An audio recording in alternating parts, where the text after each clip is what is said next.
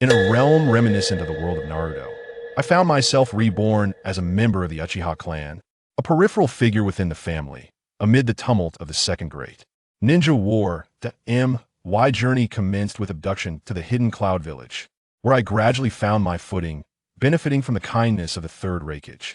Yet, I was burdened with tasks I must fulfill. Chapter 1. The Birth. In the fringes of the Uchiha clan's territory, a small dwelling echoed with the cries of a newborn. The infant, however, did not wail like others. Instead, with curious, sparkling eyes, he surveyed his surroundings. His inquisitiveness was abruptly shattered by a sharp slap that rendered him momentarily dazed.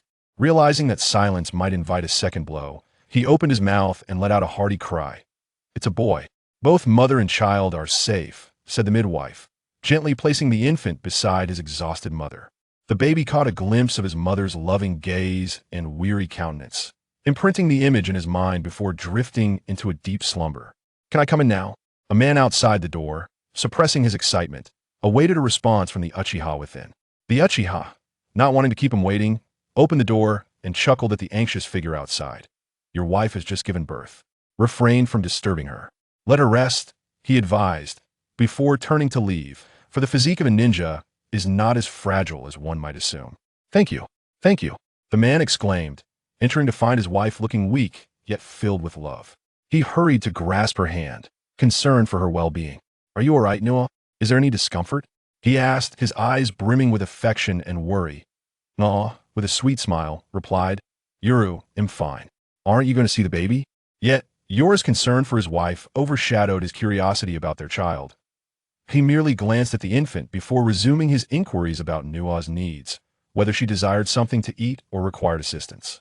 This meticulous care filled Nua's heart with overwhelming joy. "If it's a boy, let's name him by Shien as we agreed," she suggested. "Very well," Yoru acquiesced, gently stroking by Shien's head and murmuring, "Do you like this name?" The slumbering infant offered no reply. Yoru lingered a while longer before leaving the room to allow his wife to rest undisturbed. Though his status within the clan was modest and Nua was not originally an Uchiha, having adopted the name upon marriage, Yoru's life had been marked by limited talent. Perhaps it was his cheerful disposition or the presence of a flawless wife that kept him from awakening more than a single tomo in his Sharingan, even as he approached 30. Nonetheless, the Uchiha clan was never short of prodigies, and the ravages of war had forced many younger members to awaken their Sharingan. This has fostered a sense of arrogance among the youth, perpetually boasting of the Uchiha glory. After attending to his duties, Yoru prepared a meal and settled beside his wife, eagerly awaiting her awakening. Before long, Nua stirred, while Bai Xian remained in deep slumber. "Awake? My sweet, soft baby, come to your mother," Nua exclaimed joyfully, lifting Bai Xian in her arms, playfully rubbing her face against his belly, eliciting delightful giggles from him until his stomach rumbled. "Are you hungry? How adorable," Nua teased, sticking out her tongue as she lifted her garment to breastfeed Bai Xian, who willingly accepted, for what else would an infant consume? Yoru brought the porridge he had prepared and sat beside. "I asked the baby awake?" he inquired, studying the chubby infant before poking Bai Xian's cheek, who was too preoccupied to acknowledge his father's playful antics. "Such a cutie, truly our child," Yoru remarked. "Yes, indeed, so precious," Nua agreed. "The baby must be hungry. I imagine you are as well." "Allow me to feed you," Yoru said, balancing a bowl in one hand and a spoon in the other, scooping a steaming portion of porridge, blowing on it to ensure it was at the right temperature before offering it to Nua. "Delicious." "Yoru, you must eat too," Nua said, savoring the well-prepared porridge, which was tender and flavorful, a testament to Yoru's effort. Yoru's face lit up, and he too took a spoonful, and they shared the meal, taking turns to feed one another. Meanwhile, Bai Xian pondered his place in this familial tableau, reflecting on the events of the Naruto saga. He wondered at the timeline, was it post-Third Great Ninja War? Perhaps he was born in the same year as Naruto and Sasuke, allowing him a chance to join their ranks as one of the 13 elite S and Uchiha. He mused that Itachi might one day confront him, a thought that filled him with trepidation, for he was but a child, defenseless against such fate. His parents, seemingly unremarkable in the grand narrative, were not the pillars of the Uchiha clan. With an ominous sense of a calamitous beginning, Bai Xian resolved to grow strong, even as the pressure of his infantile existence weighed upon him, prompting Nua to gasp in surprise as he exerted more strength than expected. Upon returning with a second bowl of porridge, Yoru noticed Nua's sudden pallor and quickly set the bowl down, rushing to her side. Nua, what's wrong? Are you unwell? I'll fetch a doctor, he stammered, flustered, as he dashed toward the door, and, oh no, it's not necessary, I'm fine. No, blushed, beckoning Yoru back. Yoru returned, concern etched on his face, waiting for her explanation. Nua, still blushing, pointed to Bai Xian, nestled in her arms. I'm still adjusting to being a mother, she admitted. Yoru, unfazed by her hesitation, playfully swatted Bai Xian's bottom, chuckling, such a little rascal. Bai Xian opened one-eyed a glance at Yoru, continuing his meal, for nourishment was paramount. Nua, with a playful scowl at Yoru, cradled Bai Xian and gently rocked him. The soothing motion seemed to cast a spell, and Bai Xian's eyelids grew heavy, eventually succumbing to slumber. Chapter 2. The Tragic Beginning. Days turned into weeks, and soon, Bai Xian reached the tender age of 6 at Uchiha Seiya. The middle-aged woman who delivered Bai Xian often visited him, bringing delightful treats and toys, showing great concern for his well-being. The family enjoyed a harmonious existence, although Bai Xian's father occasionally felt jealousy over the attention his son received.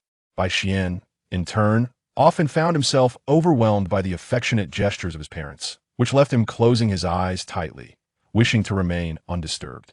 The mischievous Yu would sometimes pry open Bai Xian's eyelids to check if he was truly asleep. At such moments, Nua would gently swat Yu's hand away, soothing Bai Xian back into his slumber. A playful father, a gentle mother, a lovable child, and a blissful home, perhaps living a life like this, in peace and safety, would be a splendid choice. Yet such idyllic dreams were not destined to last, for Bai Xian soon became aware of the current timeline. The present Konoha was far from secure, embroiled in the chaos of the Second Shinobi World War. Numerous events had transpired, and while Bai Xian recalled a few distinctly, he remained uncertain about which had already occurred and which awaited him. Nagato's father was mistakenly slain by a squad of Konoha ninjas, who subsequently went on to kill Nagato's mother, igniting within him a deep-seated hatred for Konoha. The parents of Scorpion met a tragic fate at the hands of Konoha's White Fang, Kiki Shima. Shimetsu inadvertently stumbled into an explosive tag pit, leading to his demise. Orochimaru lamented the fragility of life and began to contemplate its meaning, marking the inception of his human experimentation. Kato Dan met a grievous end, prompting Tsunade to develop a disdain for the third Hokage, Sarutobi Hiruzen, and to suffer from hemophobia. Bai Xian, however, was uncertain about the extent of the ongoing conflict. His father refrained from returning to battle due to the birth of Bai Xian, a decision rooted in self-preservation. The Second Shinobi World War raged on for an extended period until the Rain Village was nearly obliterated. One could not deny Hanzo's ruthlessness as he declared war on the Iron Country, Sunagakure, and Konoha. Amidst this turmoil, the Rain Village clashed with the Iron Country, while Sunagakure and Konoha engaged in skirmishes against the Rain Village, all the while battling each other. Returning to the matter at hand, Bai Xian's father, possessing only a single Tomo Sharingan and valuing his life, managed to survive. This led to ridicule from the clan's prodigies, who scorned the notion of a Uchiha lacking in ferocity. Nevertheless, Bai Xian's father remained indifferent. He was not burdened by the inherent aggression of the Uchiha clan, prioritizing the safety of his family above all. Their household thrived, largely due to Bai Xian's exceptional talent, prompting Yu to begin teaching him the fundamentals of body flicker technique, physical skills, and simple ninjutsu at an early age. This tranquility persisted until one fateful morning that a group of arrogant Uchiha clansmen arrived at Bai Xian's warm abode, bearing a command from the clan leader. "Hey, is the coward home?" They sneered, forcefully kicking open the door. Bai Xian furrowed his brow, about to voice a protest, when his father swiftly covered his mouth and handed him to his mother. Though she was equally incensed, she took Bai Xian back into the house. "What brings you here? We do not welcome you." Yu's tone was resolute, carrying an air of authority that brooked no argument. His reluctance to engage in battle stemmed from his responsibilities as a husband and father. The spoils of war were ultimately claimed by the influential, rendering them meaningless to him. In contrast, he cherished the presence of his beautiful wife and beloved child. Now, don't be so hasty to shoo us away. We're on a mission." One of the Uchiha raised a mission assignment in his hand. They had long harbored disdain for Yu, who consistently evaded conflict under the pretense of familial duty. These clan elites, having cultivated a sense of superiority, had secured a mission assignment from their elders, hoping to seize the opportunity to confront Yu. What mission? I refused to take on any assignments outside the village. Yu remained cautious, aware that their intentions were far from amicable. The group erupted into laughter, and the leader silenced them with a wave of his hand, restoring an eerie calm. Whether you accept or decline is not for you to decide. Take a look for yourself. The leader tossed the assignment to Yu, who caught it and began to read intently. The task involved a team assignment to eliminate a band of marauding criminals within the Land of Fire. The danger level was deemed low, as they were mere bandits, not rogue ninjas. With this revelation, Yu felt a sense of relief. I need to bid farewell to my family. Go ahead. To Yu's surprise, the leader surprisingly acquiesced, contrary to his expectations of mockery or stern reprimands. Casting a deep glance at the leader, Yu turned and headed towards the room. Once inside, he donned a smile, unwilling to burden his beloved family with his worries. Upon seeing Uchiha Nuwa with reddened eyes, his heart ached, and he approached her to gently wipe away her non-existent tears. Do not fret, this mission poses no real danger. After all, I am a Chunin, he reassured her, handing her the assignment. No eagerly accepted it, scrutinizing the details. A Onetamo Chunin was indeed commendable, yet the order came from the core Uchiha members, accompanied by clan assignment. Yu knelt to ruffle by Xian's hair, his expression serious yet warm. While I am away, you must protect your mother. When I return, I will take you to the Ninja Academy. At 6 years old, Bai Xian was nearing the age for enrollment. He nodded gravely, a sense of foreboding lingering in his heart, as if misfortune awaited him among the Uchiha that stood outside. Gripping Yu's hand firmly, he implored, please be cautious around those clansmen. I have a bad feeling. Initially dismissive of his son's words, Yu's attention sharpened upon seeing Bai Xian's earnest demeanor. Perhaps the comforts of their life had dulled his instincts, but now, under Bai Xian's serious gaze, he heightened his vigilance. Ruffling Bai Xian's hair once more, he nodded resolutely. Trust your father, I will return. After Nuo reviewed the mission details and felt reassured, she repeatedly urged Yu to take care before he departed. Embracing his wife and son, Yu stepped out of their home, prepared to fulfill the mission ahead. Chapter 3. The Course of Tragedy. Have you finally mustered the courage to emerge? I thought you were going to be a timid turtle. An impatient member of the Uchiha clan scoffed. Uchiha Yayuki chuckled and replied, my apologies, everyone. With a virtuous wife and a filial son at home, unlike you all, I find it hard to part. Although Yayuki was amiable, it did not imply that he was spineless. When it came to matters concerning family, he would never back down. All right, if you are prepared, let us depart. We must not squander time on such trivialities, the leader stated coldly, yet without malice. Understood, several Uchihas replied in unison, forming a small team as they made their way towards the village entrance. The leader positioned himself at the rear of the group, and Yayuki followed closely behind. Maintaining a half-step distance from the leader, Bai Xian watched the departing figures with an increasing sense of unease. His father had executed clan missions several times in previous years. Yet Bai Xian had never felt such trepidation as he did now. Every Uchiha ninja was obliged to undertake clan missions. It was a mandate, and clan members had no authority to refuse. However, the clan would not assign missions that were perilous to the point of certain death. Each ninja's rank corresponded to the difficulty of the tasks assigned. The mission dossier had already been prepared, with the leader being the individual who headed the group of rebellious sorts. As no tasks had been distributed yet, Yayuki remained unaware of the specific operational plan. After registering at the gates of Konoha, the group proceeded towards the border of the Land of Fire to combat bandits. During a brief respite to replenish their strength, the group of rebellious sorts began whispering among themselves. Why is the leader acting so unusually this time? Isn't he typically the one to lash out at anyone he finds displeasing? Indeed. And doesn't he despise that coward? Why hasn't he even mocked him? There must be something amiss with this unusual behavior. We must teach that coward a harsh lesson. Exactly. He has tarnished the glory of the Uchiha clan, they whispered, oblivious to the fact that their leader had stealthily taken position atop a nearby tree, coldly observing their conversation. They remained unaware of his presence until they dispersed. Soon, the break concluded, and the group resumed their mission without further pause. They quickly arrived at the designated location and began searching for traces of the bandits. The group scattered, conducting a wide-ranging search. Yayuki soon spotted several bandits in small clusters, engaged in robbing nearby villages. Just as he intended to alert the others, he realized that these bandits were not merely stealing, but also taking lives. A burly man was gripping a sniffling child, poised to strike with his large blade. Yayuki, without a second thought, charged forward and severed the man's throat with a kunai. Enemy attack! Enemy attack! Shouted another bandit who had reacted quickly. Yayuki swiftly turned and hurled a shuriken, eliminating that bandit before he could react. His movements were lightning fast. The bandit collapsed to the ground before he even realized what had transpired. Activating his Sharingan, Yayuki surveyed his surroundings and discerned 5 visible enemies. The remaining 3 would be manageable. He decisively dispatched the remaining 3 bandits and turned to search for any others. The remaining villagers hurriedly pulled the sniffling child away to safety. To Yayuki's astonishment, the remaining bandits had mingled with a group of rogue ninjas. Unsure of the strength of the opposition, he sought out his fellow Uchiha, only to find no one in sight. Realizing he had been betrayed, Yayuki was soon surrounded by the bandits and rogue ninjas, leaving him with no choice but to fight. An Uchiha, beware his eyes.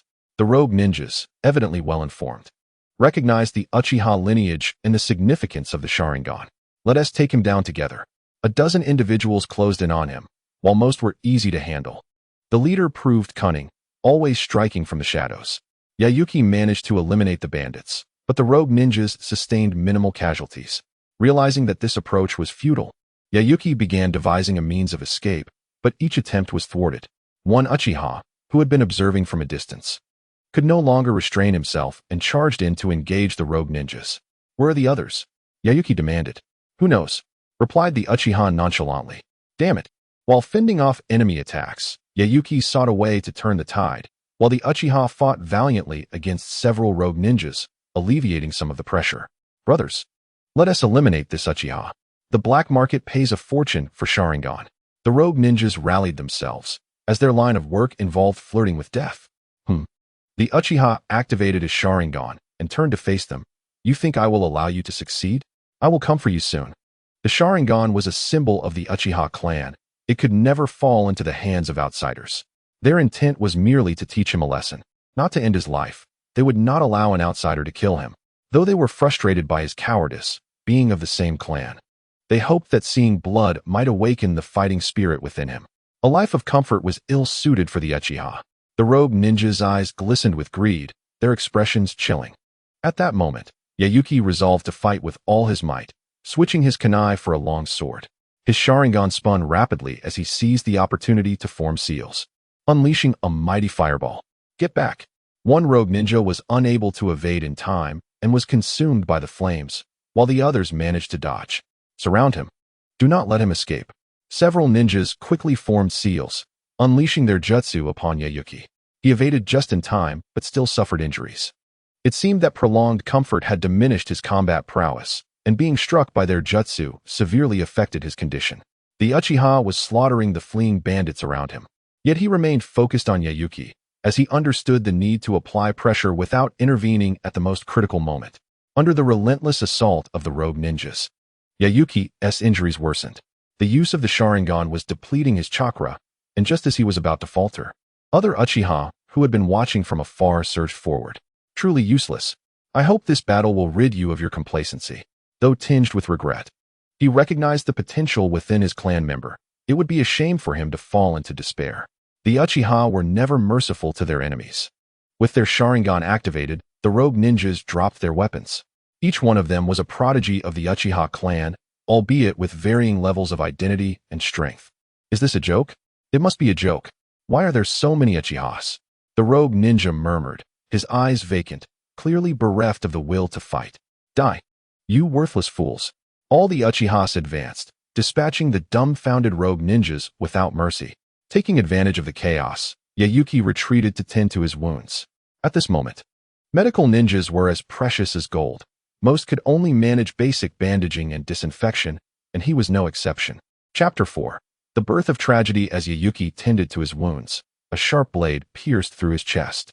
In disbelief, Yayuki turned to retaliate, channeling chakra for a counterattack, only to find himself staring into a pair of ominous, dark, three-tomo Sharingan. Why did Yu never anticipate that his own kin would turn against him? He had assumed that they would merely subject him to some hardships.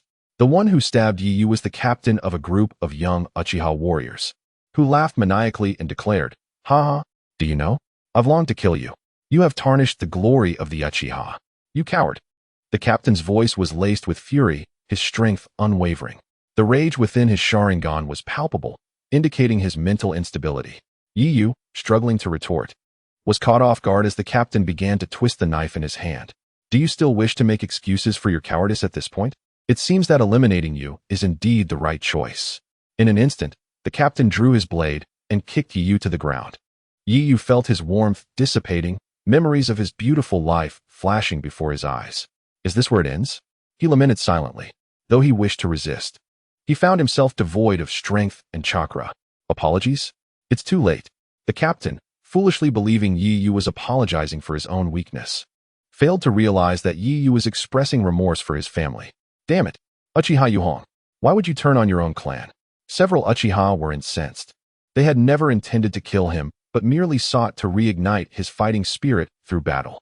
Two Uchiha attempted to check on Yi Yu's condition, only to be blocked by Uchiha Yuhong with his blade. Isn't it right to eliminate someone who has sullied the Uchiha's honor? It is far better for such a person to die by our hands than by others, is it not? The captain's eyes gleamed with madness and exhilaration. You're insane. Attacking your own kin is a capital offense. I will report this truthfully.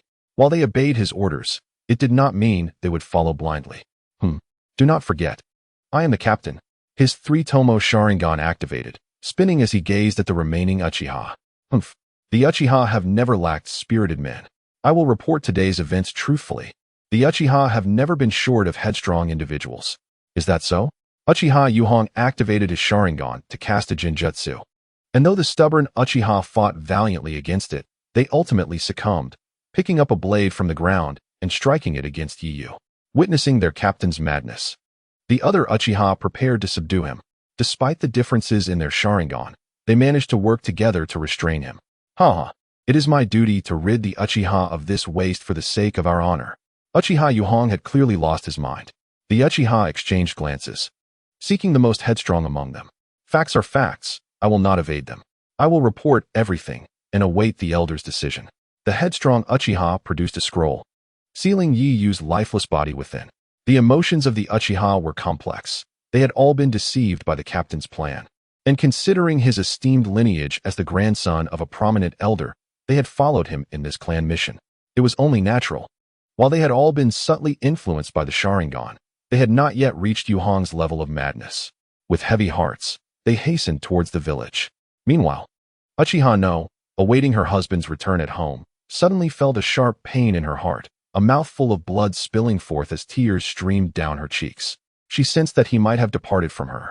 Outside, Bai Xian, practicing swordsmanship, noticed her distress and dropped his sword, rushing to Uchiha No's side. "Mother, what is wrong?"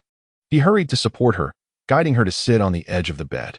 Uchiha No clutched her chest, opening her mouth, but ultimately refraining from voicing her suspicions. "No, it's nothing. Just a sudden discomfort. I just need to rest." She gently patted Bai Xian's head, slowly lying back down, hoping fervently that her feelings were mistaken. Bai Xian covered her with a blanket and fetched her a cup of warm water, quietly exiting the room. Although still a child, his spirit was that of an adult, and he sensed that his mother was hiding something from him. Yet, he felt powerless and could only strive to grow stronger. He retrieved a bottle of eye drops and instilled a drop into his eyes, a habit he had cultivated to maintain their vitality. As evening fell, Uchiha No remained in bed, and Bai Xian took a shower before preparing dinner. Fresh vegetables and fish accompanied a small pot of porridge. This was to be their supper. "Mother, please eat something," Bai Xian called softly, noticing Uchiha No still lying in bed. She slowly rose, weariness etched on her face, her eyes filled with worry, and even a few strands of her hair had turned white. "Thank you, Xian. You eat. Mother isn't hungry." Despite her weakness, she sat up to pat Bai Xian's head. "Mother, what is truly wrong with you?" Bai Xian did not reach for the chopsticks, but instead sat beside her, gazing directly into her eyes. Uchiha No, unable to meet his steadfast gaze, feared that this understanding child might not withstand the truth. Although this was merely speculation, her intuition was seldom incorrect. Bai Xian refrained from pressing for answers, instead serving her meat porridge and vegetables, which she shyly accepted, taking small bites. Seizing the opportunity, Bai Xian added extra vegetables to her bowl, and they silently finished their meal. After clearing the dishes, Bai Xian returned to the yard to continue practicing his swordsmanship, occasionally sneaking in some basic ninjutsu training. He could feel his vast chakra and formidable mental strength. He understood that his mental fortitude was likely due to his soul's nature. Yet he was puzzled by the origin of his chakra. Was it a result of exceptional talent? As for chakra attributes, Bai Xian was a rare, all-attribute genius, a fact his parents had tested, leading to much joy among the three of them. Currently, Bai Xian could only perform the body flicker technique, Uchiha swordsmanship, and the throwing of kunai and shuriken, as well as basic ninjutsu, including the great fireball and phoenix fire technique. His combat prowess was roughly on par with a ch-nin, as most genin merely mastered the body flicker technique and basic weaponry, while ch-nin often reserved their ninjutsu for significant moments, with only j-nin frequently employing them. Chapter 5. The Hidden Truth in the Long, Dark Night. Bai Xian finally felt the fatigue of his body as dawn approached. Although physically exhausted, his spirit remained exhilarated. Thus, he sat cross-legged, allowing his weariness to dissipate gradually. Once rested, he stood and made his way back to the room. Upon entering and seeing his mother's swollen eyes, he was at a loss for words. Sighing, he prepared some porridge and caught a fish by the river, returning home to make breakfast. Soon, breakfast was ready, and noticing his mother still asleep, he chose not to disturb her. After drinking a bowl of porridge, he kept the food warm on the stove and returned to the yard to continue his training. Meanwhile, the Uchiha team had returned, kneeling on one knee as they reported the mission's details to the elder. They had also brought Uchiha Yuhong, tightly bound and discarded to the side. They had come to the elder upon the clan leader's orders after first seeking him out. Following their report, the clan leader was eager to see how the elder would handle the situation, particularly since Yuhong had gone mad. Thus, they did not shy away from him. Upon hearing their report, the elder struck Yuhong, who lay on the ground, with a fierce slap. Feeling unsatisfied, he added a kick, sending him sprawling aside. You beast! How could you turn against your own kin? And you all, you have driven me to madness. The elder paced back and forth in a fit of anger, violently smashing his teacup onto the ground. I brought you together for training to foster cooperation and ensure mutual support in the future. How could you behave in such a manner? The others remained silent, too intimidated to meet his gaze. Overwhelmed by the rising pressure, the elder collapsed into his chair, clutching his forehead and sighing heavily. Get out. All of you leave. Go to the confinement room and do not dare emerge without my command. The responsibility for the incident did not rest solely on them. It was his own reckless grandson who had orchestrated it. Unsure of what to do, he decided to confine the others while he consulted the clan leader. The group, too frightened to protest, obediently made their way to the confinement room. Taking a deep breath, the elder attempted to sip his tea, only to remember that he had shattered the cup, leading him to slap Uchiha Yuhong several times. How could you commit such a vile act? This is an unforgivable sin. Grandfather, I maintain the honor of the Uchiha. Uchiha Yuhong exclaimed, his tone laced with excitement, clearly lost in madness. The honor of the Uchiha. You wretched creature. What honor have you preserved? The elder was nearing madness, and Uchiha Yuhong, nearly battered to a pulp, still wore a foolish grin. Does he not deserve death for tarnishing the honor of the Uchiha? You taught me to protect the Uchiha's honor. The elder felt a pang in his heart at these words and slapped himself several times. I have failed your parents. How could I have raised you to be this way? His children had perished on the battlefield, leaving behind the young Uchiha Yuhong, whom he had raised with strict discipline, instilling the importance of upholding the Uchiha's honor. Yet he never anticipated this outcome. Hee, grandfather, your face is swelling. Uchiha Yuhong continued to giggle foolishly, even attempting to poke at his grandfather's swollen face. Oh, I will beat you to death. The elder was truly on the brink of insanity. If he adhered strictly to clan rules, his lineage might face extinction. After thoroughly beating Uchiha Yuhong, he stuffed him into a burlap sack and carried him toward the clan leader's residence. Along the way, many Uchiha clansmen greeted him, some inquiring about the sack he carried. He could only respond with a smile, claiming he was bringing a small wild boar to share with the clan leader, while no one suspected it contained his half-dead grandson. Upon arriving at the clan leader's home, the elder knocked on the door. Who is it? Upon opening the door, the leader was met with the sight of the wriggling sack and the elder's expression, which looked more sorrowful than a cry. What happened? Come in and tell me. Although the leader was aware of the situation, He feigned ignorance and invited the elder inside. Just as the door closed, the elder unfastened the sack, revealing Uchiha Yuhong's battered face, and then, with a thud, he knelt down. The leader, startled, spilled tea all over the floor and rushed to assist the elder. What happened? Elder? Who did this to Yuhong? There was shock in the leader's voice. The elder recounted everything that had transpired, and the leader listened without comment. The elder, unwilling to rise, stated, Yuhong, in a moment of confusion, has killed Uchiha Yu. Please, punish him, clan leader.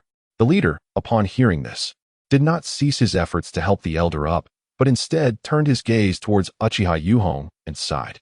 You understand the gravity of murdering a clansman, do you not? I cannot condone this act. Though there are divisions within the clan, between the Dove faction and the Hawk faction, we have never contemplated turning against our own kin. The crime of murdering a fellow clansman is far too heinous. I do not ask for his absolution, only that you spare his life. I am willing to share his punishment. After a moment of silence, the leader spoke again. Has this matter spread within the clan? It has not. I have confined the others, awaiting your decision. The leader hesitated. The situation was indeed delicate, but considering the elder's years of dedication to the Uchiha, he was willing to show some leniency, also for the sake of internal peace within the Uchiha. Have the intelligence department investigate the matter. If true, Uchiha Yuhong shall be imprisoned, his eyes gouged out, for a term of 5 years. Should he repent, his Sharingan may be returned to him. But he will be sent to the front lines for a lifetime, never to return to the Uchiha. The others involved will face deployment to the battlefield for 3 years, with no chance of return without orders. Yes, the elder, though pained, consented, knowing that life was preferable to death. The leader resolved to keep the matter concealed. While he felt remorse for Uchiha Ieyu, he had other considerations to bear in mind. I am the hero of the Uchiha. You cannot treat me this way. Lying on the ground, half alive, Uchiha Yuhong's eyes turned bloodshot, and his face twisted in anguish upon hearing the verdict. The elder, seeing this, kicked Uchiha Yuhong away, while the leader's trusted aide entered the room to gag him and escort him out. The leader patted the dazed elder, sighed, and followed his aide to the prison, ordering one of them to arrange Uchiha Ieyu's funeral and to prepare appropriate words. Chapter 6. The Sky Has Fallen. Knock, knock, knock. By Xian, dining with his mother. Paused at the sound. Mother, should we go see what it is? Fearing it was not his father, Bai Xian's unease grew. All right, help me up.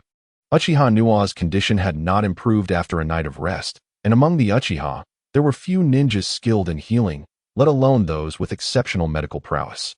Bai Xian carefully assisted his mother, guiding her towards the door, and settled her in a chair outside before he went to open the gate. Hello, may I ask what the matter is? Bai Xian inquired as he opened the door. The aide nodded, producing a sealing scroll and revealing the body of Uchiha Ieyu. This is your father's remains. He tragically sacrificed himself during the mission, and the clan's compensation and subsequent arrangements will be forthcoming. Bai Xian stood in shock, staring at the body covered in a white cloth, too frightened to lift the fabric. Uchiha Nua approached, trembling and covering her mouth, tears brimming in her eyes. Bai Xian rushed to support her. Arriving at Uchiha Ieyu's body, Uchiha Nua cautiously pulled back the white cloth covering his face. Uchiha Ieyu's eyes, slightly open, closed slowly upon seeing Bai Xian and Uchiha Nua. In that fleeting moment, Bai Xian felt as if something within his father's Sharingan had dissipated. Was it an obsession? Or perhaps a reluctance to part from his family? Bai Xian could not tell. Uchiha Nua, overwhelmed with grief, collapsed atop Uchiha Ieyu's body, sobbing. Bai Xian wiped away his tears and quickly steadied his mother. The aide, witnessing this, merely stated, I will fetch a doctor, and departed. Several villagers gathered, offering their condolences to Uchiha Nua, yet their words provided little comfort. Soon, the aide returned with Uchiha Ching, who resealed Uchiha Ieyu's body into the scroll and carried the unconscious Uchiha Nua back inside. The aide did not linger within the house, standing vigilant outside. Uchiha Ching, observing the situation, refrained from speaking further, taking Uchiha Nua from Bai Xian and beginning to check her condition. As she did so, her expression grew increasingly grave, her brow furrowing. I am sorry, my medical skills cannot save your mother. The middle-aged woman expressed deep regret, her gaze towards Bai Xian filled with compassion. What is wrong with her? Are there no better doctors in the village? Bai Xian was now in a state of panic. His mother's health had been fragile for days, and he was at a loss for the cause. Uchiha Ching shook her head, She could not possibly reveal that it was due to a relapse of an old ailment. Prior to conceiving by Shien, Uchiha Nua had never been in good health, but she had kept this from everyone, including Uchiha Yu. After giving birth to Bai Xian, her vitality had severely diminished. Although she had seen some improvement over the years, she remained quite weak. The blow dealt to him was truly overwhelming. His already fragile body lay in tatters. Uchiha No suddenly grasped Bai Xian's hand, saying, "I am aware of my own body, and I regret having concealed the truth from you. I may have to seek your father soon. I do not wish to depart. I am reluctant to leave you. I long to witness you grow, to see you marry, and to behold your children." As she spoke, she coughed up blood, shattering Bai Xian's heart. This was a small flute crafted from the rib of his mother, a memento he would play whenever he missed her. Uchiha No removed the bone flute she had worn around her neck for years and handed it to Bai Xian, who accepted it with tears barely restrained. "Mother, must you truly leave me?" Tears streamed uncontrollably from Bai Xian's eyes. Uchiha No smiled gently, wiping the tears from Bai Xian's face. "I do not wish to leave either. The happiest moments of my life were meeting your father and giving birth to you. Do not succumb to despair because of our departure. We will always love you. You possess great talent, and I believe you will become a remarkable ninja.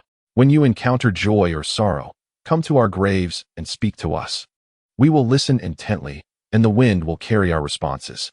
Another spurt of blood erupted from Uchiha No, and she turned to Uchiha Qing, saying, "From now on, I entrust you with the care of Xian." Uchiha Qing, unable to contain her tears, nodded vigorously in agreement. With her response, Uchiha No's life began to wane. "How I wish to hold you once more."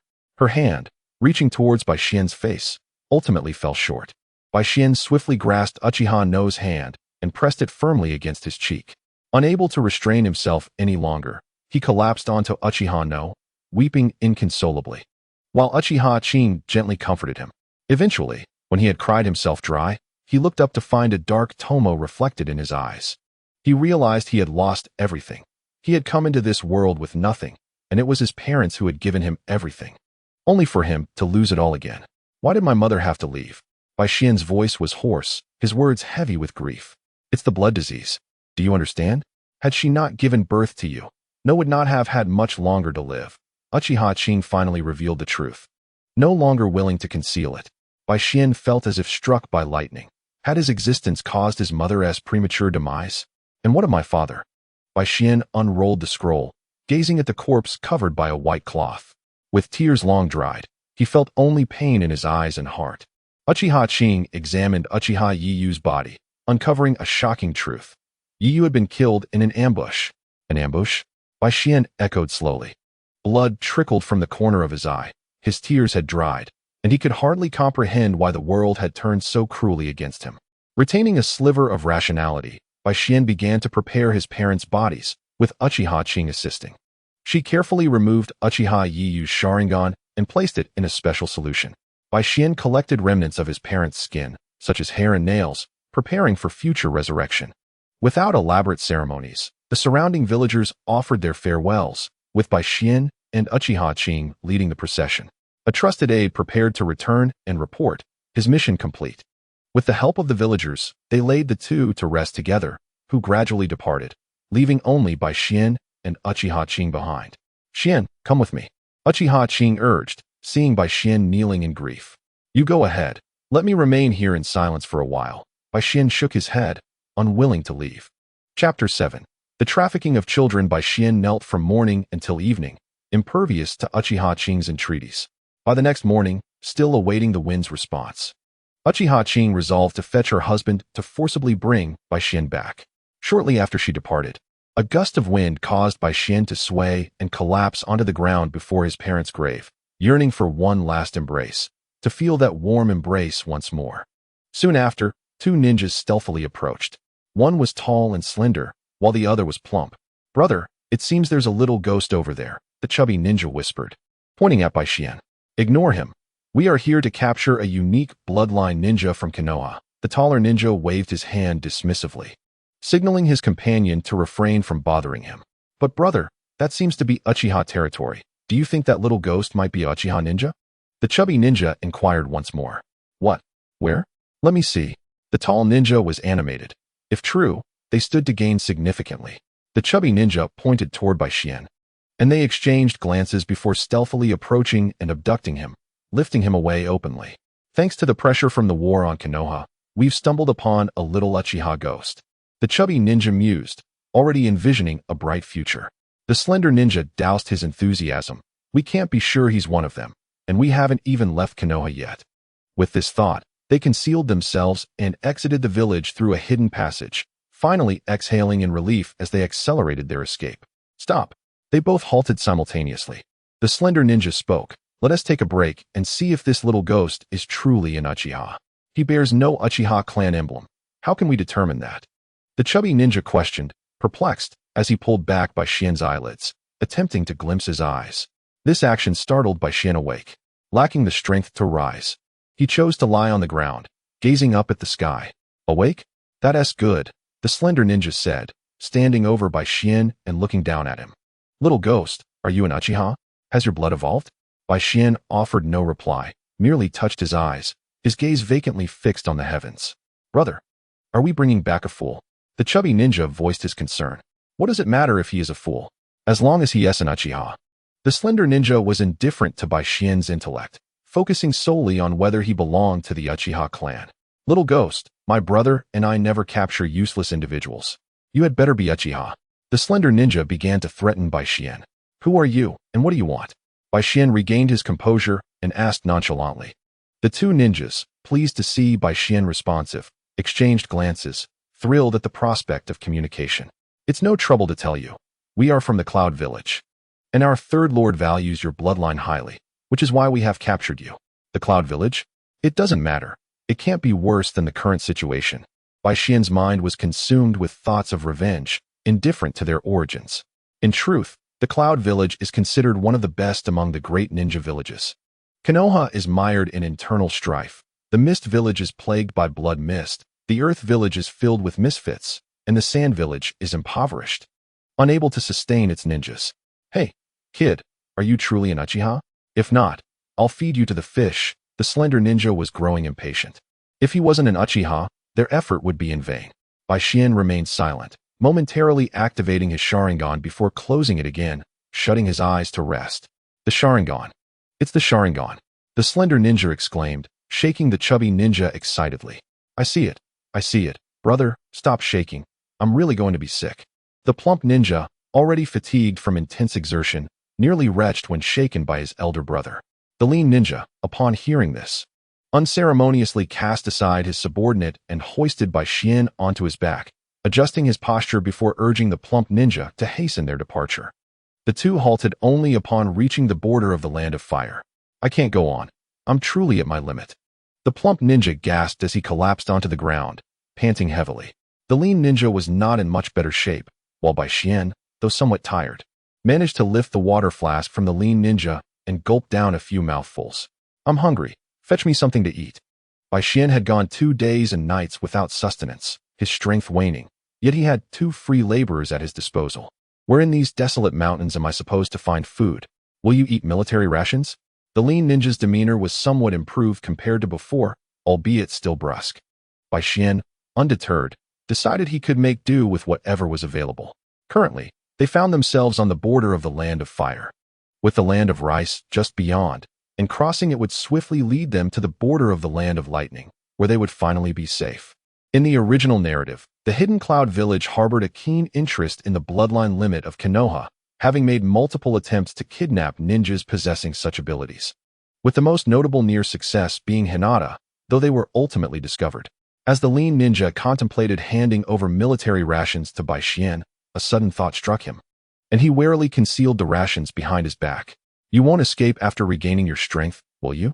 Bai Xian shrugged, exuding a sense of helplessness. I am but an ordinary 6-year-old child. Do you truly believe I can outrun both of you? Besides, if I don't eat soon, I shall perish from hunger.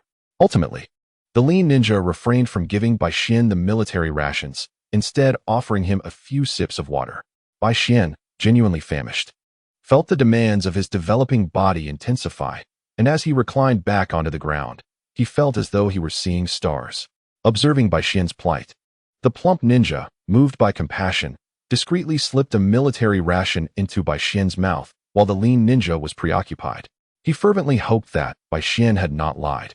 Otherwise, the consequences could be dire, risking discovery by other ninjas. Bai Xian regarded the plump ninja with surprise, and upon noticing, the plump ninja hastily gestured for silence. Bai Xian nonchalantly turned his gaze skyward, his tongue savoring the sweet taste of the ration, likely infused with honey. During this interval, the plump ninja remained tense. His eyes fixed on Bai Xian, who, indifferent, shifted into a more comfortable position.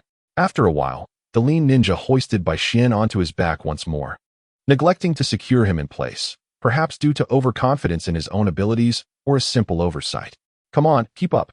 This time, we must reach the village's border without delay. I sense that the atmosphere here is oddly unsettling. Following this remark, Bai Xian too became aware of the eerie silence that enveloped them, devoid of even the chirping of birds. Have we been discovered? That would truly be unfortunate. Chapter 8. The first battle. Suddenly, a flurry of shurikens zipped through the air. The two ninjas raised their kunai to deflect several. Yet one still lodged itself in the plump ninja's leg. You fool. The lean ninja swiftly positioned himself in front of the plump ninja. Brother, I'm fine. The plump ninja replied, rising to pull the shuriken from his leg and hurling it back. Using my own weapon against me? How absurd. The shuriken was deflected, and 7 ninjas emerged from the underbrush, clad in a classic combination of red and earth tones, 2 of them sporting asymmetrical sleeves. Damn it, it's the rock-hidden village. The lean ninja braced himself for a fight, discarding Bai Xian from his back. At this moment, Bai Xian had become a liability. In the face of wealth and power, life itself took precedence. Bai Xian, still dazed, found himself unceremoniously seated on the ground, pretending to be weak as he sought a corner to rest and silently replenish his chakra. Did I misjudge the situation? TCH, I thought that little brat was important. The adversaries, realizing Bai Xian had been discarded, recognized their error. Yet, eliminating the 2 of them was still crucial. A signal was given, and the ninjas surged forward. Surrounding the pair, Bai Xian, overlooked by them, was deemed insignificant. A feeble child posed no threat. Do you have any last words before your demise? The leader of the rock ninjas inquired, yet his hands showed no hesitation as he directed his comrades to attack. The brothers stood back to back, fending off the onslaught of attackers. The rock-hidden village often relied on sheer numbers, possessing few elite fighters, thus enabling the brothers to hold their ground for a time. The plump ninja elbowed one assailant aside and whispered to the lean ninja, Brother, you must escape. I fear I cannot. The lean ninja glanced at the wound on his brother's leg, his pupils dilating in alarm. The shuriken is poisoned. The plump ninja's body was racked with surging energy, his breath erratic. Damn it, I will kill you all. The lean ninja's eyes turned crimson as he suddenly surged forward, trading his own life force to eliminate a rock ninja. No longer concerned with defense, the plump ninja too unleashed a reckless fury, toppling another adversary as he urged. Little brother, I cannot flee. Take that child back. Lord AI will reward you, and you need not fight to the death. Impossible. I refuse to abandon you. What use are riches and glory if I leave you behind? The lean ninja swung his weapon frantically, causing several rock ninjas to hesitate momentarily. Stop. Surround them. That plump one is poisoned and will perish soon. Finishing off the remaining one will be child's play. The leader of the rock ninjas clearly understood the advantages and disadvantages at play. Damn it, we will fight them. The lean ninja attempted to charge, but was halted by the plump ninja's grip. Brother, you must go? Continuing like this leaves us no chance. I am the burden. Before the lean ninja could respond, the plump ninja embraced him, muscles bulging, and with all his might, he created an opening, hurling his brother to safety. Turning, he retrieved an explosive tag from his ninja tool pouch, igniting them all before charging back, grasping several of the encroaching rock ninjas, allowing their weapons to pierce his body as he bellowed, propelling them toward the leader of the rock ninjas. The leader hastily retreated, and another rock ninja fled as well. Seeing he could not catch up, the plump ninja collapsed to the ground, pinning the rock ninja beneath the explosive tags, holding them down with all his strength. The lean ninja, exerting every ounce of energy, rushed over to pull his brother back, only to find someone else had beaten him to it. Bai Xian, poised and ready, swiftly reached the plump ninja, tugging at his clothing with all his might. To Bai Xian's surprise, the plump ninja did not budge, steadfastly clutching the adversaries to prevent their escape. Why are you still holding on to them? Bai Xian exclaimed, taken aback. The plump ninja, hearing the reprimand, instinctively released his grip. Bai Xian flung the plump ninja away and quickly dropped to the ground, shielding his head.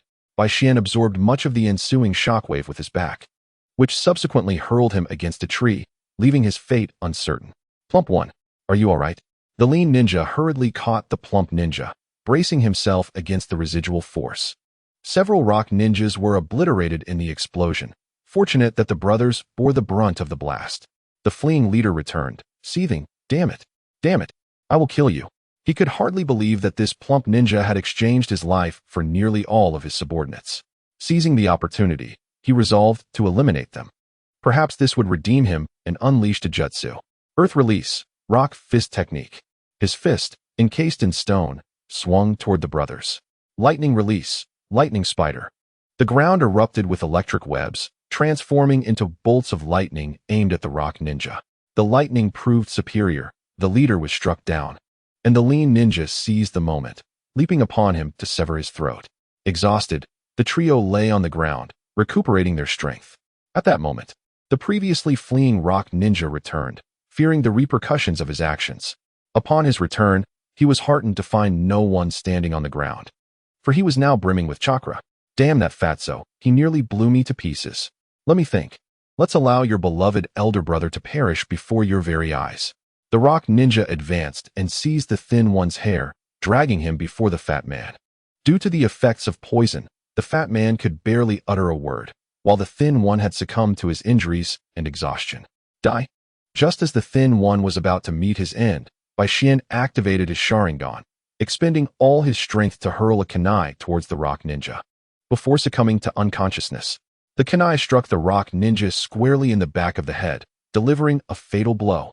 The rock ninja collapsed, his body falling atop the thin one, leaving the fates of the three men hanging by a thread. Bai Xian knew that the rock ninja would not let him off easily, so he depleted what little stamina he had left. Combined with the toll of activating the Sharingan and his injuries, and fell into unconsciousness shortly after his strike. As the ninja present were of low rank, seen as expendable resources by their village, they would not be afforded much support for their growth. Their jutsu were likely limited to a couple, acquired only through relentless missions. This is the plight of civilian ninjas. Lacking resources and connections, their survival hangs solely on fortune. And those who manage to endure often find themselves as cannon fodder in the next battle. The rock ninja was no exception, as Noki would readily sacrifice the lives of countless civilian ninjas, considering it a worthwhile trade-off. Just then, another group of ninjas approached. Upon seeing them, the fat man relaxed his guard, and all three fell into unconsciousness. It's little fat. Quick, save them. Medical ninjas, hurry. The cloud ninja, hearing the commotion, approached. Initially intending to reap the lives of surviving ninjas, only to find his own comrades. Quickly, search for other survivors in the village. Chapter 9. Entering the village of Cloud Captain. This kid is still alive. Should we treat him? A ninja carried Bai Xian towards their captain. Treat him first, then bind him. After a moment's hesitation, he decided to administer treatment. Though uncertain of the child's allegiance, he resolved to restrain the 6-year-old. In this era, even a child's shuriken could be deadly. Hurry, the antidote. It's me, little fat.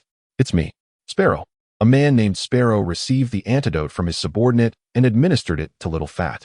Although he was unaware of the poison's nature, the child's lips had turned purple, so he prioritized administering the medicine. What about the thin one? The duo had always been inseparable, prompting Sparrow to rise and inquire around. Captain, over here. A cloud ninja uncovered the thin one beneath the rock ninja's corpse. Upon seeing this, Sparrow discarded the rock ninja's body and wept over the thin one. I'm late. I'm so sorry. The tall man cried like a child. Although the cloud ninja wished not to interrupt their captain's lament, he felt that if the captain continued, he might truly perish from grief. Captain, there may still be hope. The cloud ninja pointed to the thin one's chest, which showed slight movement. What? Sparrow wiped his tears and kicked the cloud ninja playfully in the rear. Then why are you still standing there? Go fetch a medical ninja. The cloud ninja, feeling wronged, dashed off to find another ninja with some knowledge of bandaging, as medical ninjas are a precious resource wherever they are found. After some rudimentary treatment, Sparrow decided to abandon his mission to escort the trio back. As to him, comrades were far more important than any task, especially since they were brothers. Everyone return. If anything goes wrong, I will bear the responsibility. With that command, they swiftly made their way back to the village of Cloud. The journey back was fraught with challenges as they encountered several waves of enemy ninjas. Aside from the Rock Ninja, the others largely avoided confrontation. The friction between the Rock and Cloud villages was ongoing, with the leaders of both villages possessing notoriously volatile tempers, leading their subordinates to engage in a relentless cycle of hostility. Bai Xian and the thin and fat brothers were placed in the hospital together. After a day, the siblings awoke, their excitement palpable upon seeing Bai Xian, clamoring to meet the Third Raikage, claiming they had extraordinary news. The nurses and doctors approached, but the brothers only shouted to see the Third Raikage.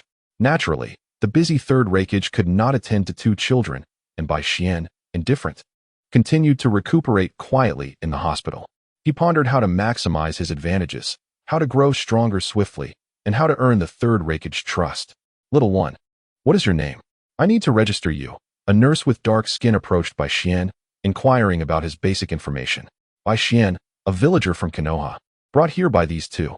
He glanced at the raucous thin and fat brothers, unable to comprehend their fervor, feeling utterly lost. A war orphan? How tragic, the nurse cooed, patting Bai Xian's head before collecting his information and leaving. How noisy. What is all this commotion in the hospital? AI kicked the door open, chastising the noisy duo. The two fell silent, momentarily stunned. Instead of immediately questioning them, AI scrutinized Bai Xian with curiosity. Little boy, who are you? I don't believe I've seen you before. AI approached Bai Xian, examining him closely. Bai Xian raised an eyebrow. What are you staring at? It would be strange if you recognized me. AI was taken aback, gazing at Bai Xian. Do you know who I am? Although AI did not wish to assert his status, he was eager to know the answer. Who? I don't know, Bai Xian replied, shaking his head and peeling an orange from the nearby table. He was starving. AI, intrigued by the slender boy before him, plopped down on Bai Xian's hospital bed and peeled an orange for himself. Eating the peel, now that's nutritious, Bai Xian remarked seriously, observing AI. AI paused, considering Bai Xian's words, and gulped down the rest of the orange. Wait a moment, I didn't come here just to eat oranges, did I? AI suddenly recalled his purpose, chewing before rising and walking towards the thin and fat brothers. You wish to see my father, correct? Tell me what it is about. AI halted before them, waiting for their response. The brothers exchanged glances and shook their heads. No, this matter is of great importance. It must be conveyed directly to the Third Raikage, the thin one said solemnly, understanding the weight of the mission assigned by the Third Raikage. AI frowned. Does it really have to be my father? The thin one thought for a moment. Please wait. He stood and requested paper and a pen from a nearby doctor, writing down all the details before folding it solemnly and handing it to AI. It must be personally delivered to the Third Raikage. AI was curious about the contents of the note, but did not feel inclined to pry. Is there anything else to add? AI inquired before departing. The thin one pointed at Bai Xian. Bring him along. He is crucial. AI looked at the dazed Bai Xian with curiosity and asked the brothers, who is he? He is someone the Third Raikage desires. Please ensure this note reaches him immediately. The thin one was eager for the reward to come swiftly. Understood. I nodded and approached Bai Xian, increasingly intrigued by the youth before him. It was not until I stood beside Bai Xian that the latter snapped out of his reverie. Come with me, I said in a flat tone. I will not, Bai Xian replied, refusing, still in pain and reluctant to seek further discomfort. Reason, I insisted. Bai Xian lifted the blanket, revealing the bandages wrapped around his body. After a moment's hesitation, I decided to take Bai Xian along. I will find someone to carry you. Wait here. In disbelief, Bai Xian watched as I went out to summon assistance, only to find himself placed on a stretcher, kindly covered with a blanket. Thus, the three of them made their way to the office of the Third Raikage. The valleys of Yun Hidden Village were many, encircling one another. Yet the village itself remained bustling. Despite the war causing considerable population movement, numerous vendors still thrived. While it could not compare to the splendor of Konoha, it was certainly commendable. Before Bai Xian was treated like a spectacle, he had found everything rather pleasant. In exasperation, he pulled the blanket over himself and feigned sleep. His mood soured and awkward. As a soul of an adult, he could not succumb to despair, yet he needed time to recuperate. Chapter 10. First encounter with the Third Raikage. May I ask, Lord I, why are you bringing a corpse to meet the Third Raikage? The guard at the entrance, puzzled by I's actions, inquired as a formality. To avoid the embarrassment, Bai Xian continued to feign sleep. This is someone my father wished for. I have come to deliver him, Along with this piece of intelligence, I stated, producing the information written by the thin man and showing it to the guard. Come in. No need for formalities, came the voice of the third Raikage from within the office. The guard promptly stepped aside, allowing the group to enter. Without hesitation, I opened the door and walked in, followed closely by the two bearers of the stretcher. Father, I respectfully greeted the third Raikage, who smiled and rose from his seat. Patting I on the shoulder. You may leave now, commanded the third Raikage, dismissing the outsiders. The two bearers of the stretcher bowed and exited the office, leaving Bai Xian to lie quietly on the floor. Indeed, the two had simply placed him down and departed. The third Raikage observed the writhing Bai Xian with curiosity. If you have something to say, do so without hesitation. Yes, father. This is intelligence brought by the village's ninja, and they insisted it must be delivered directly into your hands. I presented a small note to the third Raikage, who took it and began to read it intently. Ha ha. Splendid. The sudden laughter of the third Raikage left I momentarily at a loss. You may read it yourself. The third Raikage returned the note to I and turned to approach Bai Xian on the stretcher. I took the note and read it carefully. Welcome to Yuan Hidden Village. From now on, this shall be your home. The third Raikage attempted to soften his tone, but the effect was not as intended. Bai Xian peeked out, curiously examining the man before him, who appeared slightly younger than he had imagined, yet bore the air of an antiquated relic. Indeed, a relic. The third Raikage continued. Though my methods may not be entirely honorable, I assure you that what Yuan Hidden Village offers you will far surpass anything Konoha could provide. This village is your home. I will fulfill any request you make. Originally, the third Raikage had intended for Bai Xian to father several children, gradually working on his mindset, as ensuring the Uchiha bloodline flowed within Yuan Hidden was paramount. However, upon realizing Bai Xian was still but a child, he abandoned that notion and devised a secondary plan. It was apparent that such a young child would gravitate toward those who provided for him. So the third Raikage resolved to utilize abundant resources to foster Bai Xian's affection for Yuan Hidden, ensuring his voluntary stay. What is your name? The third Raikage beamed a smile he believed to be endearing, reaching out to pat Bai Xian's head. Bai Xian did not resist and cooperatively stated, Uchiha Bai Xian. What a splendid name. I am the leader of this village. Consider me your grandfather, and I promise no one will dare to bully you. The third Raikage sought to capitalize on the moment and quickly strengthen their bond, but events soon proved otherwise. Bai Xian recoiled, offering no response to the third Raikage. Very well, you shall reside with I. He will protect you. The third Raikage acknowledged, realizing that haste would not yield favorable results. Thus, he turned his attention to I, who stood off to the side, observing the intelligence. You have seen the report, correct?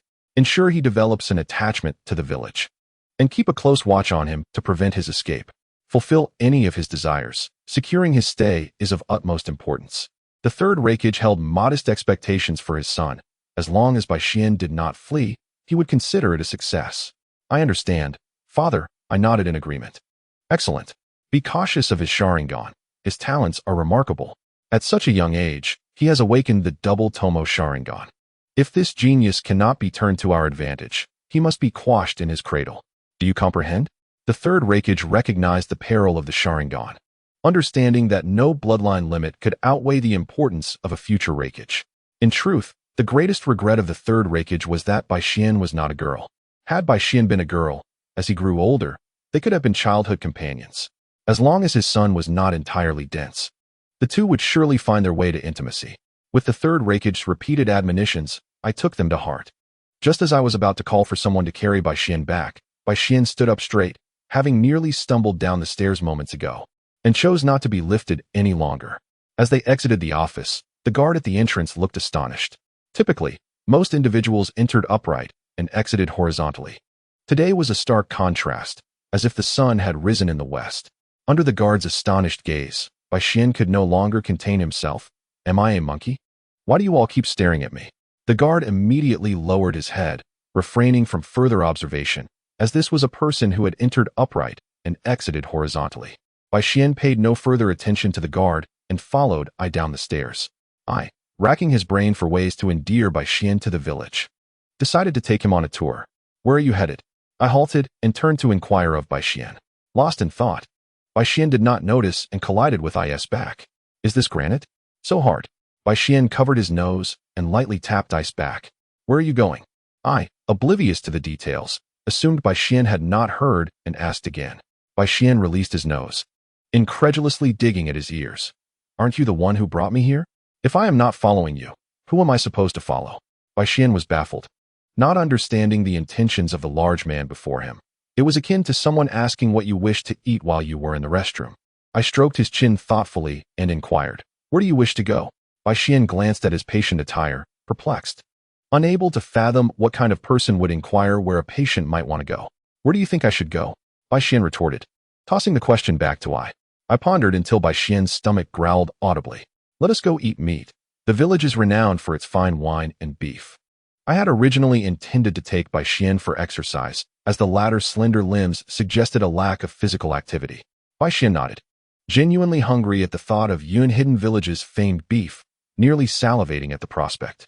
Without delay, they set off to the beef restaurant in Yun Hidden Village, which offered a variety of meats and exquisite wines, with the finest undoubtedly being the beef. Lord, I has arrived. Is it the same as before? The proprietor of the establishment greeted AI warmly, suggesting that AI was indeed a frequent patron. AI glanced at Bai Xian's physique and prepared to speak. But the words that escaped his lips nearly caused Bai Xian's jaw to drop. The usual, and please add a whole roasted cow, but a smaller one will suffice. Chapter 11. The elbow strike of Boss AI. Can you finish that? Bai Xian looked at AI in disbelief. He could not fathom how someone could genuinely consume an entire cow. AI, puzzled, turned to Bai Xian and asked, aren't you eating? Bai Xian, unable to contain himself, pointed to himself and retorted, do you really think I can eat a whole cow? You are merely too thin because you don't eat enough. Trust me, eating more is beneficial for your health. AI remarked confidently. It dawned on Bai Xian that being slender was equated with a lack of appetite, which explained why everyone from Yun Yin appeared robust and well-fed. Bai Xian, resigned, chose not to engage further with AI, opting for a seat while awaiting the arrival of their meal. AI and the staff conversed, and then AI ventured into the kitchen. Bai Xian, intrigued, followed suit. To his astonishment, the back of the restaurant was filled with cows and other livestock grazing on the grass. In a moment of sheer incredulity, Bai Xian observed AI deliver an elbow strike that sent a cow flying, only to dash over and hoist it to the other side, emerging after a considerable time. What are you doing here? AI questioned, noticing Bai Xian's bewildered expression. Was this some sort of mystical ritual before a meal? Bai Xian pondered the implications of such an act. Should he attempt it, he might very well find himself back in the hospital. What nonsense are you spouting? AI struggled to comprehend Bai Xian's reaction. Perhaps influenced by the lingo from Konoha, he brushed it aside. Is there a specific cow you wish to eat? Point it out to me. AI assumed Bai Xian had a particular preference, as everyone had their quirks, and he did not pry further. No, Bai Xian shook his head. Then wait to eat, AI concluded, equally perplexed by Bai Xian's presence. Fine, fine, Bai Xian relented, returning to his seat to await the impending beef feast. Soon, the delectable beef was served, and Bai Xian finally had the chance to savor the flavors he desired. However, a sudden thought struck him. He had yet to experience a medium-rare steak. In his past life, he had often heard that a medium-rare steak was preferable to gnawing on a whole cow, and he wished to discover the taste for himself. I'd like a medium-rare steak. Do you have that? Bai Xian nudged AI, who was voraciously devouring his food, and quietly inquired. 7/10 and well done are delicious, but medium-rare? You have such peculiar tastes. AI observed, believing the former options were superior. Boss, one medium-rare steak, please, Bai Xian called to the busy proprietor, who nodded in acknowledgement. While awaiting the arrival of the steak, Bai Xian indulged in other beef dishes. It was then that he noticed a small green caterpillar among the garnishes on his plate. Bai Xian found it hard to maintain his composure.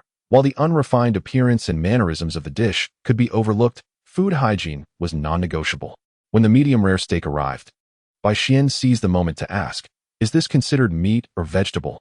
As he lifted a piece of the vegetable towards the proprietor, the boss, caught off guard, scratched his head and replied, it's vegetarian. Is there a problem, sir? Bai Xian peeled back the leaves to reveal a small, dead bug nestled within, accompanied by a less than obvious hole in the vegetable. What is this bug doing here? Is it here for a meal too? Bai Xian was not attempting to be difficult. He merely sought a reasonable explanation. The proprietor shook his head. It must have come to scavenge, as it didn't pay. The boss's wit was commendable, though Bai Xian found the humor somewhat chilling. Rest assured, all produce is washed thoroughly. This is an accident. I will replace it for you, the owner assured. Observing AI's demeanor and relaxing when he noted that AI seemed unfazed. Bai Xian glanced at AI, who swallowed his mouth full of beef, and said, "You aren't paying either." Bai Xian fell silent, contemplating that perhaps he should have dined alone. As silence enveloped them, Bai Xian finished his meal, preparing to return to the hospital to rest, but was halted when AI called out to him. "Your name is Bai Xian, right?" AI suddenly stated, catching Bai Xian off guard. "What?" Bai Xian felt it best to limit his conversation with AI, given that AI was currently fixated on physical prowess, lacking the demeanor of the Sigma male depicted in the original narrative. "Come stay at my place." AI's expression was earnest. This was a task entrusted to him by his father, and AI believed Bai Xian to be the ideal candidate, as Bai Xian was essentially AI's right-hand man. AI had no doubts about Bai Xian's potential, especially considering Bai Xian's extraordinary talents, having awakened the double Sharingan at the age of 6. Not going, Bai Xian decisively rejected, turning on his heel and opting to run away. AI was perplexed by Bai Xian's sudden departure and pursued him at the same speed. "Why are you running? Aren't you injured?" Bai Xian, undeterred, hastened his pace, and AI, not to be outdone, accelerated in pursuit. The two engaged in a playful chase, AI maintaining a steady pace while watching Bai Xian intently.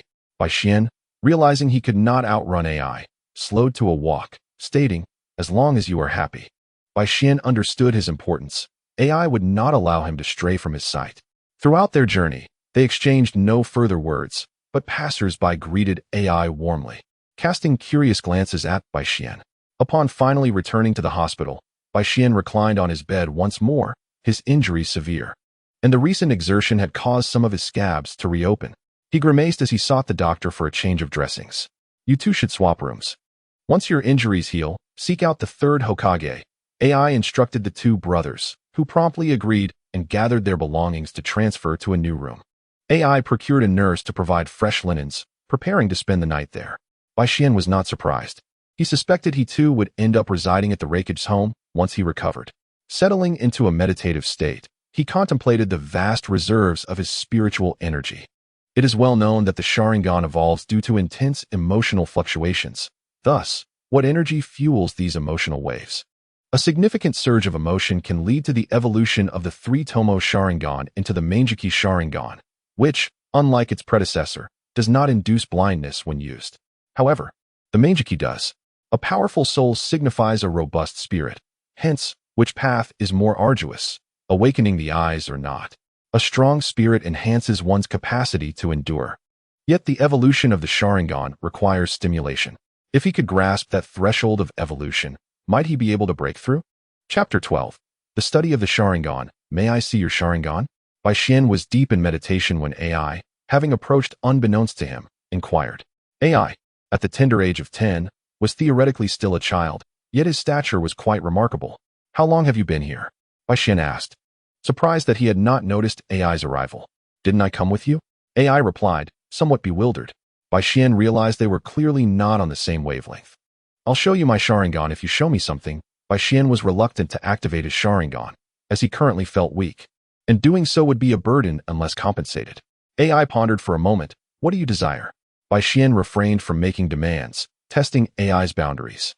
But AI sought to understand Bai Xian's intentions, returning the question. "How is the war faring outside?" Bai Xian was eager to learn about the conflict, as it would aid him in planning for the future. AI nodded, acknowledging the reasonableness of the request, and articulated his perspective on the current situation. The village is evenly matched with other ninja villages, and the war is unlikely to conclude anytime soon.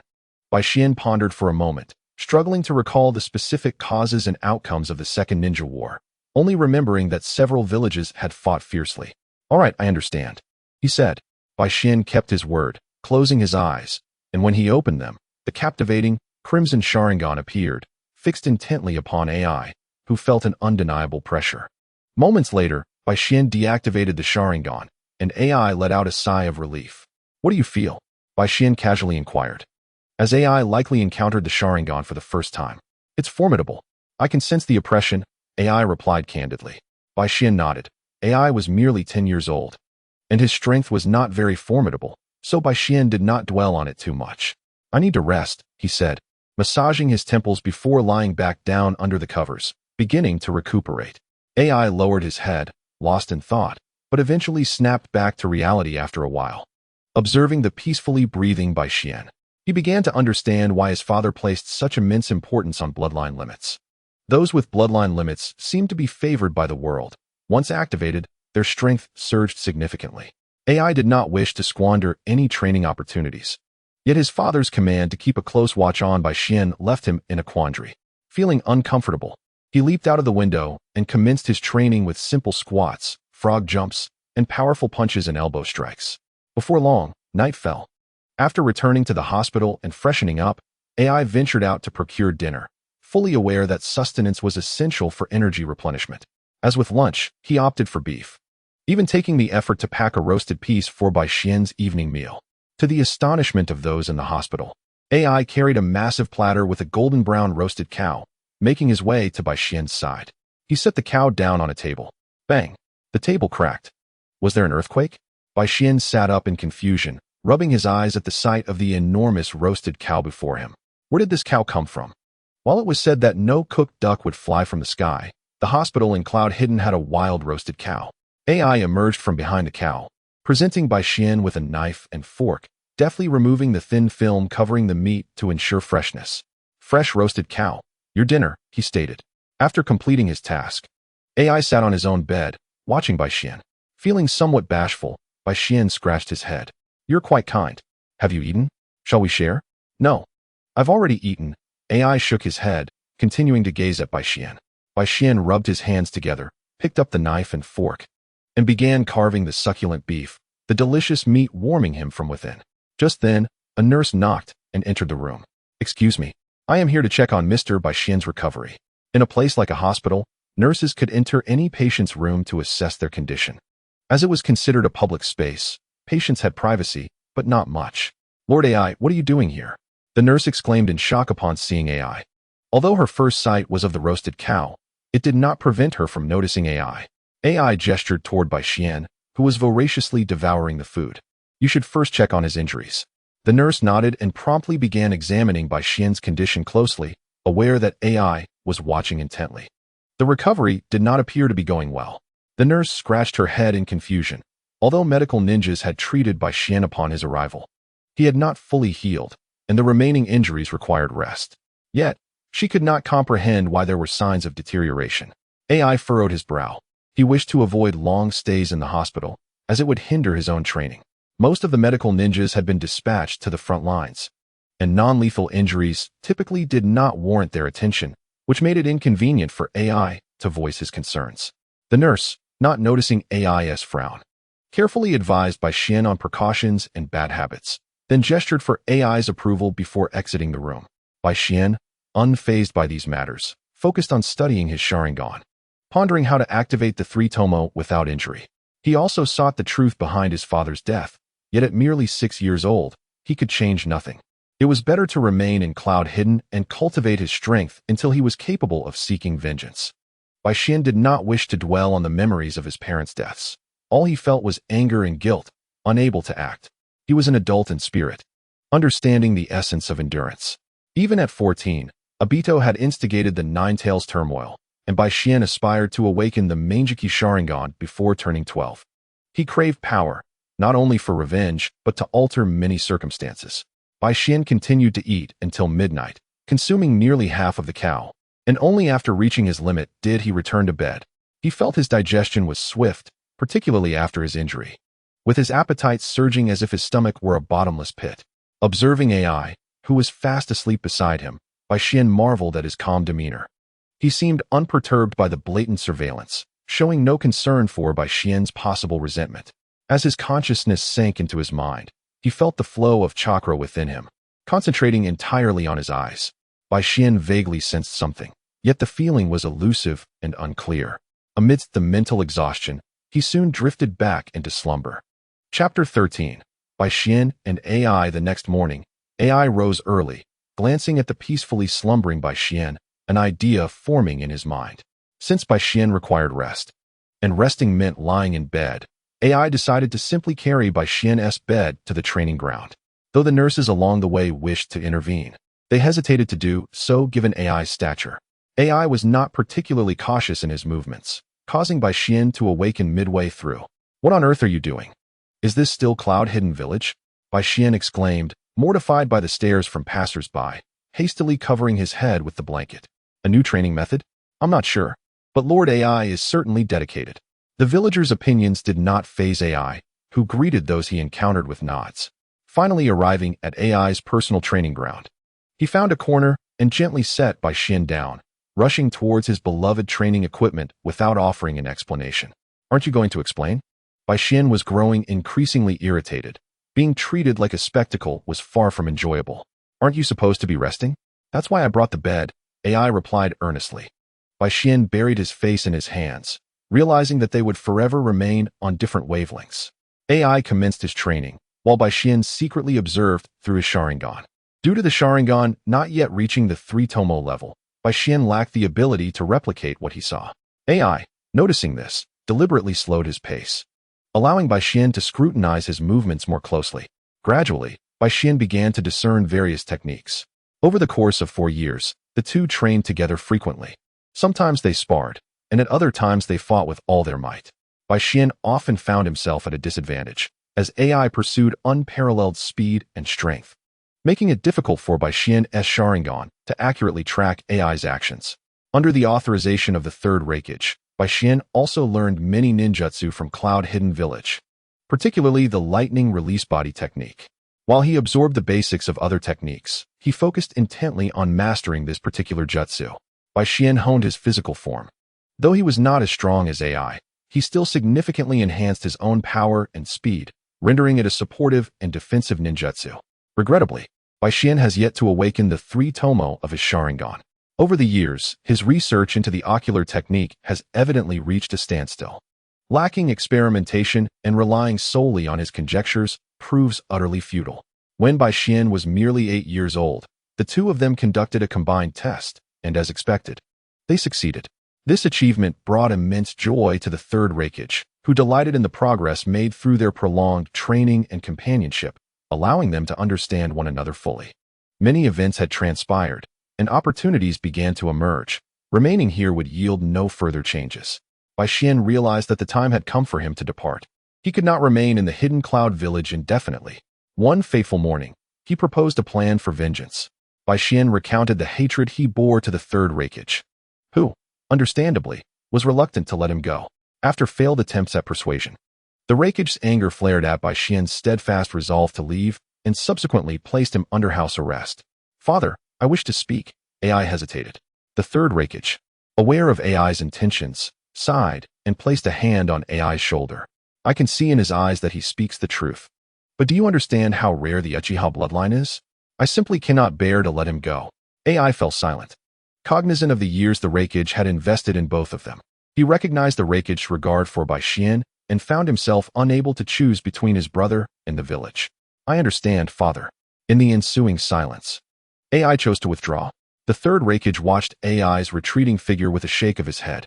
Uncharacteristically, AI did not return to training but instead went home. After a day and night of contemplation, he opened the door to Bai Xian's room. At that moment, Bai Xian was also in distress. He wished to repay the Hidden Cloud Village, yet he felt powerless. Having been sheltered too well, he lacked experience, and the evolution of his Sharingan had stagnated. To grow, he realized he must leave the village. Moreover, there was something he absolutely needed to acquire, a crucial element foundational to all his plans. "Do you truly intend to leave the village?" AI's expression was grave. Bai Xian resolutely nodded. He could have attempted a clandestine escape, but instead, he sought the Third Raikage's counsel, driven by his sense of indebtedness. Predictably, this decision increased the difficulty of his escape, yet Bai Xian remained resolute. He was willing to gamble. "Follow me," AI spoke calmly, his footsteps heavy as he moved toward the exit. Bai Xian rose and followed. They arrived in an open area near the entrance, where AI positioned himself opposite Bai Xian.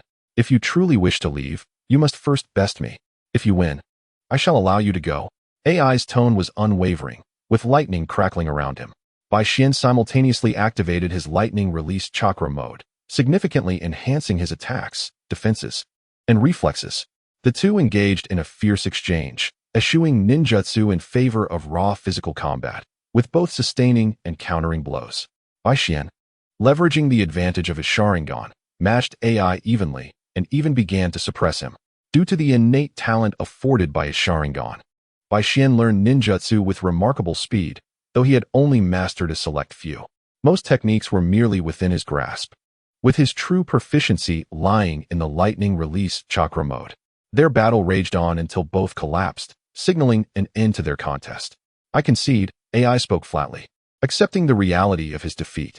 You went easy on me, didn't you? Bai Xian could distinctly sense that AI had initially fought with earnest vigor before gradually easing his efforts. A loss is a loss. I will see you off from the Hidden Cloud Village. AI stood and dusted himself off, casting a glance at the still prone Bai Xian. You claim you didn't relent. Yet I can barely muster the strength to rise. Bai Xian chuckled resignedly, genuinely exhausted. I shall help you walk. AI extended a hand, assisting Bai Xian as they made their way toward the village exit. They limped along, with Bai Xian attempting to speak only to be silenced repeatedly by AI. Eventually, they reached the village entrance, where a stern-faced man awaited them. Both AI and Bai Xian froze, momentarily at a loss for what to do. The Third Raikage approached, lifting them without a word and carrying them back home. It seems you have made your decision, he remarked, his words seemingly directed at both of them. With a tender gesture, the Third Raikage affectionately ruffled Bai Xian's hair. I know I cannot stop you, but remember, the Hidden Cloud Village will always be your home. If you find yourself in dire straits while wandering, do remember to return. Initially, Bai Xian was viewed merely as a tool, but after 4 years, affection had developed. The Third Raikage then patted AI's head. As a candidate for Raikage, you must always prioritize the village's interests. This shall not be overlooked again. Rest now. I will escort you from the village tomorrow. With that, the Third Raikage departed, leaving the two in a state of stunned silence. Chapter 14. Strolling through the village. Sworn brothers, the long night stretched on, silent and sleepless. Neither of them rested. Bai Xian rose, opened the door, and stepped onto the balcony to take a final glimpse of the Hidden Cloud Village. Hearing the commotion, AI emerged from his room, standing silently beside Bai Xian. AI's home boasted a prime location with stunning views, overlooking the entire village. Tomorrow, I will see you off. Have you decided where to go? AI's tone was calm, accepting of Bai Xian's impending departure. Though AI was 4 years Bai Xian's senior, he found great value in Bai Xian's wisdom and insights. Bai Xian merely expressed his desire for revenge, withholding further details. Both were acutely aware that Bai Xian intended to return to Konoha, should he indeed return. The secrets of the Hidden Cloud Village would likely be at risk of exposure. House arrest could not last indefinitely. If the Uchiha learned of their prodigy's imprisonment, they would retaliate against the Hidden Cloud Village with fervor. The logic of a thief's eternal vigilance was not lost on them. Bai Xian's stance was resolute. Over the past 4 years, AI had observed Bai Xian's character. His gratitude and sense of loyalty were qualities AI greatly admired. The Third Raikage decided to take a gamble. Even if Bai Xian did not return to the Hidden Cloud, given the regard AI and he had shown him, Bai Xian would not become an enemy to the village. Investing in a talented individual who understands gratitude was a gamble most would embrace. You had already guessed, hadn't you? As brothers, we should speak candidly. Bai Xian patted AI's shoulder, surprised to find AI had also adopted a more indirect mode of expression. We are still amidst a war. You could lose your life. Wouldn't it be better to stay in the Hidden Cloud? AI inhaled deeply, the thought of losing his friend in conflict stirring a wave of discomfort within him. At this moment, AI was not the formidable Raikage of the later narrative, but rather a concerned 14-year-old boy worried for the life of his friend. Bai Xian, rarely serious, shook his head. War is the catalyst for rapid growth. He gestured to his eyes, revealing his two-tomo. Since arriving in the Hidden Cloud 4 years ago, my eyes have remained unchanged, trapped in a bottleneck. I have unfinished business and a need for power. Bai Xian's tone was unwavering. Little did AI know that by the later stages of the narrative, the dynamics would shift, with ordinary ninjas becoming mere ants in the grand scheme of things. If Bai Xian could awaken his potential early, it would render others insignificant. Noting AI's momentary distraction, Bai Xian's tone shifted to a more exuberant one. Enough of this melancholy. It is our last night. Show me the beauty of the Hidden Cloud once more. Let us go. AI silently led the way, with Bai Xian following closely behind.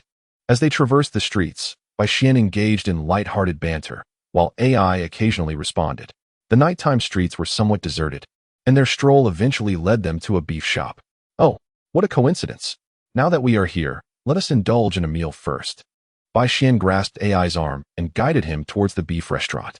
Boss, it's not the usual today. Bring out some drinks, and make sure to bring plenty. Bai Xian called out to the drowsy proprietor. The owner instantly sprang to attention and approached them, rubbing his hands together, ready to speak, but suddenly sensed an unusual atmosphere. Bai Xian waved him off, and the owner smartly retreated to the kitchen to prepare the ingredients. Bai Xian nudged AI, saying, "Don't be like that. It's the last day. Let's do something different today." AI, not wishing to leave Bai Xian with a negative impression, resumed their usual banter. "What do you mean? Aren't you the one with a hearty appetite? I've recently found that if I eat, my wounds heal faster. Why don't we see who can eat more?" Bai Xian had also discerned a pattern regarding this ability of his, which seemed connected to his chakra. "Very well," AI readily agreed. Knowing full well that Bai Xian usually couldn't out-eat him, Bai Xian grinned, determined to redeem himself this time. Soon, 2 roasted whole cows were presented, accompanied by a variety of other dishes. While a single cow might not seem much, consuming it would take quite a while. Fortunately, this was the world of the shinobi. Otherwise, even 8 adults would struggle to finish a whole cow.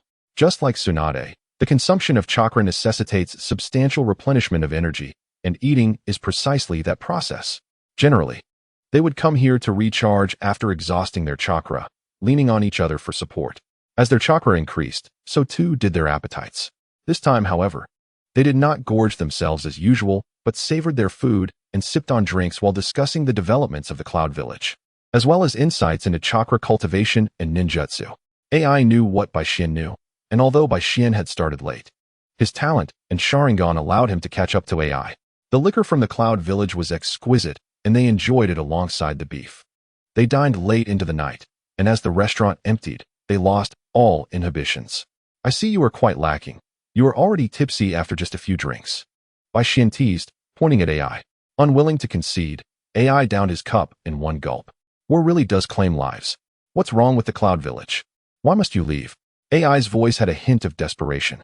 Bai Xian fell silent, taking a sip of his drink before slowly responding. "You know how I came to the Cloud Village, right? When I was 6, my father was betrayed by our clan, and my mother, unable to bear his loss, left me with this and departed as well. I knelt by their grave for an entire day and night until I fainted and was brought to the cloud." Bai Xian produced the bone flute his mother had left him. To others, it might seem morbid, but to Bai Xian, it was essential for the future resurrection of his mother, which is why he cherished it. As for his father, as long as the Sharingan remained, he need not worry, for Aunt Qing would surely protect him well. AI took a sip of his drink in silence. "I will accompany you on your quest for revenge." AI's tone was resolute, but Bai Xian shook his head. "No, this is a family feud. If you get involved, it will become a war between villages. Trust me, I will return." To be honest, Bai Xian was not entirely confident. Initially, he had planned to join Obito in annihilating them during the clan massacre, but he could not swallow that bitterness. What if these individuals died before he could exact his revenge? Enough of this. Come, let us drink. Tonight, we shall not leave sober. Bai Xian's serious demeanor softened momentarily before he resumed a playful expression. Although AI was curious about how Bai Xian managed this, the atmosphere had reached a point where they had to drink regardless. Eventually, both of them succumbed to drunkenness, but before they collapsed, Bai Xian insisted on swearing brotherhood with AI. Although AI was puzzled by Bai Xian's intentions, he acquiesced. "Big brother. Second brother." AI was the one calling out to Bai Xian, and it was unclear how Bai Xian had persuaded him. As they prepared to bow and drink one final cup, AI suddenly fell over. In a haze, Bai Xian noticed AI had fallen asleep and shouted, "I won," before collapsing onto AI, succumbing to slumber. The owner, hidden in the kitchen, trembled in fear, worried that the two would notice him. This was a rather embarrassing incident, and he feared future trouble if AI became the Fourth Raikage. Chapter 15. Preparations before departure. From a distance, the Third Raikage watched with a look of regret. Shaking his head slightly, so close, the Third Raikage descended from above and entered the restaurant. He took money from AI's pocket and placed it on the table, lifting both of them effortlessly as if they were mere chickens. Why doesn't he, the Third Raikage, carry money when he goes out? It's a joke, really. Look at the surname of this village. Who would dare take money from the Third Raikage? Thus, he had no need for it, and simply departed. When the owner emerged to check on the two, he discovered they had vanished, leaving only a stack of money on the table. Truly two troublesome little rascals. The Third Raikage muttered as he took them home, and unceremoniously tossed them onto a bed, leaving them to their fate. The next day, when Bai Xian finally awoke, it was nearly noon. He groggily rose from the bed, rubbing his head, which felt as if it might crack, and took some time to gather himself. Although he was unsure how he had returned, he was grateful to be back. I really shouldn't have drunk so much, Bai Xian murmured to himself as he went to freshen up. To his surprise, he heard a voice from the floor. Indeed, I shouldn't have drunk so much either. AI was also struggling to rise from the ground. What are you doing in my room? Bai Xian asked in confusion. Surprised to find AI had a habit of sleeping on the floor. AI surveyed the room, perplexed, and retorted, "Isn't this my room? That should be my question." It was indeed not his room, but Bai Xian pressed on. "How did I end up in your room?" AI scratched his head and then shook it. Bai Xian looked around and was astonished to find AI's room unusually clean and devoid of any unpleasant odors. "Are we still leaving today?" AI plopped down on the bed and turned to inquire of Bai Xian. Bai Xian hesitated but ultimately decided, "We shall leave after lunch." AI nodded and suddenly remembered something. "Do you recall what happened last night?" He was quite curious about it. Bai Xian raised an eyebrow, realizing AI must have gotten quite drunk, which was fortunate. Otherwise, it would have been embarrassing to have sworn brotherhood while sober. "Ahem. You insisted on swearing brotherhood last night, wanting me to be the elder brother. Have you forgotten?" Bai Xian feigned surprise. "Did that happen?" AI scratched his head, genuinely unable to remember. "Is there any doubt? Rest assured, I won't let you go hungry. As long as there's food for me, there will be food for you," Bai Xian said, patting AI on the shoulder as he headed towards the bathroom. Did this really happen? AI followed him, pondering that if they were to swear brotherhood, he should be the elder brother. Bai Xian mumbled indistinctly while brushing his teeth. "By the way, what shall we eat later?" The image of beef flashed in his mind, and AI quickly shook his head, dismissing the thought. "Let us just eat something casual. We can have a good meal in the afternoon before you depart." They both began brushing their teeth and washing up. Having endured the overwhelming scent of alcohol, Bai Xian casually changed into a different outfit, not one of the Cloud S style, while AI remained in his usual attire. When Bai Xian opened AI's wardrobe, he was astonished to find that AI possessed over a dozen identical outfits. "Don't you find that rather monotonous?" Bai Xian inquired with curiosity. AI shook his head. "These clothes are convenient and comfortable, which is why I bought so many." No wonder Bai Xian often saw AI in the same outfit. It seemed all his clothes were the same. The two ventured out in search of food. Upon arriving at a barbecue restaurant, AI promptly declared, "Let us have some barbecue," without even glancing at the menu. During the barbecue, the two engaged in casual conversation. "After I leave, will you be able to find someone as formidable as me?" Currently, Killer Bee had not interacted with AI due to the influence of Bai Xian. AI shook his head, earnestly gazing at Bai Xian. "The position of Bijou has always belonged to you." Bai Xian felt a surge of emotion, yet he was reluctant to disrupt the bond between the black brother and his kin. "That's not how it works. I have discovered a promising candidate who may be capable of filling the role." AI shook his head, clearly rejecting the suggestion. "Listen to me first. His name is Killer Bee. Once you truly engage with him, you will recognize his charisma. If it weren't for my involvement, he could very well be your Bijou." Bai Xian intended to persuade AI, as it was essential for AI to have a Bijou. And who says we cannot be a team? One arm is simply insufficient. Bai Xian handed AI a piece of grilled meat, attempting to sway him towards the idea. "Moreover, the Third Raikage would not permit you to be without a Bijou. Give it a try, and if it doesn't work out, we can discuss it then." Bai Xian was confident in Killer Bee, recalling that in the original narrative, the two were indeed a pair. There was no reason it shouldn't be the same now. AI fell silent, contemplating the feasibility of this notion. Bai Xian stuffed meat into his mouth, foregoing alcohol in favor of juice. "So, what do you think, future Fourth Raikage?" Bai Xian waved a hand in front of AI's face. "I will consult my father." The lack of outright rejection or acceptance indicated a glimmer of hope. Bai Xian felt he had done his utmost, and whether Killer Bee could become the Bijou now rested on fate. Killer Bee had become a Jinchuriki after the Eight Tails rampaged. Yet, even before the incident, he had held the title of Bijou. The rampage had been instigated by Orochimaru's machinations, although the Eight Tails would sometimes go berserk. That particular episode had claimed the life of the previous Jinchuriki, leaving the Third Raikage with the burden of a humiliating scar. "Shall we procure some essentials for the journey?" After their meal, AI proposed they go shopping for items such as clothing and weaponry. Bai Xian nodded in agreement, realizing he needed to buy some supplies. As he was utterly devoid of resources, relying entirely on AI, his personal wallet. Very well. With Bai Xian's acquiescence, AI led him to a clothing store and a weapons shop. The clothing selection was limited, and Bai Xian casually chose a garment. The weapons shop, however, boasted an impressive array of armaments. Bai Xian was drawn to a katana reminiscent of the one used by Obito to obliterate his clan. It exuded a striking and imposing presence. Without hesitation, AI purchased it along with 2 kunai and 2 shuriken. Bai Xian declined any further items, but AI seemed displeased.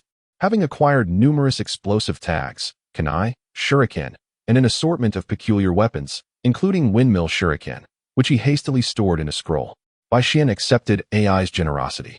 Feeling indebted to the village of Kumogakure, the most challenging debt to repay was not the weapons or expenses, but rather the concern and protection bestowed upon him by AI and the Third Raikage. Despite their motives, Bai Xian sensed no malice in their actions. He resolved to return once he had gained strength, as this place had become akin to his second home. Chapter 16. Approaching the truth. Are you ready, children? The Third Raikage had mysteriously appeared beside them. Third Lord. The owner of the ninja tool shop seemed astonished by the Raikage's presence and hurriedly bowed. No need for excessive formalities. The Third Raikage was indeed a beloved figure, yet his imposing demeanor often deterred others from speaking freely. Despite his fierce appearance, he possessed a gentle nature.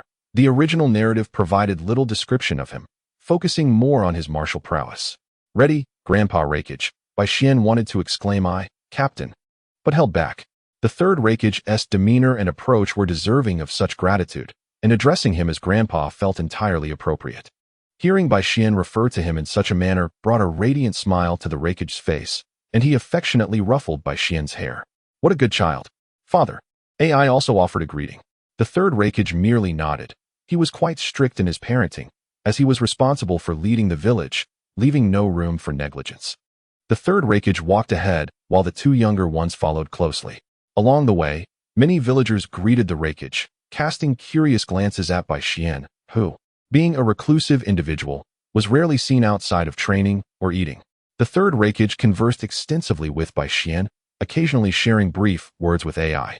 This was not favoritism. Rather, the topics with AI were simply fewer. Through Bai Xian, the Raikage gleaned a significant amount of information regarding the Uchiha and Konoha. Soon, they arrived at the village gates, where the Raikage waved his hand, and several burly men approached, ready to receive orders. This is my personal guard. They will escort you to the borders of the Land of Lightning. The rest of the journey will depend upon you. The Third Raikage once more tousled Bai Xian's hair.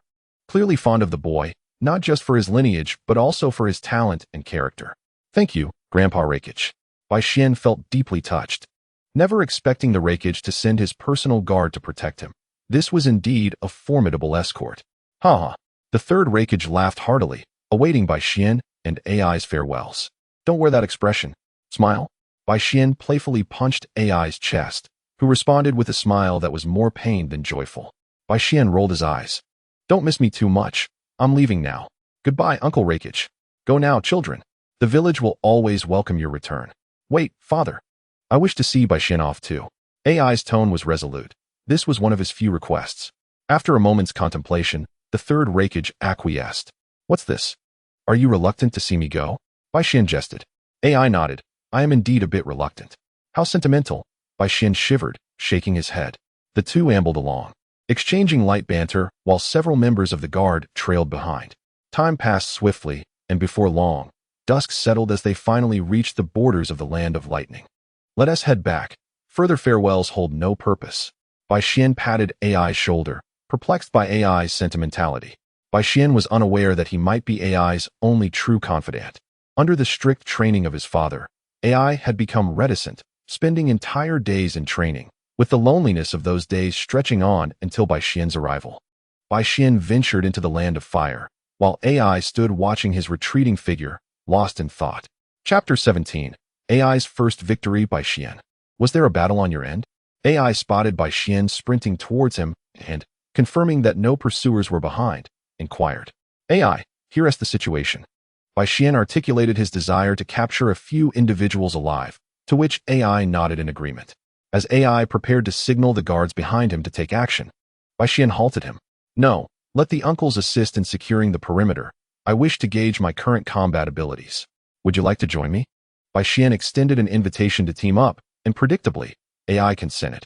The guards also nodded in approval, deeming the plan sound.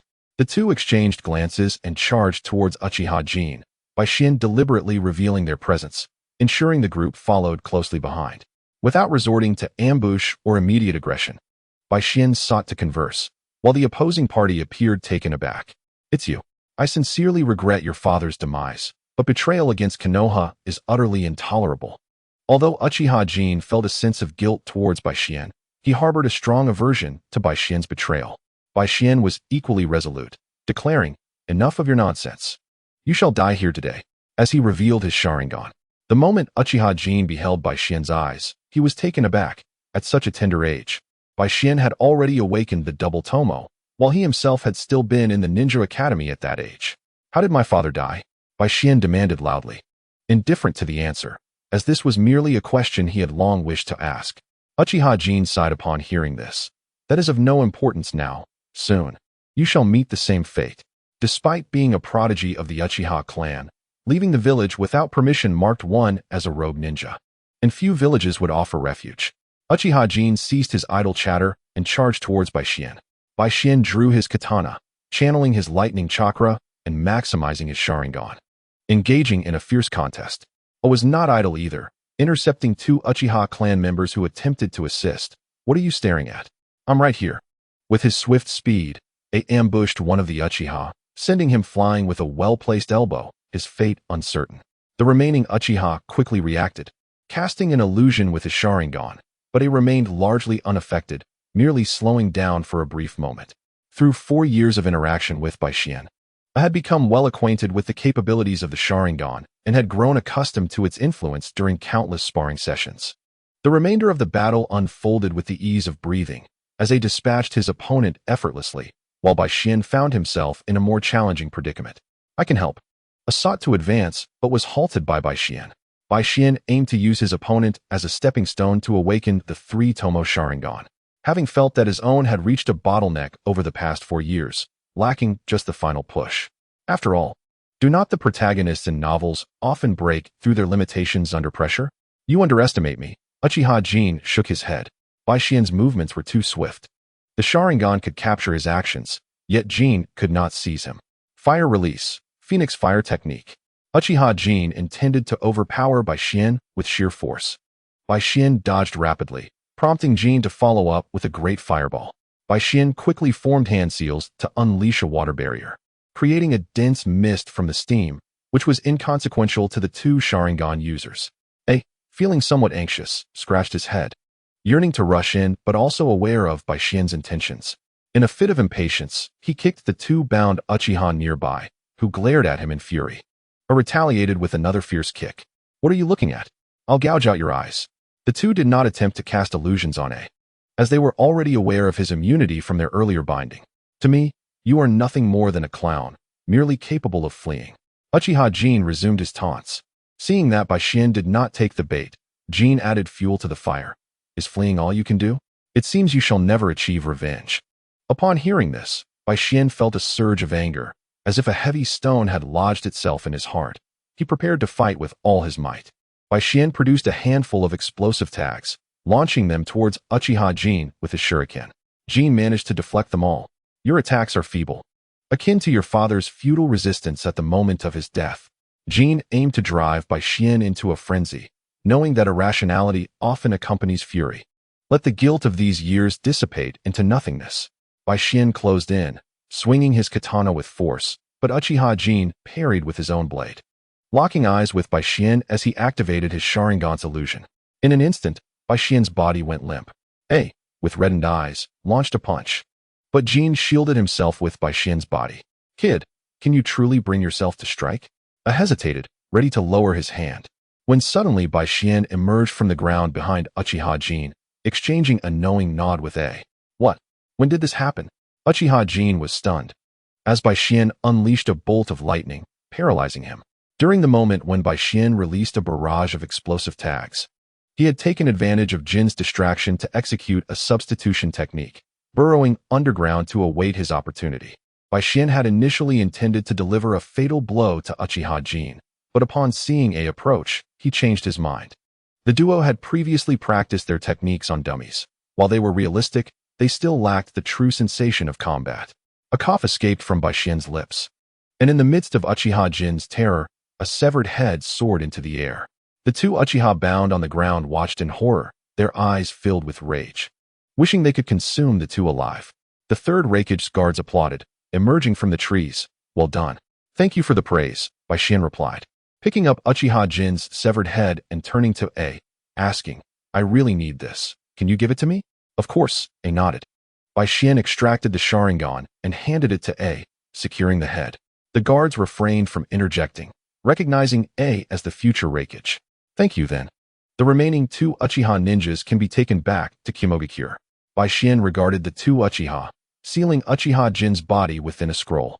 The fire in their eyes had extinguished, leaving only despair. Upon hearing Bai Xian's words, the two ninjas bit their tongues to commit suicide, and A was unable to intervene in time. Such a pity. At least the Sharingan remains. One of the guards sealed the bodies of the two Uchiha, preparing to return to Kumogakure. Bai Xian quietly played the flute his mother had given him, the melody reminiscent of her gentle admonitions, or remained silent, patiently waiting beside him. After a long while, the tune concluded. Thank you, A. A's assistance had been selfless. No need for thanks. Do you need to rest? I was more concerned about Bai Xian's condition than anything else. It's just a minor injury. I must be off now. I wonder when we shall meet again. Bai Xian felt a twinge of sadness. We will meet again. I hope that when we do, you will still be the same as you are now. I recalled Bai Xian's mention of the need for stimulation to awaken the Uchiha clan Sharingan, and he worried that Bai Xian might resort to extremes. Though he could only offer gentle counsel, Bai Xian felt somewhat perplexed but nodded nonetheless. Chapter 18. Return to Konoha regrettably. Bai Xian had yet to awaken his three-tomo Sharingan, but he sensed that he had undergone a transformation through this battle. Just as Bai Xian was about to depart, he suddenly felt an intense gaze upon him. Turning to look in that direction, however, he found nothing. What is it? I followed Bai Xian's gaze, but saw nothing amiss. It's nothing. Be cautious on your way back, and do not misuse the Sharingan. It is a considerable burden for the Uchiha. Bai Xian recalled Kakashi's situation and cautioned A. I understand. I had no intention of relying on external aids. He aspired to possess the strongest body and the most formidable attacks, just like his father. Bai Xian refrained from speaking further, waving goodbye before departing, while A and the others returned triumphantly. Meanwhile, a sprig of aloe vera was swiftly traversing underground. In a dark and silent chamber, Uchiha Madara listened to Black Zetsu's report. An interesting little fellow, burdened with hatred and seeking to avenge the Uchiha. Is he? Uchiha Madara pondered thoughtfully. Lord Madara, based on my observations over this period, this little one may very well inherit your legacy and fulfill the Eye of the Moon plan. Black Zetsu respectfully shared his thoughts with Uchiha Madara. Madara fell into contemplation, weighing the feasibility of this prospect. In the original narrative, Uchiha Obito is the target he has chosen. When love transforms into hatred, this force will completely engulf the innocent boy, leading him to become a steadfast executor of the Moon's Eye plan. However, Bai Xian is a person whom Madara feels needs further testing. Zhu observes Madara's indecision without urgency. After all, he has endured for many years, and a moment more is inconsequential. The light from the surrounding walls illuminates Uchiha Madara's face, aged yet devoid of a lifeless appearance. He decides to incorporate him into the plan and continue to observe, bringing him back when the time is deemed appropriate. With a wave of his hand, Madara dismisses the notion, as the Rinnegan in his eyes has long vanished, replaced by a pair of ordinary Sharingan. Madara still has plans to devise, and his body can withstand the weight. For the sake of ensuring the plan's success, he can bide his time. Nevertheless, he does not intend to overlook this promising talent, as the Moon's Eye plan must succeed. Clenching his fist momentarily before gradually relaxing it, he shakes his head and strides into the darkness behind him. Uchiha Madara, you have ultimately aged. Black Zetsu murmurs to himself, watching Madara's retreating figure shrink back into the earth. On his way back, Bai Xian encounters numerous ninjas. The war has not yet reached its peak, and many of the individuals he encounters are from Konoha. Upon revealing his Sharingan, the tension among them dissipates. The Sharingan is the most potent proof of the Uchiha clan, and as a member of the village, most regard Bai Xian with indifference or disregard, while a minority cast him disdainful glances. Bai Xian pays little heed to their opinions. for not a single familiar face is among them. They are merely inconsequential extras. Soon, he arrives at the gates of Konoha, where several ninjas swiftly surround him. Should he show any signs of resistance, they would not hesitate to eliminate him, even if he is but a child. Who are you? There is no such person in Konoha. One ninja demands, his tone grave and accusatory. The guards are puzzled as to how Bai Xian arrived here, prompting all three to approach him. I am Uchiha Bai Xian, a ninja of the Uchiha clan. Bai Xian refrains from activating his Sharingan, uncertain if doing so would be interpreted as an act of defiance. There is no record of you among the Uchiha. The three ninjas fall silent, carefully reflecting on their knowledge of all Uchiha ninjas. After confirming with one another, they respond. Just as they prepare to act against Bai Xian, he reveals his Sharingan. The situation leaves them uncertain, prompting them to report upwards and await a response from the Uchiha clan. After registering his personal information, Bai Xian is detained, awaiting a reply from the Uchiha. 10 years old, double Tomo Sharingan. One ninja, surprised by Bai Xian's details, glances at him.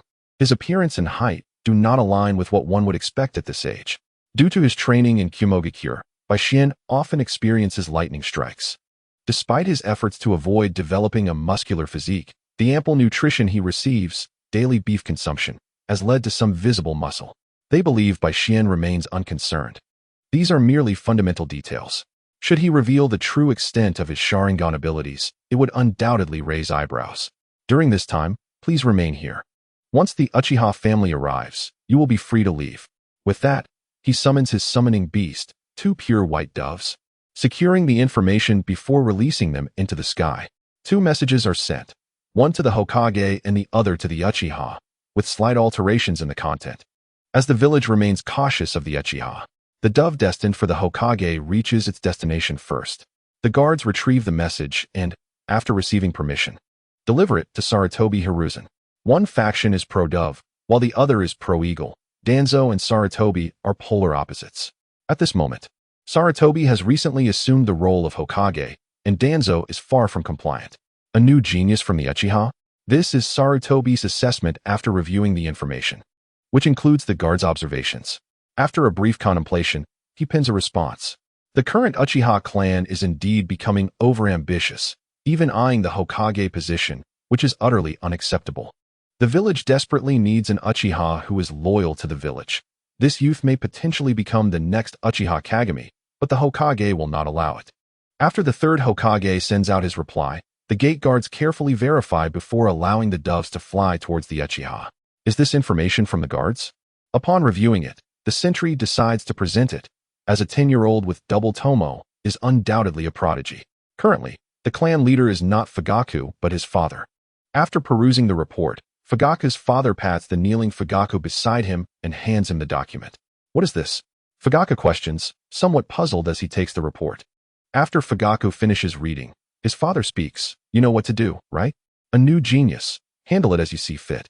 His tone is neutral. Bai Xian's background is indeed peculiar, prompting him to investigate the clan records. In his eyes, individuals are categorized into 3 types. Those who are allies, capable of generating benefits. Those who are enemies, threatening his interests. And those who are worthless, unable to provide any value. A talent that fails to grow and cannot be exploited is merely a talent, an existence that is rare yet prone to premature demise. Chapter 19. First encounter with Fugaku. I understand, father. Fugaku rises, preparing to approach this young genius. Meanwhile, Bai Xian remains unaware that he has attracted the attention of 2 high-ranking officials, engrossed in honing his Sharingan. After all, this is, in essence, a temporary prison, merely with bars replaced by a door, and the conditions are superior to a jail. Many actions are entirely restricted. The best course of action is to be lost in thought or contemplation. Soon, Uchiha Fugaku arrives at the gate, greets Bai Xian, and intends to take him back. The guards are not concerned about Bai Xian being an imposter, as members of the Uchiha clan can never mistake their own kin. Any incident would still fall under Uchiha responsibility. The door swings open, and Bai Xian snaps back to reality. You are Uchiha Bai Xian, correct? Please come with me. Fugaku endeavors to soften his tone. Bai Xian merely nods in response, refraining from speech. He assumes a Uchiha Jonin has come to confirm his identity and facilitate his departure.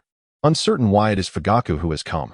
After exchanging pleasantries with the guards, Fugaku leads Bai Xian back to the Uchiha compound, where many matters are unsuitable for public discussion. The Uchiha compound is currently situated in the heart of Konoha, not yet relocated to the village's outskirts. Upon nearing the Uchiha compound, Bai Xian contemplates returning home, but is interrupted by Fugaku. I have questions for you. You cannot leave yet. Fugaku perceives Bai Xian's intentions. Although the timing is not ideal, it is close enough. Bai Xian halts, gazing intently at Fugaku, who shakes his head. This is not the place for conversation. If it is convenient, I kindly request we discuss matters at your home. Bai Xian nods. After all, his home is likely devoid of anything significant. And even if there were possessions, they would probably be of no interest to thieves. With Bai Xian leading the way, Fugaku follows closely behind. They walk in silence. As Bai Xian's residence lies on the outskirts of the Uchiha compound, an area where families of fallen members reside, where the elderly and children live, while the true pillars of the clan reside in the core region. Fugaku senses potential. If he can provide Bai Xian with sufficient benefits and wealth, it is likely that Bai Xian will willingly serve under him. The house was in a dilapidated state, barren and empty, mirroring Bai Xian's thoughts. Nothing remained. Not even a roof intact, for it had a gaping hole. Fortunately, AI had stashed a considerable amount of money within his ceiling scroll. Bai Xian tidied up a little. Finding a table and 2 chairs, one corner of the table was missing, but it was of little consequence. There was no drinking water, and Bai Xian dared not drink from the well, uncertain of its contents. With no other option, Bai Xian invited Fuyu to sit down. After all, there was nothing left, although he did possess 2 explosive tags in his pocket, which he presumed Fuyu would not appreciate. With nothing to offer, Bai Xian resigned himself to sitting across from Fuyu, curious about what he would divulge. Fuyu, with a contemplative expression, asked, "Are you the only one living here?" His tone was devoid of sorrow or joy. Bai Xian turned his head and scanned the surroundings, nodding earnestly. Fuyu awkwardly scratched his nose. Ahem. As far as I know, you mysteriously disappeared from the Uchiha clan 4 years ago and have not been heard from since. Could you enlighten me on what transpired during those 4 years? Bai Xian nodded, having long prepared an answer. 4 years ago, I was kidnapped, but I managed to escape midway. I wanted to return to Konoha, but another group of wandering ninjas deceived me into staying with them. I am unaware of their intentions. I wandered with them for a considerable time, until recently, when we were pursued by a Wagakure and they perished. I escaped. Although this narrative was riddled with inconsistencies upon closer inspection, as long as he steadfastly denied any truth, they would have no leverage against him, unless they resorted to forbidden techniques to interrogate him. However, the Uchiha would never permit Konoha to interrogate one of their own, and such methods often led to madness. Moreover, Bai Xian believed in his own talents. As long as he demonstrated loyalty to the Uchiha clan, he would surely remain unharmed. The village would not confront the Uchiha clan at a critical moment, especially not with Sarutobi Hiruzen newly appointed as Hokage. Fuyu, not delving into Bai Xian's past, was only interested in his future. My eyes awakened during the pursuit by a Wagakure, when those wandering ninjas met their demise, Bai Xian stated, revealing his Sharingan to Fuyu. Fuyu fell into a deep contemplation. Although Bai Xian harbored doubts about himself, his talent was undeniable. It was apparent that Bai Xian's mindset was not that of an ordinary 10-year-old child, and Fuyu had no intention of beating around the bush. If I invest in you, what will you return to me? Bai Xian was momentarily taken aback, pondering deeply. Aligning with Fuyu did not seem a wise choice. Fuyu's future seemed fraught with weakness, which was not what Bai Xian desired. Additionally, he did not intend to remain in Konoha for long. He was merely there to retrieve a few items. I do not seek investment. I have but one condition. Are you familiar with Uchiha Yuhong? Bai Xian was forthright. Taking a gamble, knowing Fuyu was not yet the clan leader, and there were many divisions within the family. And what of him? Fuyu awaited Bai Xian's next words. He conspired with his subordinates to murder my father and caused my mother's death, Bai Xian replied with a calm demeanor. Though the anger that had simmered for years was gradually resurfacing, this fury was like a tightly coiled spring, ready to unleash at any moment. Fuyu was taken aback. The murder of a clansman was a grave taboo. Although the Uchiha were currently embroiled in internal strife, they would never turn against their own kin. Perhaps in the past this could have occurred, but not now. Are you that child from back then? Fuyu's gaze was fixed on Bai Xian. Memories of his father's recounting of the incident flooding back. Bai Xian nodded. I have returned for vengeance. Fuyu shook his head. He was severely punished back then. and he has lost his sanity. If not for the sacrifice of a great elder's eye to restore his self, he might have perished long ago. Bai Xian shook his head. I care not for his past. Fu Yu's expression turned serious. Do you wish to kill him? Of course. I do not know what choices you will make, but even without your assistance, I will slay him. Bai Xian asserted with unwavering conviction, devoid of any hesitation. Fu Yu fell silent, unsure of which path to choose. To assist Bai Xian in eliminating Uchiha Yen, to wait and see as Uchiha Yen dealt with this audacious prodigy, or to protect him. Bai Xian did not press. Fu Yu's greatest flaw was his indecisiveness. A tile from the roof fell, interrupting Fu Yu's train of thought. I need to contemplate this, Fu Yu said hurriedly before departing. Chapter 20. Uchiha Qing. Bai Xian stretched his limbs, confident that Fu Yu would make the right decision. At the very least, he would not betray him. Picking up a small tile that had fallen on the table, he tossed it back onto the roof and began searching for anything useful in his home. Clearly, the thief had been thorough, leaving not even a blanket behind. And even the Sharingan was missing. Using wind release, he blew away the dust, but the roof seemed to have a mind of its own and fell with a crash. Fortunately, Bai Xian stood in just the right spot, avoiding injury. Looking up at the roof, he mused, what fortune, but alas, it is no longer habitable. Shaking his head, he stepped out from the ruins. Staring at the collapsed house, he felt a surge of emotions. The only person he could possibly turn to now was Aunt Qing, who had selflessly helped him in the past. After all these years, he wondered if she still remembered him. Bai Xian did not know where the Uchiha Qing residence was located. After purchasing some fruits and gifts and inquiring along the way, he finally found her home. It was not lavish but rather cozy. Bai Xian lingered at the entrance for a long while, listening to the sounds of laughter within, but ultimately refrained from knocking. Feeling like an outsider, he placed the fruits and gifts at the door and turned to leave. Returning home, or what was left of it, he cleared out a small shed nearby. This time, Bai Xian used earth release to reinforce the structure and then utilized wind release to clean it up. If only I could master the 3-bedroom, 2-living-room technique, he thought enviously of Yamato's wood release.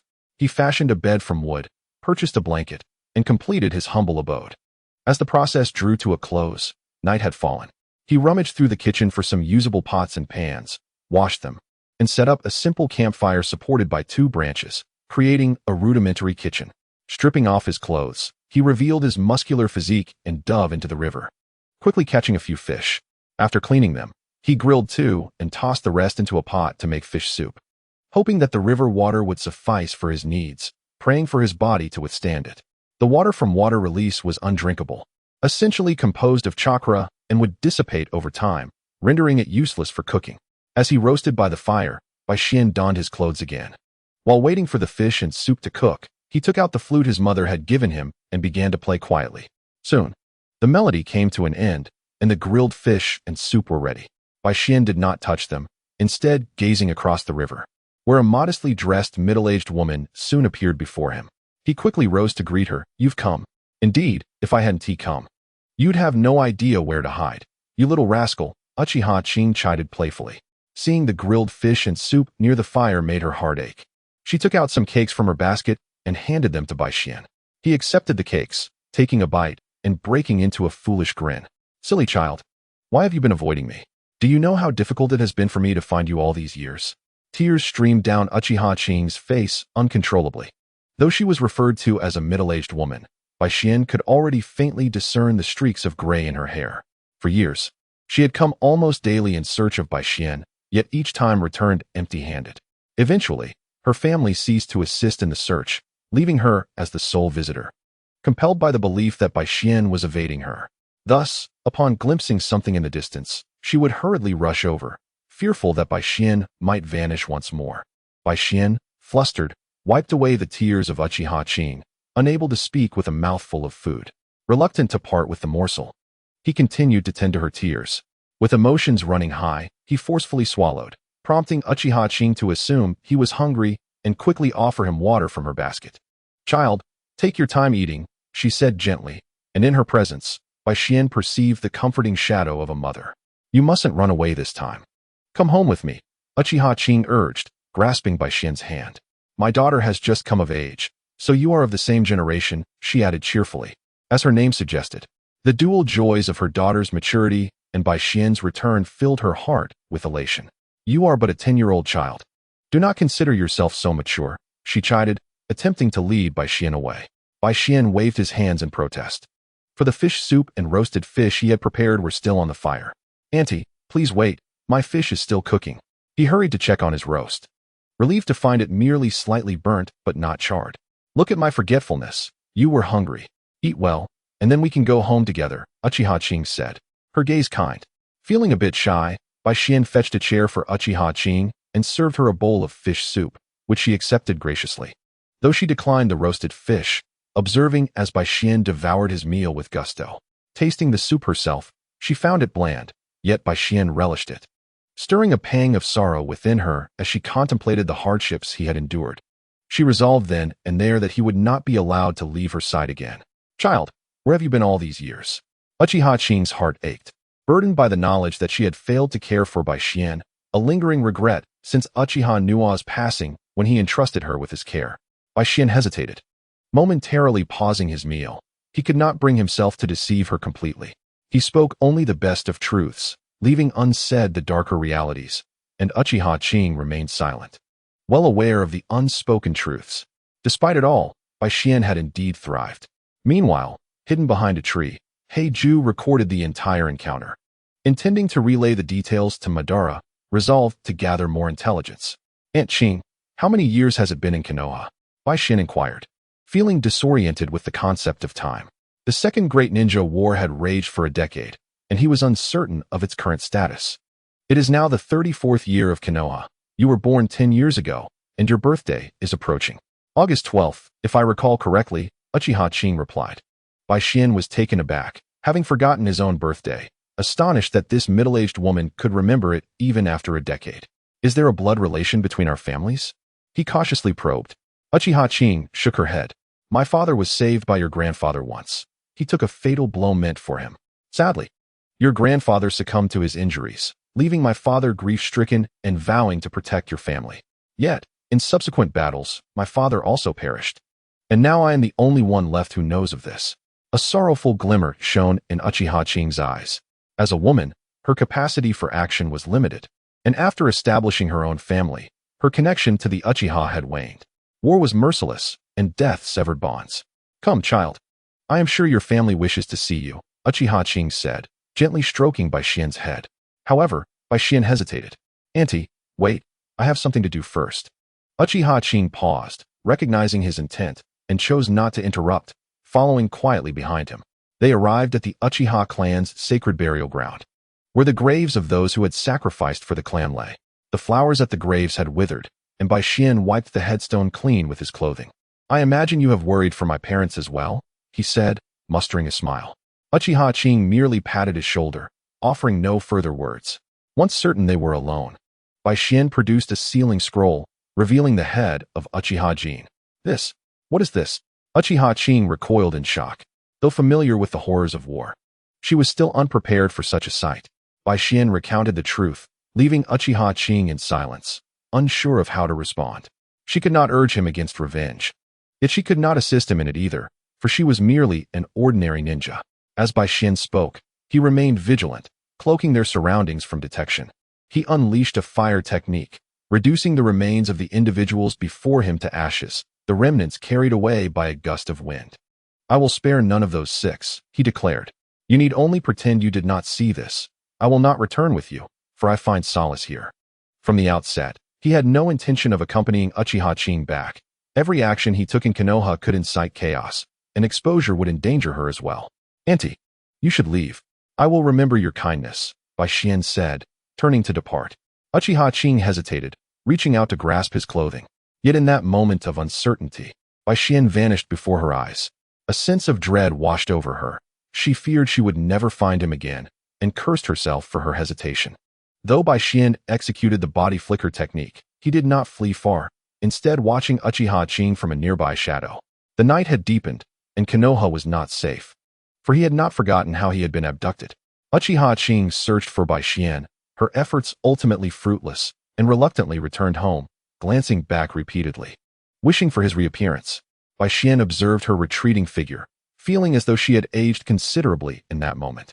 After ensuring Uchiha Qing's safe return home, he intended to leave, but just as he turned, Her voice echoed through the night. You are a good child, but some matters cannot be forced. If you are hurt or weary, do not bear it alone. Come back to see me. I can be your mother too. You are not alone. Uchiha Ching understood that Bai Xian was protecting her. She asked for nothing in return, only wishing for his happiness and safety. Bai Xian felt his eyes moisten. Uchiha Ching was like a second mother to him, her concern mirroring that of his own parents, enveloping him in warmth. He took out the flute his mother had left him and played a gentle melody. Uchiha Ching listened quietly, and as the final note faded, Bai Xian departed. While she sighed and shook her head, returning home.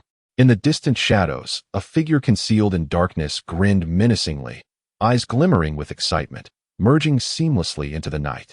Bai Xian returned to his humble abode, lying on his worn bed, lost in contemplation until he manifested a swirling sphere of chakra in his hands. At that moment, he realized that the Rasengan had come into existence ahead of schedule. Having watched both the anime and manga, Bai Xian understood the intricacies of the Rasengan's formation. Originally a non-affiliated chakra, he had decided to embark on the journey of its development himself, and after much experimentation, he had finally succeeded. He pondered whether Minato was still attending school or had already graduated to become a genin. Considering their ages were roughly the same, he speculated that Kushina must have arrived in Konoha by now. Recalling that she had been abducted during the negotiations between the Hidden Cloud and Konoha at the end of the Second Great Ninja War. What a tragic era it was. He wondered about Fugaku's situation. Given his character, it was highly probable that he chose not to get involved, although there was a slight chance he might assist him. After all, one does not become a clan leader without possessing some cunning. Even if he became the leader, it would be difficult to control a host of mentally unstable subordinates. Fugaku had managed to maintain order, indicating he indeed had some skill, and there was no need to elaborate on his strength. He possessed the Manjiki Sharingan, which should have awakened during the Third Great War. Meanwhile, Fugaku had made a decision and approached his father. He conveyed the entire situation to him. Upon finishing, he noticed his father remained silent, prompting Fugaku to wait for a response. The clan leader set down his teacup and looked at Fugaku. Do you know what you currently lack the most?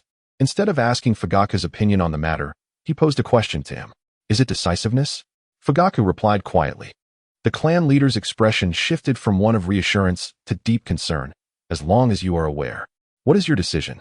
To assist Uchiha Bai Xian and eliminate Uchiha Yuhong, Fugaku answered after a moment's thought. Hearing this, the clan leader felt relief.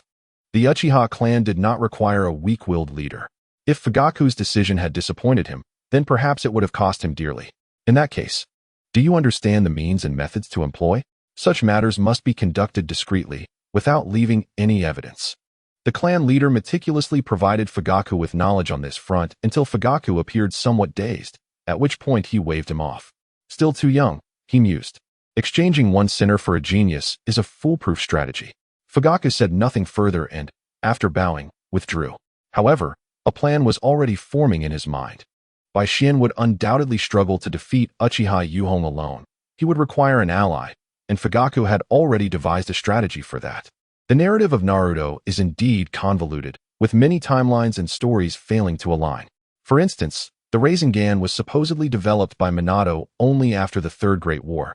Yet Jiraiya was seen utilizing it during the Second Great War against the Salamander. Many timelines simply do not correlate, and my attempts to organize the plot have led to considerable frustration, making it difficult to write coherently. Although I am not a gem, I aspire to craft my narrative with excellence. Chapter 22. The cheerful young boy. Early the next morning, Fugaku commenced his plan. The matter of the ally had already been arranged, but he needed to visit Bai Xian personally. He slightly obscured his appearance to avoid immediate recognition and then proceeded to Bai Xian's residence. Meanwhile, Bai Xian was wandering around the training grounds. Though it appeared aimless, he had a specific purpose in mind, particularly concerning a certain blonde boy. As Bai Xian approached the vicinity of Minato, he began practicing. He refrained from showcasing his advanced ninjutsu skills, opting instead for basic techniques with shurikens and kunai. Suddenly stopping, he patted himself down in search of a water bottle that did not exist, expressing his confusion. Where has my water bottle gone? How odd, it was just here. Minato, training nearby, paused and began to look around for Bai Xian's water bottle. As Bai Xian searched, Minato offered his own. If you don't mind, please use mine. The boy, dressed in a blue and white tracksuit, approached bashfully. Bai Xian halted, Curiosity piqued as he observed Minato's golden hair and sunny smile, a quintessential cheerful young boy.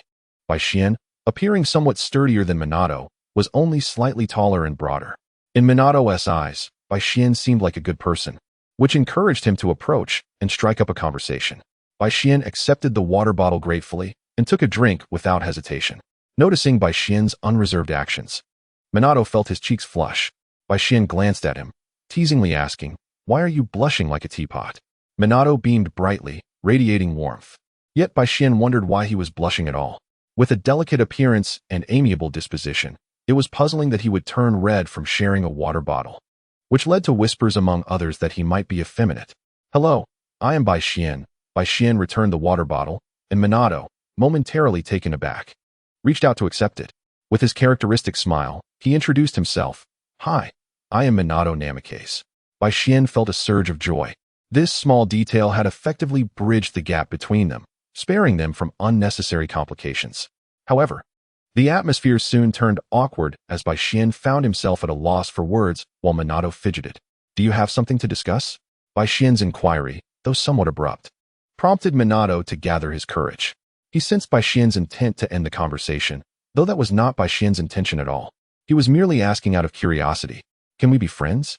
Minato asked nervously, aware of his status as an ordinary ninja and an orphan. "Of course," Bai Xian replied, surprising Minato, who had braced himself for rejection.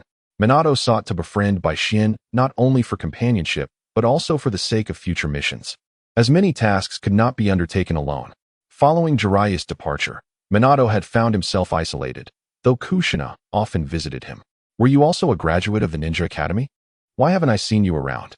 Minato questioned, certain he had not crossed paths with Bai Xian, who appeared to be of a similar age. Even if they were not in the same year, they should at least have encountered one another. Bai Xian suppressed the urge to roll his eyes, thinking it unlikely he would have been seen, considering he had been abducted just as he was about to attend school. However, he refrained from voicing this and instead feigned sadness. Mustering a smile that was more painful than a frown, he replied, "My parents passed away when I was 6, and I could not afford to attend school." His tone was calm, yet Minato stood frozen, as if struck by lightning, wanting to comfort Bai Xian but unsure how to approach him. He raised his hand to offer solace but then hesitated, caught in a dilemma. Bai Xian wiped away non-existent tears and waved his hand dismissively. "No need to worry, I have grown accustomed to it." Though he shed no tears, sorrow lingered within him. The night before, Bai Xian had resolved that rather than cry, it would be better to let those who caused him tears suffer instead. Minato hesitated, wanting to offer comfort but unsure how to express his feelings, especially as he himself was an orphan, with only a dubious mentor who had abandoned him. Just then, Bai Xian's stomach grumbled audibly, prompting Minato to invite him for a meal as an apology. "I'm sorry, that was unintentional. How about this? Let me treat you to a meal, and you can forgive me," Minato said, pulling out his small wallet and glancing at the meager amount of cash inside. Although the remuneration for ninjas appears substantial, in reality, it is insufficient when it comes to expenditures. While a single mission may yield between 5,000 to 50,000 ryo, the availability of such tasks is exceedingly limited. Moreover, Konoha Village takes a portion of the earnings as a mediation fee. Teamwork requires a division of profits, and the leading instructor tends to take the lion's share, leaving the students with mere scraps. Additionally, most tasks are assigned to freshly graduated genin for training purposes. For someone like Minato, who lacks a team or connections, it is quite challenging to secure significant missions. Thus, he focuses on honing his combat abilities to swiftly ascend to the ranks of Chunin and Jonin, enabling him to undertake more tasks. The maintenance of ninja tools is also quite costly, coupled with daily sustenance. Minato's finances are rather limited, showcasing his earnestness. Upon hearing this, Bai Xian's eyes lit up, especially since he had skipped breakfast in his haste that morning. "What shall we eat?" he eagerly inquired, looking forward to Minato's decision. There are many delicacies and eateries in Konoha that Bai Xian has yet to try, so any choice would be delightful for him. After a moment of contemplation, Minato deemed Ichiraku ramen to be the most economical option, priced at 60 ryo per bowl, which is quite reasonable and perhaps explains its enduring popularity. "How about Ichiraku ramen? Do you enjoy it?" Minato asked, turning to Bai Xian, who, to his surprise, wore a sorrowful expression. "I've never had Ichiraku ramen. I'm not even a ninja yet," Bai Xian replied. Minato was taken aback. having forgotten that Baishien was an orphan, and he was unaware that Baishien was not even a ninja. Based on Baishien's skills and proficiency, Minato had assumed he was a genin like himself. My sincerest apologies. This time, let me treat you to as much as you can eat. Can you forgive me once more? Minato thought it best to refrain from speaking further, as it was all too easy to tread on delicate ground. Baishien, seeing his little scheme succeed, readily agreed, with a shy yet warm smile. Minato led Baishien to Ichiraku Ramen. Master, prepare to extract every last drop from your patrons. He chuckled. Soon, they arrived at that familiar place. The very origin of dreams. As they lifted the curtain and entered, Uncle Ichiraku greeted them enthusiastically. Ah, little Minato, have you brought a friend today? Minato smiled back. Yes, Uncle, I'm the same as always. Baishien, is there anything you wish to eat? Minato refrained from making decisions for Baishien, though he didn't visit often, only occasionally dropping by. I'd like the tonkatsu ramen, please, Uncle. Baishien pointed to the classic tonkatsu ramen on the menu.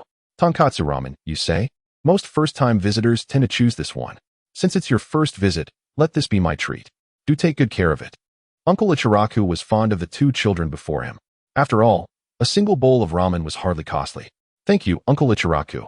Baishien was pleasantly surprised by this unexpected delight, though he wondered if he would regret it upon seeing the bill. Baishien lamented that SHBU had not yet been born. Ichiraku was still quite young and had not yet taken on the appearance of a middle-aged man. By the way, Minato, we need not be so formal. Just call me Baishien, he said, patting Minato's shoulder with a sense of camaraderie. Given that he now understood Minato better than even Kushina did, Minato awkwardly scratched his head, feeling a bit embarrassed, as they had only just met. And Baishien's enthusiasm seemed a tad overwhelming. Do you wish to register as a ninja? After all, becoming a ninja would afford you a better life. I would love to have a peer to undertake missions and grow alongside, Minato expressed earnestly. Baishien shook his head. I cannot become a ninja.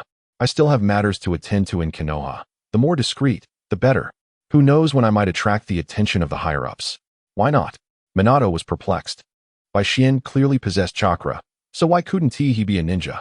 Even if ninjutsu was not his forte, he could always become a taijutsu practitioner. Baishien did not respond, simply shaking his head in silence. Do not fret. Even if you cannot become a ninja, we will still remain good friends, Minato said. Observing Baishien's quiet demeanor and fearing he had stumbled onto another sensitive topic, he quickly sought to reassure him. Baishien smiled in return. Thank you, Minato. Minato responded with a gentle smile of his own. Here comes the ramen. Enjoy your meal, esteemed guests. Uncle Ichiraku announced as he placed 2 bowls of ramen in front of Baishien and Minato. As Baishien beheld the culinary delights that had leaped from the animated realm into reality, he felt as though he were in a dream. Just as Minato was about to pick up his chopsticks, he noticed Baishien gazing at the ramen with a wistful expression. He began to speak, but the thought of Baishien's background silenced him once more. Baishien devoured his meal with gusto, while Minato savored his bites more slowly. Observing Baishien's enthusiastic consumption, Baishien relished the ramen, wolfing down several bowls, prompting Minato to check his wallet to ensure he could cover the bill, which brought him a sense of relief. Seeing Baishien enjoy his meal so heartily, Minato found himself eating more than usual as well. Uncle Ichiraku, noticing Baishien's voracious appetite, felt a sense of pride rather than concern. Baishien's enjoyment validated his craft, while Minato was perhaps the only one wearing a frown. At long last, I am full, Baishien exclaimed, rubbing his round belly, which was the highest praise for Uncle Ichiraku. Ha! Thank you for the kind words. Uncle Ichiraku beamed with joy. 1 bowl, 2 bowls, 3 bowls, and finally the 20th bowl. Minato gazed at the towering stack of bowls with a pang of concern for his wallet, adding his own total of 22 bowls. He was genuinely astonished that a 10-year-old could consume such an impressive amount, and even finish the broth. Baishien, tell me honestly, you are 10 years old, right? Minato prepared to pay, casting a slightly reproachful glance at Baishien, not out of anger, but rather mild discontent. Not quite, my birthday hasn't come yet. Baishien grinned, patting Minato's shoulder playfully. Uncle, please calculate the total. Minato began counting out the money, only to be met with Uncle Ichiraku's cheerful refusal. No need. No need. This is the best compliment I have received since opening my shop. And didn't I say I would treat young Baishien? Uncle Ichiraku waved his hands dismissively. Minato insisted on paying, but to his surprise, Uncle Ichiraku jovially ushered them out, inviting them to visit again soon. After expressing their heartfelt gratitude, Minato and Baishien left the establishment. As Uncle Ichiraku returned to clean up the bowls, he lifted the last bowl Baishien had eaten from and discovered 2,000 ryo hidden beneath it, money that Baishien had discreetly placed there while Uncle Ichiraku and Minato were engaged in conversation. For Baishien did not wish for anyone to suffer a loss. Uncle Ichiraku is truly generous to have treated us to a meal, Baishien said, arms behind his head as he walked, feeling that his belly had returned to normal after the feast. Minato glanced at Baishien's stomach with curiosity and chimed in, indeed. Uncle Ichiraku is a wonderful person, not only offering affordable prices, but also providing such warm service. Minato, do you think the war will come to an end? Will Konoha ever know peace? Baishien suddenly recalled a line spoken by Minato. If there is peace at the end of the battle, I will fight to the end. Baishien had always found that phrase quite striking and wondered if he might be fortunate enough to hear Minato utter it himself. Minato lowered his head in thought, and after a long pause, he looked up with unwavering conviction. The war will end, and peace will come. Baishien pursed his lips, somewhat dissatisfied with this answer. This moment was not lost on Minato, who curiously inquired, Baishien, do you have your own unique perspective on this? Baishien shook his head. While I do not possess any particularly unique insights, I believe your statement holds truth, yet it lacks a certain element. Shuemin pondered for a moment, scratching his head, feeling that his words held considerable merit, yet failing to grasp Baishien's intent. What do you feel is lacking? A certain assertiveness, perhaps? Just think about it. Such philosophical musings expressed in such a pedestrian manner seem rather unsophisticated, don't you think? Baishien began to lead Shuemin down a path of unorthodoxy. It seemed there was a missing essence of boldness. So how do you suppose this sentiment should be articulated? Curious, Shuemin was hooked. Let us meld this phrase with assertiveness. If the end of battle brings forth peace, I shall fight to the bitter end. Wouldn't that exude a sense of grandeur? Showcasing both the determination for peace at the war's conclusion and an impressive display of fortitude? Indeed, this transformation certainly imbued the statement with much more gravitas. Shuemin appeared contemplative.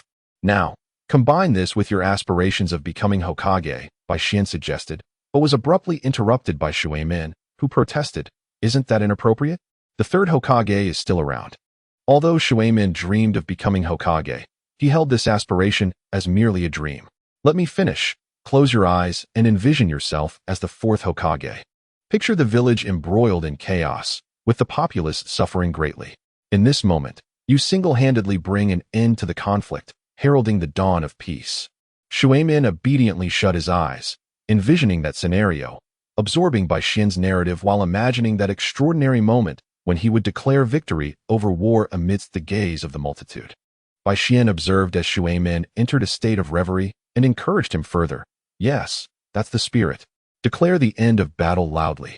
As soon as Baishien uttered these words, he dashed away, leaving Shuemin alone with his eyes closed, shouting the proclamation. If the end of battle brings forth peace, I shall fight to the bitter end. I am the fourth Hokage. Shuemin shouted this declaration in the street. Onlookers halted to witness this spirited young man, while Shuemin remained immersed in his own fantasy. Oh my, how magnificent! Baishien suddenly exclaimed, clapping his hands while observing Shuemin's reaction. Baishien felt no embarrassment, but Shuemin's face flushed crimson. After bowing awkwardly and scratching his head, Shuemin chased after Baishien, who sprinted away. Don't run, Baishien. You infuriate me. Shuemin had never anticipated a moment of social embarrassment for himself, and the gazes of those around him felt akin to pitying a child with disabilities, which was the most intolerable sensation for him. Baishien paid no heed to Shuemin's shouts, running swiftly while maintaining a safe distance. Oh my dear fourth Hokage, why are you blushing? Shuemin instinctively touched his face, feeling the heat radiating from it, and immediately accelerated to catch up with Baishien. The two continued their chase until they were halted by patrolling Uchiha, who issued a warning. The security of Konoha had always been entrusted to the Uchiha clan. Known for their no-nonsense approach, they would not engage in excessive dialogue, opting instead for imprisonment or physical reprimands for noncompliance. You have disrupted the peace of Konoha. Given your youth, we shall issue a warning this time. Next time, the consequences will be severe. Remarkably, the Uchiha before them chose not to imprison the two, merely offering a caution before departing. Meanwhile, Kushina, who had been wandering through Konoha, heard Shuemin's voice and approached them. Having calmed down, Shuemin realized he was no longer angry. After the warning, he had lost all semblance of irritation.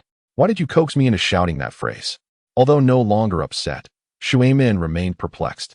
Bai Xian smiled knowingly. Because I believe you will undoubtedly become the fourth Hokage. Shuemin's pale face flushed once more. Thank you. Most children in Konoha aspired to become Hokage one day, as the position was based on merit rather than inheritance. The Uchiha clan doesn't seem particularly amiable. Perhaps we should tread carefully in the future, as we may not have such luck again, Shuemin remarked, still a bit shaken. It was common knowledge that the Uchiha were difficult to navigate, and those without connections often met grim fates in their custody. Bai Xian raised an eyebrow. Really? Upon seeing Shuemin nod, Bai Xian discreetly revealed his Sharingan to him. I sincerely apologize. Shuemin bowed deeply, realizing speaking ill of others in their presence was ill-mannered. It's a fair assessment, as you said. The Uchiha are known for their fierce and combative nature, even being labeled as inherently malevolent by the second Hokage. There's nothing to hide. Bai Xian felt no allegiance to the Uchiha, thus he was indifferent to their reputation. Shuemin scratched his head, uncertain how to respond to Bai Xian's reaction. So, have you forgiven me? Shuemin cautiously inquired, not wanting to lose this friend. Bai Xian covered his forehead with a hand. I must say, Shuemin, your disposition is overly cautious and considerate. Won't that wear you out? Bai Xian, typically carefree, did care for his companion's feelings, but he found it difficult to embody Shuemin's level of sensitivity. It was no wonder Kushina dubbed him effeminate. Shuemin chuckled awkwardly. Not at all. I find it quite agreeable. He then flashed his signature smile. A little sunbeam, are we? Bai Xian thought, enchanted by that smile, the charm of a romantic hero under the moonlight. Shall we stroll together? Bai Xian proposed. Shuemin hesitated, then opened his small wallet to check its contents, confirming he had enough before nodding. After all, Bai Xian had a hearty appetite, and having just eaten, Shuemin was cautious in his agreement. Sure, where would you like to go? Shuemin inquired as he secured his wallet. Bai Xian contemplated, I'd like to see the Hokage building, preferably from the inside. Shuemin shook his head. The Hokage building was not accessible to just anyone, and he was unsure of Bai Xian's intentions. Unfortunately, we cannot enter given our status, and there is not much of interest inside anyway. What do you intend to do there? Bai Xian scratched his head. I've never seen it, and if I were fortunate enough to meet the third Hokage, that would be splendid. Then let us wander aimlessly, Shuemin suggested, as Bai Xian was eager but needed to think it through. Shuemin didn't dwell on it, and began to lead Bai Xian on a leisurely exploration. As they aimlessly roamed, Kushina finally caught up with them. What were you shouting just now? It sounded rather bold, she inquired, having located them through her Uzumaki clan senses, though directed at Shuemin. Her gaze was fixed on Bai Xian. In her recent perception, she felt an inexplicable closeness to Bai Xian, stemming from her bloodline, yet simultaneously detected a suppressed emotion emanating from him, which unsettled her. Kushina, what are you doing here? We were just exploring, Shuemin greeted her with a smile. Bai Xian, too, scrutinized the tomato-haired girl, sensing a hint of familiarity in her presence. However, he dismissed it, attributing it to the surreal experience of anime manifesting in reality, similar to how he felt upon first meeting Shuemin. Kushina retracted her curious gaze, responding to Shuemin's inquiry. Hearing you shout so loudly, I recognized your voice and came over. Shuemin's face flushed, and he turned to raise an eyebrow at Bai Xian. Oh my, the sun is exceptionally round today. Bai Xian gazed up at the sky, expressing his sentiments aloud. Both Kushina and Minato rolled their eyes simultaneously. Bai Xian's initially warm demeanor had transformed to resemble Minato's unreliable nature in their eyes. Who is this beside you? Despite her reservations about Bai Xian's reliability, Kushina felt it necessary to introduce herself. The ever-empathetic Master Minato surprisingly overlooked these subtle details. Before Minato could make the introduction, Bai Xian interjected, Hello, my name is Bai Xian. Kushina politely responded, Hello, I am Uzumaki Kushina. However, Kushina felt a sense of unease upon hearing Bai Xian's name, as it seemed there was no family by that name in the village. She scrutinized him further with her sensory abilities, relieved to ascertain that he harbored no ill intentions. Bai Xian suppressed his urge to comment on the situation, recognizing that sensing others in front of them was somewhat impolite. Chapter 25, The Tomato Girl and the Red Warm Boy. Clearing his throat, Bai Xian noticed Kushina's lingering gaze on him, making him feel somewhat uncomfortable. Are you also a sensory ninja? Kushina asked. surprised at the implication of eavesdropping on others in plain sight. Bai Xian awkwardly shook his head. Though I am not a sensory ninja, it is not quite polite to stare at others, is it? Kushina stuck out her tongue and withdrew her sensory perception, while Minato seemed somewhat perplexed. We're going to continue our stroll. Would you like to join us? Bai Xian casually placed an arm around Minato's shoulders, signaling it was time for Kushina to take a back seat. Oblivious to the underlying message, Kushina nodded and approached the two, eagerly watching Bai Xian. Bai Xian found himself at a loss, accepting his role as the third wheel as long as Minato remained unfazed. Lead the way, Master Minato, he said with a yawn, feeling utterly bored as Minato led them forward. Kushina, noticing Minato's distracted state, took the lead and treated Bai Xian and Minato to various snacks along the way. Bai Xian delightedly sampled takoyaki and grilled squid, reveling in the culinary experience. In contrast, Minato gazed dreamily at Kushina's back, hardly touching his food. Bai Xian shook his head, realizing Minato was merely another lovesick youth. As he stealthily snatched a piece of takoyaki from Minato's hand, Bai Xian quickly devoured the grilled squid. When Kushina turned around, she found Bai Xian had cleared Minato's plate, prompting her to remark, "You glutton, have you eaten a lot today?" Only then did Minato realize what had transpired. "No. Minato began to explain, but Kushina had already shoved a new snack into his hands. Not forgetting Bai Xian, she handed him some as well. "Thank you, Kushina," Bai Xian exclaimed gratefully, to which she waved dismissively. As Kushina continued to lead, Bai Xian continued to indulge until Minato finally couldn't hold back any longer. "Bai Xian, are you insatiable?" Minato whispered in Bai Xian's ear. Bai Xian looked at him in confusion. "What do you mean?" Despite his perplexity, he continued munching. "Isn't it inappropriate to mooch off others like this?" Minato replied in a hushed tone, noticing Kushina was oblivious. Bai Xian nearly choked on his food, but adhering to his principle of not wasting, he swallowed hard. He began to cough violently, tears streaming down his face. Both Minato and Kushina expressed their concern in unison. "What's wrong?" After a struggle, Bai Xian managed to utter a single word, "Water." Kushina rushed to a nearby vendor and returned with a bottle, which Bai Xian gulped down, feeling revived. "It's nothing, Kushina. Your snacks are just too delicious, and I ate too quickly," he feigned embarrassment, scratching his head. Kushina's cheeks flushed as she resumed leading the way. Bai Xian, feeling playful, wrapped an arm around Minato's neck and teasingly asked, "Hey, why didn't you say you wanted to eat?" Minato sheepishly apologized, scratching his head. Suddenly, with a serious tone, Bai Xian asked if he was being sincere. "Seriously, did you not eat?" He nudged Minato's arm, grinning. "You like Kushina, don't you?" Minato looked puzzled. "How can you tell? Do you know the dish tomato scrambled eggs?" Bai Xian inquired. "Yes, but how does that relate to me and Kushina?" Minato replied. Bai Xian pointed at Kushina, tomato, and then at Minato's blonde hair, egg. Minato gasped, covering Bai Xian's mouth. "Kushina hates being called tomato. Don't let her hear that."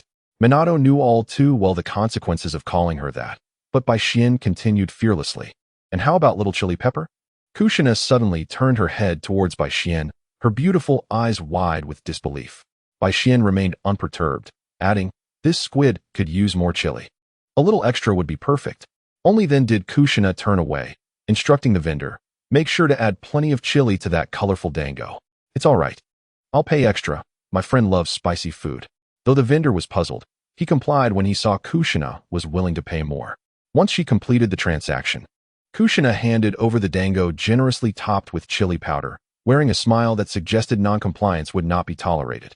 Bai Xian stared incredulously at the spicy dango, realizing it was a blatant act of revenge. He accepted it with tears in his eyes, taking a bite as Kushina looked on with satisfaction. Seeing Minato stifling laughter nearby, Bai Xian decided that sharing in the joy was better than reveling alone, and he wrapped his arm around Minato's shoulder again. Minato, feeling the pressure of Bai Xian's joyful demeanor, shivered. What are you doing?" It was Kushina who bought it, not me. As he attempted to escape, Bai Xian pulled him back. "It's delicious. You should try it." Minato bit his lip and shook his head in defiance. Bai Xian, feeling regretful, withdrew the dango and spoke in a tone just loud enough for Kushina to hear. "A girl as beautiful and wealthy as Kushina is truly admirable. I wonder if the lucky one could be me." Minato suddenly gripped Bai Xian's shoulder, his cheerful demeanor replaced by a serious expression. "Stop talking, I'll eat it." Bai Xian nodded in satisfaction, handing over the dango.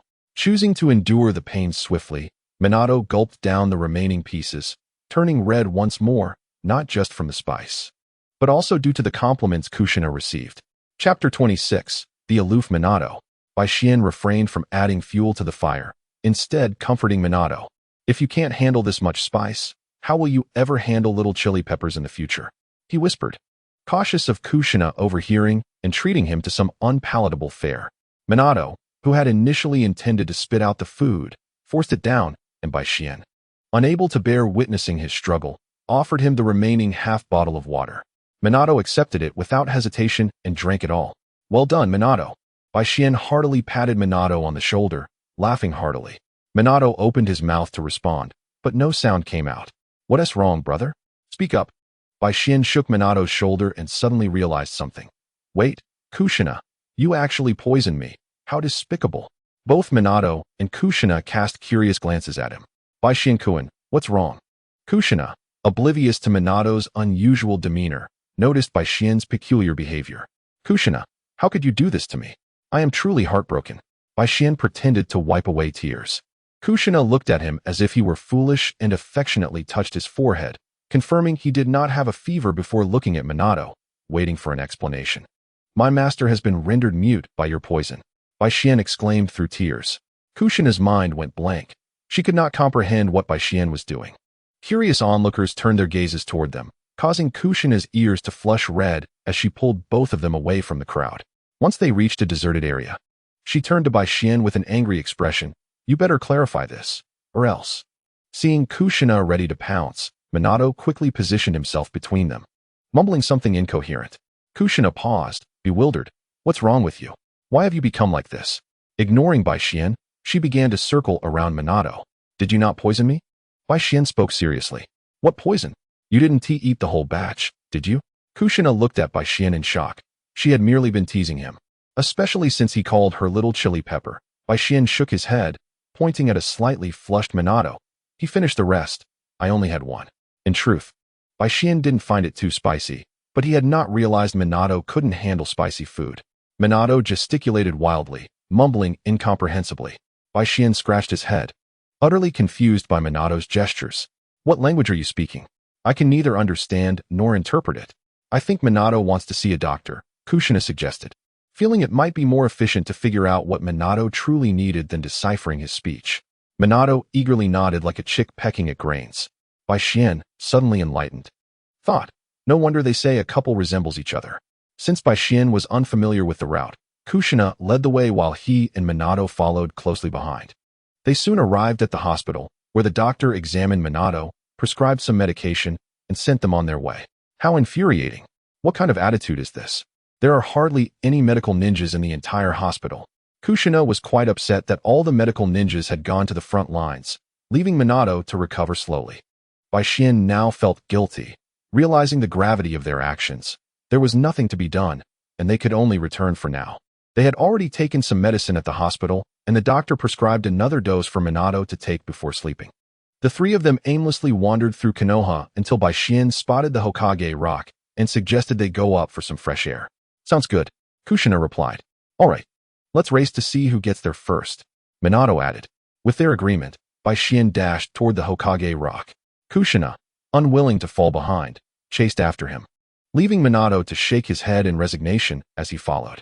The trio sped along without encountering the Konoha security team and safely reached the Hokage rock.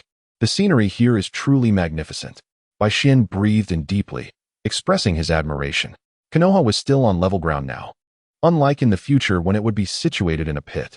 If one were to ask why Konoha would be built in a pit, it would lead to a story of peace. Jiraiya was likely teaching the three young students of the Rain Ninja at this moment, leaving poor Minato behind as the caretaker. The Flying Thunder God technique was probably created to compensate for Minato later on. Suddenly, a meow echoed from a tree behind them. Bai Xian turned to see. Where did that little cat come from? Kushina and Minato also noticed the small cat, which appeared to be a very frail kitten, seemingly born not long ago. It seemed to be trapped in the tree. You two come over and lend a hand, Kushina called to Minato and Bai Xian, initiating a human tower. Why am I at the bottom? Unfortunately, Bai Xian, looking sturdier than Minato, ended up as the base, supporting both their weights. You two absolutely cannot look up. Kushina repeatedly instructed them before reaching for the kitten. Come here, little kitty. Without responding to Bai Xian, she called out to the cat. Unexpectedly, the kitten seemed frightened and climbed higher up. Bai Xian felt a sense of despair at this sight. Oh, ungrateful little cat. You're going to crush me. Minato, do you think Kushina is heavy? Minato, Bai Xian suddenly remembered. My apologies, I forgot you can't speak. Minato grunted a few times. And Kushina stepped on Minato's foot. Stay still, I'll see if I can climb up. As she attempted to scale the tree, her hand slipped. And she let out a shriek as she fell, covering her eyes. Minato quickly caught her as she tumbled down, and when she opened her eyes, she found herself embraced in Minato's warmth, staring into his gentle smile. Her face flushed, and she thought to herself how handsome he was. Bai Xian looked up, utterly speechless. Could you two save your love display for a moment and get off me? Minato, feeling embarrassed, jumped off Bai Xian's back, and Kushina, blushing, was set down by Minato. Bai Xian suddenly realized something. They were ninjas, though he himself was not quite a ninja in the formal sense. Without a second thought, he infused chakra into his shoes and scaled the wall to reach the kitten. Hee, little one, I've caught you. Bai Xian seized the kitten by the scruff of its neck and climbed back down the tree. He placed the kitten on the ground, and the three of them gathered around it. Little cat, do you eat cheeseburgers? Bai Xian blurted out nonsensically, causing both Minato and Kushina to look at him. Why are you staring at me? Look at the kitten. Bai Xian continued. By the way, what do you think we should name this little cat? For this serious question, both Kushina and Minato fell into deep thought. Let's discuss names another day. I think the kitten might need food and water more urgently. Minato nodded in agreement. Bai Xian felt this made sense and decided that they would call it a day, hoping to help Minato recover his voice the next day. With that said, I'm off. Minato will be in your care, Bai Xian said, darting away before Kushina could respond, leaving Minato, Kushina, and the little cat staring at each other in bewilderment. Chapter 27. The Holy Son of the Evil God? It was noon, and Bai Xian suddenly remembered that Fugaku might come looking for him. So he hurriedly bid farewell to the two and checked if Fugaku had arrived. Before he reached home, he spotted Fugaku's figure and rushed to greet him with a few quick strides. When did you arrive? With the chairs and table gone. Bai Xian stood to converse with Fugaku. No worries. I assume you have guessed my decision. He and his subordinates will execute a family mission tomorrow at the border between the land of fire and the land of rice. Fugaku presented a map to Bai Xian. Bai Xian took it, carefully confirming the location before stowing it away without any intention of returning it. Fugaku did not mind such trifles. According to my investigation, 2 of my subordinates died on the front lines, and 1 is missing. Of the remaining 2, 1 has been bribed. He will help you intercept the other ninja. You only need to deal with Uchiha Yuhong. Fugaku spoke plainly. Bai Xian observed Fugaku's demeanor, which did not seem feigned, indicating that he was indeed unaware of Bai Xian's involvement in Uchiha Jin's death. Understood, no problem. When exactly will this happen? Bai Xian perceived the situation to be manageable. A seasoned Nin with a 3-tomo Sharingan was a formidable opponent, yet with relentless effort, Bai Xian believed he could confront him. However, he must remain vigilant against the oppressive power of the Sharingan and its Jinjutsu.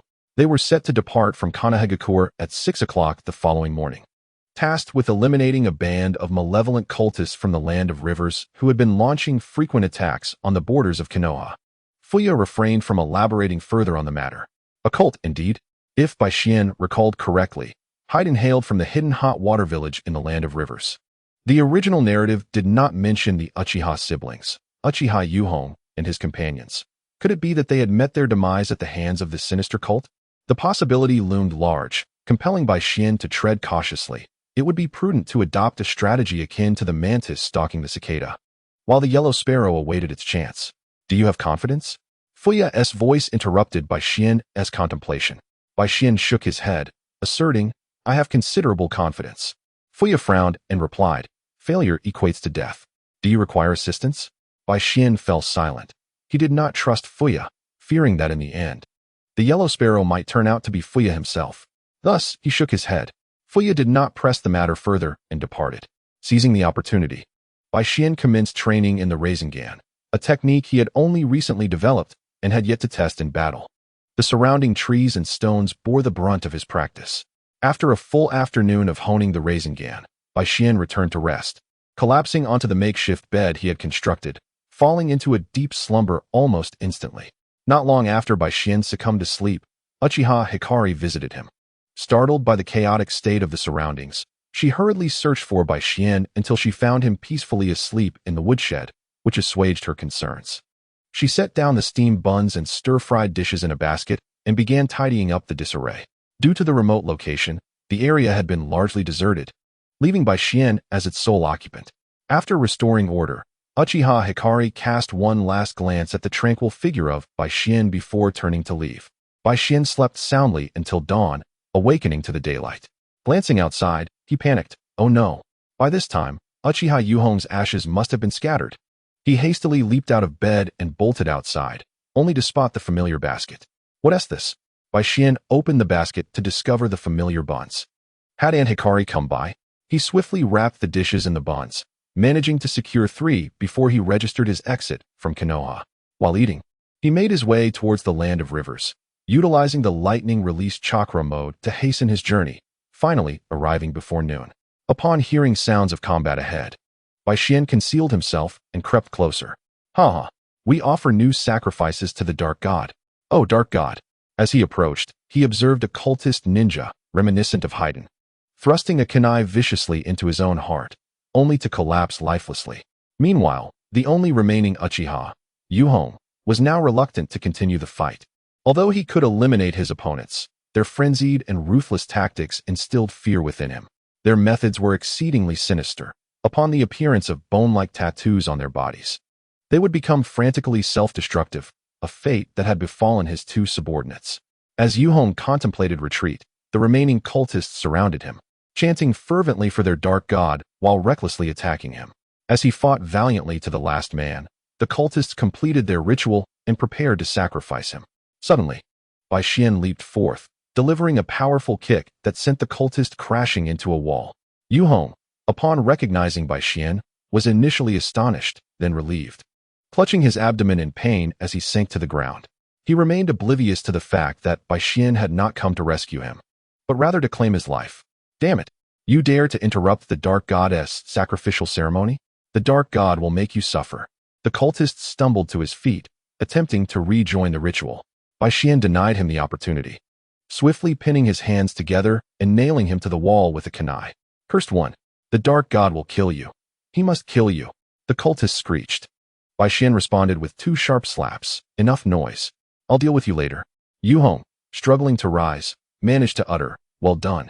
Come follow me, and I'll ensure your rise to greatness. It was evident he had forgotten Bai Xian entirely. Yuhong continued to entice Bai Xian, assuring him that as long as he survived, his future would be his own to dictate. Even though Bai Xian had not intended for such pain, the kick to his abdomen had been excruciating. Bai Xian remained silent, stepping before Yuhong and delivering a crushing kick that shattered his second brother. Yuhong, taken aback, suddenly felt a wave of agony beneath him, rendering him speechless, reduced to curling on the ground in torment. Do you remember my father? What about my mother? I do not understand why you conspired to murder my parents, but I no longer care. You all deserve to die? Bai Xian advanced, directly plunging his hand into Yuhong's eye socket, extracting both Sharingan in an instant. Such filthy eyes, he muttered disdainfully, yet he preserved them nonetheless. Cursed one. It's you. Yuhong struggled in vain until the end. Bai Xian did not waste words, turning to the altar, ripping the corpse from the cross, and tossing it aside. Grabbing Yuhong by the hair, he bound his neck to the scaffold and nailed his limbs to the pillars with kunai, ignoring his cries and pleas for mercy. Bai Xian methodically carved Yuhong's flesh with the kunai, berating his actions, and when the noise grew unbearable, he simply stuffed Yuhong's mouth until he succumbed to death. Bai Xian's eyes had unknowingly transformed into the 3-tomo Sharingan, but he paid no heed, pulling out a bone flute and beginning to play quietly. Ha ha! You are the true son of God. The son. Ha ha ha! The cultist began to wail. Bai Xian ignored him, finishing his melody before approaching. What is the secret to your immortality? He demanded, locking eyes with the cultist.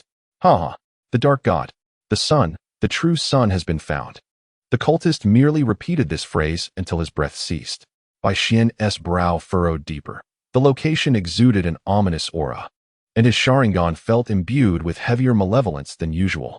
He could not ascertain whether the Sharingan had absorbed the negative emotions of the place or if it was something else entirely. Without lingering, He extracted the remaining eyes of the two Uchiha ninjas, unleashing a fireball to incinerate the site, to leave no evidence. Bai Xian unleashed several fireballs until he ensured everything was thoroughly scorched before making his exit.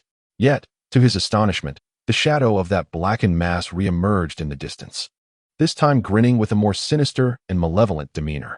Chapter 28. A brief escape from Calamity Kid. To become a stepping stone on the path of my mother's resurrection is indeed an honor. After muttering this to himself, Kurizetsu burrowed back into the earth. Unbeknownst to Bai Xian, he was in the process of cleaning the blood and traces from his body, preparing to return to Konoha. Before his return, Bai Xian deliberately adjusted his condition to optimal levels and familiarized himself with the copying abilities of the Sharingan. Now, Bai Xian could undoubtedly be deemed an elite Genin. Aside from the Hokage, he feared no one in one-on-one combat. The enhancement of speed and power from the lightning release chakra, combined with the dynamic capture capabilities of the Sharingan, ensured that even if he could not prevail, he could certainly escape. As expected, when Bai Xian was still some distance from the village, Fuyu was already waiting for him. He was taken aback upon seeing Bai Xian unscathed, having anticipated a fierce battle between the two, thinking he would be able to pick up the pieces afterward. He never expected Bai Xian to be so formidable. Surprised, are you? Bai Xian said calmly, maintaining a safe distance from Fuyu. Fuyu nodded without concealment. Your strength indeed surpasses my imagination. So what is your choice? Bai Xian shook his head. By the time I arrived, they were already dead. My opponents were followers of the evil god. I believe the Uchiha clan will have records of this. Fuyu was momentarily stunned. He had not anticipated such an outcome. However, he did not give up on trying to win Bai Xian over. Regardless of the process, the result is what matters. Come back with me to the Uchiha. We will spare no effort in nurturing you. What do you say? Bai Xian shook his head and activated his Sharingan. I will not remain in Konoha forever. The Uchiha clan has no future, but this opportunity lies before you. Will you choose to be my enemy, or will you opt for an ally? Hearing Bai Xian's words ignited a fire of anger within Fuyu, who opened his Sharingan and locked eyes with Bai Xian. I believe you are a wise man. The Uchiha situation will only worsen. Madara's decisions are correct, yet none of you are willing to follow him. As long as I am given enough space to grow, I will reverse all of this. Bai Xian's tone was resolute and powerful. Fuyu fell silent, realizing that the Uchiha were in a decline. Ever since the death of Uchiha Kagami, Konoha had grown increasingly wary of the Uchiha. The third Hokage inherited Tobirama's will, leading to even greater exclusion of the Uchiha, a fact that became evident in the later stages of the storyline. Bai Xian's talent was truly beyond imagination. Engaging him in battle would yield no benefits and could have unforeseen consequences instead. With this in mind, Fuyu retracted his Sharingan and stepped aside. If you need anything, feel free to find me, and I will do my utmost to assist you. Bai Xian nodded and walked towards Konoha. This was the perfect moment to strike. Fuyu believed that Bai Xian would be gravely injured if he acted, yet he refrained from doing so. Bai Xian sighed in relief, unafraid of Fuyu attacking him, but wary of potential treachery from behind. Turning back to Fuyu, he stated, I wish to see how the Uchiha clan records the cult organization. He remained puzzled as to why the cult referred to him as the Holy Son. It was hardly plausible that after merely wounding Uchiha Yuhong, they would dub him the Holy Son. Or was it possible that the cultist was simply mad and shouted it indiscriminately? This evil god was highly suspicious. He had scarcely appeared in the original text, only mentioned by Haydn, whose immortality stemmed from this so-called evil god. Yet, even until Haydn's death, the evil god never materialized. Was it that Haydn was merely an accident in the eyes of this evil god? Fuyu was equally curious about the evil god Bai Xian spoke of, and he nodded in agreement. Bai Xian chose not to elaborate further and turned to leave. Fuyu watched Bai Xian's retreating figure and could not help but sigh. If not for Uchiha Yuhong, perhaps the Uchiha could rise again. Unfortunately, this youth clearly held little affection for the Uchiha. Lord Madara, that young one has successfully awakened his three-tomo Sharingan. I believe he is the heir you seek. Black Zetsu reported respectfully to Uchiha Madara, who sat upon his throne. The enormous outer path golem loomed behind Madara, its head towering ominously, while pipes connected it to Madara, who had long since aged and was relying on the golem to extend his life. The flickering candlelight occasionally illuminated the golem's terrifying visage, sending chills down one's spine. Madara stroked his chin, pondering, a 10-year-old with three tomo? The awakening of the Sharingan requires a significant amount of negative emotions. Logically, a body and mind of this age should not be able to withstand it, not to mention the chakra required surpasses what they possess. Madara, now 60 years old, though aged, still harbored ambition. Although curious about Bai Xian, Madara decided to postpone his matters for the time being. There is no rush with that young one. Go keep an eye on Nagato. That lecherous boy seems to have made contact with him. To ensure the Rinnegan's absolute safety, you must monitor him closely. Compared to Bai Xian, Madara deemed the Rinnegan to be of greater importance. Understood, Lord Madara. Black Zetsu was aware of the Rinnegan's significance and swiftly descended into the earth, heading towards the Rain Village. Madara's knowledge of these matters was largely thanks to White Zetsu, who had been scattered by Madara and sent throughout the ninja world to gather intelligence, though there remained a unique existence. Ah, Fei, Madara called. And immediately an unruly White Zetsu emerged from the wall. Lord Madara, what can I do for you? I'm currently researching what truly means. The White Zetsu named Fei inquired with curiosity. Go monitor that Uchiha boy, do not let him die. If necessary, you may reveal certain things to him. Madara seemed accustomed to Fei's demeanor, unaffected as he continued assigning tasks. Got it, Lord Madara. Fei then melded into the earth and vanished. Fei, named Uzumaki by Wan, was often mistaken for Obito, but this was a misconception. Fei had possessed Yamato during the Ninja War and had even utilized a low-tier version of the true Thousand Hands technique. The Fei who partnered with Deidara was indeed Obito. Obito merely borrowed Fei's name, hence they were not the same entity, or perhaps Fei was controlling Obito. Madara gazed at the outer path golem and chuckled self-deprecatingly. Am I Uchiha Madara merely a relic of the past? Must I cling to life in this world? No. For the moon's eye plan. For true peace. I, Uchiha Madara, will accept anything. Chapter 29. Preparing to teach the master to make balls, Bai Xian did not return home, but first went to the streets of Konoha to buy some balloons and balls before meandering around the training grounds. This training ground was peculiar, always bustling with various ninjas, such as Minato. In this era, communication relied heavily on summoning beasts, and travel was primarily done on foot. Although the physical prowess of ninjas meant they did not tire easily. Soon, Bai Xian spotted Minato training diligently in a corner of the training grounds, focusing intently on throwing shurikens. Bai Xian's eyes brightened. It was a perfect opportunity. Hey, little brother, come experience the ultimate taijutsu of Konoha. Bai Xian stealthily crept through the grass behind Minato, and, at the moment Minato threw his shuriken, leaped out. Haha, try my 1,000 years of pain. Minato leaped to evade Bai Xian's sneak attack, having already noticed his movements. It must be said that without formal training, Bai Xian's overall abilities were lacking. At least in Minato's eyes, Bai Xian's sneak attack had numerous flaws. Bai Xian, seeing that Minato had dodged, retracted his hand with a look of regret, forcing a smile as he greeted Minato. What a splendid day. How's your throat? Upon mentioning his throat, Minato felt he would never want to encounter chili peppers again. He still felt pain in his throat that morning. Much better, but your sneak attack skills are really poor, Minato replied seriously. Bai Xian shrugged nonchalantly. These are trivial matters. Constantly fighting and killing is rather dull. It's better to eat a couple more bowls of rice. I actually have something important to discuss with you today. Let's find a secluded spot to talk, Bai Xian said as he pulled Minato towards a small grove.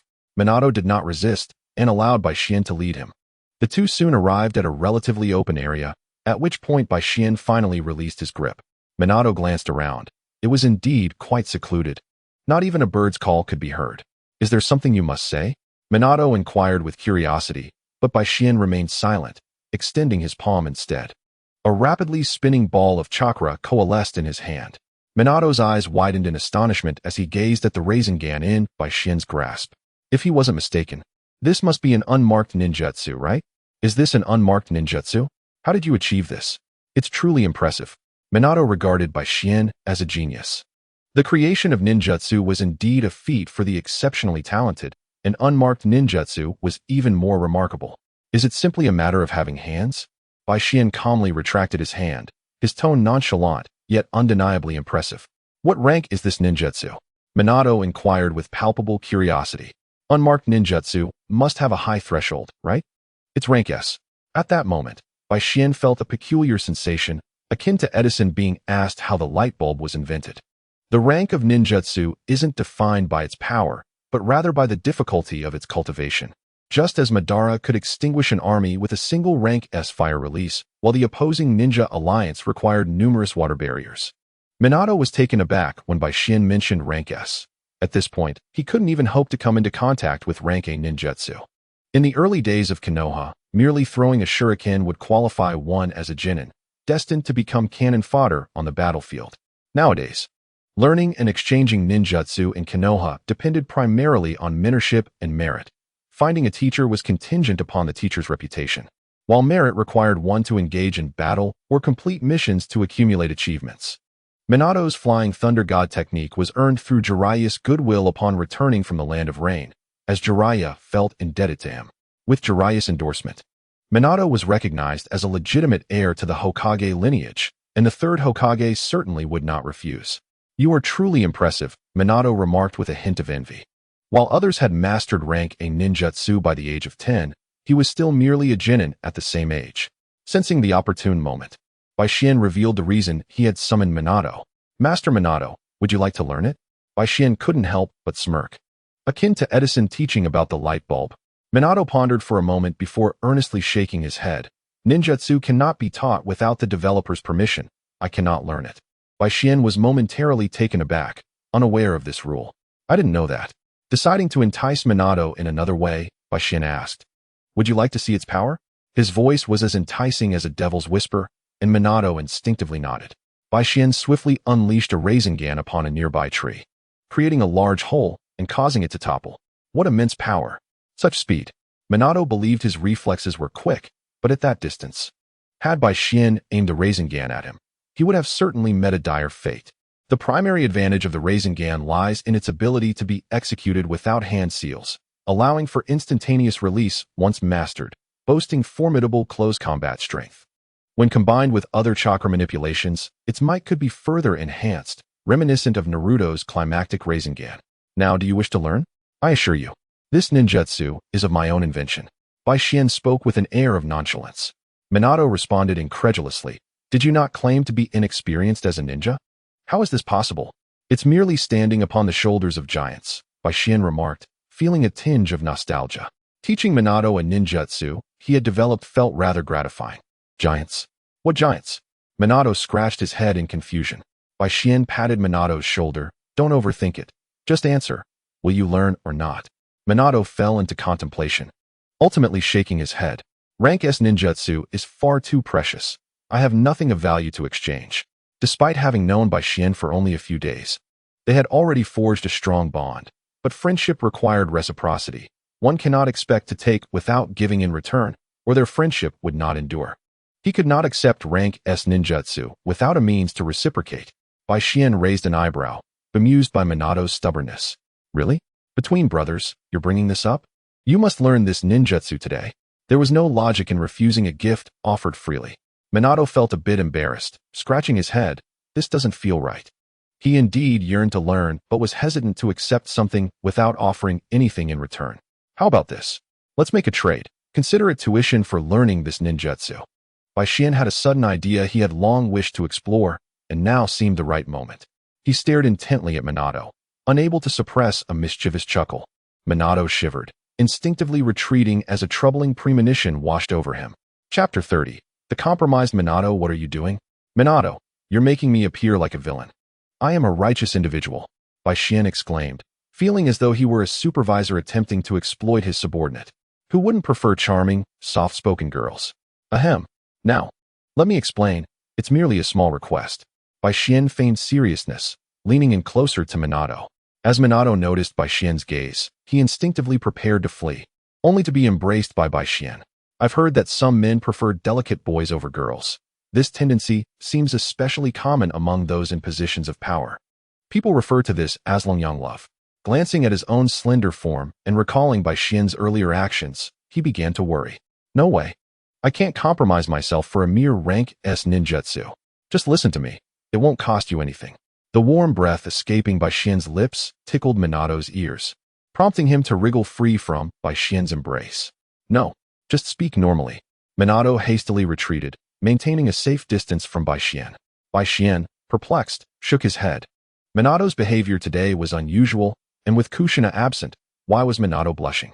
Bai Xian's playful spirit ignited. You're blushing. Let me see. He leaped towards Minato like a bird in flight. Bai Xian, no?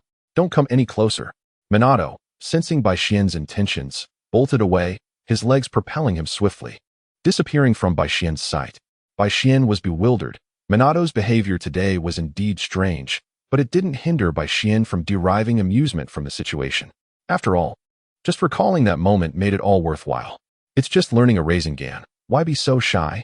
Bai Xian pursued Minato, activating his lightning release chakra mode, and soon cornered him in a small alcove. With nowhere left to run, Minato pressed his back against the wall, eyeing Bai Xian warily. Don't come any closer. Minato was resolute, while Bai Xian was equally baffled. It was his first time witnessing this side of Minato, resembling a frightened kitten. All right, I won't approach. But you're acting strangely today. What's the matter? Bai Xian queried directly, unable to comprehend Minato's behavior. Shouldn't I be the one asking this? Do you have a crush on someone? Minato remained vigilant, unwilling to lose ground for his own dignity. Bai Xian honestly shook his head. While the female characters in Naruto were undeniably attractive, he clearly had not arrived in this world at the right time. Most of those girls' parents were of a similar age to him. He certainly couldn't just intrude upon their lives.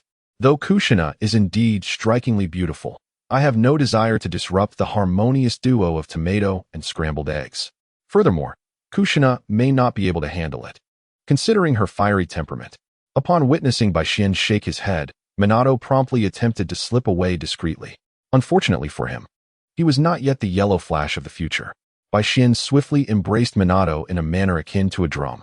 You seem rather unusual today, he remarked, disregarding Minato's protests as he led him back into the familiar grove. Minato struggled against the hold, but all attempts were futile, culminating in a playful flick to his forehead from Bai Xian. With curiosity, Bai Xian pressed on the bump that had formed on Minato's head, marveling at its existence.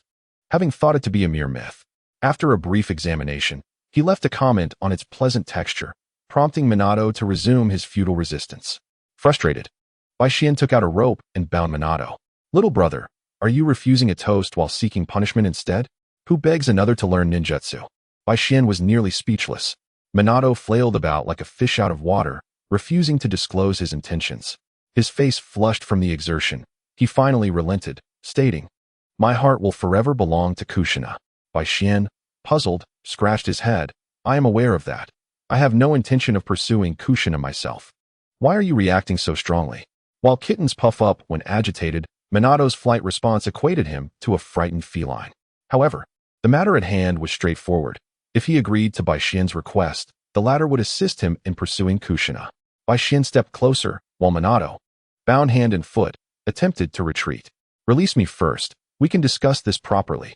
Minato nearly wept, exasperated by the day's events. Bai Xian shook his head incredulously. You are the one attempting to escape before I even state my request. It seems you are not interested in a proper discussion. Minato, realizing his predicament, resigned himself to his fate, acknowledging he was now at Bai Xian's mercy. Bai Xian leaned in closer, whispering, Wabi Wabi, Wabi Baba, encrypted communication activated. What? Minato gasped in shock. You truly have peculiar interests. What do you take me for? It's merely cross-dressing. I'm not the one who will dress as a woman. If you aren't careful, I might accuse you of defamation. Bai Xian denied Minato's unfounded accusations, merely curious about how the female version of Minato would appear. Absolutely not. Minato firmly declined, even though the proposal starkly contrasted with his expectations, like heaven and hell. Yet, he could not accept it. Bai Xian raised an eyebrow. Consider this. You currently possess neither strength nor capability. How do you intend to pursue Kushina? If she is injured, you cannot assist her. If she is bullied, you cannot retaliate. Do you wish to remain in this state indefinitely? Advanced ninjutsu awaits. The only price is a one-time cross-dressing. You do know transformation jutsu, don't you? Just transform here.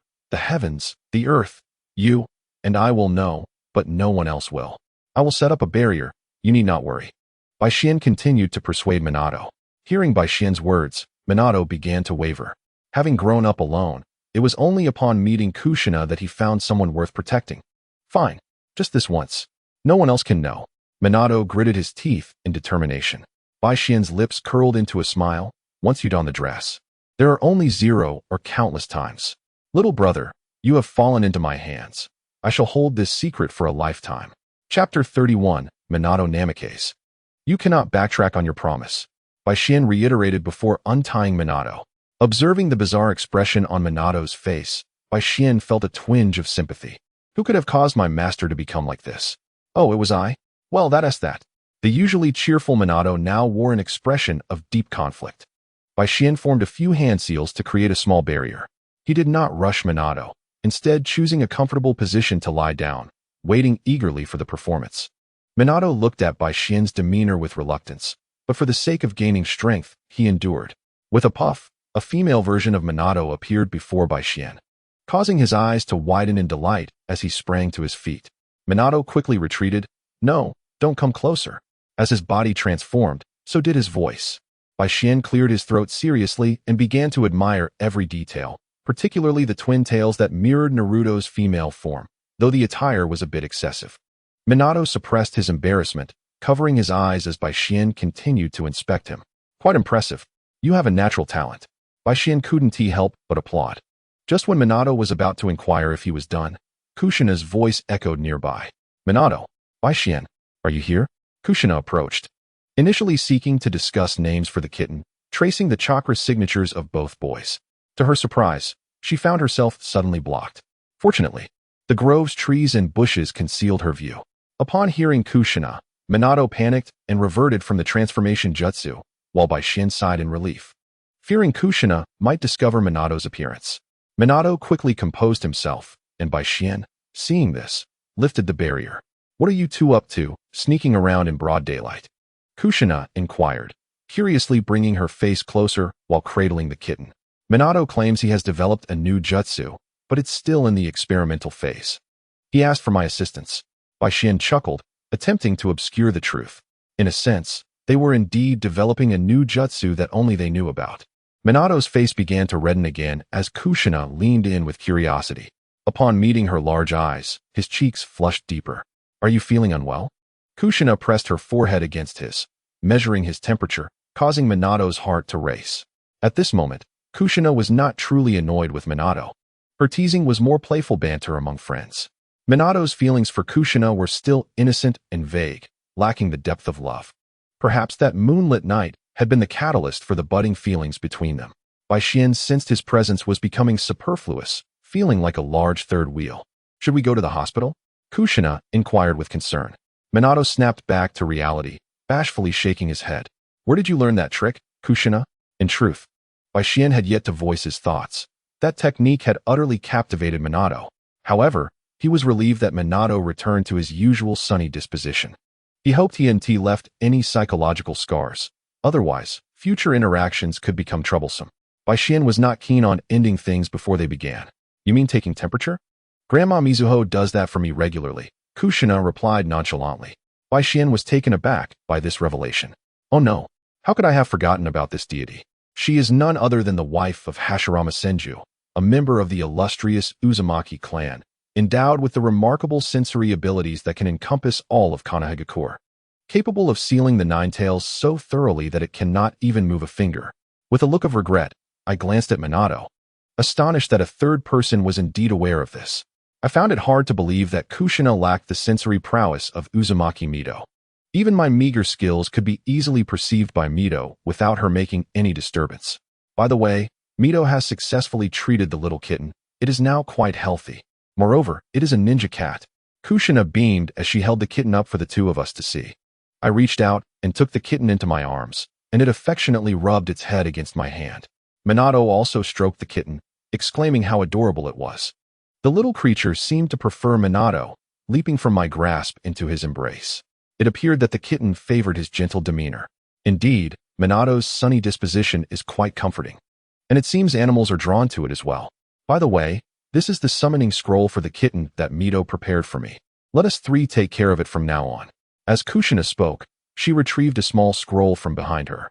Upon opening it, we noticed the kitten's paw prints already inscribed on it, indicating that all we needed to do was write its name in blood to summon it. Kushina promptly bit her finger, inscribing her name and pressing her handprint down. I followed suit without hesitation, mimicking her actions and inscribing my own name. At the moment I pressed my handprint, I felt a peculiar connection with the kitten, a sensation that was quite mystical. When I looked at the kitten, it returned my gaze, and I took it from Minato's arms to inspect it closely. Minato seized the opportunity to finalize the contract. Kitten, can you end the Great Ninja War? The kitten, under the right light, revealed its unusual eyes, one red and one purple, evoking a certain thought in my mind. Both Minato and Kushina turned their curious eyes toward me upon hearing my words. What nonsense are you asking? Kushina questioned, her beautiful eyes wide with disbelief as she scrutinized me. I scratched my head awkwardly, and Minato nodded in agreement, taking the kitten from my hands. Kitten, can you conclude the Great Ninja War? Huh. Kushina looked at both of us incredulously, a look of disbelief plastered on her face. Aren't ninja cats supposed to be able to speak? Why can't this one? I examined the kitten more closely, realizing that it was indeed quite beautiful. Its eyes were a splendid orange-yellow, large and round, while its forepaws were white, adorned with a white patch on its chest, the rest of its body being black. Kushina gathered her thoughts and explained. Mito said it might be because the kitten has been astray since it was young and hasn't learned our language. We may need to teach it. I pondered this, realizing the implication. Have you decided on a name for it yet? Both Kushina and Minato shook their heads simultaneously. Given Minato's penchant for long names, this kitten might end up with a rather elaborate one. I was fond of naming my pets after my favorite foods, so I suggested. How about calling it pork bun? Huh, your naming taste is horrendous. Let Minato and me decide instead. Kushina seemed quite displeased with my suggestion. Minato nodded in agreement. Clearly not fond of the name either. No, this name carries a regal essence akin to a lion. Come on, haven't you heard of No Pressure? Just summon the Fourth Great Ninja War. A lion? It sounds more akin to a male mosquito, I retorted. While I felt no pressure, I was certainly disgusted. Kushina and Minato had grown weary of my comments, dismissing me as they began to deliberate on a suitable name for the kitten. After considerable discussion, Kushina and Minato finally agreed to name it Yuanbao, as its eyes resembled beautiful gemstones. While I personally found this name rather appealing, I feigned indifference with a quip. Please, let's not bring up that name again, Kushina insisted, with Minato nodding in agreement. I shook my head in regret, feeling pity for my dear mentor, who seemed entirely under Kushina's thumb. As long as you like it, I replied nonchalantly. After all, it was merely a name for a cat. Not worth making a fuss over. Minato had grown accustomed to the eccentricities that slipped from my mouth, while Kushina was still adjusting. Though the intent of my words was apparent. Kushina, do you have any matters to attend to? Minato and I still have some tasks to handle, I announced, intending to swiftly teach Minato the Rasengan, a shortcut to strengthening myself, albeit with considerable risk. I regarded Minato as a genius, with my guidance. I believed 3 days would suffice. Kushina cast a curious glance at the two of us, but showed no intention of lingering, bidding farewell while cradling the kitten. Now, as midday approached, I resolved to remain in this small grove, which was not only cool but also concealed. Minato, however, seemed somewhat reluctant to stay here. I pushed such thoughts aside and set about my business, demonstrating the Rasengan. This technique is known as the Rasengan, and it was developed by you. I introduced it earnestly. Minato looked up at me, bewildered. Huh, I was just observing the Rasengan. My assertion had caught him off guard. Indeed, it is your invention. You can claim it as your own from now on. After all, standing from a godlike perspective, I had no shame in stating that it was his creation. Minato seemed inclined to inquire further, but I preempted him. I have my reasons, if you prefer not to acknowledge it. Simply say you found the scroll while walking and learned it on your own. Oh, all right, since I wish to keep it under wraps. Minato was willing to assist in concealing it. He understood well the dangers of attracting undue attention. By the way, I have 2 methods of teaching you. Which would you prefer? A smile crept onto my lips. Though this time I had no intention of leading Minato astray, I merely recalled another matter. Upon seeing my grin, Minato instinctively felt the urge to flee, for whenever I wore such a smile, something troublesome was bound to happen. He suppressed the impulse to run and mustered the courage to ask, what are the differences between the two? I contemplated for a moment. Let me demonstrate the first method for you. First, you do this, then that, and voil, a Rasengan is born. I animatedly gestured, and a Rasengan materialized in my palm. What? No way. Minato was left dumbfounded. He had only seen me wave my hands a couple of times before the Rasengan appeared, and he had missed everything else. How about that? Is it not exceedingly simple and easy to understand? I chuckled, wrapping an arm around Minato's shoulders, but he instinctively recoiled. Minato had begun to develop a certain aversion to my physical proximity, and it was an involuntary reaction. I momentarily froze, my expression still cheerful, yet markedly different from before. I could sense that Minato was uncomfortable with my touch, though I could not fathom why.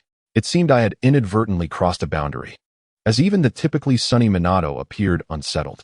At that moment, his focus was not on me, but rather on the Rasengan I had just demonstrated. Oblivious to the subtle change in my demeanor, Baishin fell silent, realizing that perhaps his actions had indeed crossed a line. Although he felt he had not behaved excessively, others seemed to disagree. A seemingly harmless nickname, perhaps merely a jest, could nonetheless pierce one's heart. Let's leave it at this for today. I will seek you out tomorrow, Baishin stated softly before departing, leaving Shui Min in a state of confusion. Just moments ago, Shui Min had sensed Baishin's emotional shift. Yet before he could voice his thoughts, Baishin had already left. Baishin suddenly recognized certain truths. He perhaps ought not to forge ties with Shui Min and the others, for the act of stealing the sealing scroll would constitute a grave sin. If it were discovered that Kushina had ties to Uzumaki Minato, it would pose no significant issue. However, Minato might find himself ensnared in an inescapable predicament. Baishin pondered what might have led Minato to feel exasperated with him. Given Minato's character, he would typically not react, so unless a boundary had been crossed. Frustrated, Baishin scratched his head, deciding that next time, he would ask Kushina for assistance. First, Baishin ventured to the market to purchase scrolls and writing supplies, documenting his insights and learning process concerning the Rasengan, including its future developmental directions. He then penned a letter of apology for the prank he had played on Minato and tucked it within the scroll. By the time he completed these tasks, twilight was descending, and Baishin began preparing dinner, which consisted of grilled fish and fish soup. He mused to himself how delightful it would be if Aunt Ching had made some pancakes.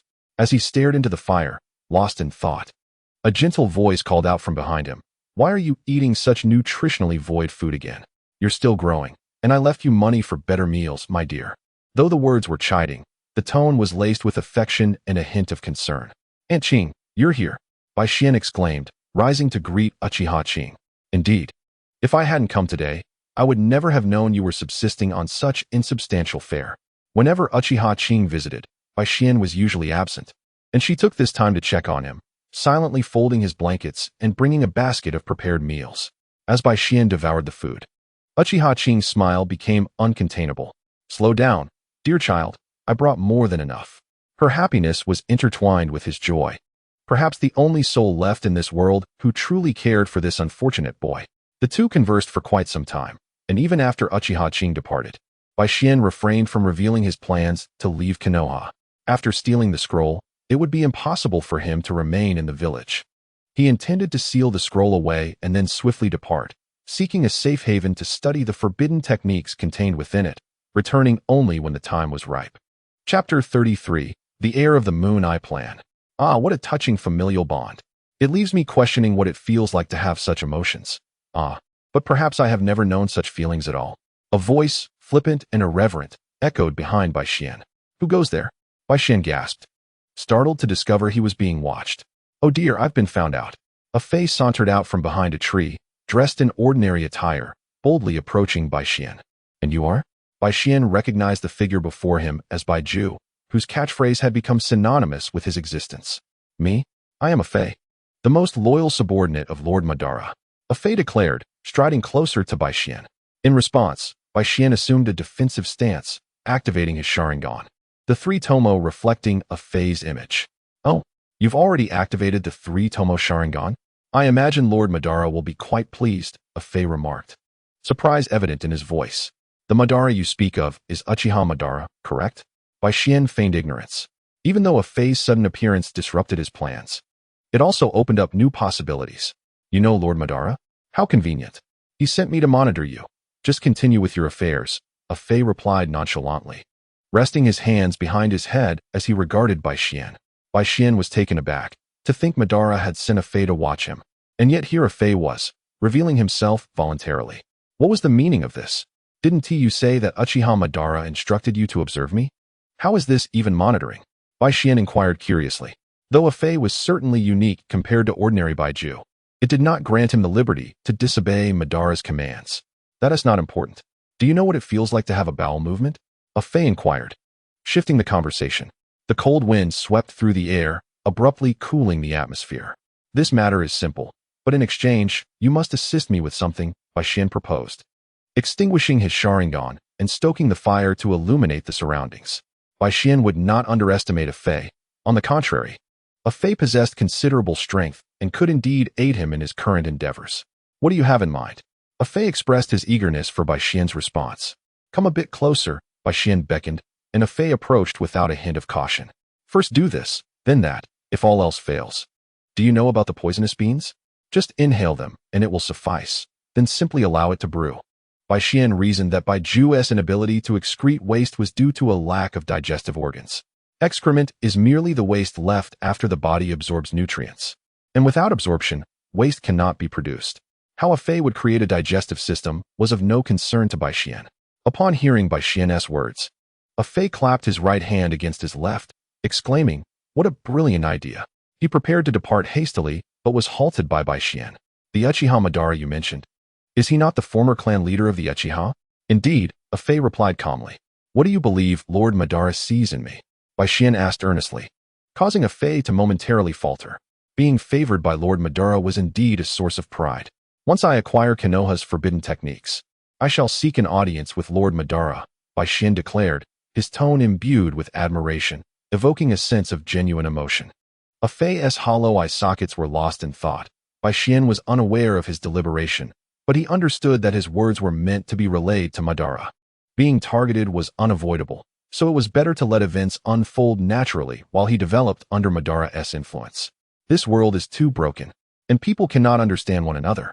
I desire immense power to put an end to it all, just as Lord Madara seeks. Bai Xian's voice grew increasingly sincere, tinged with fervor. A little fan of Lord Madara, perhaps destined to become the second Uchiha Madara? Fei left with a nonchalant air. After Fei's departure, Bai Xian did not remain idle. From his earlier conversation with Uchiha Qing, he had learned that his father's Sharingan was in their possession, alleviating his concerns on that front. Casting a glance toward the direction Fei had vanished, Bai Xian swiftly made his way to Kushina's home. Just as Bai Xian departed, Fei re-emerged from behind the tree, lost in contemplation. Moments later, he quickly burrowed underground, heading toward Uchiha Madara. Lord Madara, I have returned. Fei knelt on one knee. Madara, with his eyes closed, suddenly opened them, his tone indifferent. Did I not instruct you to monitor that brat? Why have you returned? The oppressive aura emanating from Madara bore down on Fei, prompting him to plead for mercy. Lord Madara, that brat is far too vigilant. He discovered me, and he has already activated his 3-Tomo Sharingan. Reluctantly, I returned to report. He added, moreover, that brat is a devoted admirer of yours. His thoughts mirror yours almost perfectly. Fei relayed Bai Xian's words to Madara. Fei's words are a blend of truth and deception. He does not pledge his complete loyalty to Madara, nor does he to Kurizetsu. He executes Madara's commands and Kurizetsu's alike. Exposing himself before Bai Xian was Kurizetsu's design. Yet Fei remains indifferent. Both see him as a mere pawn, and he acts according to his own whims. As long as he does not cross the boundaries set by Kurizetsu and Madara, he generally remains unscathed. Bai Xian's prodigious talent has aroused Kurizetsu's envy.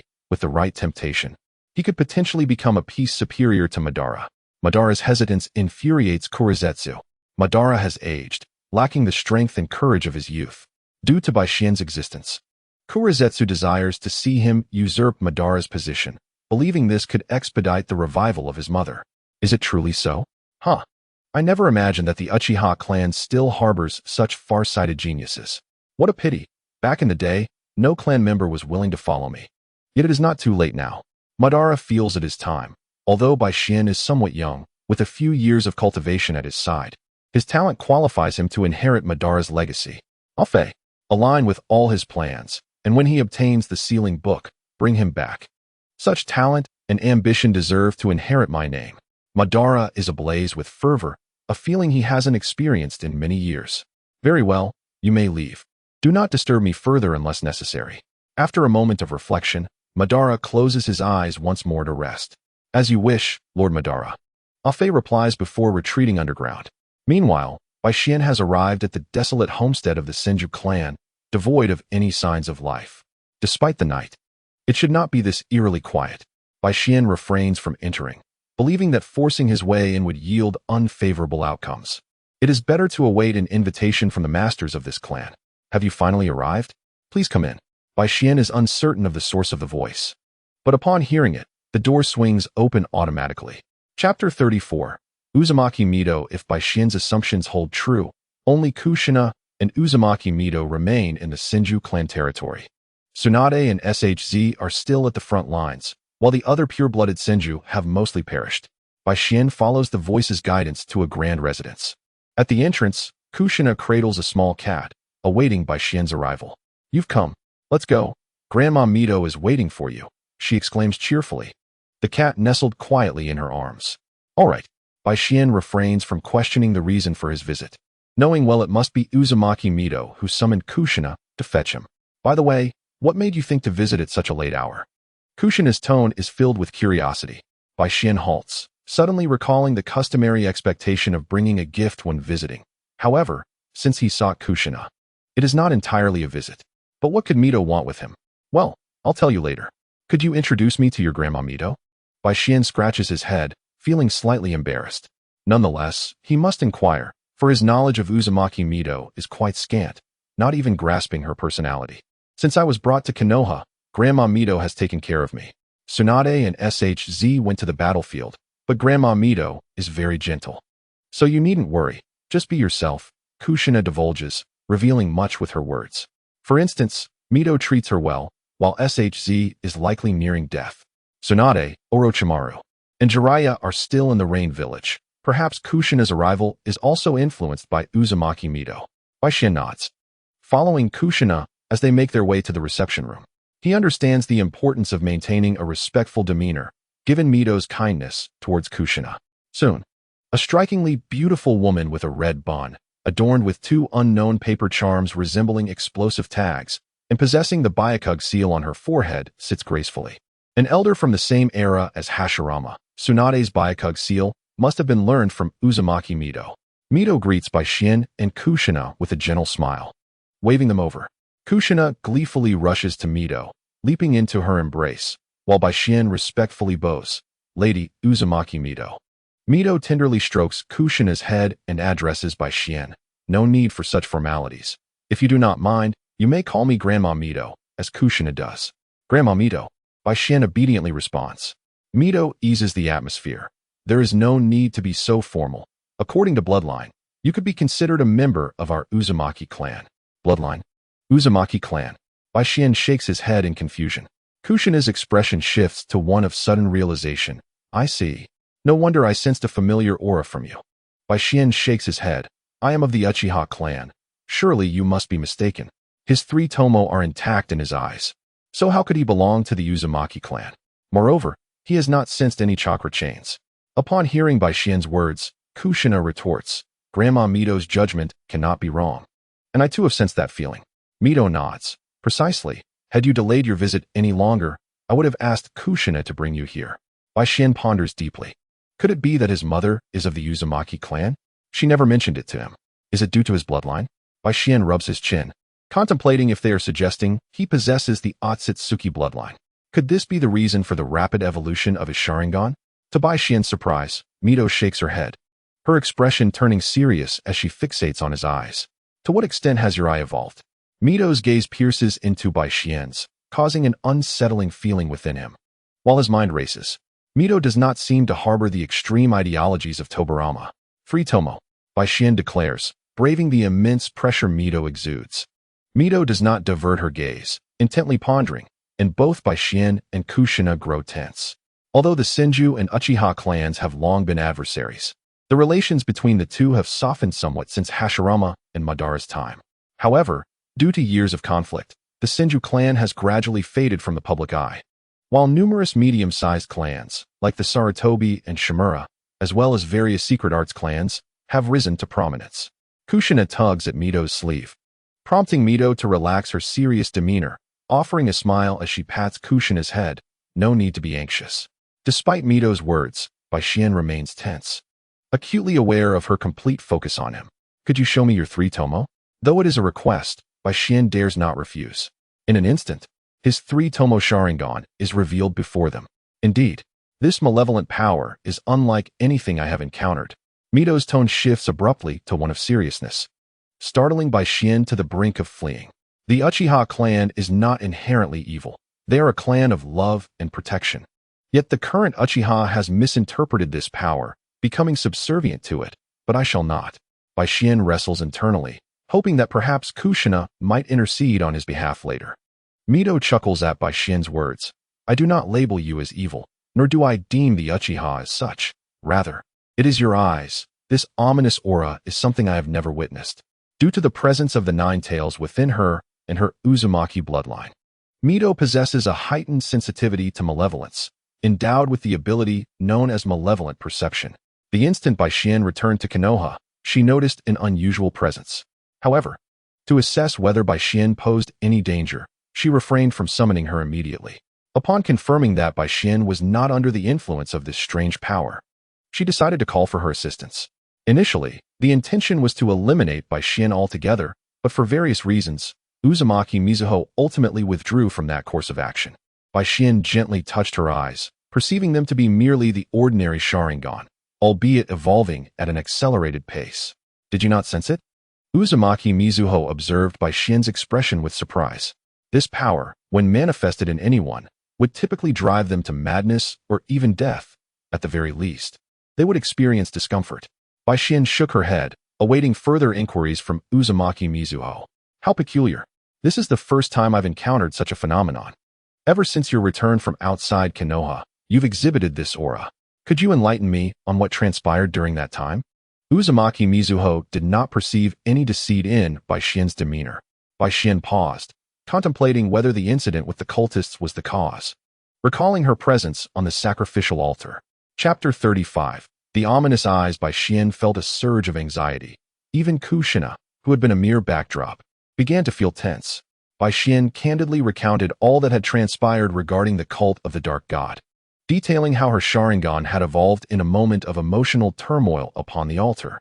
As she described the scene, Kushina's heart raced, and she instinctively nestled behind Uzumaki Mizuho. Clutching her cat, Uzumaki Mizuho's expression grew increasingly grave as Bai Xian spoke. Are you suggesting that merely encountering an enemy's blood and drawing a formation can result in a life-for-life exchange? I possess limited knowledge of this cult. I had only heard whispers, never anticipating its growth to such an extent.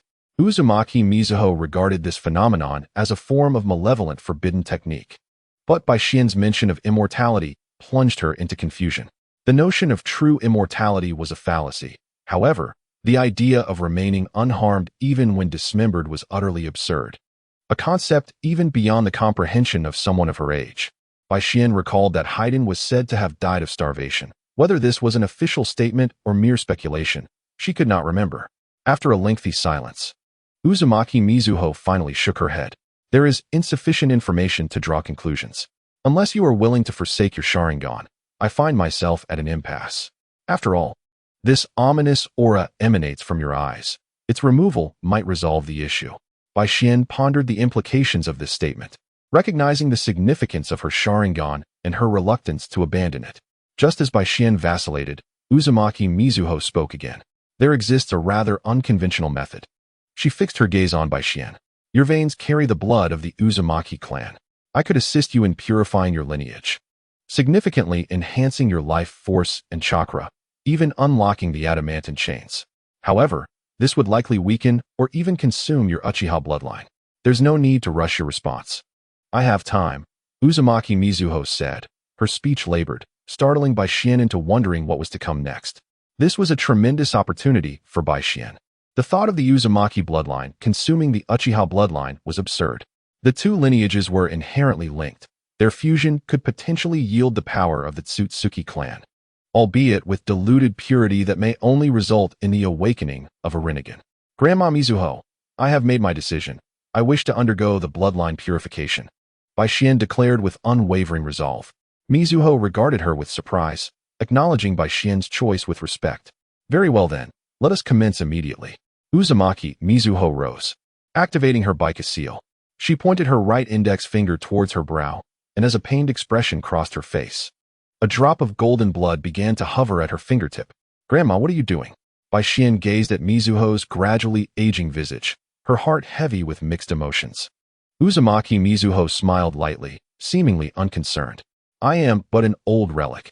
If I can perform a small service for my descendants before my time comes, it is but a fitting end, she chuckled. Grandma, Kushina exclaimed, covering her mouth as tears streamed down her face. This was the first time she had witnessed Mizuho appear so frail, leaving her in utter shock. Mizuho directed the drop of golden blood towards Bai Xian's brow. Child, do not resist, relax. The moment the blood made contact, it surged into Bai Xian's body, enveloping her in a warm embrace reminiscent of a blooming flower field. Vaguely, she felt the gentle caress of her mother, like a soft breeze against her cheek. However, before long, her Sharingan involuntarily activated, drawing in all the golden blood. Bai Xian felt as if she were plummeting from paradise into despair, her brows knitting together involuntarily. Observing this, Uzumaki Mizuho rushed forward, attempting to pry Bai Xian's eyes away. This anomaly was too bizarre. True darkness resided within those Sharingan. The three tomo of her Sharingan began to rotate slowly, creating a barrier that repelled Mizuho's hand. Realizing what was happening, she attempted to seal the eyes, but her sealing technique proved ineffective. Kushina trembled nearby, her cat hissing and bristling. Mizuho, determined to intervene again, was taken aback as Bai Xian suddenly collapsed to the ground, only to rise again and rub her eyes. Child, recount your recent experiences, Mizuho requested weakly. Placing a hand to her forehead, Kushina hurried to support her. Grandma Mizuho, I am truly sorry, Bai Xian expressed remorsefully. Recognizing that the elderly woman was nearing the end of her life, and it was her eyes that had caused this turmoil.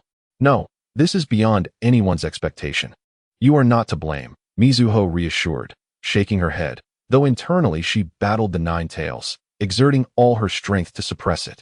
Bai Xian discerned Mizuho's distress and realized she was still the Jinchuriki. Understanding the gravity of the situation, she found no anomalies in her Sharingan, only a newfound strength.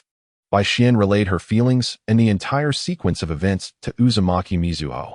Mizuho listened intently, asking no questions, likely preoccupied with subduing the nine tails within her. After Bai Xian finished recounting her tale, a heavy silence enveloped them until Mizuho broke it with a deep breath.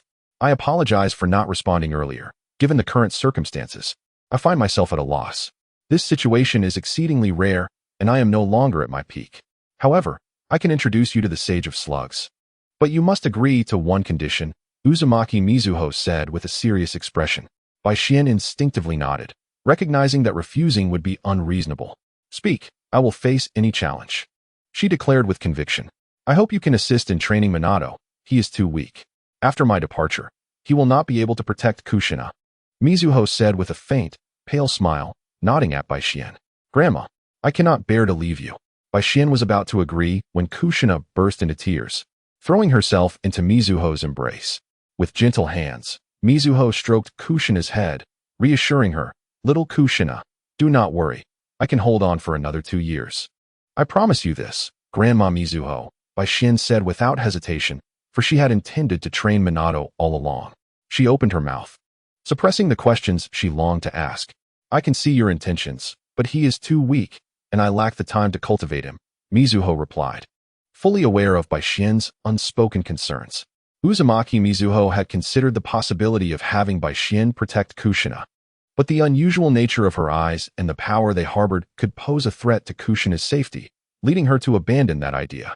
Minato possesses an innate talent, yet time is not on his side, leaving him unable to divert his attention to instructing Minato. Bai Xian firmly believes in the aptitude and capabilities of Uzumaki Watergate, acknowledging that he undoubtedly possesses the level of an elite jonin, sufficient to mentor Minato, especially with the creation of the signature technique, the Rasengan, which is a true masterpiece of genius. However, his peculiar personality does raise some eyebrows, particularly regarding the incident of Minato in women's clothing, though at least his values remain intact. In Chapter 36, the first phase of Rasengan, Kushina feels a flush on her cheeks, having caught the underlying tone of Uzumaki Watergate's words. Grandma, I can protect myself, she asserts, puffing out her cheeks. She still holds her previous rigid impressions of Minato, as does Bai Xian, who also appears unreliable. With your personality, it's no wonder Grandma is so concerned, Uzumaki Watergate replies with a cheerful demeanor. Rest assured, I'll see it through. Bai Xian thinks, if he were to refuse, he might as well gouge out his own eyes to return the blood he owes, but thankfully, his thick skin allows him to take such an advantage. Then you may return home for now, Uzumaki Watergate says, feeling quite exhausted. Today's events have left her capable of suppressing the Nine Tails for perhaps another 2 years, yet she does not regret it, as it provides a layer of protection for Kushina. Please take care of yourself. I shall take my leave. Bai Xian, acknowledging her need for rest, departs without lingering. He hastens to the Minato household, realizing that time is of the essence.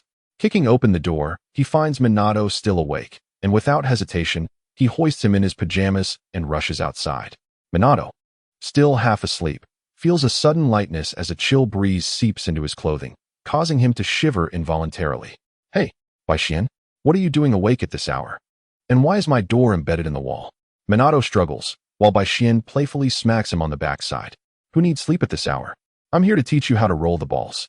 Though perplexed by Minato's apparent disdain for him, Bai Xian dismisses it as unimportant.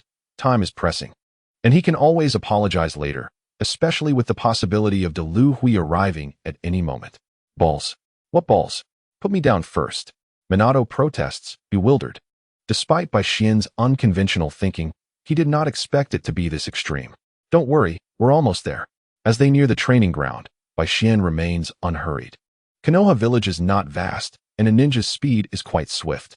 Minato, conceding to the bizarre situation, decides to see what Bai Xian has planned. Upon arriving at the training field, Bai Xian sets Minato down and uses water techniques to create several water balloons, along with a few water balls. The first phase requires concentrating chakra in the palm to burst the water-filled balloons.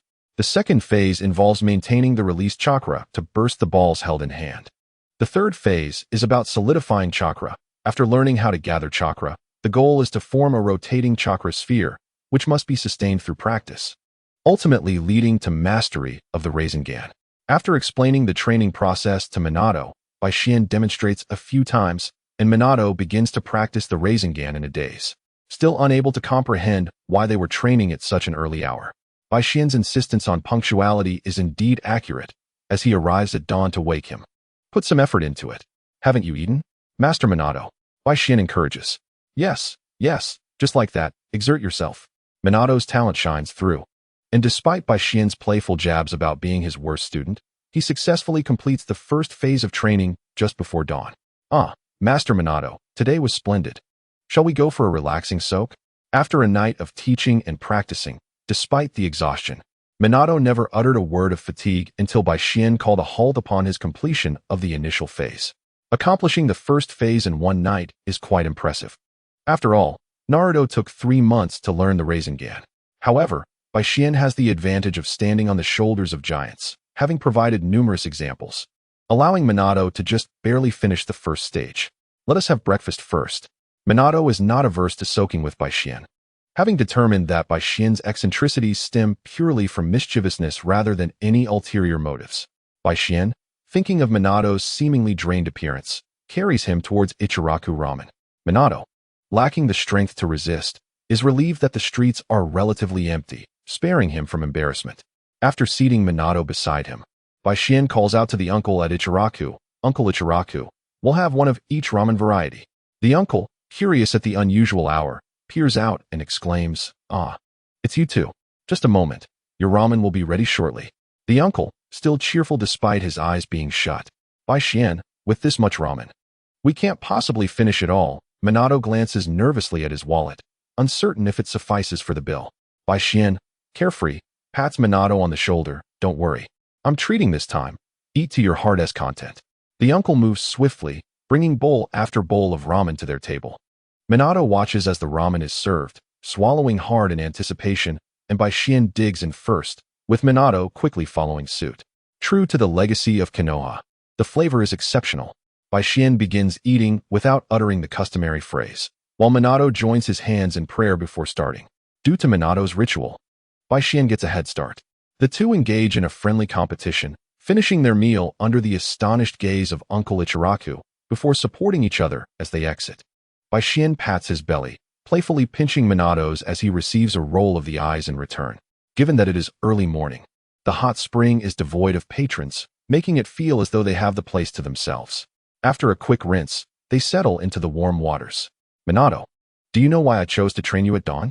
They lean against a large rock, the steam causing both to flush. I don't know, Minato shakes his head, more preoccupied with the peculiar situation regarding his door, which now seems embedded in the wall. Baishin sighs, time is short, I must depart.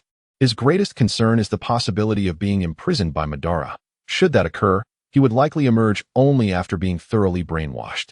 There is also the looming possibility of being kept in a more relaxed manner, which Baishin suspects is quite likely. However, he must prepare for the worst. If he is indeed imprisoned by Old Dunga, Master Minato will likely take a long time to master the Rasengan. Learning independently is vastly different from having a mentor. Suddenly, Minato leaps from the hot spring, startling Baishin, who then notices Minato's curry stick and compares it to his own, noting that he is indeed superior. Minato hurriedly returns to the spring, wrapping himself in a towel and saying nothing.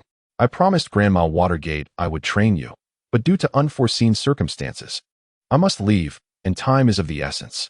Besides, don't you wish to grow stronger to protect Kushina? Baishin's tone carries a sense of helplessness, as without power, nothing can be accomplished. Thank you, Baishin. Minato refrains from questioning Baishin's reasons or attempting to keep him, understanding that these matters are beyond his control. Baishin begins to slowly demonstrate the formation of the Rasengan, and with the help of the water, Minato begins to grasp the concept, attempting to imitate the technique. Thus, they quietly soak in the pool, one demonstrating while the other mimics. Chapter 37. The bi-family scrubbing method. I see that you won't be able to make it to the second phase just yet. Come scrub my back. Baishin rises from the pool and lays on the nearby scrubbing bed. Minato nods, though while he dons the scrubbing towel, his mind remains focused on the Rasengan technique. Master men can indeed apply some strength. My physique is exceptional. Baishin's flippant remark abruptly interrupted Shui Min's contemplation. Upon observing Baishin's impressive physique, Shui Min began to rub, while Baishin yawned, feeling the pressure on his back. How can I unleash immense power instantaneously? Shui Min pondered, scratching his head. The water balloon possesses remarkable resilience. Without considerable force, it is challenging to burst. Focus, Master Men. I'm nearly dozing off. Baishin yawned again, signaling to Shui Min, who was providing an exceedingly comfortable experience. Upon hearing Baishin's words, Shui Min's eyes brightened. Right. Concentrate and break through with full force. He quickly removed the loofah from his hands and took the water balloon Baishin had given him, attempting to gather a spiraling chakra ball. Directing his focus to his palm. With a pop, it burst. Shui Min was thrilled, following Baishin's guidance. Only the final step remained, concentrating chakra, merging it into a rotating sphere and maintaining it to complete the spiraling sphere technique. Why have you stopped rubbing? Baishin murmured. Shui Min instinctively placed his hands on Baishin's waist, contemplating that using the spiraling sphere might suffice as well, as controlling the chakra amount would serve a dual purpose. Thus, he maneuvered the chakra sphere towards Baishin's waist, only for it to bounce back upon contact with him. What was that? In that instant, Baishin felt as if he were besieged by fierce ants, and the sensation on his waist was somewhat difficult to articulate. Shui Min hastily dispersed the chakra orb, pretending nothing had happened, though Baishin noticed. With a raised eyebrow, Baishin thought, what a rascal, attempting to ambush me with the spiraling sphere. This certainly wakes me up. Baishin displayed his characteristic grin, prompting Shui Min to call out in alarm as he turned to flee, but Baishin held him back. Where are you running off to? I want to bite you. You look exhausted from all that rubbing, right? Come, let me help you out. Baishin said with a warm smile, which appeared quite intimidating to Shui Min. Could you be a bit gentler? Shui Min, realizing escape was futile, weakly replied. Baishin's enthusiasm diminished upon seeing Shui Min's lack of resistance, muttering, how can I be excited if you don't resist? Shui Min's eyes widened in disbelief. He had indeed misjudged the situation. I believe I'm already quite clean. Perhaps we should skip this? Shui Min felt tears welling up. Baishin's face flushed from the hot springs, which made Shui Min's legs tremble with apprehension. Rest assured, Baishin reassured him while binding Shui Min to the platform, his back facing up. To rub your back, you must lie face up. However, Shui Min was frightened into a vigorous struggle. Baishin had undergone rigorous training in physical techniques, enduring lightning strikes daily to cultivate his lightning chakra mode. Such hardships were not in vain. He swiftly tore his towel into strips and securely bound Shui Min. With a mischievous grin, Bai Xian produced the loofah. This might sting a bit. Bear with it, he said cheerfully, squeezing Shui Min's waist, causing him to shiver in resignation. Come on, it's just a back rub. Why act as if facing death? Bai Xian, unable to comprehend Shui Min's reaction, continued his work diligently, for only a pristine appearance would catch the eye of Kushina, the affluent heiress. Marrying Kushina would mean inheriting the Uzumaki clan's wealth, along with a substantial sum from the Senju clan, ensuring a life of ease. Noticing Bai Xian focused solely on the back rub without any extraneous actions, Shui Min curiously turned to look. Brother, you're putting in a lot of effort for your lifelong affair. You must strive hard, Bai Xian remarked, gradually increasing his pressure. What lifelong affair? With Kushina? Shui Min, typically more reserved, had been influenced by Bai Xian's presence, yet remained bashful around Kushina.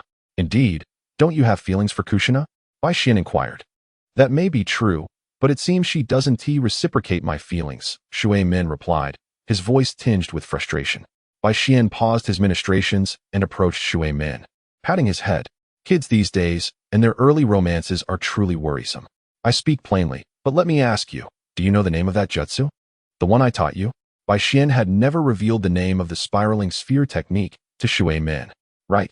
I've been learning all day, yet still don't know what it's called, Shui Min exclaimed, a look of realization dawning upon him. The name of the jutsu is not crucial. Do you grasp its principle? Bai Xian asked. Shui Min shook his head, eagerly awaiting Bai Xian's explanation. Bai Xian, adopting a sage-like demeanor, began. You are aware that our village harbors the nine-tails beast, correct? Shui Min nodded, anticipating more. This matter is unrelated. The current Jinchuriki is Lady Uzumaki Mido, Kushina's grandmother, and Kushina is destined to be the next Jinchuriki of the Nine Tails. Bai Xian's words were like a bombshell, leaving Shui Min momentarily bewildered. Though the conversation had veered off, it was indeed about Kushina, was it not? Shui Min had limited knowledge about tailed beasts. Although Konoha had not experienced the Night of the Nine Tails, he was still somewhat informed. Seizing on Shui Min's moment of distraction, Bai Xian intensified his commentary. The village will not permit others to approach the Jinchuriki unless they are from the Hokage's lineage, like your teacher Jiraiya, and possess formidable strength. Do you believe you can achieve that? Shui Min's expression darkened. Taking a deep breath, he expelled his inner gloom, his tone resolute. I understand. I will strive towards this goal. Bai Xian clicked his tongue, recognizing that pressure serves as motivation. Relying solely on Jiraiya wouldn't suffice. One must depend on oneself. Good to hear you've made up your mind. Prepare for a bit of discomfort, and bear with it. Shui Min suddenly remembered he was still bound and turned to Bai Xian, noticing he held a piece of dark paper, curiously asking, What is that you have? Bai Xian gestured towards the sandpaper-like item in his hand. This? It's my homemade back-scrubbing device. It works wonders. I refer to this process as polishing. Chapter 38. I shall decide after tasting. Bai Xian didn't apply excessive force, yet for reasons unknown, Shui Min howled in agony, prompting the hot spring proprietor to rush over. With his body flushed a rosy hue, Shui Min shot Bai Xian a resentful glance, while Bai Xian feigned nonchalance, gazing at the sky at a 45-degree angle. Shall we grab a bite? Shui Min, noticing Bai Xian's carefree demeanor, felt exasperated. Let us eat barbecue, Bai Xian suggested. Shui Min shook his head. I can't afford that. His meager wallet informed him that barbecue was beyond his means, especially since Bai Xian had a hearty appetite. I want to make you treat. I have money. Bai Xian was intrigued as to why Shui Min was so fixated on treating him, wondering if he appeared impoverished. How do you have money? Shui Min questioned skeptically, knowing that without being a ninja, one could not take on missions and could only engage in ordinary work. It's my father's pension. I've avenged him, and I'm no longer burdened by sorrow. Merely hoping to find a good day to revive my parents and live peacefully together, Bai Xian reflected. Not now, as this world is not at peace. I'm sorry. I didn't mean to pry. Shui Min felt he should have anticipated this. It's all right. We are the best of brothers, after all. Haha. Bai Xian nonchalantly patted Watergate's shoulder, noting that while Watergate had many admirable qualities, his somewhat shy disposition could use a little encouragement. Perhaps a gentle nudge from AI would suffice. Come on, let's go. Lead the way. A full stomach gives us the strength to train, AI urged. Watergate, possessing a refined taste, once named his technique after a popsicle given to him by Jiraiya, dubbing it Light, Will Popsicle-inspired Spiral Pill. A moniker he later changed to Spiral Pill at Kushina's insistence. You think that's rather clever, don't you? Just remember not to call it that in front of Kushina. Bai Xian kindly reminded Watergate. I understand, Watergate nodded thoughtfully. As they arrived at the barbecue restaurant, an establishment well regarded in Konoha, reminiscent of Ichiraka ramen, Bai Xian called out, Boss, bring us all the barbecue and some juice. The proprietor, a rotund man not of the Akimichi clan, welcomed them. Though it puzzled Bai Xian why the Akimichi had not acquired this establishment, the two friends settled into a booth, and soon a feast of barbecued meat was served. No sooner had they begun grilling than a familiar red figure approached them. Kushina, what brings you here? They chorused, halting their actions in unison. With puffed cheeks. Kushina feigned annoyance. You two went out for delicious food without inviting me. How rude. Though her irritation was playful, it stemmed from a sense of exclusion. No, please. Have a seat. Bai Xian quickly beckoned her. Her frown transformed into a smile as she chose to sit beside Bai Xian, who, in a moment of clumsiness, accidentally knocked over his drink onto the seat next to him. My apologies. Kushina, why not sit next to Watergate instead? He said, feigning surprise as he hurriedly cleaned up the spill. Unperturbed, Kushina bent down to assist him, and after tidying up, she took her place beside Watergate. Today, she adorned herself with a cute little floral dress and a bunny hairpin, captivating in her charm. Watergate, what's with you today? You smell delightful, Kushina inquired, leaning closer to him, catching a whiff of his subtle fragrance. I visited a hot spring today. That must be why, Watergate replied, his cheeks flushing at her gaze. Kushina looks adorable today, he mused internally. Bai Xian also found her charm irresistible, yet his primary focus remained on satiating his hunger. After all, beauty alone would not fill his stomach. Wow, Bai Xian, you sly fox. You've already started eating, Kushina exclaimed, noticing him devouring his food with fervor. Bai Xian remained silent, fully engrossed in his meal. Kushina soon joined in the fray for the barbecued meat, while Watergate appeared somewhat awkward, acutely aware of Kushina's alluring scent. Why aren't you eating? Watergate, are you unable to compete with Bai Xian? Kushina teased, noticing his meager consumption. She took it upon herself to place several pieces of meat into his bowl. Watergate was momentarily taken aback, as was Bai Xian, who thought, Brother, have you truly become so reliant? Thank you, Kushina, Watergate said bashfully, using his chopsticks to pick up a piece of grilled meat and savoring it. Kushina beamed with pride, while Bai Xian's appetite diminished at the sight. Good brother. My dear brother, you've truly succumbed to reliance, Bai Xian lamented internally, feeling as though he were surrounded by dog food.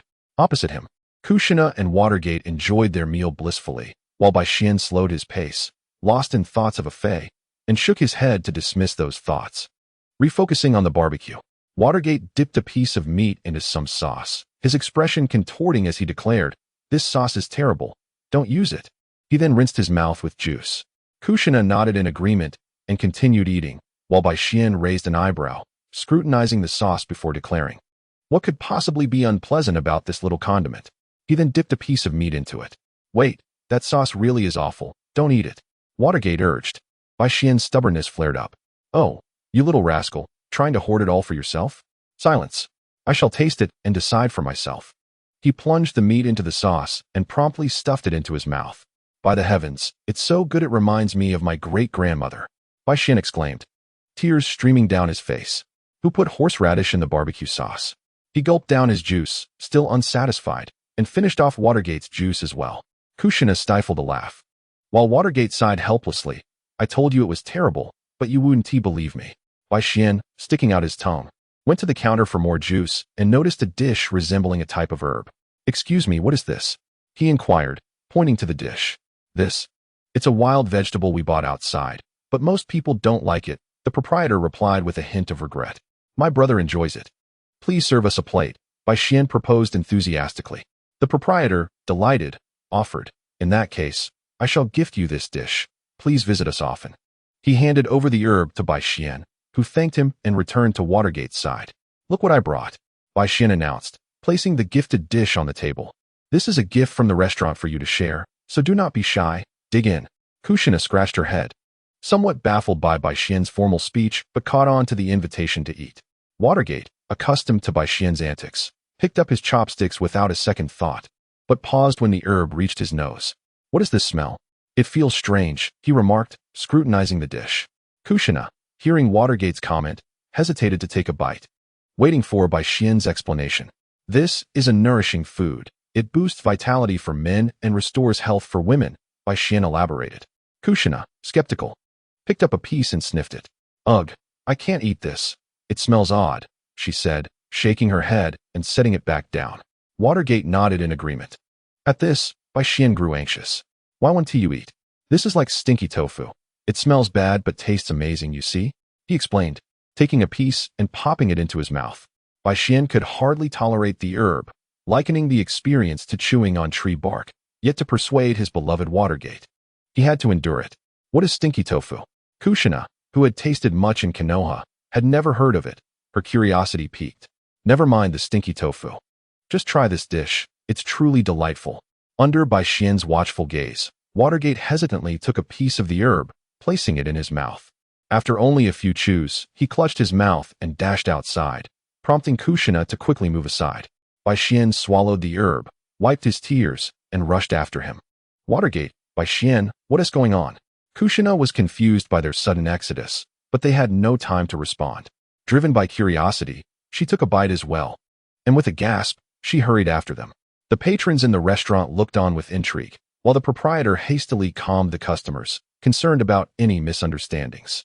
Bai Xian, grinning, chased after Watergate, determined to coax him into trying a bite, even if it meant taking a large mouthful of the herb, something he would normally refuse under any circumstance. The food is delicious, isn't it? Would you like some more? Bai Xian, with a cheerful smile, handed over a bottle of drink that he hadn't finished. Perfectly timed for the occasion. Before my good brother could indulge, I could manage to eat, even amidst a defense presentation. Uchiha Bai Xian watched as Minato retched, shaking his head in disappointment. After all that eating, you've thrown it all up, you'll be paying later. Feeling slightly better, Minato accepted the drink Bai Xian offered and rinsed his mouth, regaining his composure. That was a bit intense. Let us avoid that next time. Wiping his mouth, Minato looked at Bai Xian with a hint of admiration for his extravagant attempt to coax him into eating. He truly couldn't believe he might faint on the spot after that first bite. Your little tomato is still retching. Why not go check on her? Bai Xian nudged Minato and pointed toward Kushina, who was still heaving. Got it. Tomato scrambled eggs should not include Hautoinia. A flicker of concern crossed Minato's eyes as he prepared to approach Kushina. Bai Xian quickly held him back. Are you foolish? Going over empty-handed? Be careful. She might vomit all over you. Minato, while generally amiable, seemed to lose his composure entirely around Kushina, becoming shy and bashful. However, it was rather endearing, after all. Kushina was affectionately nicknamed Little Chili Pepper, and chili scrambled eggs could indeed be delightful. Oh, upon Bai Xian's reminder, Minato hurried to the front desk to grab some napkins and water before rushing towards Kushina. Meanwhile, Bai Xian kept himself busy by ordering another round of barbecue, returning to the grill as if nothing had happened. Seeing Minato's flustered figure, Bai Xian shook his head, pondering the long road ahead. Perhaps he could abduct Kushina and have Minato come to the rescue? He contemplated the feasibility of this plan, but ultimately dismissed it. There were precedents. That so-called immortal rascal nearly met his demise, and Bai Xian had no desire to face an early grave at a young age. With Minato's assistance, the two of them returned to their seats. Minato scratched his head awkwardly, sitting beside Kushina, unsure of what to do, while Kushina sported a smile, her face radiating anger as she glared at Bai Xian, demanding, "Didn't you say it was delicious? Why is this happening?" Bai Xian nodded earnestly, adopting a serious tone. "Everyone's constitution is different. I personally found it delightful." Hearing this, Kushina's hair began to frizz like an octopus. Really? Then please eat it all yourself, would you? As Minato attempted to interject, he was silenced by Kushina's glare. In a sense, Kushina was merely a distraction. Minato was Bai Xian's true target. Eat, eat, eat. I will eat. Bai Xian looked at the Hautoinia before him, his expression filled with trepidation. It felt like dropping a stone on one's own foot. He had to go for it. After a couple of bites, Bai Xian nearly succumbed to the urge to vomit, but under Kushina's fierce gaze, he swallowed it down. He intended to inquire with the shop owner about what was happening, yet was deterred by Kushina's intimidating demeanor and hesitated to approach. Bai Xian cast a pleading glance at Minato, who, to his surprise, mimicked his earlier pose, gazing at the ceiling at a 45-degree angle, nodding occasionally. All right. If you don't master the spiral sphere today, I'll make you experience the 1,000 years of pain. Under Bai Xian's watchful gaze, Minato flinched, shifting nervously. The moment he met Bai Xian's eye, he realized he was in trouble. Faced with the unknown danger of the Hautuinia, Minato decided to confront it head-on. Actually, I enjoy it too. Could you spare me a bit? Minato's voice was barely above a whisper, yet Bai Xian heard him clearly. He pushed the Hautuinia towards Minato with heartfelt sincerity. Brother, I'm so touched. Let me feed you. You've lost weight. You look frail. Bai Xian picked up a pair of chopsticks and aimed to shove them into Minato's mouth, but Kushina intervened. Don't think you can enlist Minato's help. You must finish it today. She shielded Minato behind her, preventing any surprise attacks from Bai Xian. Minato peeked out from behind Kushina, wearing a helpless expression. Bai Xian could only endure his tears alone. Although it was a struggle, he finished the dish. For the little octopus chili pepper across from him was not to be trifled with. Kushina called Tsunade's sister. And Bai Xian found it hard to believe Tsunade hadn't taught Kushina her extraordinary strength. After Bai Xian finished eating, Kushina finally returned to her seat. Indulging in barbecue while Minato, avoiding Bai Xian's gaze, buried himself in his food. Occasionally, Kushina would serve Minato some barbecue. Bai Xian had no appetite for barbecue anymore. He merely observed the two of them as they exchanged affectionate gestures. As expected, Kushina ended up paying the bill. After all, she was a bona fide little heiress. Chapter 40. Minato was upset just as they were about to part ways. Bai Xian spoke up. Kushina, Minato is developing a new ninjutsu. Would you like to see? In a sense, it was indeed in the developmental stage, albeit a few years ahead of schedule and with guidance. Upon hearing Bai Xian's invitation for Kushina, Minato shot a curious glance at Bai Xian, unsure of his intentions. Kushina looked incredulously at Minato. You're developing a new ninjutsu? Minato scratched his head awkwardly, sort of. Since Bai Xian had previously prompted me, I admitted it. What is it? What kind of ninjutsu? Kushina still seemed skeptical. Vortex, Minato began. But Bai Xian swiftly covered his mouth, thankfully preventing him from divulging everything. Kushina frowned. What's wrong? Vortex what? She felt something was off about the name of this ninjutsu. Bai Xian firmly held Minato's mouth shut, laughing awkwardly. Vortex sphere, vortex sphere. Kushina stared at Bai Xian's peculiar antics, puzzled by Minato's struggle against Bai Xian's grip. Stop squirming. If you keep talking, you'll be in trouble. Bai Xian whispered in Minato's ear. Minato didn't relent in his struggle, and Bai Xian turned to placate Kushina. Kushina, noticing Minato's sudden stillness, couldn't help but ask, is Minato unconscious? Huh. Bai Xian turned to see Minato peacefully sleeping, and he collapsed onto Minato, wailing. Kushina rushed to Minato's side to check on him, her expression turning grave. Brother, no. Seeing Kushina's reaction, Bai Xian leaped onto Minato again, sobbing. Kushina's face was a mix of concern and embarrassment, her cheeks flushing bright red. Stop crying. There's another ninjutsu that can save Minato. Kushina, unable to hold back, rolled her eyes at Bai Xian's display. Upon hearing this, Bai Xian excitedly placed his hands on Kushina's shoulders. In that case, I entrust Minato to you. He gazed at Kushina with longing eyes, causing her to feel flustered. Turn your head away and don't look. This ninjutsu is very important and must not be revealed. Kushina laid Minato flat and warned Bai Xian. Bai Xian quickly mimicked zipping his lips, turning away. After ensuring Bai Xian wasn't peeking, Kushina took a deep breath. Steeling herself, she closed her eyes and pressed her lips against Minato's, performing artificial respiration, repeatedly reassuring herself that it was merely a rescue. Bai Xian's eyes widened in disbelief. Could it be? Surely not. The odds of this happening were slimmer than stepping into a pile of debris and finding 200 gold coins within. Stealing a glance, Bai Xian saw Kushina, eyes shut and face flushed, blowing air into Minato. It was merely artificial respiration. He would have his turn someday. Stealing another few glances, Bai Xian noted Kushina's ample lung capacity, but that was beside the point. The crux of the matter was that Minato was swelling up. How could one continue blowing air indefinitely during artificial respiration? Bai Xian hastily coughed twice, prompting Jiao Xian to react, covering her face and delivering a punch that sent Minato flying. Minato coughed a couple of times, touched his chest, and felt as if he had just been crushed by a boulder. What just happened? Why did I suddenly faint? And why does my chest hurt so much? Has someone ambushed me? Seeing this, Bai Xian rushed to Minato's side, helping him up. You just fainted and must have accidentally fallen. Are you alright? Bai Xian was genuinely worried. After all, he had held back earlier, but Jiu Xinai's punch was enough to turn anyone into a pulp. Minato patted his chest and shook his head. I should be fine. It just hurts a bit. I just need to rest for a while. Bai Xian then sighed in relief, uncertain whether Minato had gained or lost from this encounter. He had received Jiu Xinai's first kiss, but at quite a cost. Luckily, the outcome was still favorable. Feeling an unusual sensation on his lips, Minato touched them and then licked them with his tongue. Why do my lips taste sweet? Bai Xian took a deep breath. I have no idea. Meanwhile, Jiu Xinai had already run away.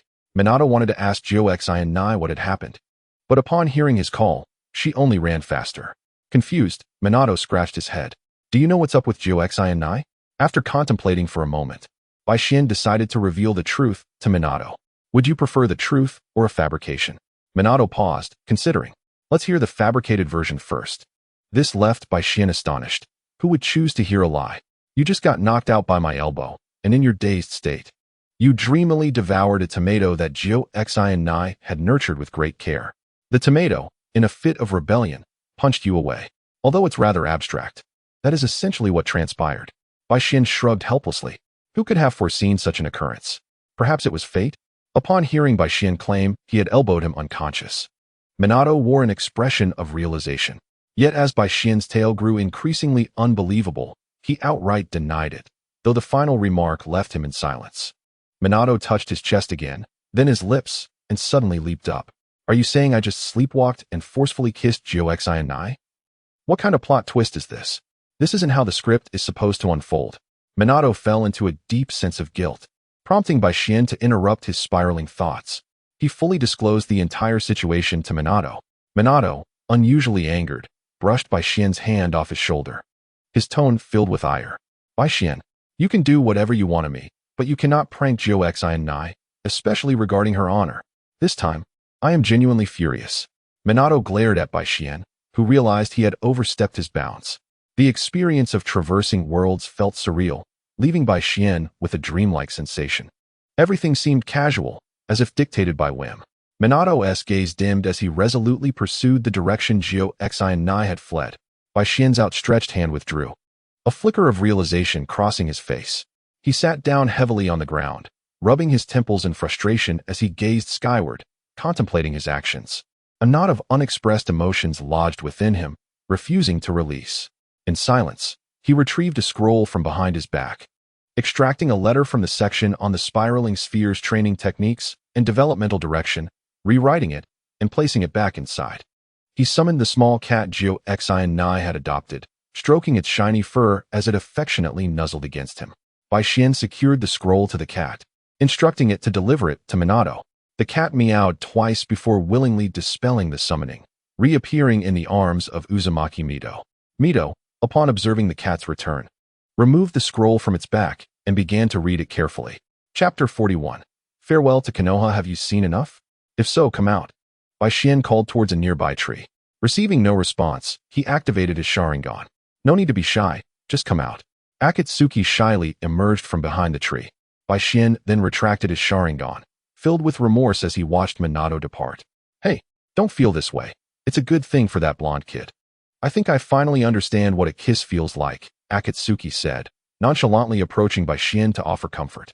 Bai Xian remained silent, lost in his thoughts. By the way, your method doesn't seem to have worked much. I still don't feel the urge, Akatsuki said, disappointment tinged in his voice. Bai Xian did not respond, stating, I have something else to attend to. Once I finish, I will leave with you. Akatsuki stroked his chin. Oh, do you need my help? Even though you didn't make me feel the urge, I'd still be happy to assist. No need. Just wait here for me, Bai Xian replied, departing swiftly without waiting for Akatsuki's response. Ah, how disheartening. You just leave me here, Akatsuki lamented, squatting down to draw circles on the ground before suddenly jumping up. Clapping his hands. I've got it, he exclaimed, racing off without revealing his plans. Arriving at Uchiha Haru's doorstep, Bai Xian felt conflicted about how to begin the conversation. Just then, Uchiha Haru returned home, and upon seeing Bai Xian standing there, she approached him with delight and playfully slapped him on the shoulder. What are you doing standing around? Hurry up and come inside, she said, pulling Bai Xian into the house. Bai Xian snapped back to reality, calling out Aunt Haru, and accepting her kindness. He had come to say farewell and to reminisce. You shouldn't leave anymore. Stay here, Uchiha Haru said. Her tone a mix of reproach and concern. Bai Xian felt a pang in his heart, but did not agree. How have you been lately? Why do you ask? Although the battles outside are fierce, having one more pair of chopsticks is certainly manageable. Listen to Annie, stay here, Uchiha Haru insisted. Knowing she was well, Bai Xian felt reassured but resolutely shook his head. I'm here to say goodbye. What? Uchiha Haru gasped in surprise, thinking Bai Xian had decided to stay, only to discover he was leaving. Don't worry, my master is one of the legendary Sannin, Tsunade. I'm leaving to study ninjutsu with her, Bai Xian said. Not revealing the entire truth, but offering a kind lie instead. Don't try to deceive me. Tsunade is currently on the front lines. How could she take you as a pupil? Uchiha Haru, clearly not easily fooled, pressed on. Bai Xian had to maintain this ruse. Exactly because Tsunade is on the front lines that I need to leave Konoha. Don't worry. Before he could finish, he was enveloped in a warm embrace. I believe in you, but you must ensure your safety. Stay for a meal before you leave. Uchiha Haru's voice held a mixture of reluctance and guilt. Bai Xian ceased to refuse and agreed, prompting Uchiha Haru to hurriedly prepare lunch while Bai Xian assisted her. I'm back. A girl resembling Uchiha Izumi bounced into the kitchen, her eyes filled with curiosity upon seeing Bai Xian.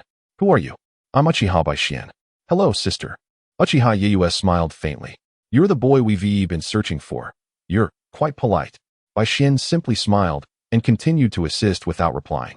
Uchiha Yayue exchanged a few words with Uchiha Haru before leaving the kitchen. Bai Xian and Uchiha Haru chatted as they cooked. With Uchiha Haru teaching Bai Xian how to make pancakes, Bai Xian diligently followed her instructions. Meal is ready. They set the table with 4 dishes, a soup, and some pancakes, simple, homely fare. Uchiha Yuzuki, giggling, was about to grab a pancake when Uchiha Haru playfully interjected, prompting Yuzuki to promptly set the pancake down and obediently wash her hands. Is uncle not home? Until now, Bai Xian had yet to meet Uchiha Haru's husband. Uchiha Haru shook her head. He is off on a mission and won't return until evening. Bai Xian nodded thoughtfully. These were characters absent in the original narrative. Yet they were undeniably real individuals. Do not be shy. Please, have a seat and join us for dinner. With a smile, Uchiha Haru gently pushed Bai Xian down into a chair, and Uchiha Yuzuki took a seat across from him. At the utterance of "let us eat," Yuzuki eagerly picked up her chopsticks, while Bai Xian lacked the appetite, causing Uchiha Haru to continually serve herself food, which made Yuzuki somewhat envious. Mom. You didn't serve me any food. I might just get angry. Yuzuki elongated her words, showing no genuine displeasure. Uchiha Haru, both amused and exasperated, served Yuzuki a generous portion. Thank you, Mom. Yuzuki's face lit up with joy as she began to relish the food her mother had served her. Though Bai Xian didn't vocalize it, the envy in his eyes was palpable. Uchiha Haru used a napkin to wipe the grease from the corner of Bai Xian's mouth. Her eyes filled with concern, casting a disapproving glance at Yuzuki. After a moment, Yuzuki suddenly remembered something and quickly apologized. I'm sorry, I didn't mean to. Bai Xian smiled and waved his hand dismissively. It's nothing. Just focus on what you enjoy. The meal concluded swiftly, despite Uchiha Haru's efforts to prolong it. The moment of departure inevitably arrived. Are you leaving? Yes, I must. Is it possible to stay? I'm sorry, child, but there is no need to apologize.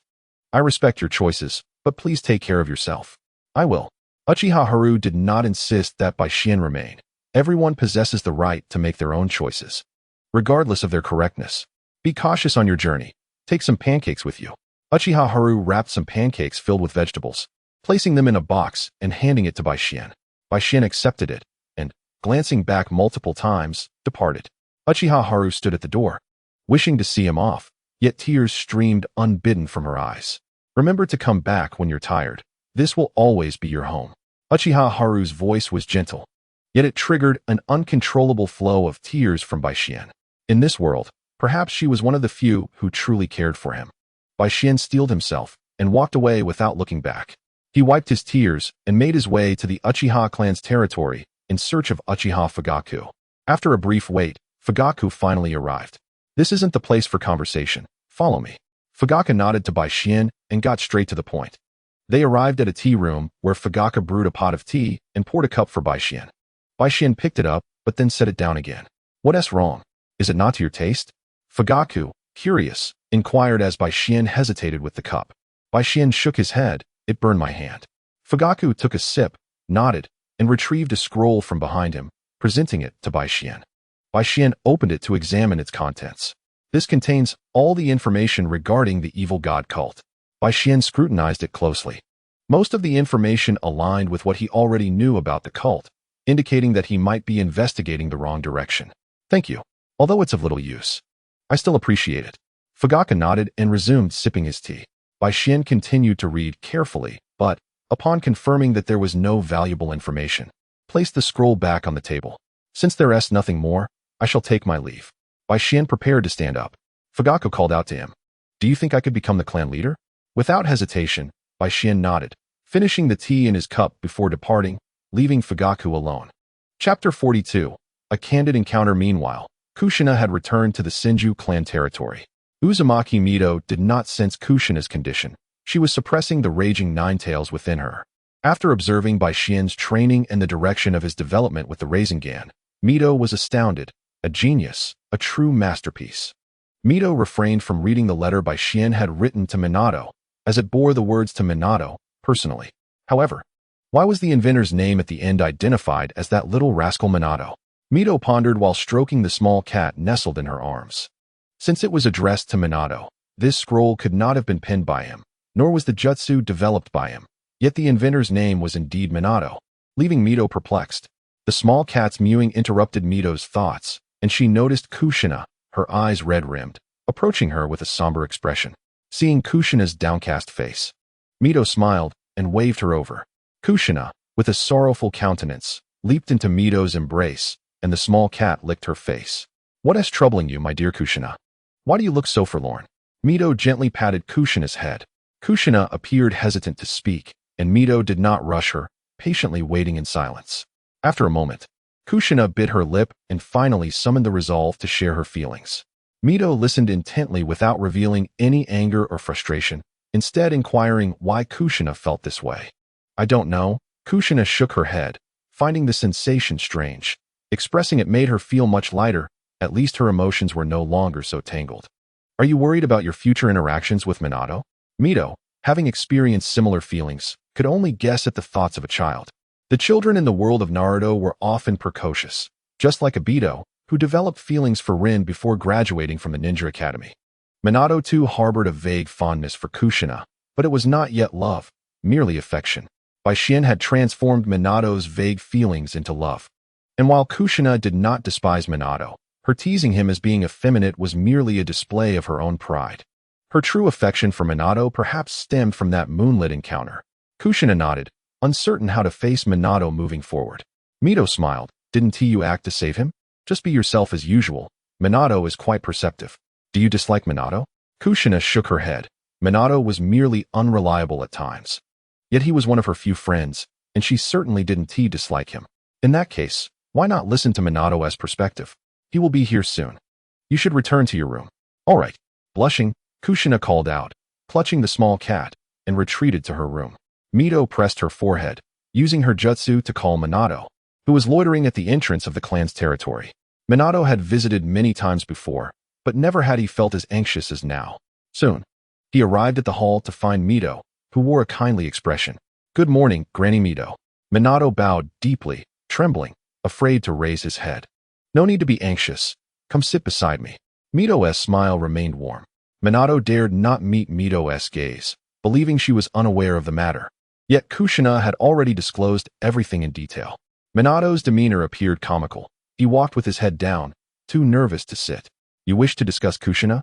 At the mention of her name, Minato's pupils dilated, and he immediately bowed again. I'm sorry. I will take responsibility.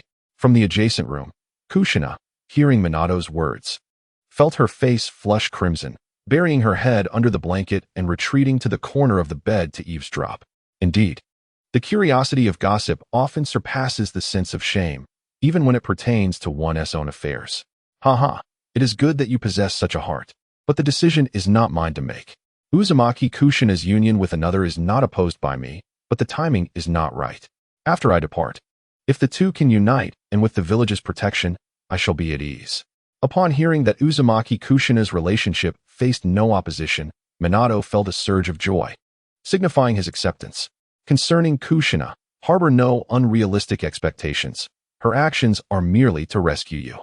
If you wish to earn her affection, it is a pursuit you must undertake yourself. Minato nodded eagerly, his mind preoccupied with thoughts of Kushina. What if she distances herself or grows to dislike him due to this incident?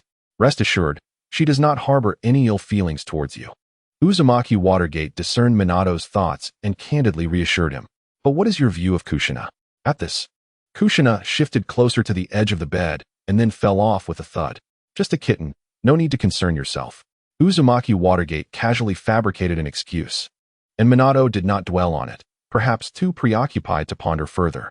Kushina is delightful, her crimson hair is striking. Though she may appear reckless, she is, in truth, optimistic and attentive. Minato, feeling bashful, scratched his head. Do you like her, or do you love her? When Uzumaki Watergate posed this question, Kushina behind the door was even more anxious than Minato. It is love. I wish to protect Kushina, Minato declared without hesitation, and Uzumaki Watergate nodded, recognizing his resolve. Yet, at that moment, Kushina was far from her usual cheerful self, gripping her hair and biting her lip, visibly upset. Bang! You liar! You claim you want to protect me. Yet when I was teased and bullied by classmates, you did not come to my aid. You are a big liar. Kushina confronted Minato loudly. He was taken aback, then managed a shy smile. Each time I refrained from intervening, it was because I knew you were strong enough. Your indomitable spirit has allowed you to retaliate time and again, and I admire that about you. Just as Minato attempted to calm the situation, Kushina's fist had already made contact with her opponent's face, leaving him scrambling for his teeth. Hearing Minato's response altered Kushina's rigid perception of him. Uzumaki Watergate observed the exchange with great interest, approving of Minato's character and abilities, albeit wishing he possessed more ruthlessness. Seizing the moment of their silence, Uzumaki Watergate produced the scroll sent by Baishien. Take this scroll and practice diligently. When you have the strength to protect Kushina, perhaps circumstances will differ. Is that not the aspiration of the fourth Hokage? The last remark nearly caused Minato to stumble. Despite his confusion and embarrassment, he accepted the scroll. Just as he was about to open it, he noticed Kushina huffing as she retreated into the room. Feeling awkward, Minato scratched his head. In that case, I shall take my leave, Granny Watergate. Uzumaki Watergate nodded. You have seen Kushina's attitude. Strive for improvement. Fear not, I shall grow stronger, Minato assured her. Bowing as he departed, Kushina peeked through the door, watching Minato's retreating figure, while Uzumaki Watergate merely smiled in silence. Chapter 43. A terrifying obsession. Upon exiting the Senju clan's territory, Minato unfolded the apology letter penned by Baishien. He found a large stone by the roadside to sit upon, quietly contemplating the contents of the letter. It was essentially an apology, a summary of his actions. An apology to Kushina, and an explanation of his need to temporarily leave Konoha, allowing Minato to accept that the Rasengan was his invention. Baishien stated that he would not claim the invention as his own and mentioned that he had placed compensation for the damaged door and recent expenses beneath his pillow. Minato sighed at the sincerity of Baishien's apology. The incident was indeed unintentional, and reflecting on it now felt somewhat surreal. He also worried that Baishien might be using this as an excuse to escape. Holding the letter, unease crept in, prompting him to rise and hurry towards Baishien's residence, only to find himself unable to enter. Left with no choice, Minato waited at the village gate, knowing that Baishien would have to pass through it to leave. After Minato departed, Kushina emerged once more, her eyes glimmering with hope. What's the matter, little Kushina? Uzumaki Watergate teased lightly. Flushing, Kushina leapt into Uzumaki Watergate's embrace. It seems our little Kushina has acknowledged someone. Uzumaki Watergate affectionately ruffled Kushina's hair. I have not, Kushina retorted, her pride denying it. Uzumaki Watergate merely chuckled, continuing to stroke her head without further comment. Following the devastation of the land of whirlpools, Kushina should have been burdened with pain and vengeance, yet she maintained an optimistic outlook and even aspired to become Hokage, which is truly commendable. Simultaneously, the village had its own motives for bringing her back. Currently, Kushina remained unaware of the trials she would face. Uzumaki Watergate had chosen not to disclose the matter of the 9 tails, hoping Kushina could live joyfully before her departure. As for companionship, Tsunade and Zune were unreliable. Their return from the front lines was uncertain, and the war seemed far from resolution. Meanwhile, Baishien prepared to seek out Akatsuki to leave Konoha. Upon arriving at their meeting place, he found it empty. After a brief contemplation, Baishien began searching the nearby public restrooms. Everyone has their peculiar habits. But Akatsuki's was indeed rare. It was unfathomable that someone could take pleasure in excrement, each to their own. Yet Baishien found it unpleasant to imagine Akatsuki approaching him with a handful of feces, inquiring about the sensation of needing to relieve oneself. The mere thought made him somewhat queasy. Finally, in the second restroom, Baishien discovered Akatsuki, who was enthusiastically poking a dried pile of excrement with a stick. Baishien hesitated to interrupt, waiting for Akatsuki to finish. Just as he contemplated how to handle Uchiha Madara, Akatsuki suddenly lifted the stick with the excrement and approached him. "No, don't come near me. What are you doing?" Baishien retreated in alarm. Akatsuki, wearing a delighted expression, exclaimed, "Dried excrement is truly a remarkable thing. Put it away, put it away." Turning, he retrieved a scroll to seal the excrement inside. Baishien, unable to contain his curiosity, inquired, "Akatsuki, how long have you been doing this?" "You mean collecting excrement?" "I started when I became curious about the sensation of needing to relieve myself." "I'll show you." Akatsuki exclaimed, about to produce the excrement from the scroll, causing Baishien to panic and intervene. No, that would be wasteful. I believe its purpose is beyond that." Baishien earnestly restrained Akatsuki's restless hands. "Rather than examining excrement, I think it's better to meet Lord Madara first." No, there is something extremely important." Akatsuki stowed the scroll, his expression now one of eager curiosity. What? Baishien felt anxious. As long as it was not about excrement, he could accept it. What does the sensation of needing to relieve oneself feel like? He uttered the most repulsive question in the most serious tone. Baishien nearly stumbled to the ground, his mind racing with the urge to excavate a Fei's brain to ascertain whether it was truly composed of excrement. While others possessed 2 ears and a single head, a Fei was devoid of ears, his head seemingly filled with waste. Ahem, this phenomenon, you see, is merely a delightful process. As long as one engages in an activity that brings immense joy, the sensation of happiness can be likened to the urge to relieve oneself. Baishien found himself at a loss for words, resorting to aimless chatter. Suddenly, a Fei appeared enlightened. "I understand now. The urge to relieve oneself can indeed be such a joyous experience." Baishien patted a Fei on the shoulder. "So, can we now seek out Lord Ban?" Baishien could scarcely contain his excitement at the thought of meeting the legendary ninja. Presently, Ban was unlikely to take action against him. In fact, he might even choose to cultivate Baishien, albeit as a mere pawn. However, once Ban was deceased, Baishien would determine his own course of action regarding Kurizetsu. The timeline was still early, and Ban was not expected to perish swiftly. Perhaps, after nurturing Baishien, he would even sever his own lifeline. Nevertheless, the distance to Lord Ban's location was considerable. "Are you prepared?" A Fei resumed his previously nonchalant demeanor. Baishien touched the face mask that Uchiha Haru had provided him, feeling confident, and nodded, taking care to avoid a Fei. Baishien dashed across the ground while a Fei burrowed through the earth, occasionally surfacing to guide Baishien's direction and ensure they did not stray off course. When Baishien grew weary and paused to rest, a Fei went off in search of waste once more. According to a Fei, he had now grasped the sensation of the urge to relieve oneself and wished to share this joy with others. As for whom a Fei chose to torment, Baishien was indifferent, as long as he himself remained unscathed. A dead comrade is preferable to a living one. Perhaps one day, Baishien could persuade a Fei to target Danzo, who had long coveted the Uchiha Sharingan. Even though Danzo had not yet made a move against the Uchiha, it was of little concern. Baishien could act preemptively. A Fei soon returned, regaling Baishien with tales of his illustrious exploits. "Did you know? I have gathered all the waste from the nearby restrooms. This must be the umpteenth scroll I have filled," a Fei proclaimed with pride, sending a shiver down Baishien's spine. The extent of a Fei's peculiar obsession was truly alarming. Chapter 44. The elder Ban's face was marred by age spots. Continuing on their journey, Baishien did not take any further breaks and soon arrived at Ban's lair. In the underground base, Ban sensed Baishien's arrival, opened his eyes, and signaled for the surrounding Kurizetsu to withdraw. All of the Kurizetsu melted into the earth. leaving Ban alone upon his stone seat. Lord Ban has been summoned. A Fae respectfully bowed to Ban, and upon receiving a response, melded into the ground like the others. Ban remained silent, gazing intently at Bai Xian, releasing his formidable aura to press down upon him. Noticing Bai Xian's lack of significant reaction, Ban nodded in approval. Bai Xian scrutinized the elderly figure before him, privately referring to him as Old Man Ban, though now it seemed to hold true. For Ban's visage was indeed marked by age. Tubes protruded from the outer path of the magical statue behind him. It was remarkable that Nagato had nearly been drained by this mobile toilet, and yet Ban managed to cling to life through it. This brought to mind Ban's classic line. Izuna.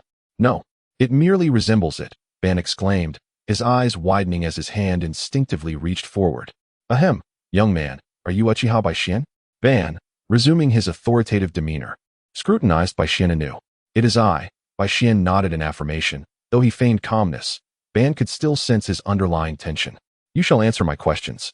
Ban's tone brooked no argument. Despite his aged appearance, he remained a legendary warrior. When did your Sharingan awaken? It manifested when I was 6, following my father's death. Bai Xian answered candidly. To what extent has your eye developed, and when was the most recent awakening? I possess the 3-Tomo Sharingan. The most recent awakening occurred not long ago. Ban nodded thoughtfully, directing his gaze at Bai Xian's eyes, and activated his own Sharingan. Bai Xian instinctively activated his Sharingan in defense. Ban regarded Bai Xian's eyes with surprise. His own attack had been thwarted, although it was merely a casual strike. It was indeed remarkable that Bai Xian could counter it. Ban observed Bai Xian's eyes more closely. A considerable amount of negative emotions? How intriguing. With a smirk, Ban unleashed a more potent Jinjutsu. This time, Bai Xian was unable to resist, and as Ban reiterated his earlier questions, Bai Xian repeated his responses. Only then did Ban conclude the Jinjutsu. Very well, you have not lied. You may now pose your inquiries. All of Bai Xian's information had long since appeared in Ban's possession. The earlier questions were merely a probe, a means to verify the accuracy of the intelligence he had gathered. Lord Ban, I have not erred in addressing you, have I? Bai Xian's tone carried a hint of admiration. Ban nodded, clearly relishing the recognition, encouraging Bai Xian to continue. Bai Xian surmised that a Fae had likely informed Ban of his name. Why have you sought me out? I possess nothing now. Bai Xian's voice brimmed with confusion. Ban's lips curled upward to cultivate you. In return, you shall serve my interests, although not at this moment. You are currently feeble and incapable of effecting any change. Bai Xian nodded in agreement. That is fair. It is my honor to be nurtured by someone as magnanimous as you. The ninja world is in a perpetual struggle for resources and benefits, breeding only warfare and deceit, but that is a matter for another time. Ban's tone resonated with disappointment toward the ninja realm. I wish to bring an end to it all, to create a world where only love and peace prevail. Bai Xian echoed Ban's sentiment, and upon hearing this, a subtle smile graced Ban's lips. The seed had been sown. What is your opinion of the current Uchiha clan? Ban swiftly shifted the conversation, eager to discern Bai Xian's perspective on his kin. They are merely a spineless, dreamless lot, content to reside within the confines of Konoha, awaiting their inevitable slaughter.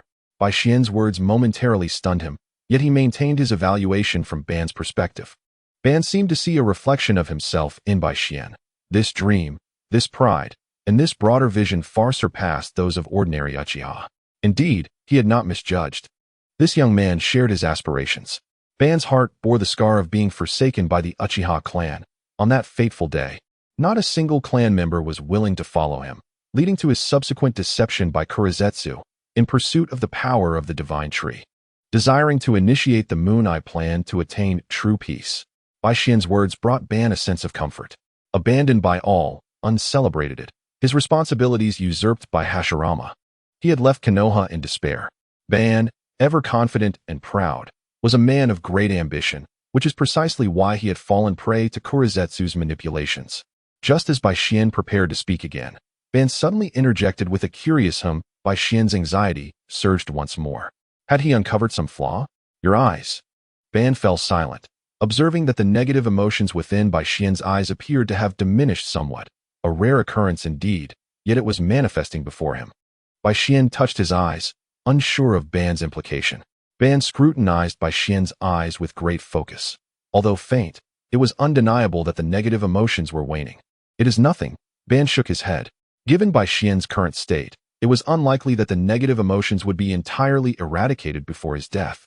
Nor would he achieve a Sharingan devoid of negativity. Relying on love to awaken the Manjikyu? Absurd. It would be far better to harness profound pain and hatred to unlock its true potential.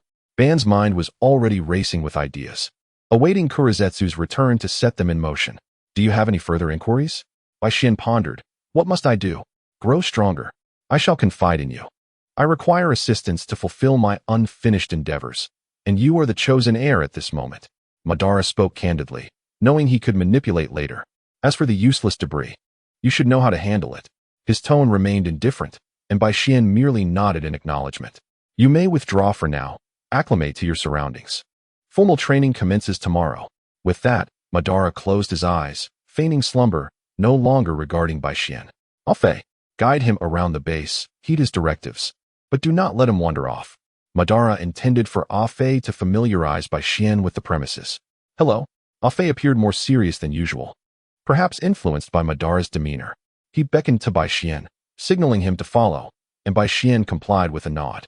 Madara's heart was a tempest of conflicting emotions. Bai Xian bore a striking resemblance to Izuna, which rendered his choices difficult. It was imperative for him to grow stronger.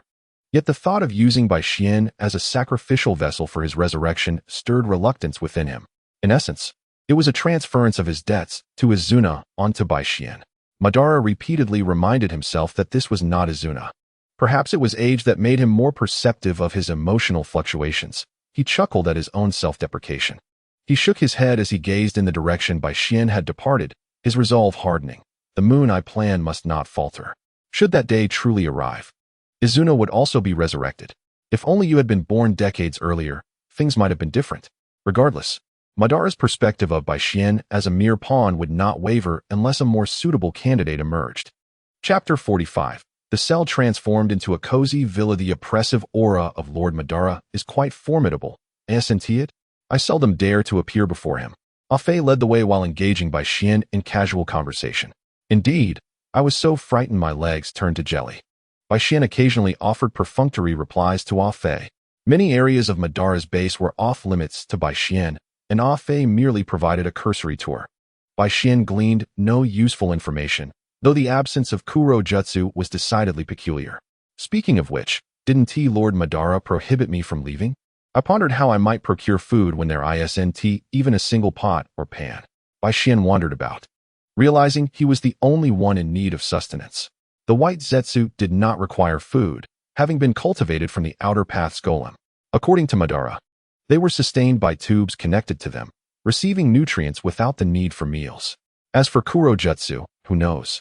Perhaps it could simply bask in the sun and transform like aloe. This place lacked any semblance of furniture or basic amenities. Afei thought for a moment, then clapped his hands. I've got it. I don't eat feces, and don't tell me you have. Bai Xian couldn't help but inch back at Afei's enthusiastic declaration. Afei's obsession with the topic was astonishing. Had he admitted to consuming excrement, Bai Xian would not have doubted him for a second. Afei, slightly bashful, scratched his head. I did taste a little, but it wasn't me. It was the person I possessed. Bai Xian observed a moment of silence for that unfortunate soul. How pitiful. So what am I to eat? Bai Xian lamented, rubbing his forehead. Aunt Qing had nearly finished her meal, and evening was fast approaching. One cannot live on air. A meal is essential, especially in this remote locale. Shall I send some of the other white Zetsu to fetch food? Afei suggested, having no better alternatives. Bai Xian found this plan feasible and nodded in agreement. Afei vanished into the ground for a moment before returning.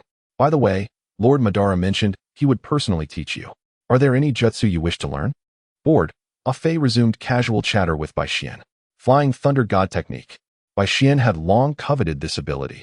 Mastering it would exponentially increase his mobility, allowing him to execute swift maneuvers. Oh, you mean that jutsu that flickers about? Afei looked astonished. What's wrong? Bai Xian inquired, puzzled. That jutsu. Lord Madara seems to care about it quite a lot. I'll let you in on a secret. Every time he views it, he flies into a rage. Afei whispered conspiratorially into Bai Xian's ear. With a resigned shake of his head, Bai Xian recalled how Izuna had perished, fully aware of the circumstances. Tobirama, that fool, had even asked Madara what had happened to Izuna. It was a wonder Madara had not killed Tobirama on the spot, instead choosing to confront Hashirama.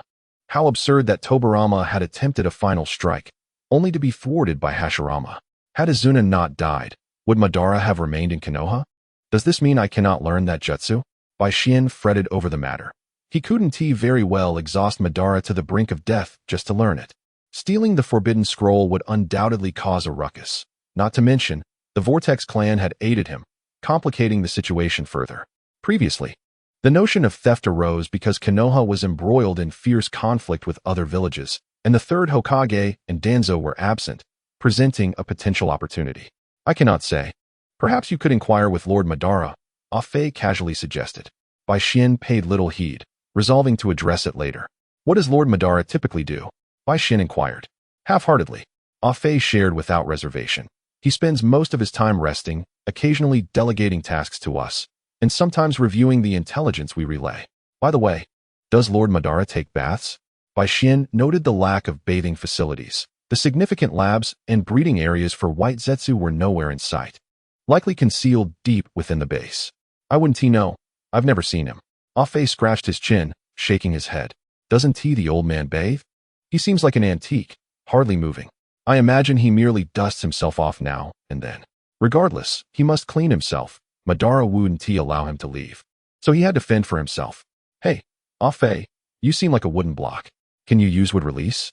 Afei nodded, somewhat perplexed. How did you know I could? I already mentioned it, didn't I? Baishin retorted with feigned confidence. Let us not dwell on that. I want to craft some furniture.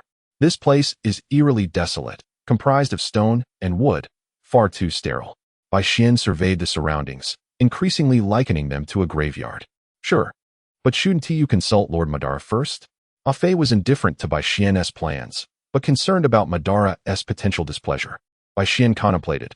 Let us just do some minor decorating in my room. As long as it doesn't disturb Lord Madara, it should be fine. Afei nodded in agreement, and without further ado, they swiftly returned to Baishin's chamber to commence the transformation.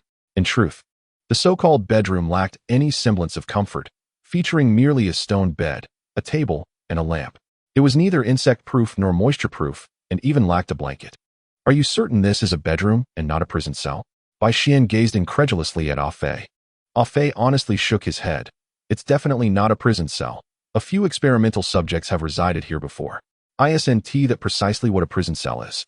Baishin sensed Afei was employing a rather unconventional form of communication. Their essay saying that many people's intellect is inherently abnormal. They merely manage to care for themselves, thus being treated as normal individuals. Some even procreate, passing on their intelligence to their offspring, leading to an increasing number of fools. Baishin utilized earth release to flatten the beds, discarded the table at the door, leaving only the lamp. He felt that if he had to reside here for a single day, it would feel like the end of his life. Afei, please prepare a bed for me first. Then 2 nightstands and a wardrobe. Also, change the flooring to wood, and it would be best if the walls and ceiling were also wooden. Moreover, I would like a table, slightly larger in size, and a shoe cabinet at the entrance. Bailing Su spoke incessantly, and only when he noticed Afei's silence did he cease his chatter. He waved his hand in front of Afei. What's wrong? Why aren't you speaking? Afei gazed deeply at Bailing Su and replied, I do not understand. Bailing Su covered his face in exasperation, acknowledging his limited intellect. He patiently explained to Afei the uses of these items, and Afei nodded thoughtfully. No problem, but I cannot assist without compensation. What do you desire? Bailing Su suddenly had an ominous premonition. Excrement, an immense amount of it. Indeed, he had anticipated this outcome. With a resigned sigh, Bailing Su realized he was at the mercy of this excrement-obsessed individual. I have no choice. I can only promise to think of a solution for you in the future.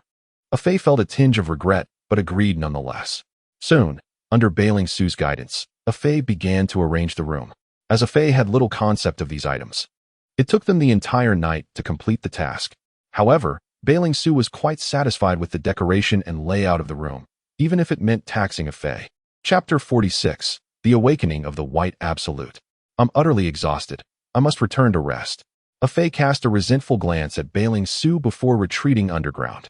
Bailing Su whistled and laid down on the wooden bed to rest. Without a blanket, he found it difficult to sleep, and his stomach growled with hunger. Why hadn't the White Absolute returned with food yet? Lying on the bed, Bailing Su groaned weakly. Just then, A white absolute emerged from the ground and poked him. The ingredients and utensils are all prepared. You may partake. Bailing Su, upon hearing this, sprang to his feet with excitement. Thank you, Mr. White Absolute. The White Absolute paused, not responding, and quickly dove back underground. It was the first time someone had spoken to him in such a manner. Typically, he was summoned by others, and for the first time, he felt a sense of respect. The White Absolute possessed a degree of thought and action capability. But this ability was relatively rudimentary and could not be compared to human intelligence. They could execute basic tasks and respond to their environment, but they struggled with complex judgments, strategic planning, and deep contemplation. Essentially, they were cognitively impaired. Upon exiting, Bailing Su was greeted by a chaotic array of pots, pans, and a freshly prepared hot pot. The pot contained vegetables and meat, and oddly enough, there was a steaming bucket of rice. You all must be tired. Let us sit down and eat together. The White Absolutes exchanged bewildered glances. We can survive without food. Not eating and being unable to eat are two different matters. Seeing that the dish looked appetizing, Bailing Su insisted, let us sit down and enjoy it together. He was uncertain if the White Absolutes had any sense of taste. After all, they were evolved from humans ensnared in the infinite Tsukuyami, and typically, their taste and smell would have regressed. The White Absolute stood awkwardly, awaiting Bailing Su's command. I will serve some to Lord Ban. Bailing Su used water manipulation to clean the bowls and filled one with rice and another with vegetables for Ban. You all can eat. Don't hold back. I'll take this to Lord Ban and return. Bailing Su smiled at the White Absolutes and walked toward Ban's direction. The White Absolutes had never experienced such a situation and stood dumbfounded. Bailing Su approached Ban's door with an uneasy heart, unsure of how to initiate conversation. But he knew this was a quick way to strengthen their bond. He steeled himself. Come in. Ban's voice beckoned as he sensed Bailing Su's presence at the door. Bailing Su pushed the door open, raising the food in his hands. Lord Ban, please have some food. Ban shook his head, his tone indifferent. No need. The outer path's golem behind me provides me with the nutrients I require. As for you, it is best to keep it for yourself. Bailing Su hesitated but ultimately chose to leave. Before Ban, he did not dare to be overly familiar, as the older generation carried their own pride, especially Ban, who was notably confident and arrogant, often referred to as the aloof legend. However, as long as Ban understood his intentions, the act of eating was secondary. Then I shall take my leave. Please rest. As Bailing Su turned to exit, Ban spoke again. Come to me after your meal.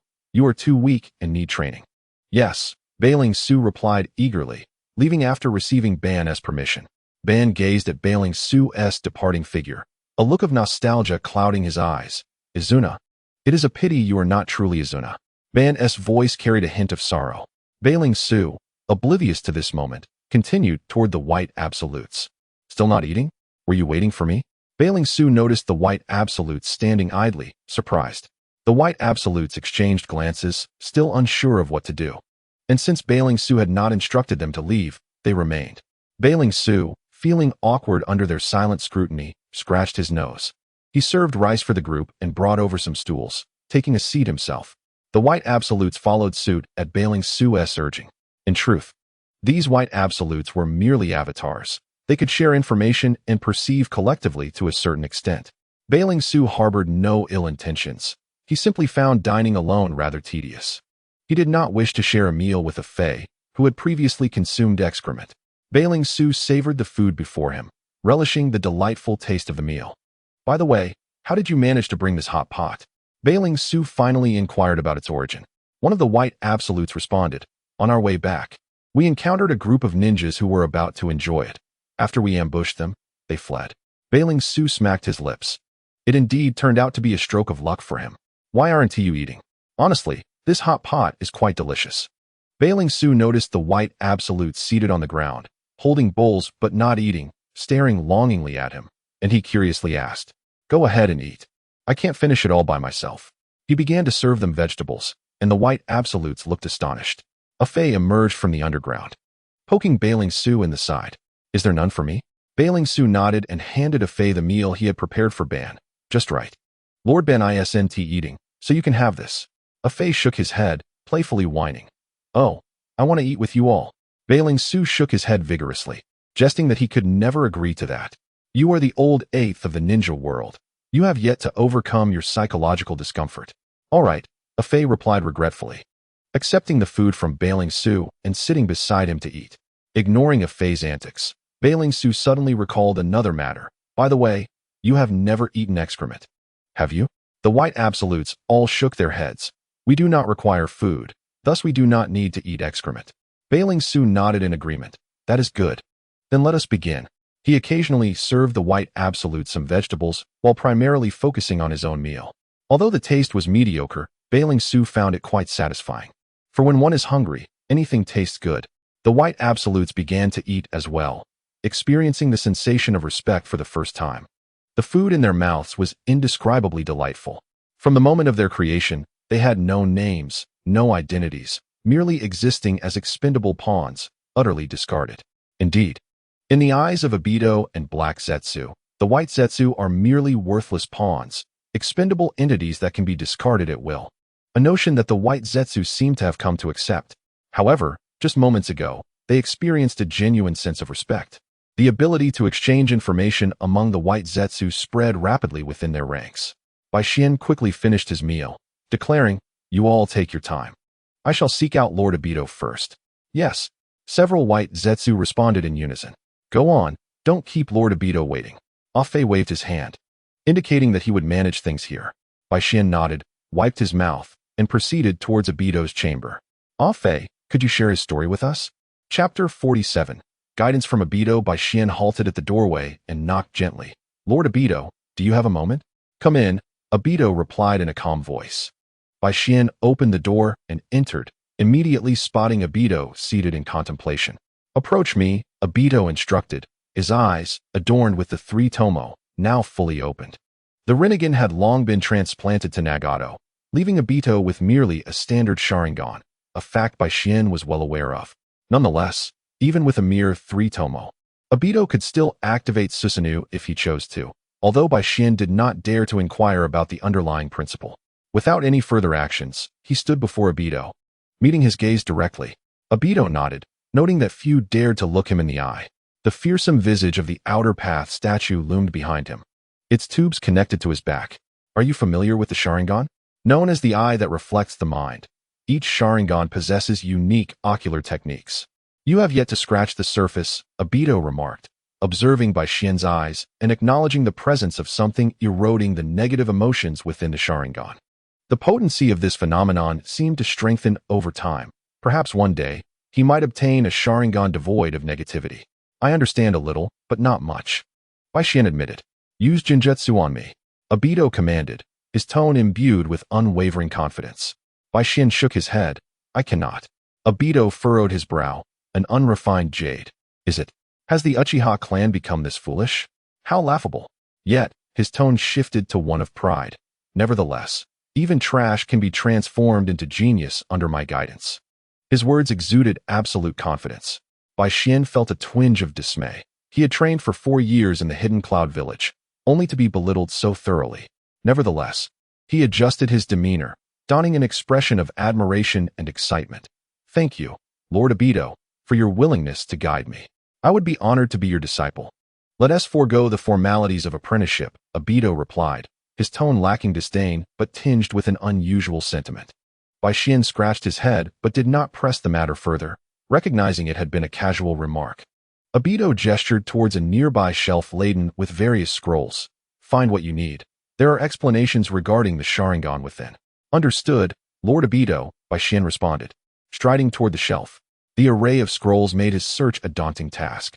After rifling through the scrolls, he finally located what he sought.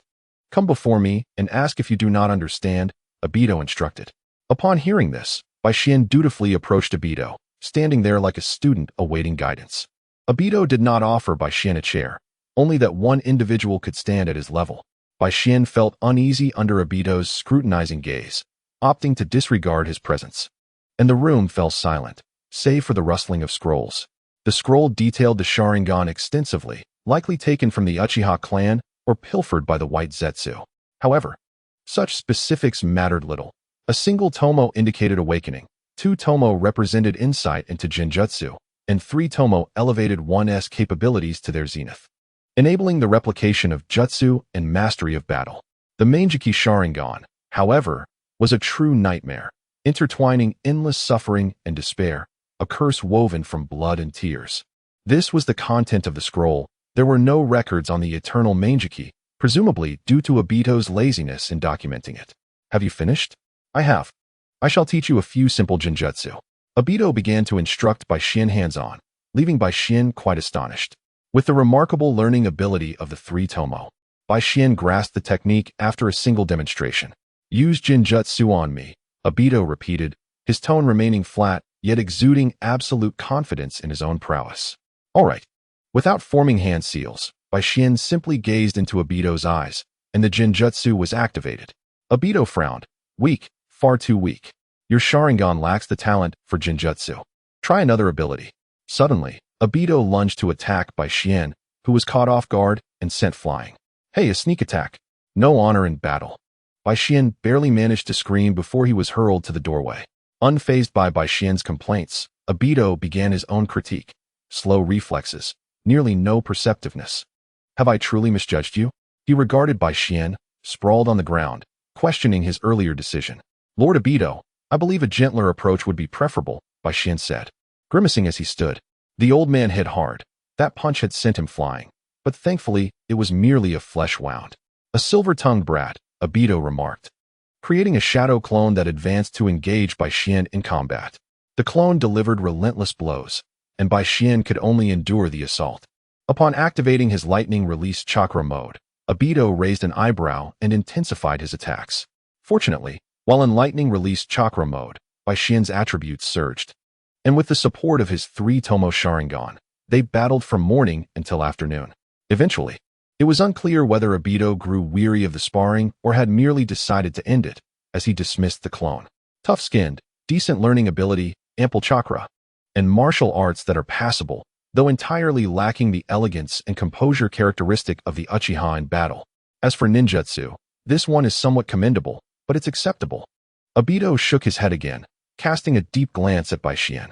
Bai Xian did not wholly agree with Obito's assessment. After all, who could maintain grace and composure in the presence of such a lofty legend? So you think my movements are too clumsy, unworthy of your regard? Bai Xian retorted, a hint of defiance in his tone. You're not satisfied, are you? Ha ha. Obito laughed, noticing Bai Xian's expression of discontent. Not at all, after all.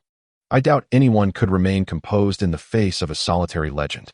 Besides, I am still young. Perhaps in 2 years, I shall surpass you, Bai Xian replied, infused with both flattery and a touch of confidence. In 2 years, when you are older, who knows who might prevail? Obito mused, intrigued by Bai Xian's words, having never heard anyone refer to him in such a manner. Very well then, I shall impart a bit more guidance to you today. Obito couldn't help but smile, finding the title most befitting. Bai Xian interpreted this as an indication that today, Lord Obito was in a good mood and would spare him a few more punches. Surprisingly, however, Obito refrained from further punishment, instead opting to teach Bai Xian ninjutsu. He imparted most of his commonly used fire release techniques, believing it prudent to learn them first before delving deeper into their intricacies. After an exhausting cycle of training, Bai Xian was finally released once his chakra was depleted. That was quite severe. I'll have your oxygen tubes removed in 2 years, old man, Bai Xian quipped as he leaned on Obito's cane, shakily making his way to the door. Has Lord Obito concluded your training? Ah Fei inquired, unable to suppress a chuckle at Bai Xian's exhausted state. Bai Xian shot him a glare. What is so funny? I'm starving. Have the white Zetsu fetch me some food. I've already instructed them to do so. Ah Fei replied, stroking his chin. They should be about ready. Once again, it was the same batch of white Zetsu, though it seemed they had brought items similar to the last time. You didn't steal that person's hot pot again, did you? Bai Xian asked, eyeing the hot pot before him, which looked identical to the previous one. The Baiju nodded. We have tracked him using the robe technique. Bai Xian sat down with a sigh, filled a bowl with soup, and tasted it. Indeed, it was just as he remembered. He busied himself with getting the Baiju to sit down for a meal. He decided against sending food to the old man Madara, who had been particularly ruthless. Starving him for a couple of meals seemed a better approach. Chapter 48. The innately cunning Senju Tobarama after finishing his meal. Bai Xian lay back down on his bed and fell into a deep sleep, leaving the aftermath for the Baiju to clean up. At that moment, He was unaware that a small detail of his had garnered him a great deal of approval from the Baiju. The following morning, Bai Xian rose early, clamoring excitedly to learn ninjutsu. No rush. You have barely earned my recognition. You are now qualified to learn of my plans. Madara activated his Sharingan and revealed everything regarding the Outer Path Golem, the Ten Tails, Infinite Tsukuyami, as well as the Rinnegan and Yin-Yang release to Bai Xian. As Bai Xian listened to Madara's narration within the illusion, his eyes sparkled with excitement and fervor. Are you saying that a world without war can truly be realized? His expression was a blend of exhilaration, nostalgia, and longing, all feigned, of course, yet Madara remained oblivious to any discrepancies. Indeed, this plan is beyond my reach now. So you are the chosen successor to complete the Eye of the Moon plan. Madara was pleased with Bai Xian's expression. He deemed him the best candidate to inherit the Eye of the Moon plan. Yet, a flicker of ruthlessness crossed Madara's gaze, for the sake of true peace. It seemed Bai Xian would have to make some sacrifices, much like the likeness of Izuna. However, you have yet to understand the true power of the Uchiha. Perhaps on the day you awaken your Manjiki, you may acquire the capability to realize it. Madara doused Bai Xian's enthusiasm with a dose of reality, prompting Bai Xian to settle down. Is this the Outer Path Golem behind you? Bai Xian feigned ignorance. Madara nodded.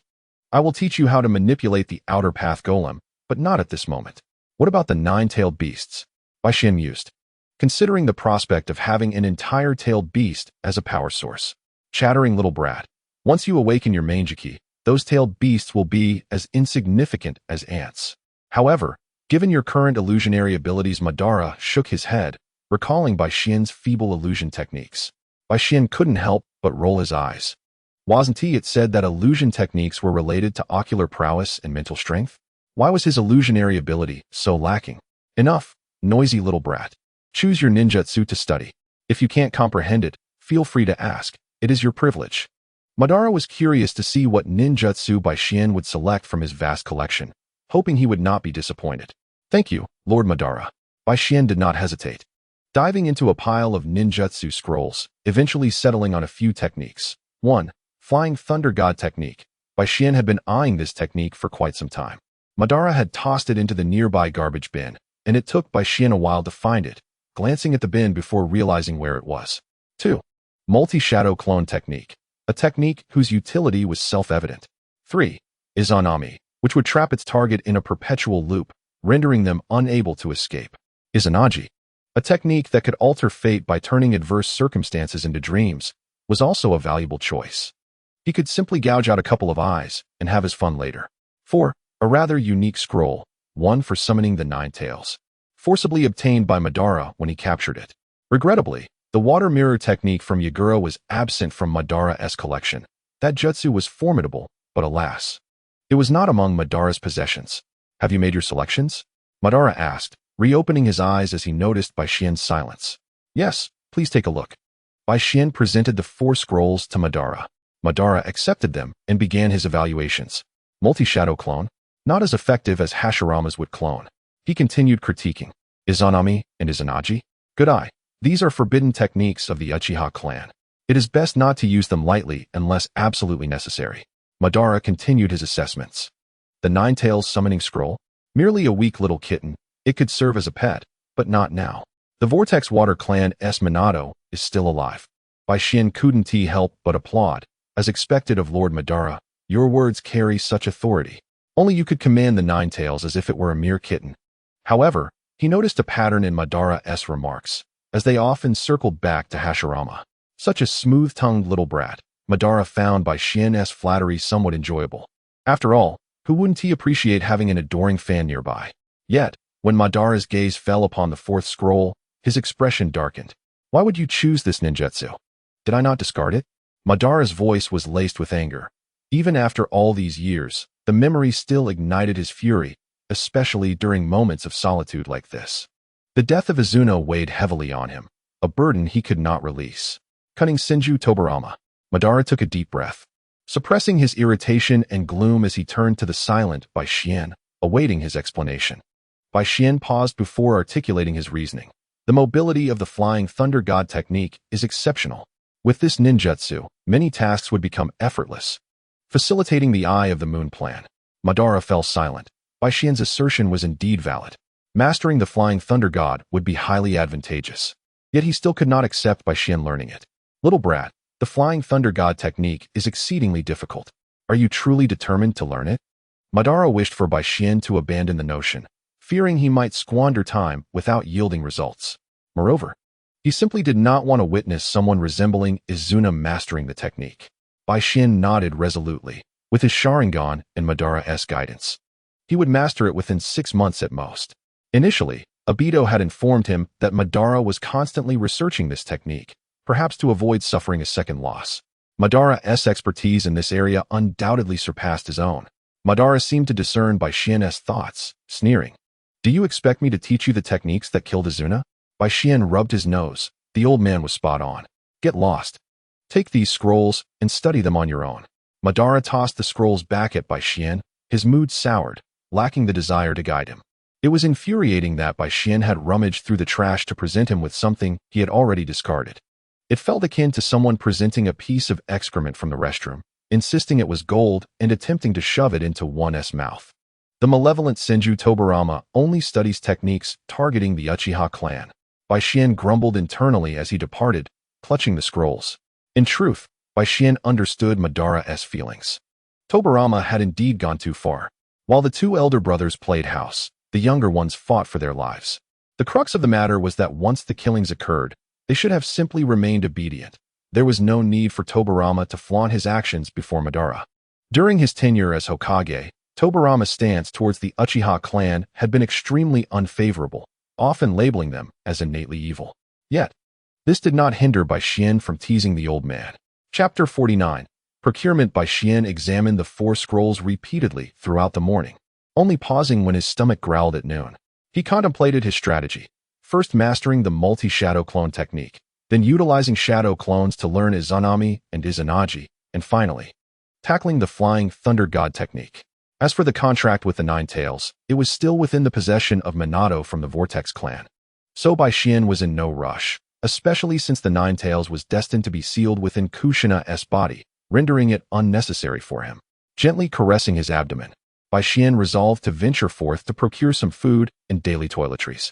He had grown accustomed to washing his teeth with water ninjutsu, and the absence of toothpaste was somewhat disconcerting. As for meals, it was hardly beneficial for Bai Ju to pilfer others' rations, and the culinary skills of his comrades were rather mediocre. With determination, Bai Xian decided to inform Madara of his plans. During the past couple of days spent in Madara's company, it was apparent that Madara held him in considerable regard and was nurturing his abilities. However, the talisman designed to prevent self-harm and impose control had yet to be activated upon him. Bai Xian found this technique rather perplexing, if it became necessary. He could consult Orochimaru and Tsunade for insights.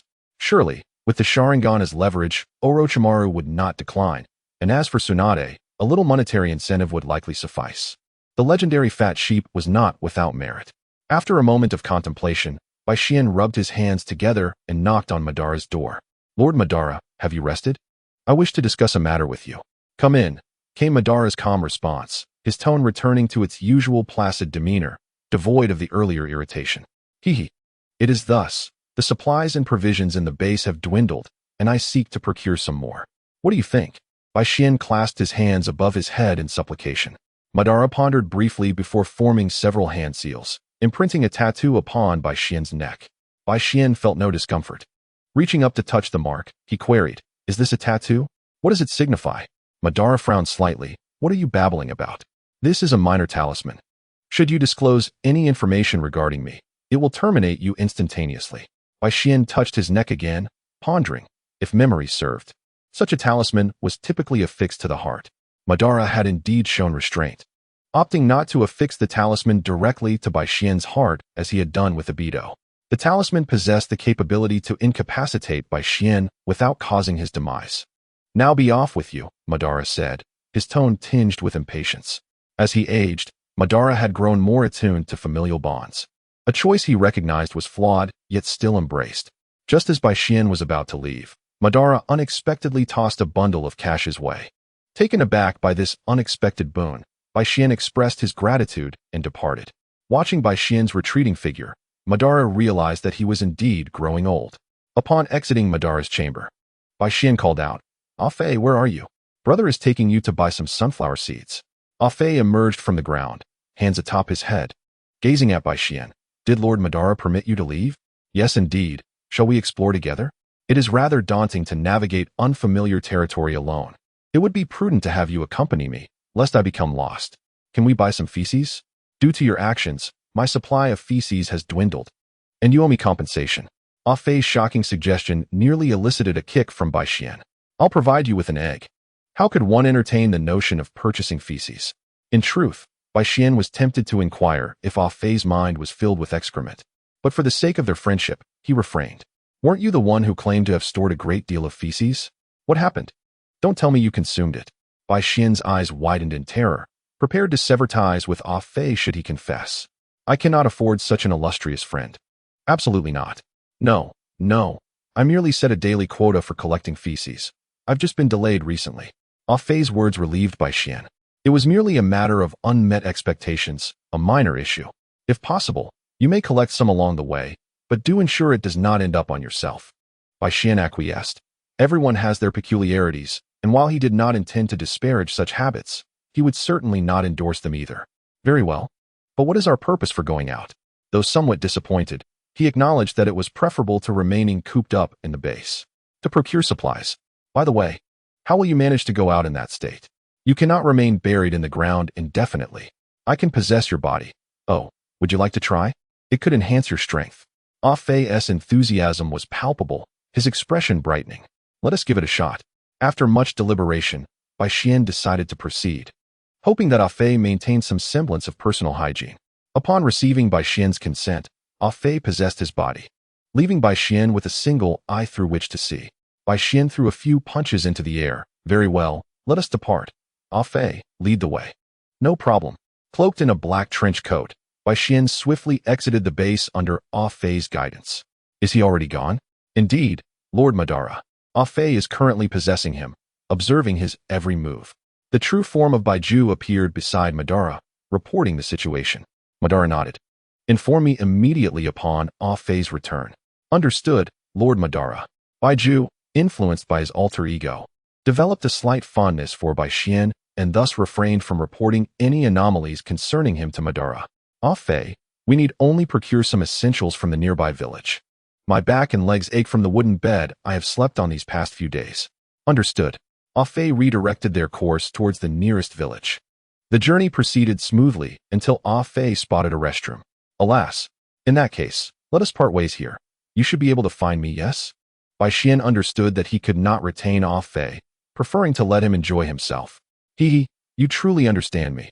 Ah Fei grinned as he dismounted from Bai Xian. Bai Xian, feeling a twinge of worry, cautioned Ah Fei once more. Do not, under any circumstances, get feces on yourself. If you do, I shall never merge with you again. I know. Ah Fei waved dismissively and dashed toward the restroom. With no further recourse, Bai Xian proceeded towards the nearby village. Though uncertain of where Ah Fei would lead him, he felt at ease with money in his pocket. Chapter 50. An unintended encounter. Donning a mask that concealed his features, Bai Xian entered the marketplace. The market was not particularly bustling, yet it was evident that the local villagers frequented this locale for trade. Hope was absent from their faces, replaced solely by a desperate yearning to survive. Bai Xian meandered among several stalls, discovering a variety of everyday items, all handcrafted by the villagers. In these tumultuous times, survival for these civilians was no small feat. They could be robbed or slain by suddenly appearing ninjas at any moment. Ninjas, after all, were essentially mercenaries, wielded as instruments by the daimyos. Much of the village's funding stemmed from the support of the daimyos. Oh my lovely pastel quilts. I shall take 2, 1 pink and 1 blue. Oh, tea leaves. Old man Madara has surely never tasted these. I shall procure 2 tins, along with a set of tea utensils. What? They even sell this? Old man Madara likely does not smoke. I shall refrain from purchasing it. To Bai Xian's surprise, this small locale was a veritable treasure trove. Most items were quite affordable. Or at least, that was Bai Xian's perception. Cacti? 99%. A rare find. I shall take 2. He was astonished to discover they even sold cacti. This little place was indeed brimming with hidden treasures. Good sir, how much for this beautifully carved cane? Bai Xian had set his sights on an exquisitely crafted cane to gift to Madara. 300 Rio. The elderly vendor, somewhat flustered, quickly added, I assure you. I mean no offense. These are my painstaking creations. Just look. Bai Xian shook his head. Such a reasonable price. I will take them all. The canes were indeed quite inexpensive. Acquiring them all would amount to a mere trifling expense for Bai Xian. However, for the elderly man before him, it represented a considerable fortune. The old man was overjoyed, swiftly gathering the canes and handing them to Bai Xian. Although Bai Xian accepted the canes, he had no intention of paying, as he noticed the greedy gazes of those around him, with a few robust young men even fixating on him. The elderly man hesitated, then suddenly knelt down, tears streaming down his face as he prostrated himself. You mustn't do this. My children at home depend on this money for medical treatment. Though Bai Xian felt a pang of guilt, he retorted harshly, Get lost, you old fool. I am a ninja. Be careful or I might just eliminate you. The cacophony of insults and curses from the onlookers did not faze Bai Xian. Instead, he observed with indifference, nonchalantly storing the canes into his scroll. Hey, is it truly an act of bravery to bully an old man? You don't seem lacking in wealth. Why resort to robbing him of his canes? A few frail young men stepped forward. Oh, and who might you be? Bai Xian could vaguely sense the fluctuations of chakra emanating from them, estimating their level to be that of a lower ninja. We are the guardians of this stall. Though we are wandering ninjas, we cannot stand idly by in the face of your shameless behavior. We demand justice. The leader spoke with a grave tone, while the others wore expressions of disdain. Bai Xian shrugged, choosing not to engage further, and turned to leave. What a joke. The others were either strong middle-aged men or couples. If he were to buy so many canes in one go, to put it mildly, if the money were to be seized, he could very well lose his life to some deranged individual. The money would be given, but not now. Damn it. Return what you took, you despicable thief. One of them shouted as Bai Xian attempted to flee, but was stopped by the leader. Do not pursue. This guy is too strong. We cannot defeat him. The leader seemed accustomed to such scenarios. They were simply too weak. While they could assist in dealing with unruly civilians, they were powerless against a formidable ninja. I'm sorry, old man. The three, feeling helpless, acted out of genuine concern, yet the outcome was entirely unexpected. The old man, disheartened, rose with a vacant expression. It's all right. You are good children. The trio pulled together their meager funds and handed it to the old man. Please take this money. You still need to care for your child's illness, right? The light returned to the old man's eyes, and he trembled as he attempted to bow to them, only to be swiftly stopped. From a distance, Bai Xian observed the scene from atop a tree. Feeling a wave of emotion wash over him, some wield their limited power to enact justice, while others exploit their immense strength to bring suffering upon the innocent. A demon cloaked in the guise of an angel wields authority over others. It was merely a reflection of his thoughts. The old man clutched the money tightly in his palm and hurried back home. Bai Xian summoned 2 shadow clones, one to follow the old man and the other to procure supplies, while he himself developed a keen interest in the 3 individuals. The trio returned to the shade of the tree, cursing Bai Xian for his actions. That damned thief, only robbing an old man. He'll never know hunger. The 2 younger companions continued their tirade. All right, it's time to think about how to find something to eat. The leader, feeling helpless, could only comfort his 2 companions. Damn it, run. Before the others could react, their elder brother had already dragged them away. What's wrong, big brother? Why are we running? Though confused, the 2 swiftly followed his lead. What a coincidence. We meet again. Bai Xian cheerfully blocked their path. Though masked, they could sense the mirth in his tone. Why do you keep pursuing us? Let us go, and we will leave immediately. The elder brother shielded his 2 younger comrades, his eyes alert as he focused on Bai Xian. No. Today all 3 of you shall perish here, Bai Xian replied, shaking his head with a tone laced with regret. Who is afraid of you?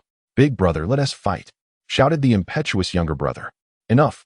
If you are willing to spare my 2 brothers, I shall take my own life as an apology. The elder brother pleaded desperately. That is not an option. I do not wish for the same day, same month, same year of birth. I only desire the same day, same month, same year of death. The previously silent younger brother finally spoke, launching an attack at Bai Xian, prompting the other 2 to join in the fray. Displaying courage to challenge me is commendable. However, that is all I can commend you for. Emulating Madara's tone, Bai Xian delivered the line with impeccable mimicry. Within a minute, he had dispatched all 3 of them to the ground. To maintain such innocence amidst chaos is commendable, Bai Xian began to lecture as he sat before them. Now that we are aware of our insignificance, we must strive to become stronger. We are inherently small. We merely transition from ignorance to knowledge. He retrieved a stack of bills from his pocket and tossed it to them, followed by several scrolls. May you retain your childlike hearts, untainted by the world. In the pursuit of success, many become unrecognizable. The greatest failure of all is the loss of oneself. This was a sentiment Bai Xian cherished deeply, albeit his own fate had been fraught with challenges. Who are you? Why are you doing this?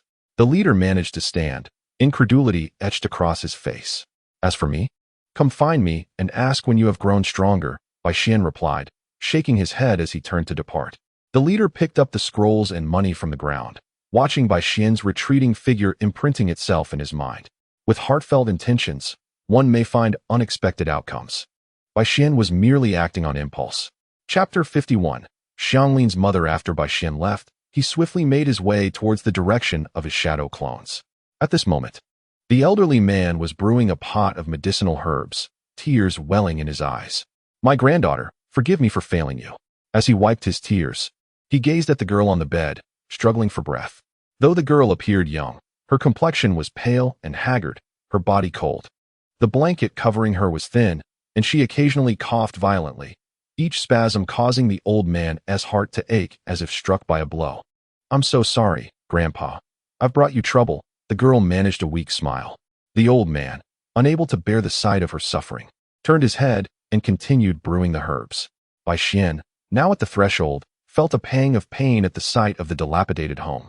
Though his intentions were to protect the elderly man, he still felt a heaviness in his heart. He was uncertain if the method he had chosen was indeed the best. But at that moment, he hadn't thought much of it, planning merely to compensate the old man later. Removing his mask, Bai Xian hesitated before raising his hand to knock on the decrepit door. The elderly man paused his actions, quietly approaching the door to peek through a crack. Observing the visitor outside. Who are you? I do not recognize you. The old man did not open the door, but rather barricaded it more securely. Do not harm my grandfather. The feverish girl, in a daze, mistook Bai Xian for a villain, trembling as she attempted to rise from the bed to assist her grandfather, only to collapse to the floor. Xiaoyao. The old man cried out in anguish, yet his hand remained steadfast at the door. I am the physician from the market. I heard your child is ill and came to help. With the old man refusing to open the door, Bai Xian had no choice but to fabricate a benevolent lie. As expected, upon hearing this, the elder swiftly opened the door, immediately scooping the girl into his arms and placing her back on the bed, offering all his money to Bai Xian. Please, I beg you, save Xiaoyao. The old man knelt once more, but Bai Xian, swift of hand, prevented him. Rest assured, I shall first assess your granddaughter's condition. In truth, Bai Xian felt rather uncertain. If it were merely a simple fever, he could manage it, but anything more complex was beyond his expertise. In Yunin village, he had been too preoccupied with dodging lightning strikes and exchanging blows with AI. He gently touched the girl's forehead and confirmed she was indeed feverish, though the cause remained unknown. The immediate priority was to stabilize her condition. Bai Xian pressed his finger against the girl's brow, employing yang chakra to initiate a healing process. The illusion technique that Ban had previously shown him included an explanation of yin-yang escape. Now, he could only resort to desperate measures. The girl's furrowed brow gradually relaxed, and her pained expression dissipated. Witnessing this, the elder quickly knelt and exclaimed, Divine Doctor. Bai Xian hastily helped the elder to his feet. What a fortunate coincidence. His first experiment had succeeded. Could this mean he was now considered a medical ninja? Excuse me, I am Uzumaki-yu, a timid voice interrupted. Bai Xian turned to see a girl standing there. But this does not seem to be Xiang Lin. He quickly dismissed the thought. This girl appeared younger, likely the mother of Xiang Ling, or perhaps another remnant of the Uzumaki clan. Are you saying that Xiaoyao has not yet recovered? The elder approached, grasping Uzumaki-yu's hand with urgency. Indeed, she seems to have consumed something unclean, leading to her fever and vomiting, Uzumaki-yu replied, somewhat shyly, deducing this from the raw herbs that had not been properly prepared. A few of the medicines the elder purchased were improperly stored and had lost their effectiveness. Yet he remained oblivious, spending his hard-earned money on them, which only exacerbated the girl's condition. However, the elder was not concerned with such details. His only focus was whether his granddaughter would survive. He had lost everything. Even dignity had become a luxury, and all he could offer was perhaps a semblance of superiority. Once more, he knelt down. This was the helplessness of the common folk. War is a grand deception, where lords seek superiority, villages pursue profit, while only the commoners suffer. Years of conflict had rendered them desolate, yet the fruits of war were harvested by those seated upon thrones. Do not worry, elder, let me take a look first. Bai Xian reassured. While Uzumaki Yu felt somewhat out of her depth, for she was merely a little girl.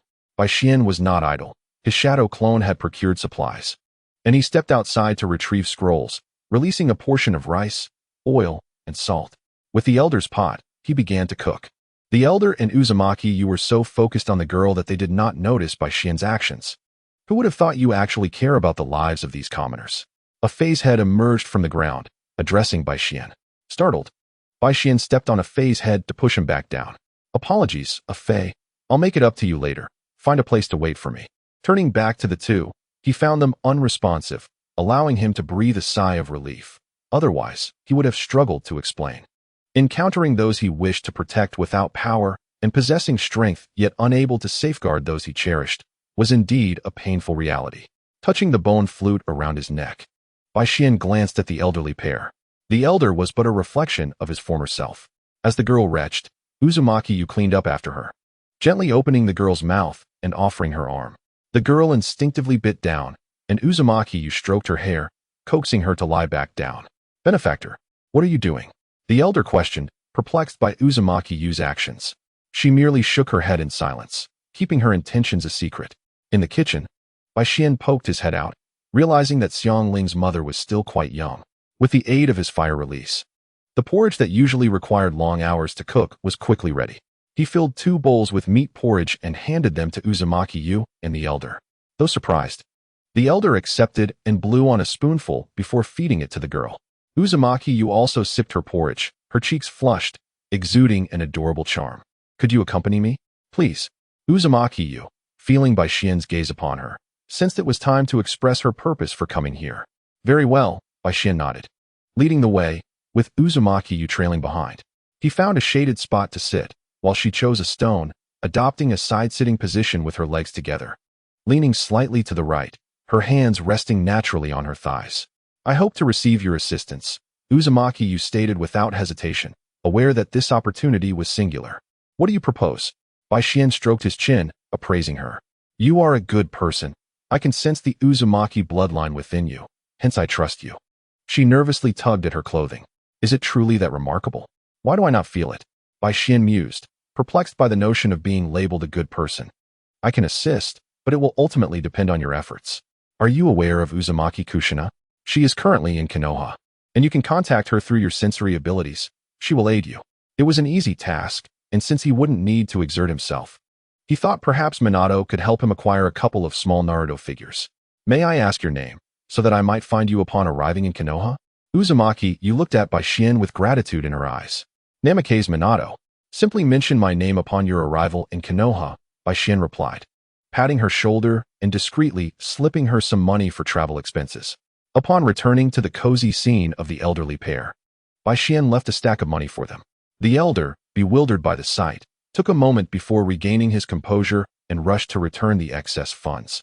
But upon searching the surroundings, he found no trace of Bai Xian, leaving him to bow in gratitude. You are truly a kind-hearted person. May I take them with me to Konoha? Uzumaki Yu inquired, catching up to Bai Xian. As you wish, he replied. Thank you. Chapter 52. A gift. After Bai Xian had walked away, a Fei emerged from the ground once more, wearing a forlorn expression. Thank you. You are indeed a kind-hearted person. Ah, my apologies, a Fei. It was an urgent matter, not intentional. Bai Xian scratched his head, realizing he had acted improperly. A Fei's face bore a sizable footprint. Bai Xian was uncertain if it was left intentionally for him to see, or if it was merely an accident. Humph, I am upset. However, you are a good person, a Fei shyly admitted, causing Bai Xian to shiver at the purity of her voice, reminiscent of a high school girl. Ah, don't tease me like that. I specifically bought you a gift from the market, Bai Xian said, rummaging through his scrolls to retrieve something for a Fei. What is it? Show me. A Fei leaned in eagerly, hoping for a delightful surprise. Tada! Chewing gum. It was a gum-like substance, different from what he knew from his previous life. Bai Xian had bought it out of curiosity, never expecting it would come in handy now. What is this? A Fei inspected the chewing gum Bai Xian had handed her. It's a type of snack you can chew on, Bai Xian explained, though he wasn't entirely sure of its contents. He figured that as long as it didn't kill her, it was worth a try. Without unwrapping it, a Fei simply popped it into her mouth and began chewing. Humph, I'll forgive you this time.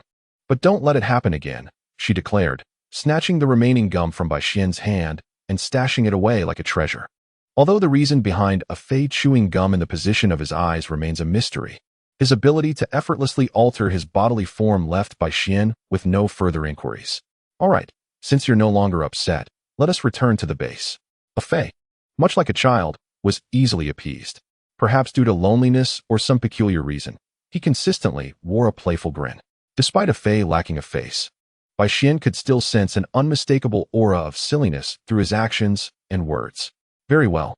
This time, a Fei submerged only his lower half into the ground for swift movement, leaving his upper half exposed, with just his head visible as he continued to chew gum.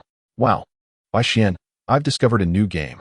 A Fei exclaimed suddenly, causing Bai Xian to come to a screeching halt, nearly toppling from the tree.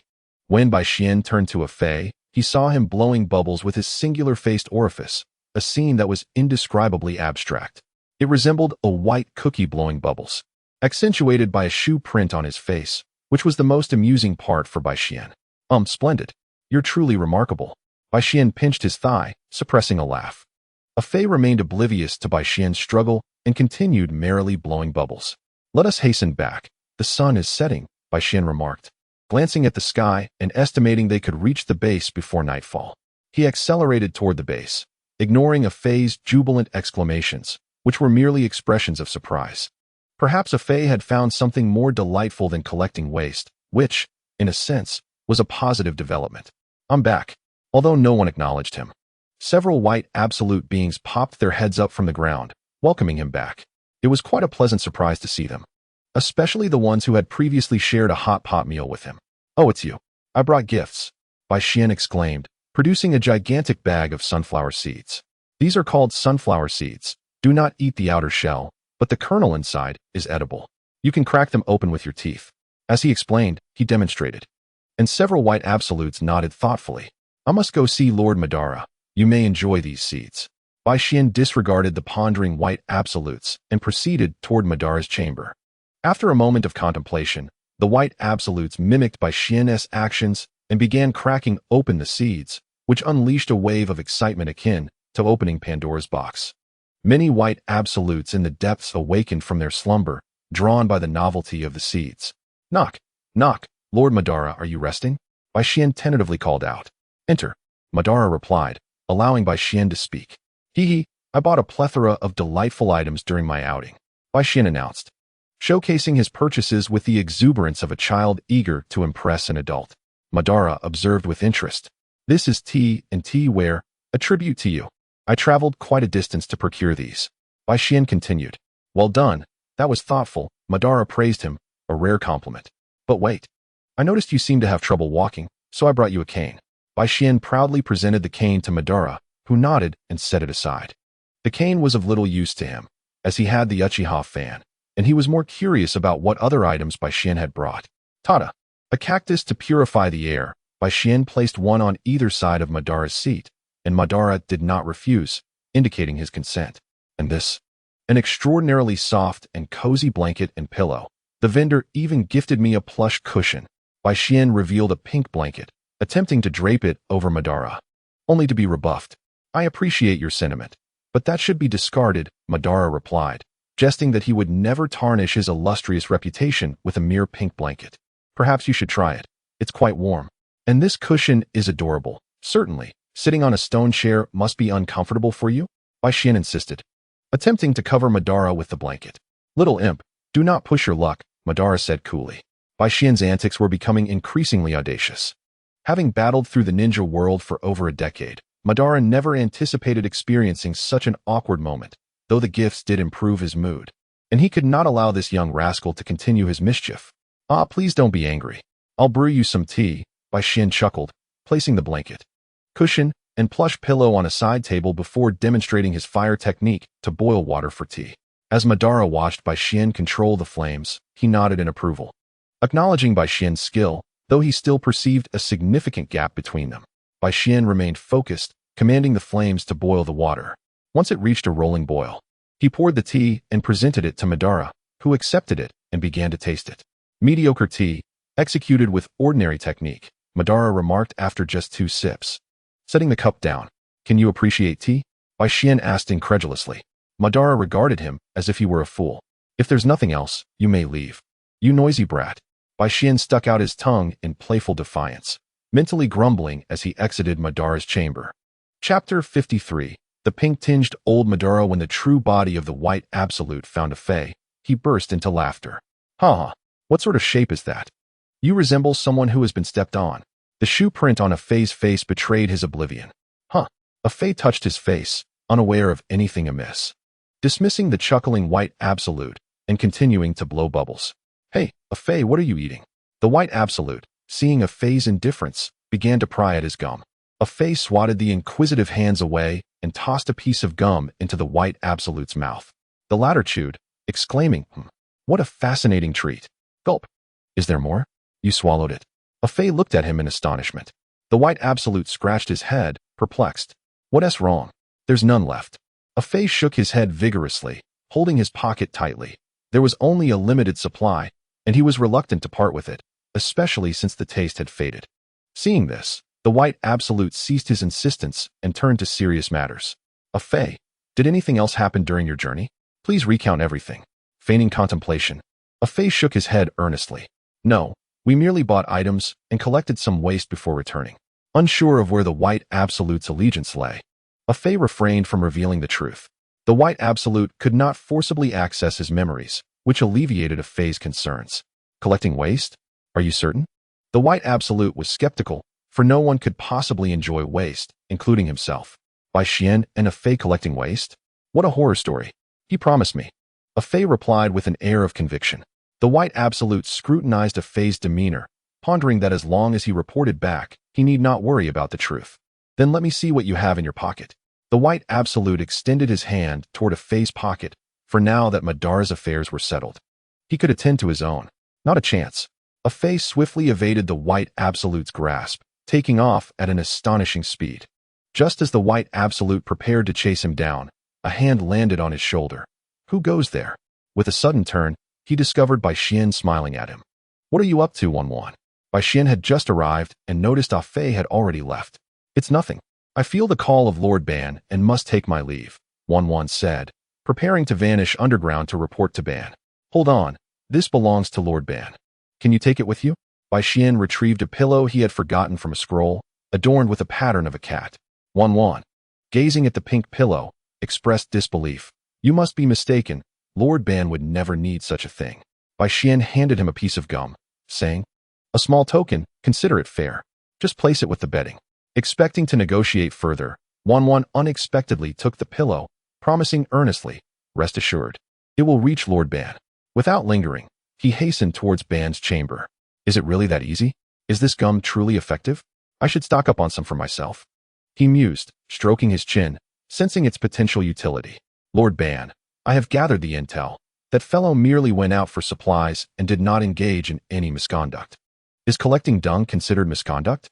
Wan reported dutifully before Ban, the pillow in hand. Ban's attention was initially drawn to the pillow, but the mention of dung brought his focus back. "Collecting dung? Are you mocking me? Who would collect dung? Is Bai Xian planning to gather manure for farming?" "Absolutely." Lord Ban. Seeing Bai Ju's expression of despair, Ban decided not to delve deeper, concluding it was indeed not a significant matter. "Where did you acquire that pillow?" Ban finally broke the silence, eyeing the pillow, which resembled one from the set Bai Xian had purchased for him. This is a delivery from that little rascal. He said you needed it," Wan confessed, bracing himself for Ban's wrath. Contrary to his expectations, Ban simply stated, "Place it over there." Yes." Wan quickly complied, setting it down and retreating swiftly. Ban gazed at the pink ensemble of bedroom essentials, rubbing his aching back. "How far I've fallen, Uchiha Ban," he lamented internally. Though reluctant to admit it, he realized he might indeed require these items, particularly the cushion and pillow. The underground base was often damp, and the scars from battles in his youth ached persistently. Ban had endured the discomfort, but now, why not embrace relief? Staring at the bedding set, he hesitated, repulsed by its color. Damn that little rascal. Ban cursed by Xian before ultimately deciding to give it a try, resolving that if it proved ineffective, he would burn it along with Bai Xian. Rising, he retrieved the cushion and pillow, placing the cushion on a stone chair and leaning back against the pillow, experiencing undeniable comfort. A life of ease could sap one's will to fight, but just for this moment, Ban reassured himself that he would soon discard these items. He covered his legs with the blanket, feeling the discomfort of old injuries dissipate significantly. This realization dawned upon him as he assessed his physical state. In his youth, he met any challenge with defiance, only to endure a painful and regretful old age. The Uchiha clan, due to the nature of their Sharingan, rarely possessed yang chakra, a prerequisite for learning medical ninjutsu. Thus, Ban had never learned it, and had to rely on the passive regenerative abilities of Hashirama's cells to heal his wounds. The stark contrast between the grotesque outer path statue behind him and the delicate pink bedding on his body created an eerie atmosphere, illuminated by flickering oil lamps. Who would have imagined an elderly man with white hair sitting before a terrifying beast, draped in a pink blanket? Chapter 54. The necessary conditions for learning the Flying Thunder God technique at this moment. Bai Xian had tidied his room, adorned with blue sheets and blankets that evoked the scent of the sea. He wondered about the state of the old man next door. Dismissing thoughts of Ban, he settled cross-legged on his bed, delving into the study of the shadow clone technique. Upon reading about its side effects, Bai Xian frowned. Frequent use may lead to personality fragmentation, mental chaos, or even being supplanted by one's alter ego. Naruto had employed it throughout the original story without succumbing to madness. Perhaps it was a privilege of the protagonist? Following the text's guidance, Bai Xian formed the hand seals and executed the shadow clone technique effortlessly, questioning whether its classification as a forbidden technique stemmed solely from its risks. Next came the Flying Thunder God technique, an exceptionally profound and intricate space-time ninjutsu, presenting a formidable challenge in grasping its underlying spatial principles and technical structure. It required keen spatial perception, precise chakra control, and delicate execution. Bai Xian considered his chakra control to be commendable, and his perception was adequate. Perhaps he could give it a try. He began to sketch the Flying Thunder God mark, considering his preferences, as it was merely a symbol. After contemplating various options, Bai Xian opted for a simplistic drawing, focusing his chakra to his fingertips. He drew a turtle on the ground, a turtle unlike any other. Its shell was circular, with 4 legs and a head, each a semicircle, and a tail reminiscent of a pig's, spiraled like a whirl. He added 2 dot-like eyes, and with another stroke for the shell, the Flying Thunder God mark was complete. At first glance, the turtle appeared ordinary, yet it was a scholar of the spring and autumn period. Thus Bai Xian aptly named it Xuanwu. As one of the 4 divine beasts of antiquity, a name like this suited his turtle perfectly. Following the book's instructions, he learned that mastering the technique required a sealing technique as a foundation, which he regrettably lacked. It seemed he would have to rummage through the old man's stock once more. Sealing techniques primarily involved inscribing chakra into a mark, allowing one to sense its presence. With 3 shadow clones exploring the Flying Thunder God technique within his room, Bai Xian adjusted his attire and made his way toward Ban's chamber, pausing at the door to knock. "Lord Ban, I have a question to ask." Ban, having been roused from his rest by Bai Xian's voice, hesitated before tossing the blanket, pillow, and cushion aside onto a nearby table, maintaining his facade of nonchalance. "Come in." Upon receiving Ban's permission, Bai Xian entered. As soon as he stepped inside, Bai Xian immediately sensed something amiss. The neatly arranged bedding he had placed was disturbed. After a moment of thought, he deduced the cause. The old man, in his pride, had declared he did not need it but had used it nonetheless, all while attempting to uphold his lofty image. "Spare me your idle chatter. Speak quickly, and do not disturb my rest." Ban's tone conveyed impatience. Was he still irritable from waking, or had Bai Xian's intuition proven accurate? Without delay, Bai Xian stated his purpose. "I wish to learn a sealing technique." Ban, propping his chin on his fist and tilting his head, regarded Bai Xian with curiosity. "Is it related to the Flying Thunder God technique?" Bai Xian nodded, aware that Ban had been researching it diligently. "However, I do possess a sealing technique. But your presence is rather bothersome, so be gone." The tone of Madara shifted from one of keen interest to palpable impatience. He possessed a wealth of knowledge regarding sealing techniques, yet the last one he had employed was the transcription seal, utilized to evade the malevolent grasp of the evil Tobirama. This thought ignited a surge of anger within Madara.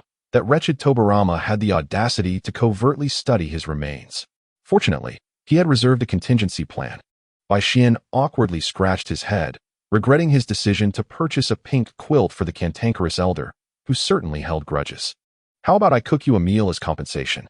My culinary skills are renowned within the Uchiha clan, honed over 2 decades of rich experience.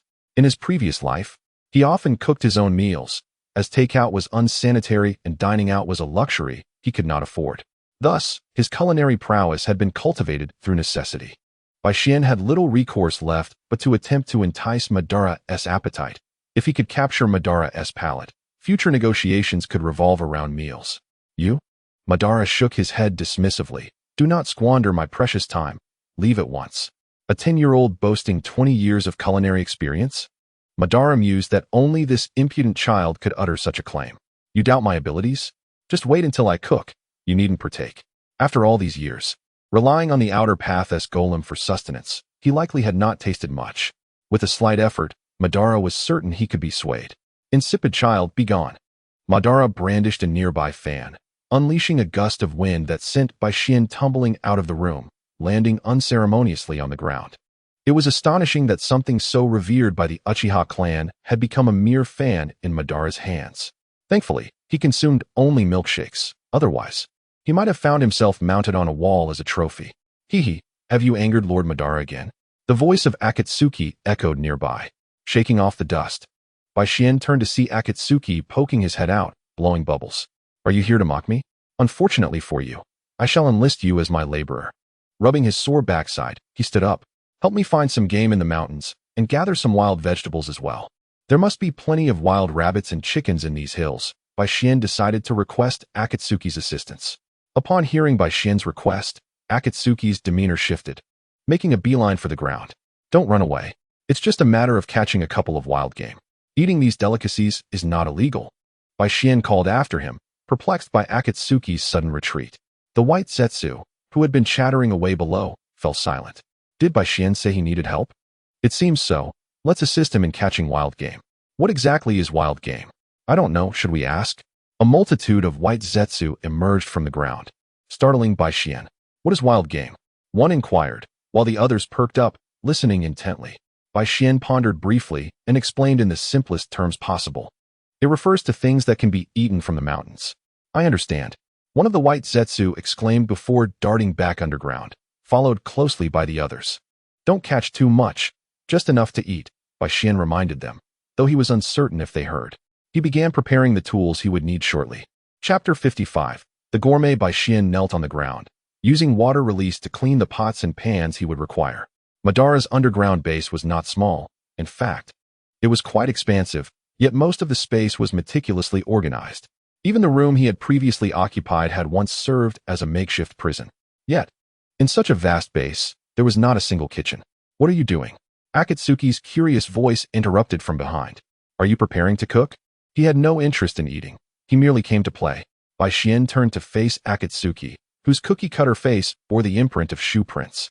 Suppressing his urge to comment. Is there something on my face? Or are you envious of Lord Akatsuki's handsome visage? Akatsuki touched his face, feeling as though everyone was overly concerned with their appearance.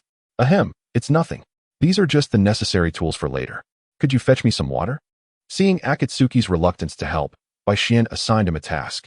Okay, Akatsuki responded, taking several buckets and setting off to fetch water. Akatsuki was indeed a diligent worker, a true model of industriousness. Bai Xian casually selected a room to transform, cleaning up the mess and bringing in the assorted pots and pans. A makeshift kitchen was established. Though small, it was fully functional, sufficient for basic cooking. Before long, the white Zetsu returned, bringing with them a bounty of wild chickens, rabbits, and even a wild boar with formidable tusks, alongside a variety of wild vegetables. Bai Xian praised the white Zetsu and invited them to share a meal, but they declined, burrowing back underground and resuming their snack of seeds. Bai Xian, unable to bear the sight of the slaughter, distanced himself as his shadow clones dispatched the boar, draining its blood, along with 2 chickens and several rabbits. He was a kind-hearted soul, unwilling to witness such brutality. So he waited at a distance until the task was completed, The collective effort bore fruit, and soon the fresh ingredients were prepared. Bai Xian discarded the inedible wild vegetables and corralled the remaining chickens and rabbits for later consumption. When Akatsuki returned with water, the shoe prints on his face had vanished, revealing that it had merely been a reflection. He placed the buckets down and approached Bai Xian, speaking slowly. "Why didn't you tell me? You've tarnished Lord Akatsuki's glory." Bai Xian rubbed his nose. "Ahem, I thought you preferred this look." Akatsuki, in a fit of childlike petulance, sprawled on the ground, writhing dramatically. "I don't care. How can I face others now?" Bai Xian sighed, unable to resist a retort. "Isn't there a possibility that you've lost your dignity long ago, given your penchant for collecting excrement?" Akatsuki's reaction intensified. He crawled from the ground to the wall, then to the ceiling. Unable to watch any longer, Bai Xian yanked him down. "One piece of bubble gum. 3, 2, deal." With exasperation, Bai Xian retrieved 2 pieces of bubble gum from his scroll and handed them to Akatsuki. "Yay!" Akatsuki cheered, tossing them into his mouth. "Oh dear. That wrapper is not meant to be eaten. Did this foolish child truly lack any common sense?" Humph, humph. Akatsuki hummed a tune, preparing to retreat underground. "By the way, Akatsuki, remember to feed those chickens and rabbits for me." Bai Xian had no time to deal with trivial matters, leaving them to the bubbly Akatsuki. 1 piece of bubble gum. Akatsuki quickly caught on, attempting to extort Bai Xian. "The bubble gum was running low. Just take care of the rabbit and chicken droppings, and you can have the rest." Bai Xian sighed helplessly, realizing that examining the gum's composition was a dual benefit, saving him the trouble of asking other white zetsu to clean up. Perhaps this was the most support he had ever given Akatsuki in his endeavors. After a moment's contemplation, Akatsuki agreed. Not bothering further with Akatsuki, Bai Xian commenced the butchering of the enormous wild boar. What magnificent ribs! Braised ribs, sweet and sour ribs, rib soup, and clean pig ears for cold dishes, braised pork, twice-cooked pork, and sauced pig trotters. I can hardly contain my saliva at the thought. Just imagining it made Bai Xian's mouth water. As for the chicken, he decided to make chicken soup, especially since he had seen the white zetsu return with mushrooms earlier, leaving the chicken's rear for Madara to enjoy later. The conversation about the spicy rabbit head and the fiery hot pot made Bai Xian chuckle foolishly at the thought of the scene, envisioning himself relishing in the mischief while watching Ban squirm in frustration. After all, Ban would never truly harm him. He was the chosen heir of the Moon Eye plan. Observing from the shadows, 112 was perplexed by Bai Xian's silly grin, contemplating whether to report this oddity, as it was indeed peculiar for someone to smile at a pig's head. Wiping away the drool, Bai Xian began directing his clones to take action. He prioritized the longer prepared dishes and busied himself with fire techniques, which greatly aided his control over chakra. Meanwhile, Ban, meditating in his room, caught a whiff of something delightful. "Baiju," he called, prompting 112 to emerge from the ground, awaiting orders. Ban pondered the source of the enticing aroma. It seemed Bai Xian was genuinely cooking, and the scent was surprisingly appealing. Yet, the proud legend that he could never show weakness. "Keep an eye on him and ensure he doesn't burn the base down," Ban commanded. "As you wish, Lord Ban," 112 replied, swiftly diving underground toward Bai Xian's location. The fire was too intense, risking charred results. "This flame is too weak. Why isn't this pot boiling yet?" Bai Xian's clones clamored, leaving him overwhelmed as he struggled to balance the varying cooking times and temperatures. His chakra control still lacking precision. 112 peeked up, noticing Bai Xian's sweat-drenched face, and chimed in. "Lord Ban instructed me to watch you and prevent a disaster." Bai Xian gave a thumbs up, acknowledging the cleverness of the Baiju, who bluntly revealed their surveillance task. Perhaps it was not their intelligence at fault, but rather a genetic issue with 112. "Understood. I'll have you manage the flames shortly," Bai Xian replied amidst his efforts. 112 retreated to a safer distance to observe. Chapter 56. Delicious, love to eat. But not too much exhausted and nearly depleted of chakra, Bai Xian finally completed all the dishes. In the underground base, where day and night blurred, he estimated it was time for a late-night snack. Though not entirely successful, the novelty of the endeavor felt satisfactory. In the ninja world, culinary arts were largely overlooked, with the focus remaining on jutsu and combat. Only the elite cared about fine dining, while common folk were preoccupied with survival and making a living. Struggling to carry the table, Bai Xian halted at Ban's door, serving himself a generous bowl of rice and sitting cross-legged. He savored bites of braised pork with rice, deliberately making noise to attract Ban's attention. Beneath his pink blanket, Ban scoffed. After all these years, you can bear it no longer? Ignoring Bai Xian, he resumed his meditation. Seeing no reaction, Bai Xian moved the table closer and fanned the enticing aroma toward Ban's room. Huh, you old coot, I'll tempt you, he muttered, refusing to believe Ban could resist food after years of fasting. That brat. Is he learning the flying thunder god technique along with the deviousness of Tobarama? Ban mused, feeling irritated by Bai Xian's audacity to eat right outside his door. Removing his blanket and grasping the cane Bai Xian had given him, he stood. Despite his age, he still exuded a formidable presence. Outside, Bai Xian remained blissfully unaware of the impending danger, continuing to fan the delightful scent into Ban's room, clearly illustrating the importance of information. Even feeling it was insufficiently effective, he utilized wind techniques to direct the aroma beneath the door. As Ban approached, a warm breeze brushed past his feet, and he instantly recognized Bai Xian's mischief. The door creaked open, and Bai Xian froze. Ah, what a coincidence. Care to join me for a meal? The awkward silence lasted only a moment before Bai Xian broke it, adhering to his belief that if someone felt awkward, it should be others, not him. Ban, observing Bai Xian's antics, tapped him lightly with his cane. Clever little brat. Bring the table inside. With that, Ban turned, heading back into his room. Initially intending to reprimand Bai Xian, he reconsidered upon seeing the spread of food before him. Wasting such a feast was out of the question. After a lifetime of battle, he thought he deserved to enjoy a meal. Bai Xian grinned, summoning his shadow clones to carry the table in step with Ban. They found a suitable spot to set it down, and Bai Xian began serving Ban. With a quick hand sign, Ban conjured a wooden mat beneath him and sat cross-legged, casting a curious glance at the delectable dishes before him. Pure wild boar ribs.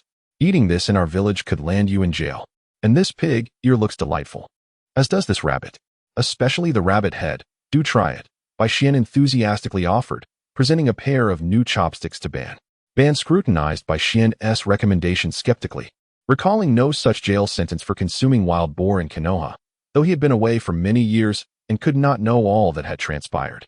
The ribs were glistening and succulent, separating effortlessly from the bone, rich in flavor and not at all dry. Not bad, Ban remarked after sampling a piece of the braised ribs, a compliment that made Bai Xian feel hopeful. The pig ears were prepared cold, to which Ban merely nodded, while he indulged in the braised pork a bit more, refraining from the rabbit head to maintain his dignified demeanor.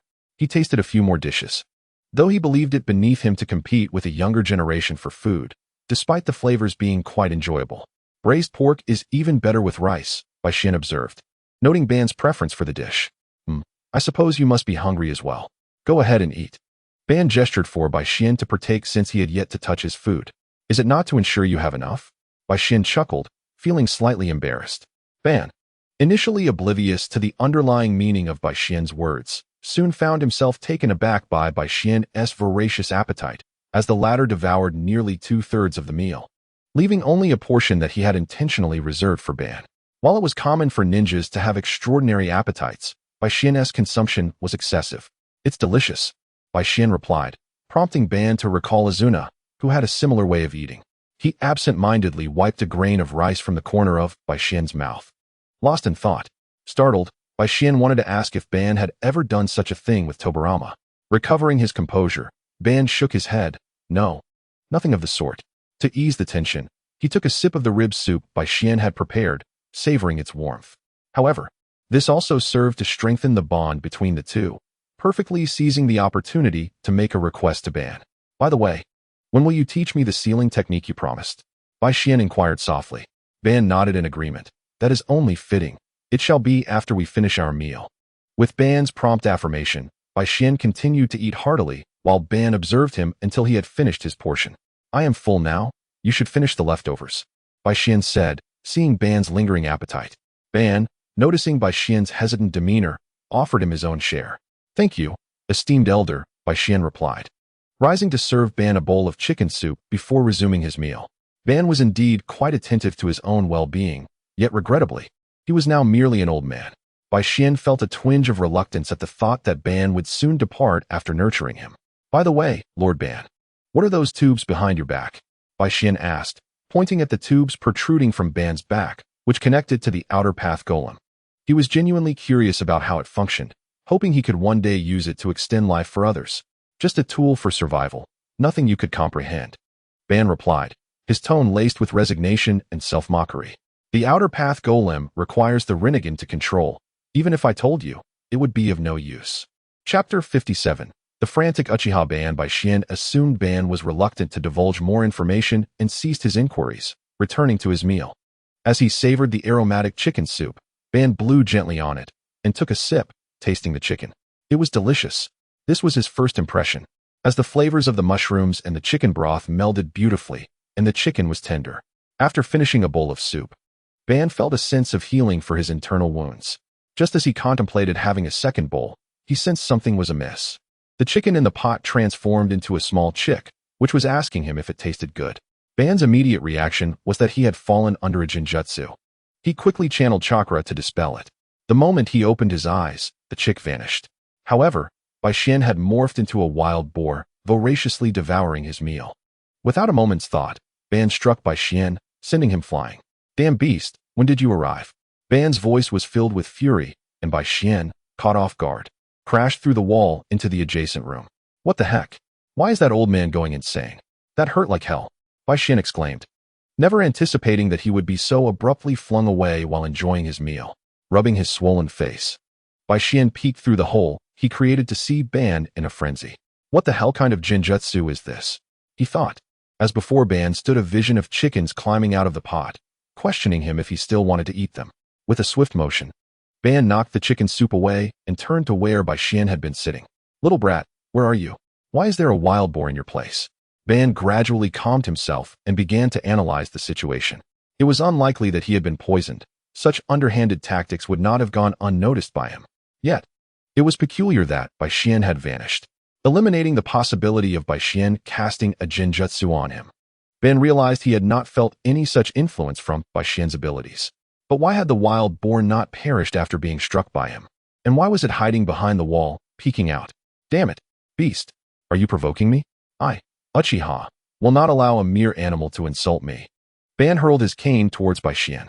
Bai Xian quickly ducked to shield his head, relieved that it merely lodged itself into the wall and did not strike him.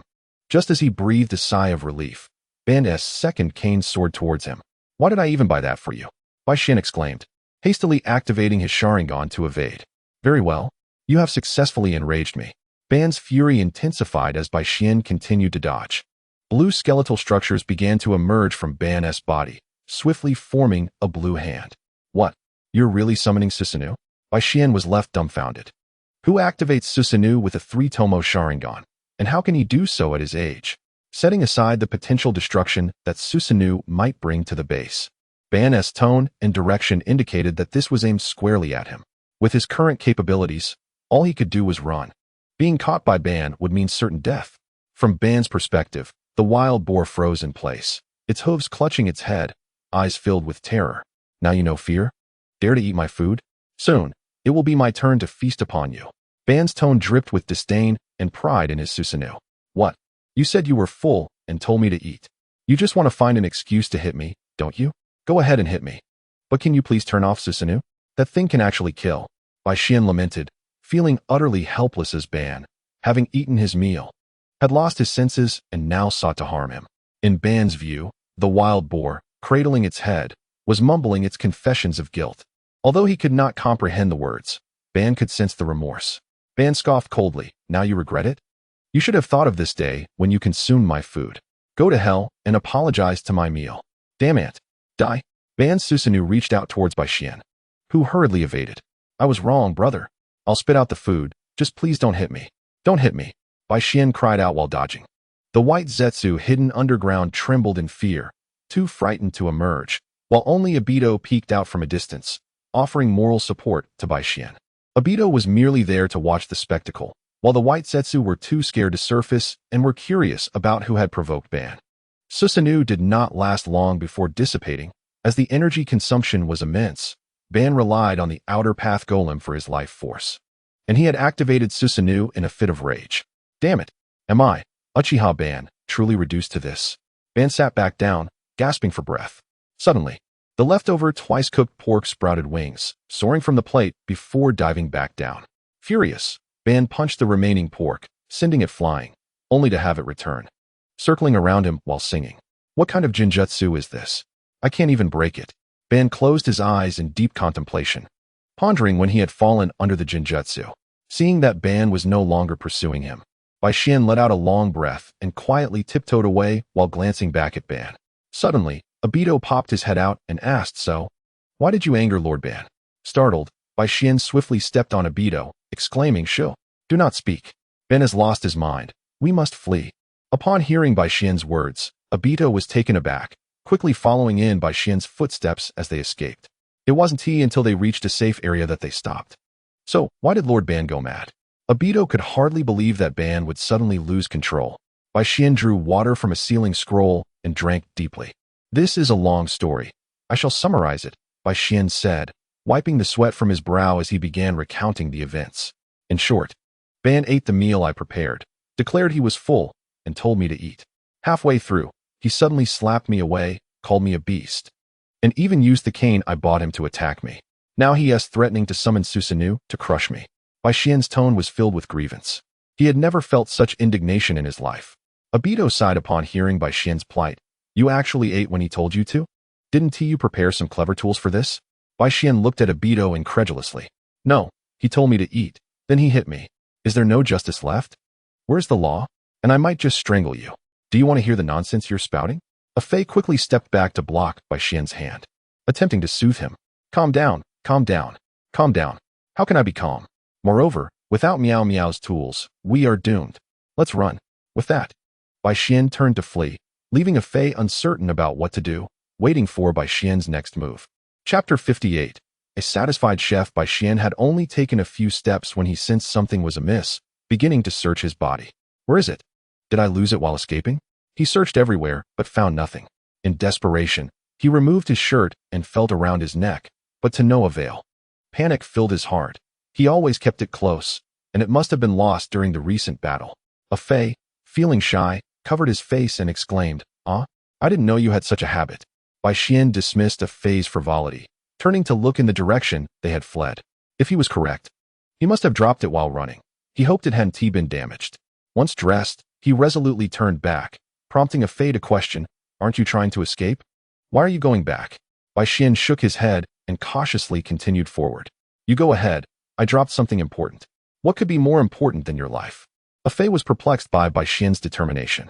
"It is the only thing my mother left me," Bai Xian replied, ignoring a Fei as he began to search meticulously among the ruins for the bone flute, silently praying as he did so. A Fei helped search nearby, though he didn't know what Bai Xian sought. However, he surmised that he would recognize it once he saw it, especially since Bai Xian carried it daily, and it would likely carry his scent. As Bai Xian searched, he cautiously approached the figure of Ban, holding his breath as he scoured the area around him. Ban sensed Bai Xian's proximity and opened his eyes, immediately spotting Bai Xian digging in the dirt. "You may continue sleeping. I'll leave once I find it," Bai Xian thought, feeling Ban's gaze upon him and attempting to distract him by touching his own head. However, Ban's eyes were filled with complexity, as he saw Bai Xian resembling Izuna. He was unsure whether it was a dream or reality, completely unaware that he was under a jinjutsu. Despite trying various methods, he had found no relief. The figure before him, resembling Izuna, appeared somewhat bewildered. Ban remained silent, merely staring at Bai Xian, feeling a chill from Ban's unwavering gaze. Bai Xian touched his face, asking, "Is there something on my face?" Ban did not respond, his gaze fixed on Bai Xian.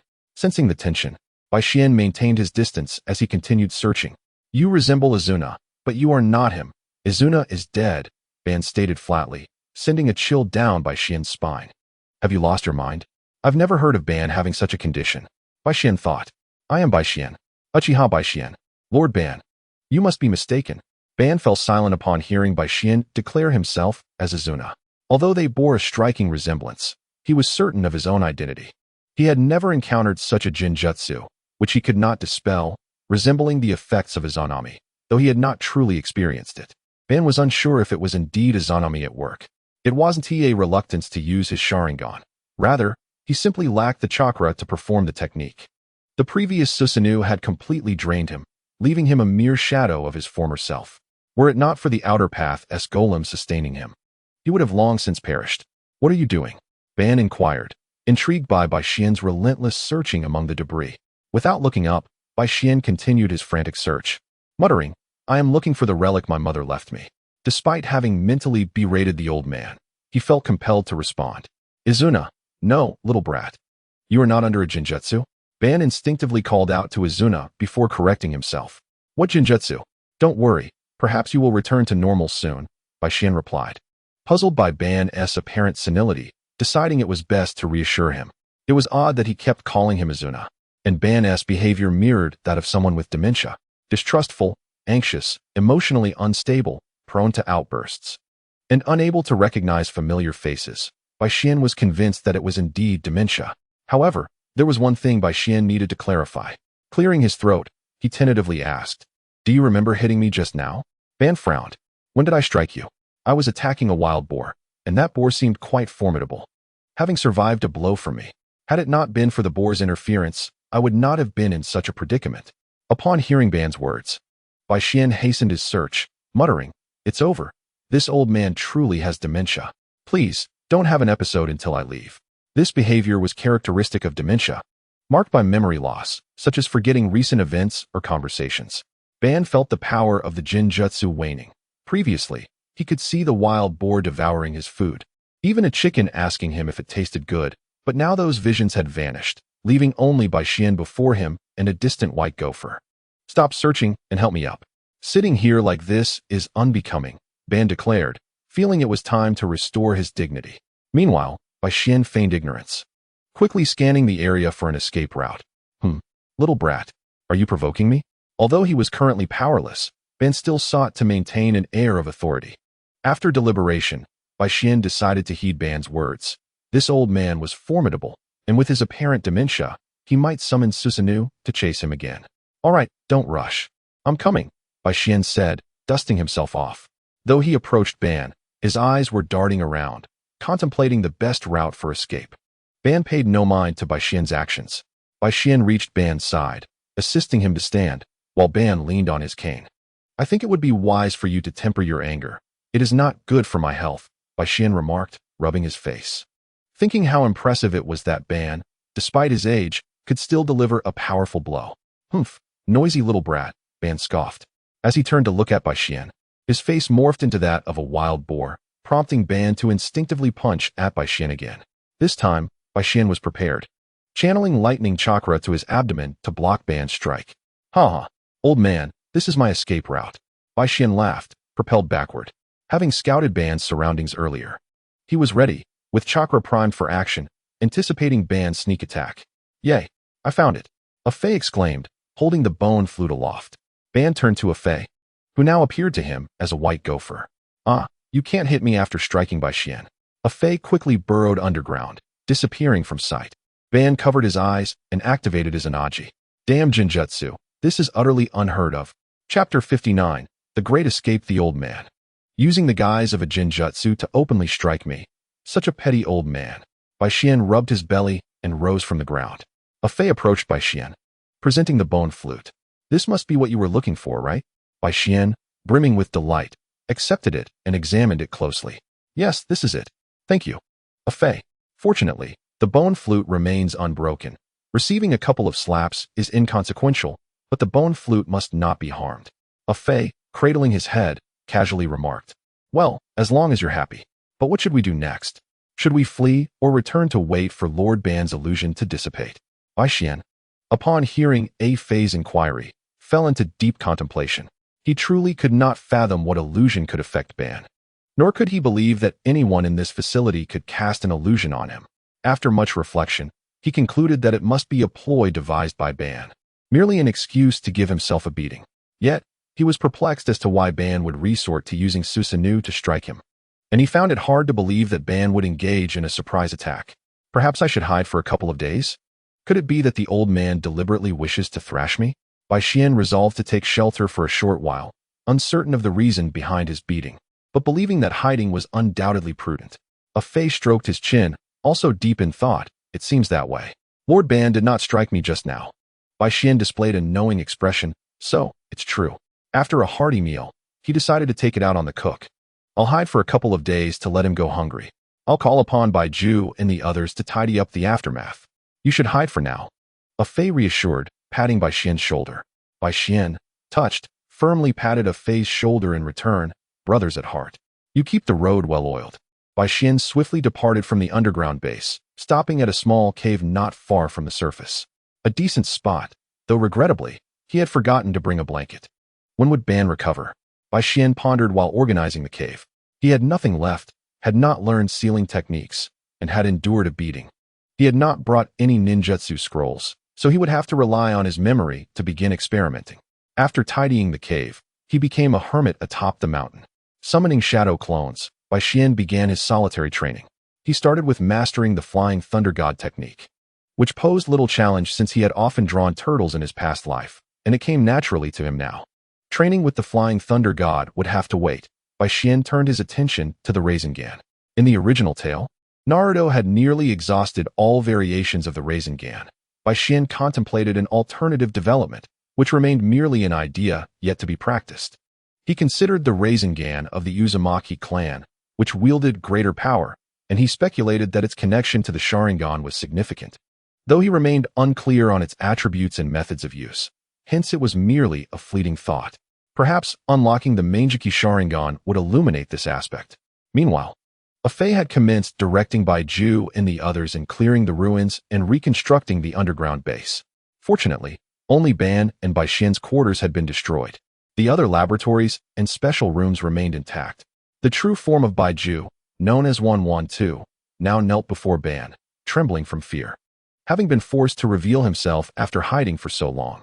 Go investigate who cast the illusion, Ban commanded, discarding the blinded Sharingan to the side and replacing it with a new 3-tomo Sharingan. Though the likelihood of discovering the culprit was slim, Ban resolved to give it a try. This matter could not be brushed aside. As you wish, Lord Ban. And where has that little brat gone? 112 was about to withdraw when Ban called out to him. Ban now understood the situation. In his previous rage, he had not properly considered who had struck him. Now, reflecting calmly, he recognized that the boy had quite the resilience, with impressive reflexes and evasion skills. However, he remained uncertain about the boy's injuries, as he had intended to kill him, albeit initially underestimating him. Yet later, he had taken the matter seriously upon activating Susanoo. The little brat has fled and taken shelter in a cave not far from the base, 112 reported honestly, revealing that he had dispatched Baiju to follow him during Bai Xian's escape. Learning that Bai Xian had not fully fled did not concern him overly, and he had stationed 2 Baiju nearby to monitor him discreetly. Ban nodded, realizing that the boy still leaned toward his side. He acknowledged that he had indeed erred in this matter and resolved to offer him additional compensation upon his return. Bring him back and inform him that the illusion has been lifted. Apologizing was out of the question. His pride would not allow him to apologize to a younger individual. An illusion? You fell under an illusion? Who could have ensnared you in such a way? 112 expressed astonishment. Less chatter. Execute the order. Ban glared at him, the remark reminding him of someone he found exceedingly distasteful. 112 quickly retreated, diving underground to search for Bai Xian. In Ban's eyes, Baiju were mere refuse. Not even worthy of being considered pawns. Those clones were merely inferior artificial beings infused with Hashirama's cells. Regaining his focus, he turned his gaze towards a Fei, who was blowing bubbles while directing the Baiju in repairing the base. A Fei. Hey, Lord Ban, what is your command? A Fei hurriedly approached upon hearing Ban's call. Tell me everything you know about this matter. Ban did not bother to glance at the other Baiju, as he found a Fei to possess some semblance of intellect. A Fei scratched his head, organizing his thoughts before relaying all the details he was aware of. After listening attentively to a Fei's account, Ban began to grasp the situation. The groundhog he had seen was none other than a Fei before him. The illusion's ability seemed to transform those nearby into various animals, stripping them of their capacity for speech. Viewed from this angle, the illusion lacked any offensive capability, resembling a technique that the malevolent Senju Tobarama might develop. I see. You may leave now. Focus on repairing this side of the base. Ban had no further inquiries for a Fei, as he had shared everything he knew. Asking more would serve no purpose. The immediate priority was to uncover the reason behind the illusion and its triggering conditions. He recalled realizing he had fallen under the illusion upon seeing a chick. Thus Ban glanced at the overturned chicken soup and shook his head. He had never heard of using food to cast an illusion. However, Bai Xian could not possibly have directed an illusion at him. For him, such an attempt would be akin to a mere tickle, and his resistance to illusions was quite poor. Perhaps he could inquire about it through illusion later. Chapter 60. The Second Little Cat by Xian. Return. Lord Ban has said that the illusion has been lifted. Wan too was earnestly persuading Bai Xian to come back. But Bai Xian continuously refused, even attempting to bribe himself. Why are you so chatty? I've already consumed the bubblegum, so why are you still insisting I return? Bai Xian had not anticipated that this fellow, having eaten his bubblegum, would continue to pester him. The incessant chatter was beginning to irritate Bai Xian, who scratched his head in frustration. But this is Lord Ban's task. I cannot ignore it. Wan too felt quite helpless, caught in a dilemma where he could not offend either party. That old man surely intends to deceive me back just to give me another beating. No rush. I will wait a couple of days until his anger subsides before returning. The incessant nagging from Wan too had disrupted Bai Xian's focus on training. So he decided to fish by the riverbank instead. Using a branch as a rod and hand-twisted grass as line, he contemplated bait. If you don't leave, I might just use you for fishing. But you're putting me in a difficult position. Wan too chewed on his bubblegum, his mood decidedly gloomy. It's fine. It's fine. Just go back and relay to the old man that I will return in a couple of days. Besides, aren't those 2 trees over there just by Jew in disguise? I'm not running away. Why are you worried?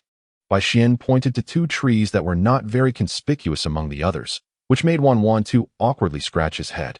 Then I'll speak honestly. Don't blame me. Bai Xian pondered for a moment. Just don't use my exact words. Convey it as I instructed. Clearing his throat, he continued, I observe that Lord Ban seems displeased.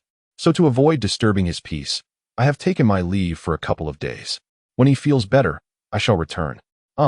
You're actually just afraid of getting beaten, right? Wan too revealed the truth. Bai Xian shook his head solemnly. How could that be? Just follow my instructions. Well, Wan had no other option but to give it a try, hoping that Madara would not direct his wrath towards him. With a swift escape into the earth, he returned to the base. Finally, the troublesome fellow had left. This ninjutsu was indeed quite convenient. Bai Xian stretched lazily and resumed his fishing. As the saying goes, if the fish do not bite, one should not reel in the line. One must never become an idle fisherman. However, one cannot truly fish without bait. Bai Xian used earth release to dig up the soil, catching a few loaches to tie onto a grass string, then sat cross-legged, resting his chin on his hand as he began to fish. Lord Madara, that kid mentioned you were in a foul mood and decided to stay away for a couple of days to avoid disturbing your peace, returning only when you feel better. Wan remarked, his voice trembling. No matter. As long as he remains close to the base, he is free to do as he pleases. Madara, still pondering the illusions he had encountered, paid little heed to Wan's words. Bai Xian's absence was beneficial, allowing him time to recuperate and devise strategies against the illusion. Yes. Wan sighed in relief and quickly burrowed underground.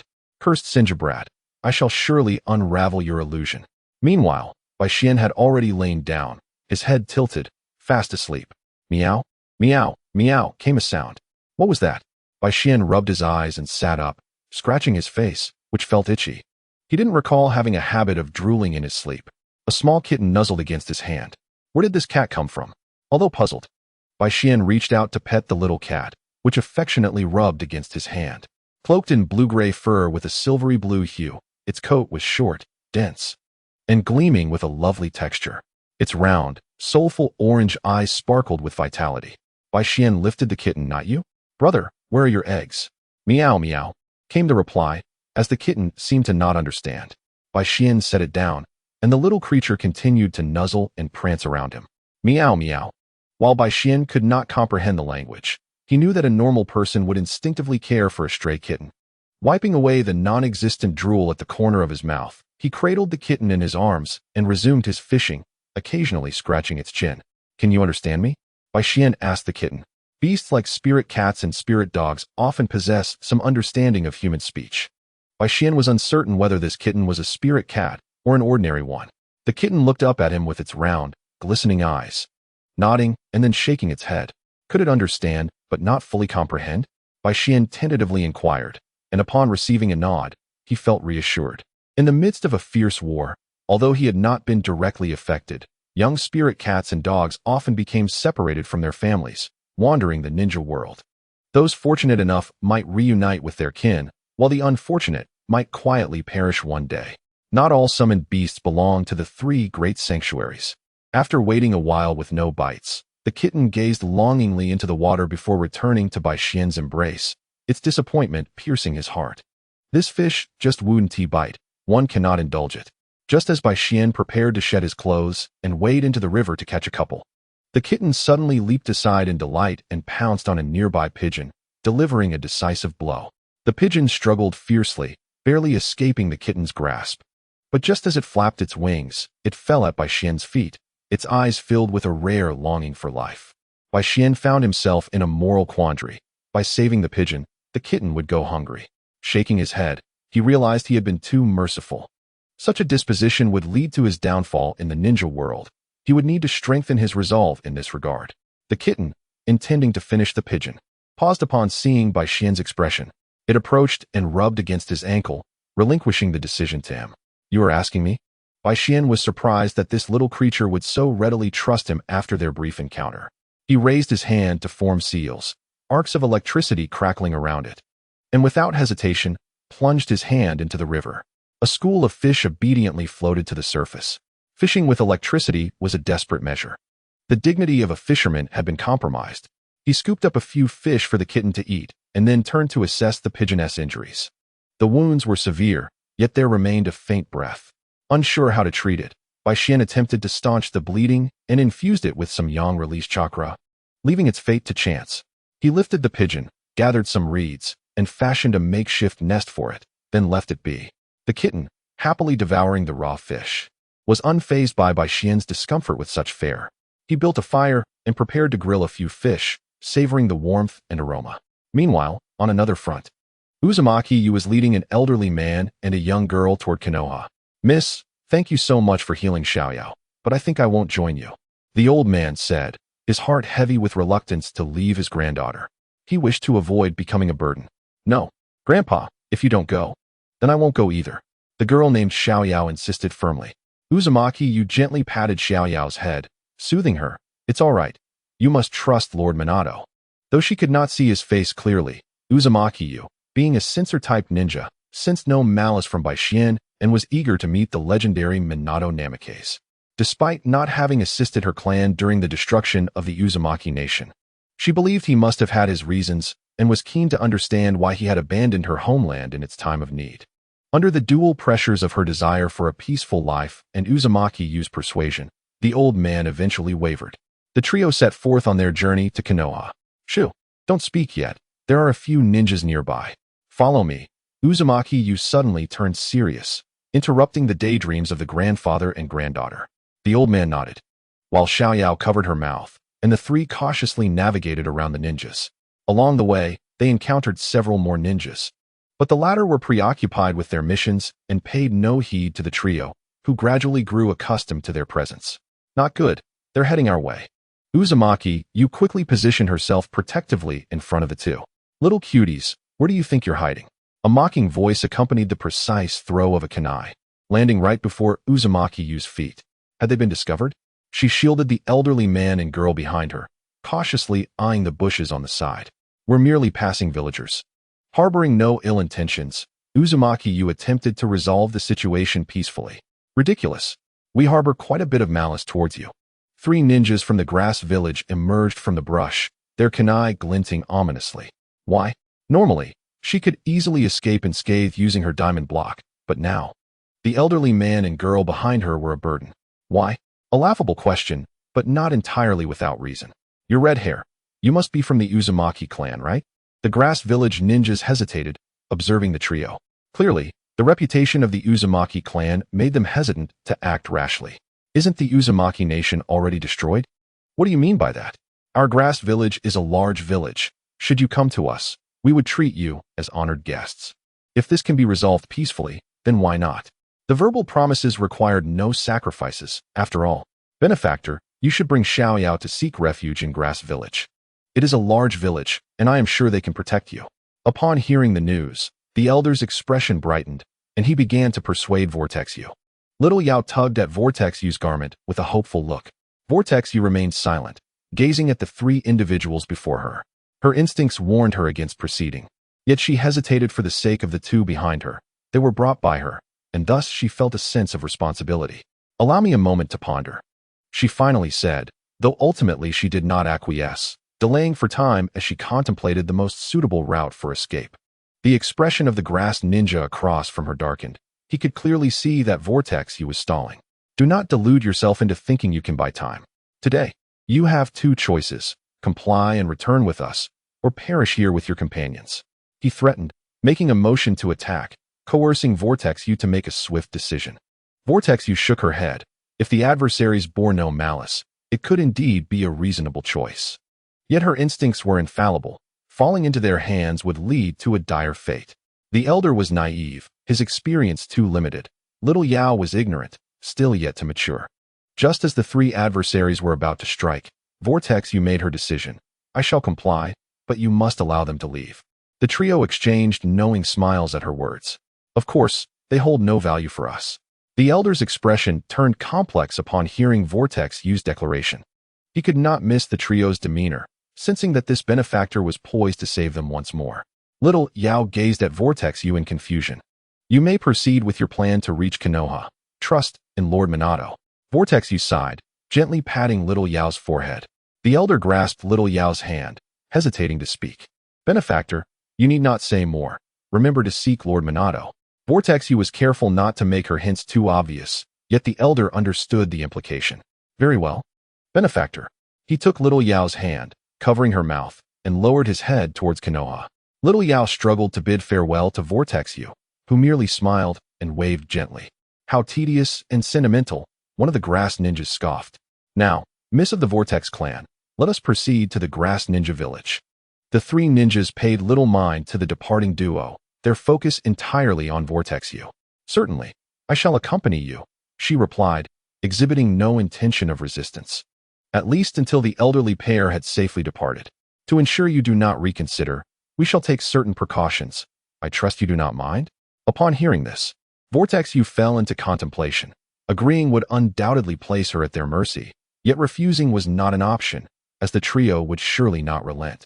"Very well, I agree," she finally asserted, gritting her teeth. Her primary means of attack was the adamantine chains. If merely her limbs were bound, it would not significantly hinder her. Do not harbor any clever thoughts. Our grass ninja village is not inferior to Konoha. There is no need for such resistance," one of the ninjas remarked. Relieved by Vortex's compliance, one of them produced a rope, while the other two remained vigilant to deter any potential attack from Vortex. Only when the rope was securely fastened to her hands did they finally feel at ease. Clearly, the trio had some knowledge, albeit limited, as they were unaware that the adamantine chains of the Vortex clan did not require hand seals. "Thank you for your cooperation, Miss Vortex. We shall now return to the grass ninja village." The three formed a triangular formation around Vortex, ensuring she could not escape. Not far into their journey, the leading grass ninja suddenly groaned, clutching his abdomen. "Stay here. I need to use the restroom." The other two ninjas had no objections, but Vortex recognized his intent. Focusing her senses on the departing ninja, she confirmed her suspicions. He was sneaking away, retracing their earlier path. He intended to eliminate her and silence her. Chapter 62. Vortex desperate struggle. Unable to remain passive, Vortex searched for the opportune moment to strike, her senses probing the two remaining ninjas. Seizing a fleeting moment when they were distracted in conversation, she decisively summoned her chakra and unleashed the adamantine chains at the two. What? They barely had time to utter the word before being sent hurtling back, crashing to the ground nearby. They had not anticipated Vortex's sudden change of heart. Vortex struggled to free herself from the tight bindings of the rope, but her efforts were in vain. She had tried numerous times to no avail. Squatting down, she attempted to use a sharp stone from the ground to sever the ropes. After many attempts, the ropes only grazed her, while her hands were left bloodied and battered. Reluctantly, she decided to rescue the elderly pair first, postponing her attempts to free herself. "Trying to escape? You've caused me quite a bit of pain." One of the grass ninjas groaned as he pulled himself up, wiping the blood from his mouth and throwing a packet of powder at Vortex with force. Instinctively, Vortex used her chains to deflect it, but the powder burst open, enveloping the area. "This is bad," though she quickly held her breath. She still inhaled a significant amount and retreated, warily observing the two ninjas. She needed to eliminate them, Otherwise, she would likely fail in both her objectives. The chains lashed out at the more mobile ninja, who had anticipated her attack and swiftly withdrew, seeking refuge behind the moaning grass ninja on the ground. Knowing that vortex, you would likely target him first. Stop lying there and get up. You'll be in trouble when the boss returns. The ninja who had thrown the powder shouted at his fallen comrade. Hearing this, the downed ninja's face turned a deep shade of crimson as he struggled to stand. Clutching at his groin. What are you doing? The one who had thrown the powder instinctively covered his own groin, beginning to regret his earlier harshness towards his partner. It's fine. The grass ninja who had been struck by the chains gritted his teeth, uttering those words, though it was clear he was far from unscathed. Meanwhile, Vortex you felt utterly drained. Although she could still wield the adamantine chains, their power was greatly diminished. What had once been a skill she had only recently mastered was now barely within her control. I can't stay here. That powder is suspicious. And little Yao and the elder are in danger. Vortex you urged her chains to strike decisively at the two ninjas. The one who had thrown the powder disregarded his comrade and quickly positioned himself in front of Vortex you, hurling shurikens to counter her.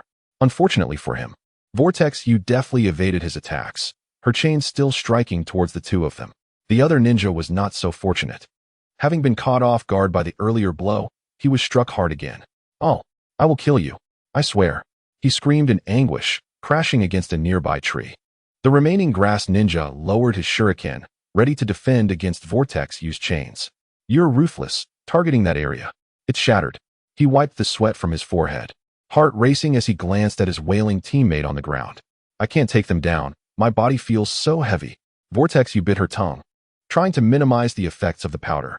After a feigned attack, she pivoted and charged towards the path the initial grass ninja had taken. There's no way I'm letting you escape. The ninja who had thrown the powder dashed in front of her, blocking her path and preparing to throw more shurikens. Get out of my way. Vortex U cried, unleashing her chakra chains with full force, deflecting the shurikens and directing the remaining chains at the obstructing grass ninja. The grass ninja had long been prepared, swiftly evading while employing ninjutsu from a distance to deplete Uzumaki U's chakra. Another grass ninja, struck by the adamantine chains, had recovered and was glaring at Uzumaki U with bloodshot eyes. Together with the ninja who tossed the powder, they launched an assault on her, effectively sealing off her escape routes. Trapped, the powder would soon take full effect. I know. The two maintained a safe distance from Uzumaki U, persistently wearing her down both in chakra and stamina. What kind of drug is this? My body feels so heavy. I can't break free. Uzumaki U attempted to counteract the effects of the drug with her chakra, but the results were negligible. There's no use in struggling. This powder is a rare concoction from Sunagakure, which I specifically procured. I never expected it would come in handy right now, the grass ninja said with a tone of pride. Damn it, why didn't you use it sooner? The grass ninja struck in the lower body scolded the one who threw the powder, his eyes filled with resentment. Who could have known that this brat would suddenly betray us? This powder is precious. It's the only batch I have. The powder-throwing grass ninja feigned innocence, deciding not to hold a grudge this time since they were both men. When will this powder fully take effect? I can hardly wait to kill her. The attacks from the enraged grass ninja intensified, clearly intent on destroying Uzumaki U. Hey, don't act recklessly. The powder-throwing ninja sensed something was amiss and tried to dissuade him, as their primary target was the Uzumaki girl before them. Clearly, the grass ninja ignored his teammates' warnings, hurling weapons and ninjutsu at Uzumaki U without restraint. Uzumaki U skillfully manipulated the adamantine chains to deflect shuriken and kunai, but soon the grass ninja's stock was depleted, leaving her with several wounds. She attempted to break free multiple times, only to be pushed back by the combined efforts of the two grass ninjas. I feel so heavy. Despite her best efforts to counteract the drug's effects, Uzumaki U was struggling. Haha, this brat is on the verge of collapse. You little brat. I will break every bone in your body. I will make you wish you were never born. Haha. The grass ninja struck below seemed to be losing all reason. Had Uzumaki U not still possessed the strength to resist, he might have already charged at her to finish her off, leaning against a large tree for support. Uzumaki U clutched her forehead, the adamantine chains appearing before her like venomous serpents. She had completely exhausted her strength, and the chains hung limply before her. Haha. I will kill you. No, I won't let it be that easy for you. I will make you suffer. The grass ninja who had been struck below rushed at Uzumaki U like a madman. The other grass ninja mirrored his intensity. I'm sorry, Xiaoyao. It's my fault you're dead. Forgive me. I'm coming to find you. As Uzumaki glanced at the approaching figures, she directed the last chain towards her head, closing her eyes and thrusting it toward her forehead. She knew that falling into their hands would lead to a grim fate, so she chose to end her own life. Spiraling Sphere. Chapter 63. Minato's Rescue. Am I too late? A gentle voice resonated in her ear, and the chain aimed at her forehead was firmly grasped by a small hand. Upon hearing the voice, Uzumaki opened her eyes to see yellow hair, a tender smile, and an aura of unwavering safety. What? When did you arrive? The most aggressive grass ninja was stunned, followed quickly by rage. However, it was clear he would not receive an answer, as the spiraling sphere struck his abdomen, sending him flying. Who are you? Uzumaki stared blankly at Minato's back. Sorry. Now is not the time for explanations. Minato smiled shyly, conjuring another spiraling sphere in his palm and launching it at the other ninja. The grass ninja, caught off guard, attempted to defend with a kunai, but Minato's spiraling sphere struck his head, sending him crashing to the ground, dead on impact. Cautiously, Minato approached to assess the situation of the two, confirming their demise while remaining vigilant for any surrounding threats. There are no other enemies. Hurry to save Xiaoyao. She is in danger. Uzumaki trembled as she attempted to rise, only to be stopped by Minato. The Xiaoyao you mentioned, is she a little girl? Is there an elder with her? Minato inquired, looking at Uzumaki. Yes, please, hurry and save them. Uzumaki's eyes were filled with desperation as she pleaded. Minato scratched his head, slightly embarrassed. Don't worry, they sent me to rescue you. I've already had my teammates take them back to Konoha. Hearing this, Uzumaki let out a sigh of relief and plopped heavily back onto the ground. Thank you so much. He took some medical supplies from his kit and began to bandage her wounds. As Uzumaki gazed at Minato's face so close to hers, her cheeks flushed, and her heart raced, the flow of blood amplifying the effects of the drug. Are you a villager from the land of fire? Why were those ninjas chasing you? Minato asked while handing her disinfectant. He had already formed a conjecture in his mind. His question was merely routine and a means to gauge her trustworthiness. I was poisoned by them, and now my body feels weak. Could you please assist me? Uzumaki's face turned slightly red as she spoke those words. Minato eyed her with some suspicion, but ultimately decided to help her apply the medicine. Thank you. Uzumaki expressed her gratitude once again. Uzumaki instinctively gasped at the sensation of the medicine, her face turning a deeper shade of red, causing Minato's face to flush as well. I'm sorry. Please bear with me. It was Minato's first experience in such a situation, and he became flustered. Uzumaki turned her head away, stifling her laughter, she had to admit. This little guy was quite handsome, especially his words, "Am I too late?" which struck a chord in her heart. By the way, you just asked me who I am, right? My name is Uzumaki, a survivor from the land of whirlpools. Uzumaki playfully mentioned her most sorrowful tale. Indeed, my name is Namikaze Minato. Do you know Kushina? Minato nodded, confirming his earlier thoughts. With the same hair as Kushina and Uzumaki Mido, along with a hint of familiarity, he had not been mistaken. Huh, your name is Namikaze Minato. Uzumaki exclaimed in disbelief. The Minato who had summoned her to Konoha had black hair. How had he turned into a blonde? Minato scratched his head in confusion. What's wrong? Uzumaki recounted her journey to Konoha, and when Minato heard about the masked man, he momentarily froze in his actions. The masked man? He sent you to find me? Can you describe his voice and appearance? Minato suddenly felt this bore a resemblance to someone capable of such deeds. Meanwhile, Bai Xian sneezed forcefully, rubbing his nose and muttering if someone was thinking of him. Uzumaki jabbering, baka baka. Minato stroked his chin in thought, suddenly appearing enlightened. Could it be him? I understand now. I will take you back to Konoha. He used a kunai to cut the ropes binding Uzumaki's hands. Who is it? Uzumaki was curious as to why the masked man would borrow the name of the person before her. It's nothing. He has already left Konoha. At this point, Minato couldn't help but think of Bai Xian. He wondered how Bai Xian was faring. Achu, who could it be that keeps thinking of me? Bai Xian, somewhat perplexed, shook his head and began to arrange for the little cat in his arms. When we return, you'll stay in my room, all right? Don't make a noise or meow. There's a petty old man next door, so you need to protect yourself. Within the confines of the room, the determined Ban, striving to unravel the illusion, sneezed several times, revealing an expression of disdain. Surely it is the malevolent Senju Tobarama at work? You wish to disrupt my efforts to dispel your illusion? Dream on. With that, she tucked her soft, rosy blanket more tightly around herself. Returning to the matter at hand, she remarked, by the way, I do not recognize Kushina. Perhaps she has long since departed from the Whirlpool Village? Uzumaki meticulously recalled the name in her mind, confirming that she held no impression of it before responding to Minato. It is of no consequence. I am certain that Kushina would be delighted to see you. Given her few friends, as fellow clansmen, they are likely to become good companions. Are you quite concerned about Kushina? What sort of person is she? Observing that Minato spoke of Kushina with such frequency piqued Yu's curiosity. Minato shyly scratched his head. We are merely good friends. Kushina is a delightful girl with a sharp tongue, yet a tender heart. By the way, she despises being called Tomato. Tomato?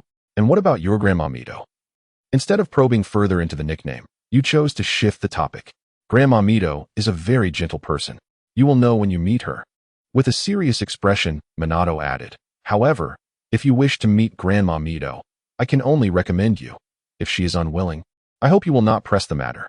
You smiled at Minato's earnestness, finding the contrast delightful, which only heightened her fondness and curiosity for him.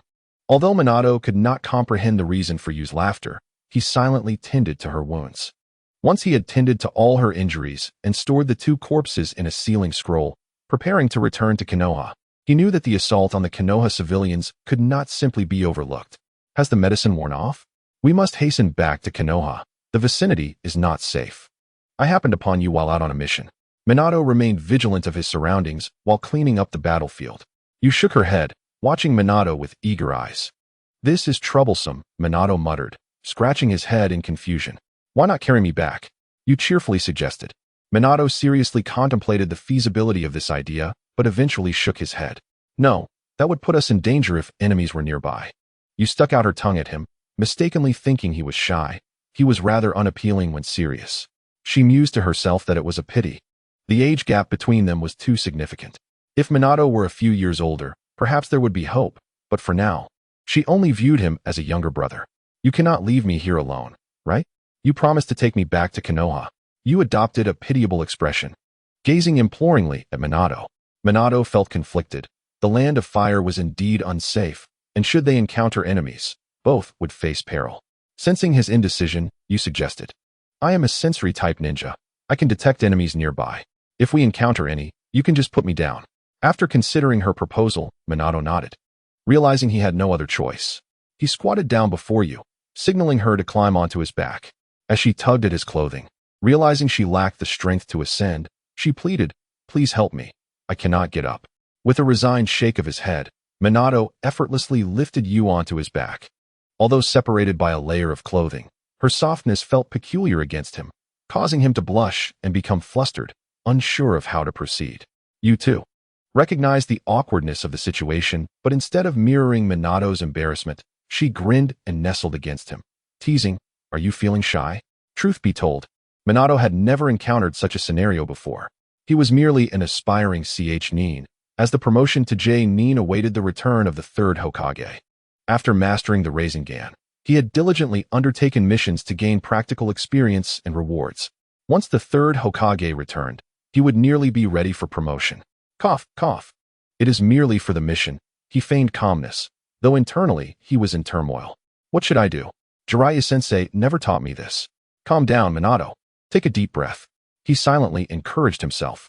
After a few deep breaths, Minato finally regained his composure, though his face remained flushed. Hey, your face is red. I know a bit of medical skill. Would you like me to check? You whispered near his ear, causing him to shiver. Stop fooling around. We need to hurry back to Konoha. It was rare for Minato to admonish anyone. Okay, no need to be angry, you replied, ceasing her teasing.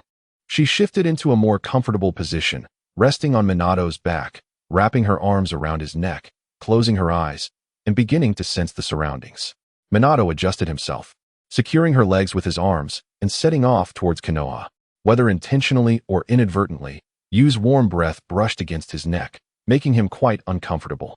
Although Yu was a few years older than Minato and her figure was developing, she still bore the appearance of a girl, giving the impression that they were of similar age. Fortunately, the journey proceeded without incident, apart from the persistent sensation of dampness on his neck. You aren't asleep, are you? Minato inquired, shaking her gently, unaware of when she had drifted off.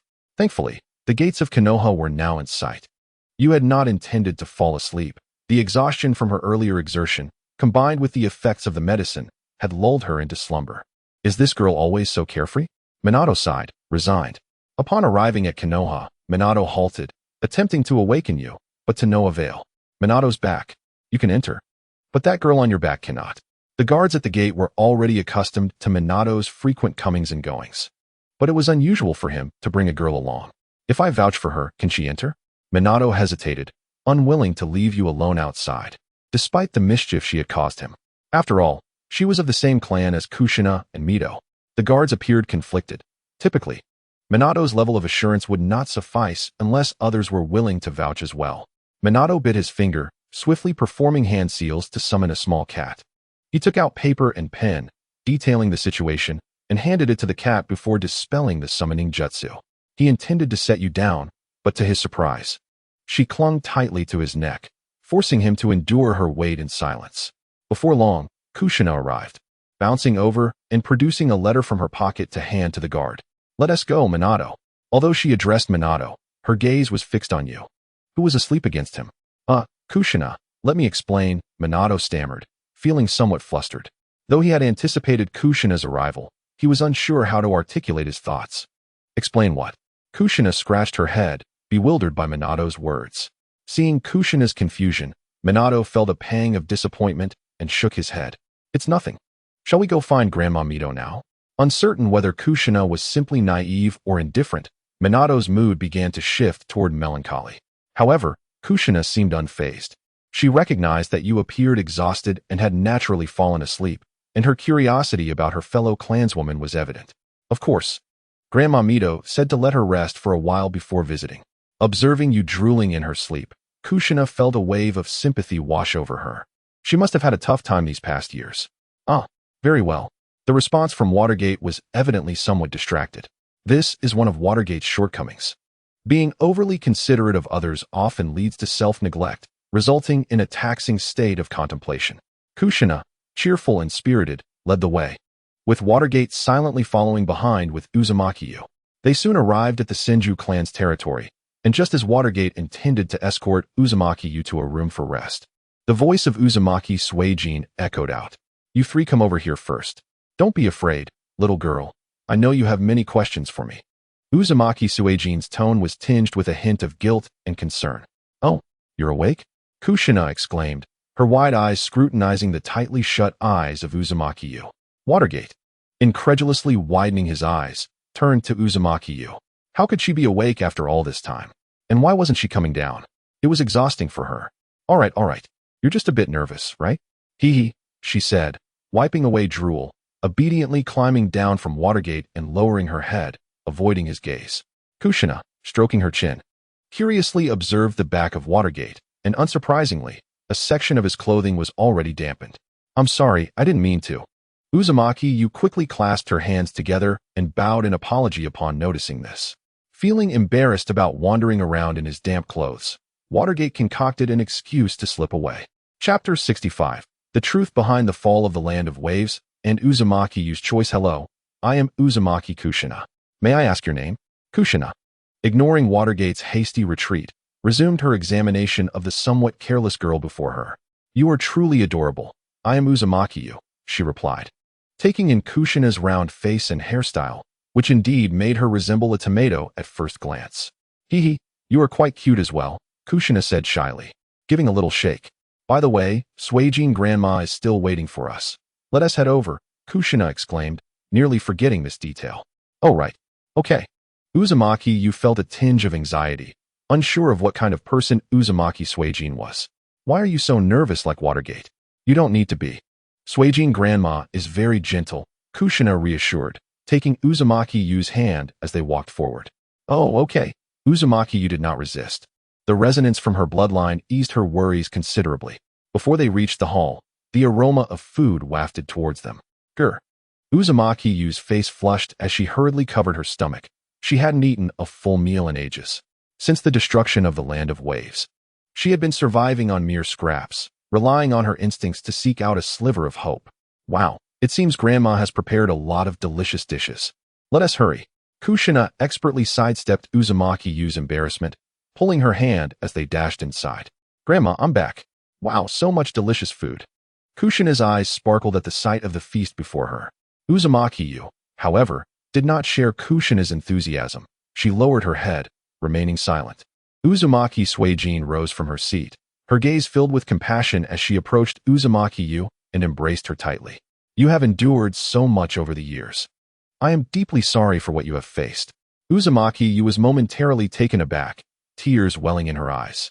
The devastation of Wachao village had long since drained her of tears, but after so many years, they returned. Yet, she could not forgive Uzumaki Suijin.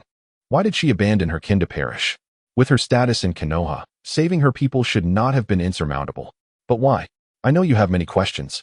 But first, let us fill your stomach and rest, Uzumaki Suijin suggested, releasing Uzumaki-yu and guiding her to sit beside her. Uzumaki-yu, feeling as if she were a puppet, complied. As she looked at the rice in her bowl, she picked up her chopsticks and brought the food to her mouth. While Uzumaki Suijin served her vegetables from the side, the delectable meal revived her senses. With each bite, her tears began to flow freely, finally releasing the pent-up emotions she had suppressed for so long. Why? Why did you let your kin perish? You could have saved Wachao village. Why? What is the reason for this? Uzumaki-yu cried out in despair, cradling her head, confronting Uzumaki Suijin. Kushina, upon hearing Uzumaki-yu's anguished demand, fell silent as well. She too longed to know the answer but lacked the courage to ask, fearing disappointment. Uzumaki Suijin attempted to reach out and embrace Uzumaki-yu, but she recoiled. A young girl who had witnessed the death of her parents and was forced into a life of wandering. The pain, sorrow, and injustice she had endured erupted at that moment. She had thought Uzumaki Suijin was long dead and had consoled herself in silence, but upon discovering that Uzumaki Suijin was alive, she had chosen to confront her without hesitation. She believed she could suppress her emotions, yet upon seeing Uzumaki Suijin, she lost control. I have my reasons, Uzumaki Suijin said. Her eyes filled with sorrow as she gazed at Uzumaki-yu. Why did you let your kin perish? Why? At this point, Uzumaki-yu had descended into a frenzied state. Indifferent to what Uzumaki Suijin was saying, her chakra surging violently as golden chains lashed out at Uzumaki Suijin like venomous serpents. Uzumaki Suijin did not resist. She shielded Kushina behind her, allowing the chains to strike her as she began to narrate her predicament. When Wachao village fell, Konoha was embroiled in its own turmoil, unable to divert resources to intervene. Despite my repeated pleas, there was no response. I wished to travel to the land of waves myself, but my status as a Jinchuriki prevented me. Konoha, fearing scrutiny from various factions, could not shelter our people. This is my debt to them. Uzumaki Suijin refrained from elaborating further. The truth behind many matters could not be fully disclosed, yet she did not deceive them. The most pressing concern was the fear other clans held regarding the sealing techniques of the Uzumaki clan. Konoha was entangled in warfare, incapable of allocating strength for rescue efforts.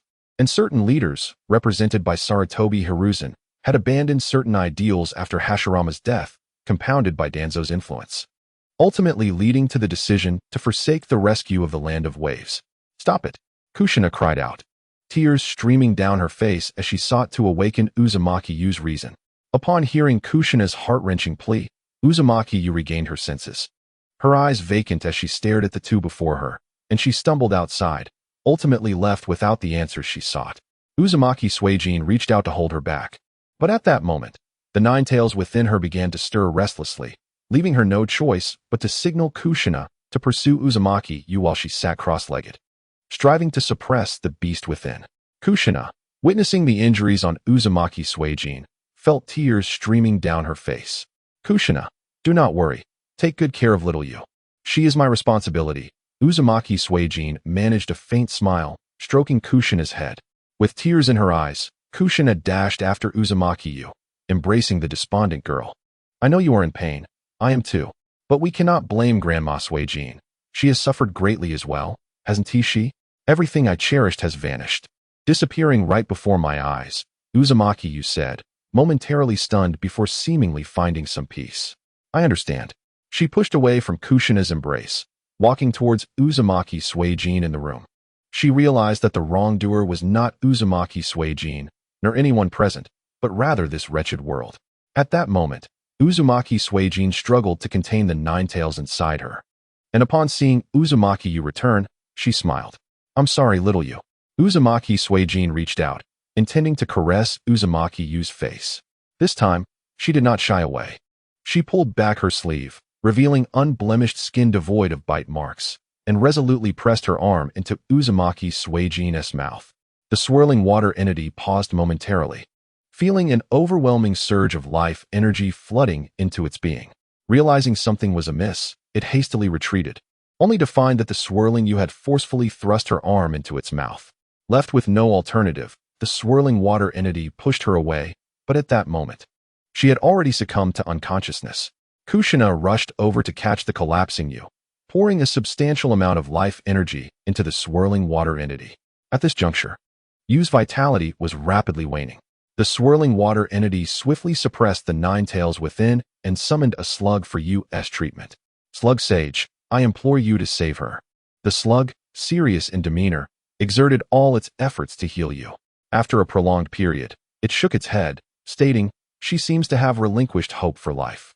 If she were to return with me to the Wetbone Forest, perhaps I could save her." "Please, I beg of you, Slug Sage," the swirling water entity replied, grappling with a tumultuous mix of emotions. "We must seek out the Toad Sage of Mayaboka Mountain. A new prophecy has arisen."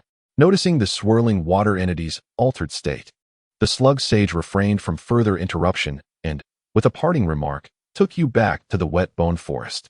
"Grandmother," Kushina expressed, her expression a mix of hesitation and concern. The swirling water entity wiped away Kushina's tears, saying, "I have wronged her. Take care of yourself. I shall return soon." Chapter 66. The Great Toad Sage through contact with Mayaboka Mountain and aided by reverse summoning techniques, the swirling water entity successfully arrived. The relationship among snakes, toads, and slugs formed a delicate balance. Snakes devoured toads, toads consumed slugs, while the acidic secretions of the slugs countered the snakes. The snakes were somewhat more aggressive, resulting in strained relations with the other two factions, yet the slugs, being gentle in temperament, coexisted amiably with the toads. A small green toad adorned with white whiskers and eyebrows greeted the swirling water entity with a smile. "Little water entity, what brings you to Mayaboka Mountain? Have you found a suitable sage for training?" The sage of deep work, having lived for over 8 centuries, did not find it excessive to call the swirling water entity little. "Deep work sage, I humbly request an audience with the Great Toad Sage. I have matters of great importance to discuss," the swirling water entity replied, urgency tinging its tone. "Oh, you wish to see the Great Toad Sage?" The sage of deep work pondered. Recently, the Great Toad Sage, also known as Fukusaku, had begun to dream again. The sage was uncertain if bringing the swirling water entity to him at this moment would disrupt the prophecy. Toads seldom dream, and when they do, the visions often manifest as irreversible realities, foretelling inevitable destinies. Many significant events in the ninja world had been foretold this way. However, the Great Toad Sage had previously indicated that the fate of the ninja world had been altered, and the arrival of the Child of Prophecy was also affected. Thus, everything required a new prophecy. So, he resumed slumber. If Bai Xian were present, he would certainly berate the old toad for engaging in dreams of prophecy, dismissing it as nonsense. A staunch materialist would never buy into such absurdities. After much deliberation, the sage of deep work decided to lead the swirling water entity to the Great Toad Sage. "Thank you immensely. I have heard whispers regarding the Great Toad Sage's prophecies. It is rare for one to be connected to me," the swirling water entity expressed.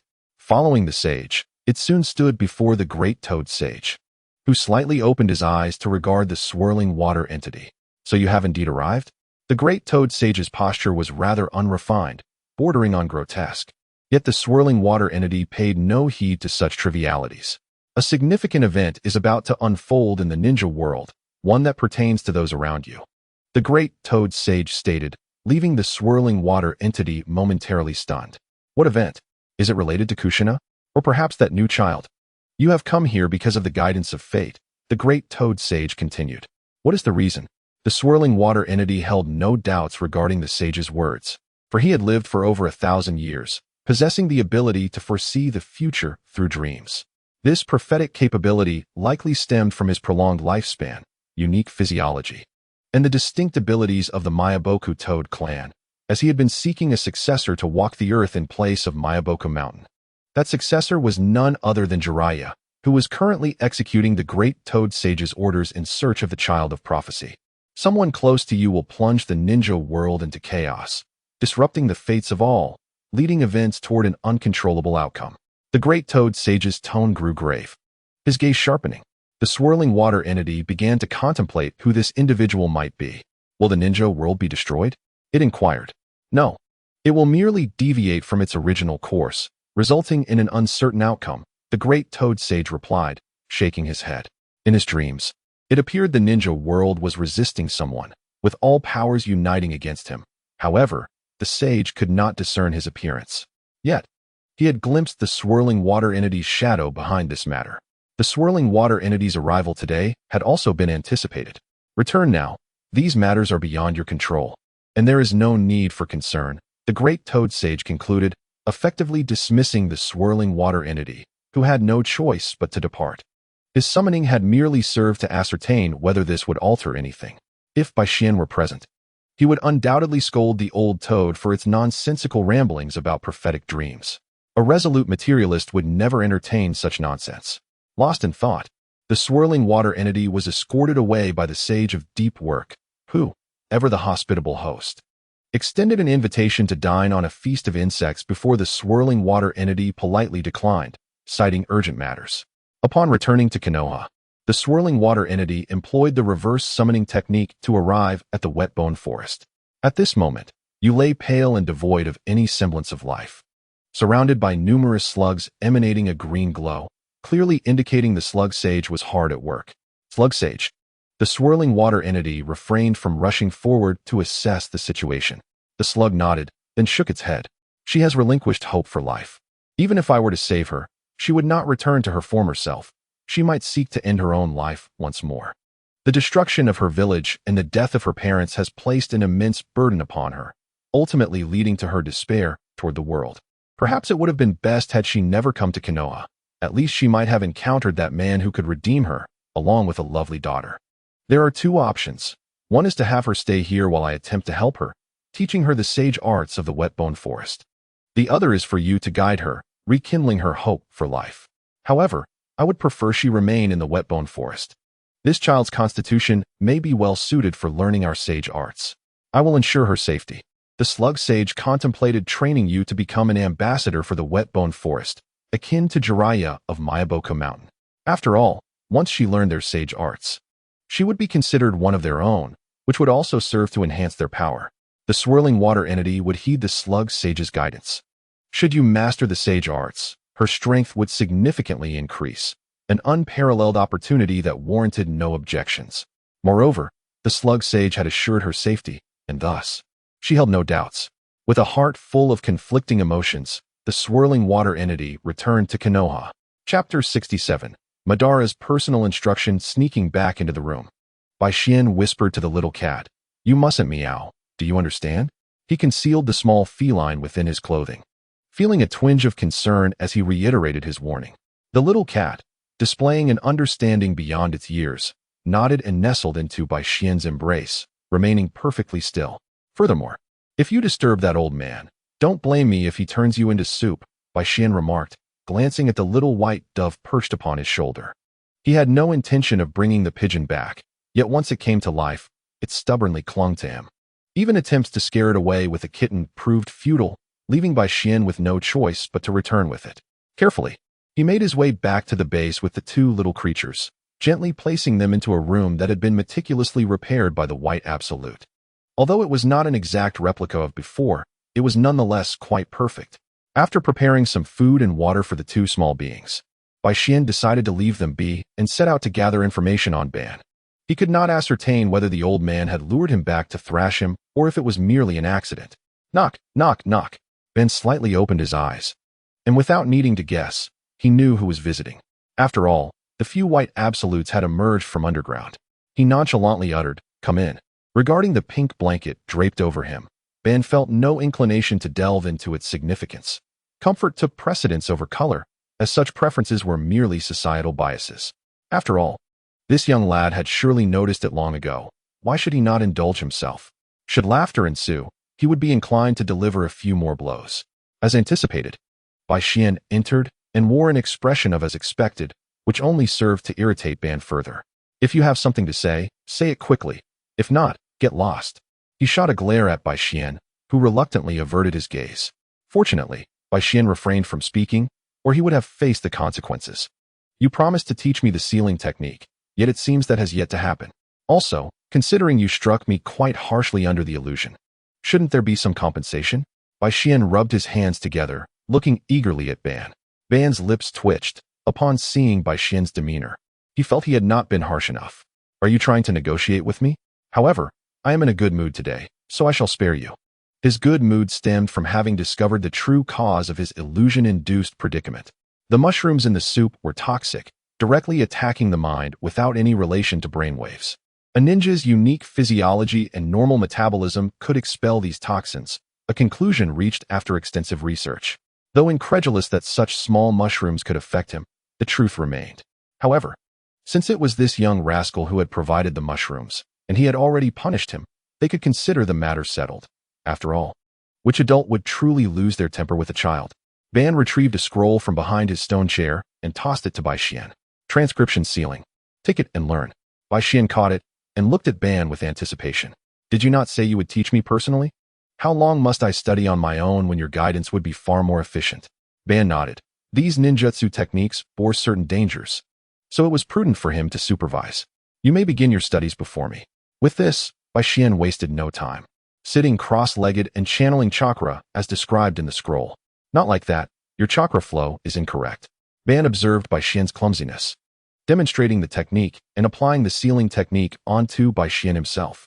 Bai Xian felt his body and queried, "What have you injected into me? I feel nothing." The transcription sealing's essence lay in its ability to preemptively seal ninjutsu, chakra, or other specific powers onto a target or location, establishing precise triggering conditions. For instance, when Sasuke encountered Obito, the Amaterasu sealed within his eyes ignited. This sealing technique was particularly elusive and difficult to anticipate or defend against. Ban cast a disdainful glance at Bai Xian. Just a bit of the power of all creation. If you could feel it, I would have wasted my years. Bai Xian scratched his head, questioning, if I cannot feel it, how can I learn? Foolish. Wasn't I instructing you to observe my chakra flow? Ban replied, exasperated. Oh right, let us proceed. Bai Xian understood and activated his Sharingan, closely watching Ban's movements. Mimicking the rapid chakra manipulation and seals, he eventually grasped the sealing technique. Realizing that practice would lead to mastery, I shall teach you both Izanagi and Izanami. Though powerful, their side effects are substantial and should not be used recklessly. This time, Ban refrained from guiding him step by step, allowing Bai Xian to explore independently. While Izanami was relatively inconsequential, Izanagi was immensely useful. If activated during the Night of Annihilation, all who perished during its activation would be resurrected. Historical accounts of early Uchiha conflicts illustrated this, as half of the forces were decimated by an ambush, only for Izanagi to rewrite reality. The activation time for Izanagi varied by individual. For instance, Danzo required a minute, while Obito needed 10. Ban himself had activated Izanagi even after losing his sight, subsequently acquiring the Rinnegan. Bai Xian practiced repeatedly, while Ban observed with increasing interest, occasionally sipping tea. However, that interest quickly waned, especially when he noticed Bai Xian nearly activating Izanagi. A mouthful of tea spewed forth, and Ban swiftly kicked Bai Xian away, interrupting the activation. Wiping the tea from his lips, the kick also bore a hint of personal vendetta, as yet again, he had been embarrassed. That old coot is over 90 years old, yet his kick is still powerful. Bai Xian, disheveled from the fall, climbed to his feet while muttering complaints. In the original tale, Ban appeared nearly lifeless upon meeting Obito. Yet here, he seemed full of vigor. Not returning to Ban's side, Bai Xian dusted himself off and decided to check on his two small companions. In the room, the kitten was nestled in the blanket, sleeping soundly, while the cat and dove coexisted harmoniously, despite the latter's reluctance to descend from the ceiling. Upon seeing Bai Xian's return, the kitten leapt down to nuzzle against his pant leg, while the little dove flew down to perch on his shoulder. You shall be called Qianjun, and you shall be called Wanma. Thus, it is settled. You two are my first valiant warriors, ha ha ha. Evidently, the two little creatures were less than pleased with their names. The dove cooed disapprovingly at Bai Xian's head, while the kitten demonstrated her prowess with a double front kick aimed at Bai Xian's feet. Well, if I cannot deal with that old man, can I not handle you two? Bai Xian needed only a moment's thought to foresee their fate, one as a cat pie, the other as dove soup. With a swift tap to their heads, the two little creatures succumbed to defeat. Chapter 68. The Brain Wrapped in a Brain. A Fei Bai Xian brewed another pot of tea and softly called out, "A Fei," with Juju dispatched on a mission. The only ones left to assist at the base were a Fei and Bai Xian, as the other white absolutes lacked sufficient intelligence for practical tasks. "I am here. What orders do you have, Lord Ban?" A Fei, having received the message from the white absolute, swiftly emerged and stood before Ban, awaiting instructions. "What has that little rascal been up to lately?" The little rascal referred to Bai Xian. Ban sipped his tea, savoring its flavor, and cast a casual glance at a Fei. Unfazed by Ban's demeanor, a Fei pondered aloud, "What has Bai Xian been doing recently?" Suddenly, he snapped his fingers and raised a finger to speak. "He has taken in a cat and a bird, bringing them back to the base." Ban paused momentarily, contemplating a Fei's words, before setting down his teacup with a tone that was both curious and bemused. "He has taken in a cat and a bird? Taken in?" Clearly, the term taken in carried a weight far beyond the mere act of bringing creatures back, leaving Ban astonished at the unexpected usage of the phrase. "Indeed, the cat is now sleeping on Bai Xian's bed," a Fei replied earnestly, having witnessed the scene firsthand. He had initially anticipated a glimpse of something amusing upon Bai Xian's return, only to discover a cat and a bird instead. Ban gazed at a Fei's hollow eye sockets, pondering for a long while before sighing and shaking his head. "It's nothing. I do not blame you. Go play." In truth, he was rather curious whether Bai Xian would come over and strangle a Fei upon hearing this. Had he overestimated the intellect of the white Zetsus? Fortunately, he still had Heizetsu, his embodiment of will, and Bai Xian next door, so he was not entirely devoid of allies. A Fei scratched his head. Though he was unaware of what he had said wrong, he understood that he could leave now. After bowing, he vanished into the earth in search of Bai Xian. "Hey, what are you up to?" he exclaimed, popping up curiously from the floor of Bai Xian's room. Bai Xian had grown accustomed to a Fei's sudden appearances. "Studying ninjutsu. Aren't you going to learn?" However, Bai Xian was perpetually intrigued by why a Fei, despite his formidable strength, never seemed to train. Moreover, were those few spore techniques and his ability to burrow instinctual? It appeared he had never seen a Fei undergo any training. "Well, I don't need to, as I don't require combat," a Fei replied nonchalantly, cradling his head and surveying Bai Xian's room in search of amusing items. Bai Xian shrugged off a Fei's impolite behavior, secretly envious of a Fei's carefree mindset. At least the fellow had no worries, did he? "Whatever, go find your army of thousands to play with. Just don't disturb my training." He waved dismissively at a Fei, preparing to continue his research on the newly learned ninjutsu. A Fei had no need to learn, but he did. "Army of thousands? Where's the army?" A Fei scratched his head, glancing around. "This army, that thousands." Bai Xian pointed at the cat on the bed licking its fur, then gestured to the pigeons cooing on the ceiling. The little cat merely glanced at a Fei, moved a bit, stretched, and then returned to a comfortable position, clearly giving a Fei no response. The pigeons on the ceiling tilted their heads to look at a Fei and then, to his dismay, defecated on his upturned face. Witnessing this, Bai Xian was taken aback. He seemed to have forgotten the issue of the pigeon's indiscriminate droppings. "Oh, is that so? Is it giving you face? Get out." Bai Xian leapt up, grabbing the innocent-looking pigeon and tossing it out of the room. After this, Bai Xian approached the bed with some concern and inquired about the curled-up little cat. "You won't mess up, right?" The cat nodded in response. "Remember, don't drink from the toilet, got it?" Bai Xian cautioned again, now slightly worried. The little cat shot him a look, then resumed licking itself, leaving Bai Xian feeling somewhat embarrassed, having been disdainfully regarded by a mere cat.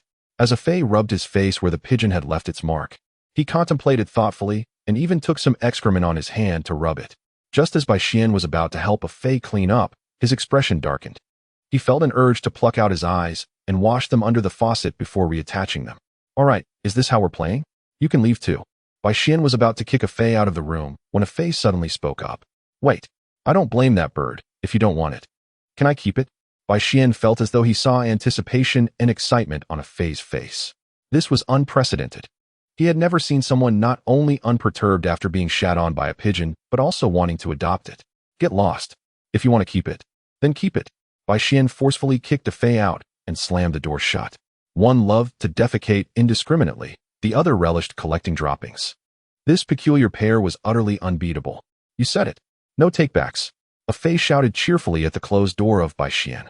Seeing that, Bai Xian didn't respond. He eagerly picked up the pigeon that had been thrown out. The pigeon, oblivious to the impending fate, cooed in Fei's hand. Wiping the excrement from his face with the pigeon, he earnestly addressed it. Listen well, little guy, Bai Xian doesn't want you anymore. From now on, you'll hang out with Big Brother Fei. The pigeon cooed, having been smeared with droppings. Fei had come up with a bold idea. He wanted to establish an air force, allowing the ninja world to experience the sensation of soaring through the skies. The pigeon, feeling something amiss, attempted to escape, flapping its wings in struggle. Fei quickly grasped it with both hands, letting out a series of strange laughs. Yield to me, the great Fei. Ha ha. His loud voice not only caught Bai Xian's attention, but even reached the ears of Ban next door. Bai Xian stared in shock at Fei's direction, bewildered. What was that? Fei talking to a pigeon? It seemed he needed to change his ears. Meanwhile, Ban, holding a teacup, froze upon hearing Fei's peculiar laughter. After deep contemplation, he took another sip, for he, Uchiha Ban, had wandered the ninja world for years without ever encountering such a spectacle. Could the white Zetsus possess such capabilities? Yet, that seemed secondary. The focal point was who that person was, or which white Zetsu it was. Should he summon Hei's Zetsu back to enhance the management of these white Zetsus? Chapter 69. The Cat's Path to Redemption. Uncertain how much time had passed while Bai Xian meticulously researched ninjutsu, the little cat leapt off the bed, stretched, and nudged Bai Xian twice. What is it? Bai Xian, inspired, was suddenly interrupted by the cat, his tone less than friendly. The cat mimicked a digging motion, and Bai Xian immediately understood. There's no litter box, but there's a toilet. Just remember to flush and don't fall in. Bai Xian pointed towards the door, thinking the cat needed to use the restroom. He certainly did not want to scoop litter every day. Teaching it to use the toilet would be beneficial. The appearance of the toilet was also a safeguard against a certain perverse individual who might steal excrement. Simply repulsive, and the thought sent shivers down Bai Xian's spine. So far, that toilet was exclusively his. Meow. The little cat understood Bai Xian's cue, meowing twice as it exited the room in search of a restroom. At this moment, Fei had long since forgotten about his new friend.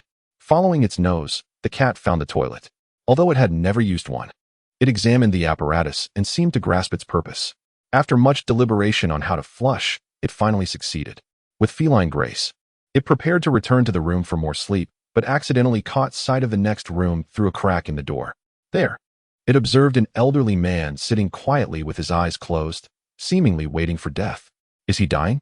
Filled with compassion, the cat decided to comfort the old man. Having companionship in his final moments could not be too lonely, could it? Meow. With its paw, the little cat nudged the door of Ban's room open. Ban, upon sensing the presence, slightly opened his eyes and remarked, Is that the little brat's cat? But that brat's room is next door. You've come to the wrong place. Meow. The little cat paid no heed to Ban's words and continued towards him. Seeing the cat's indifference, Ben added, The fur-shedding little creature? Can't understand, can you? Seems I'm the only intelligent one left in this space.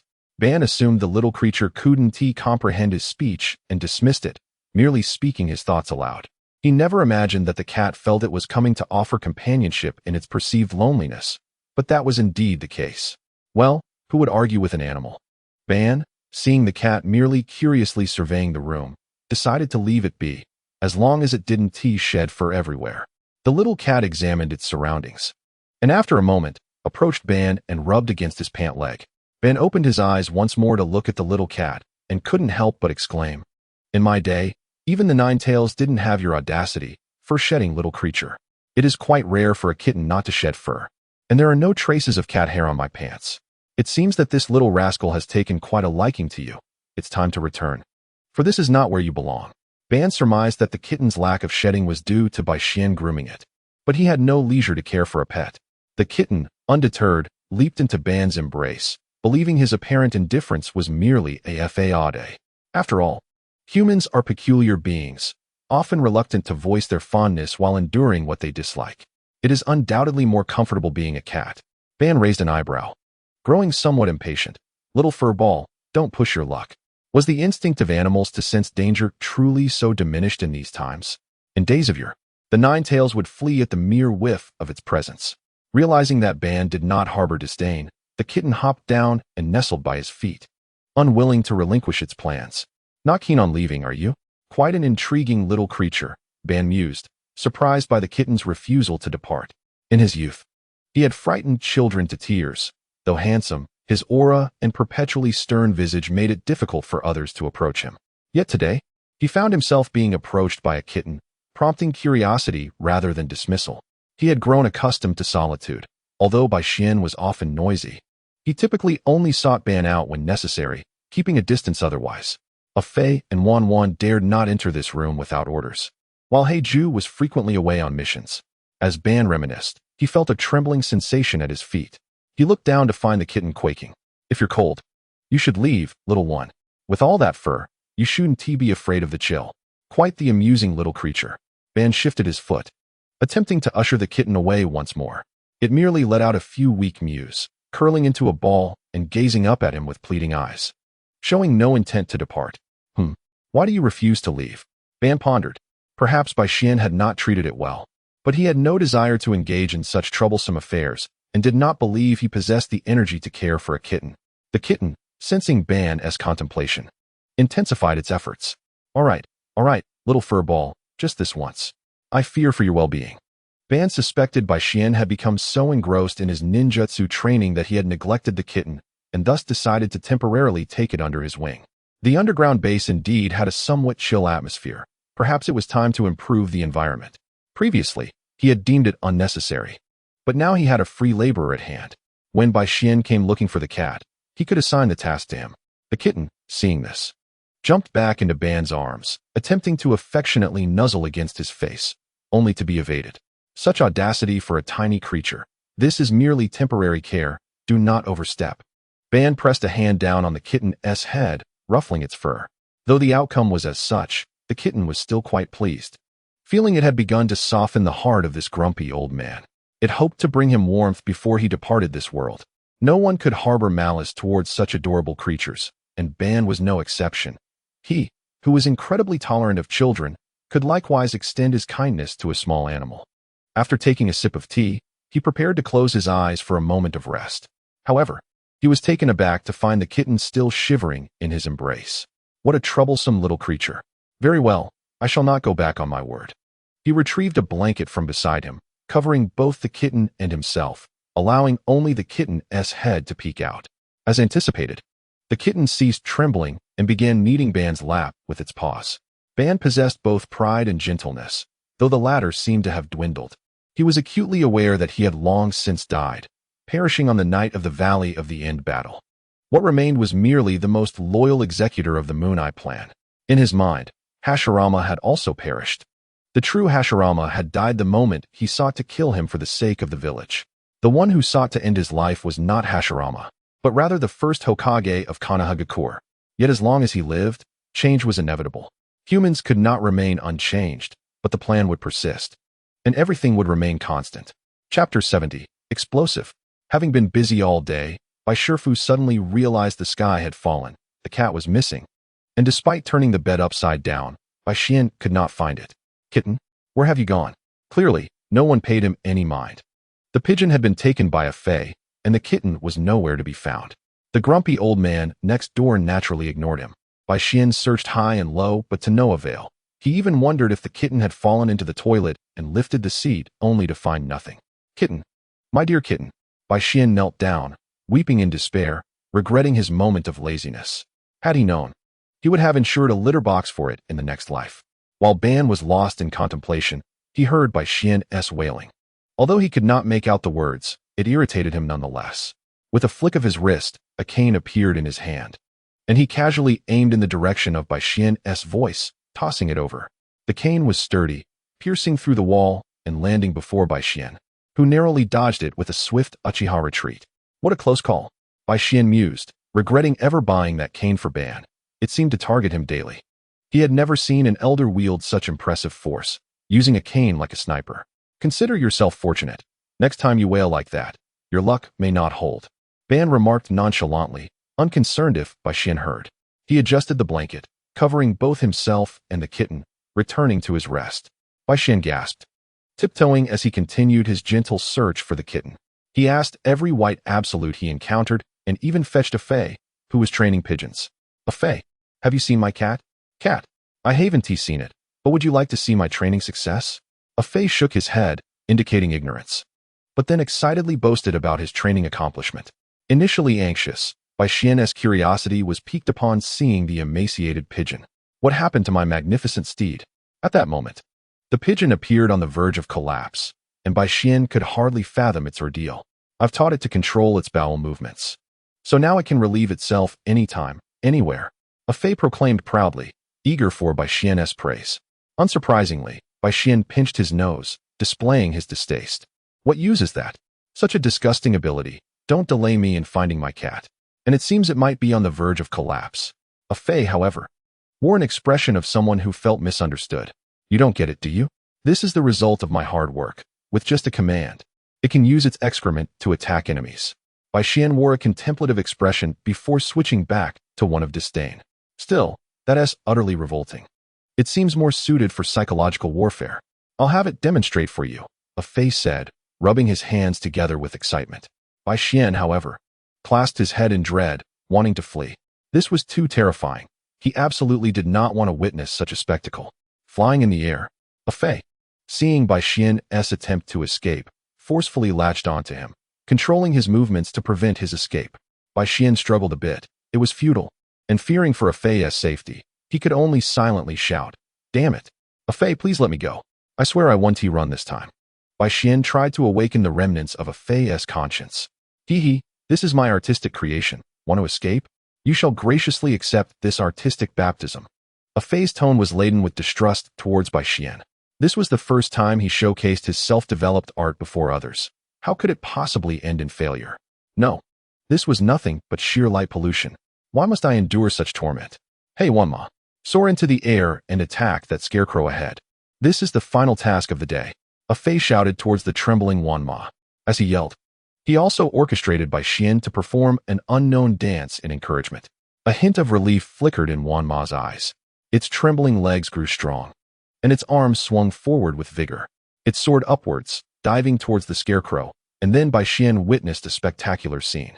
The yellow scarecrow had transformed into white, and Wanma, resembling the furious bird from a popular game, delivered the final blow, causing the scarecrow to topple heavily.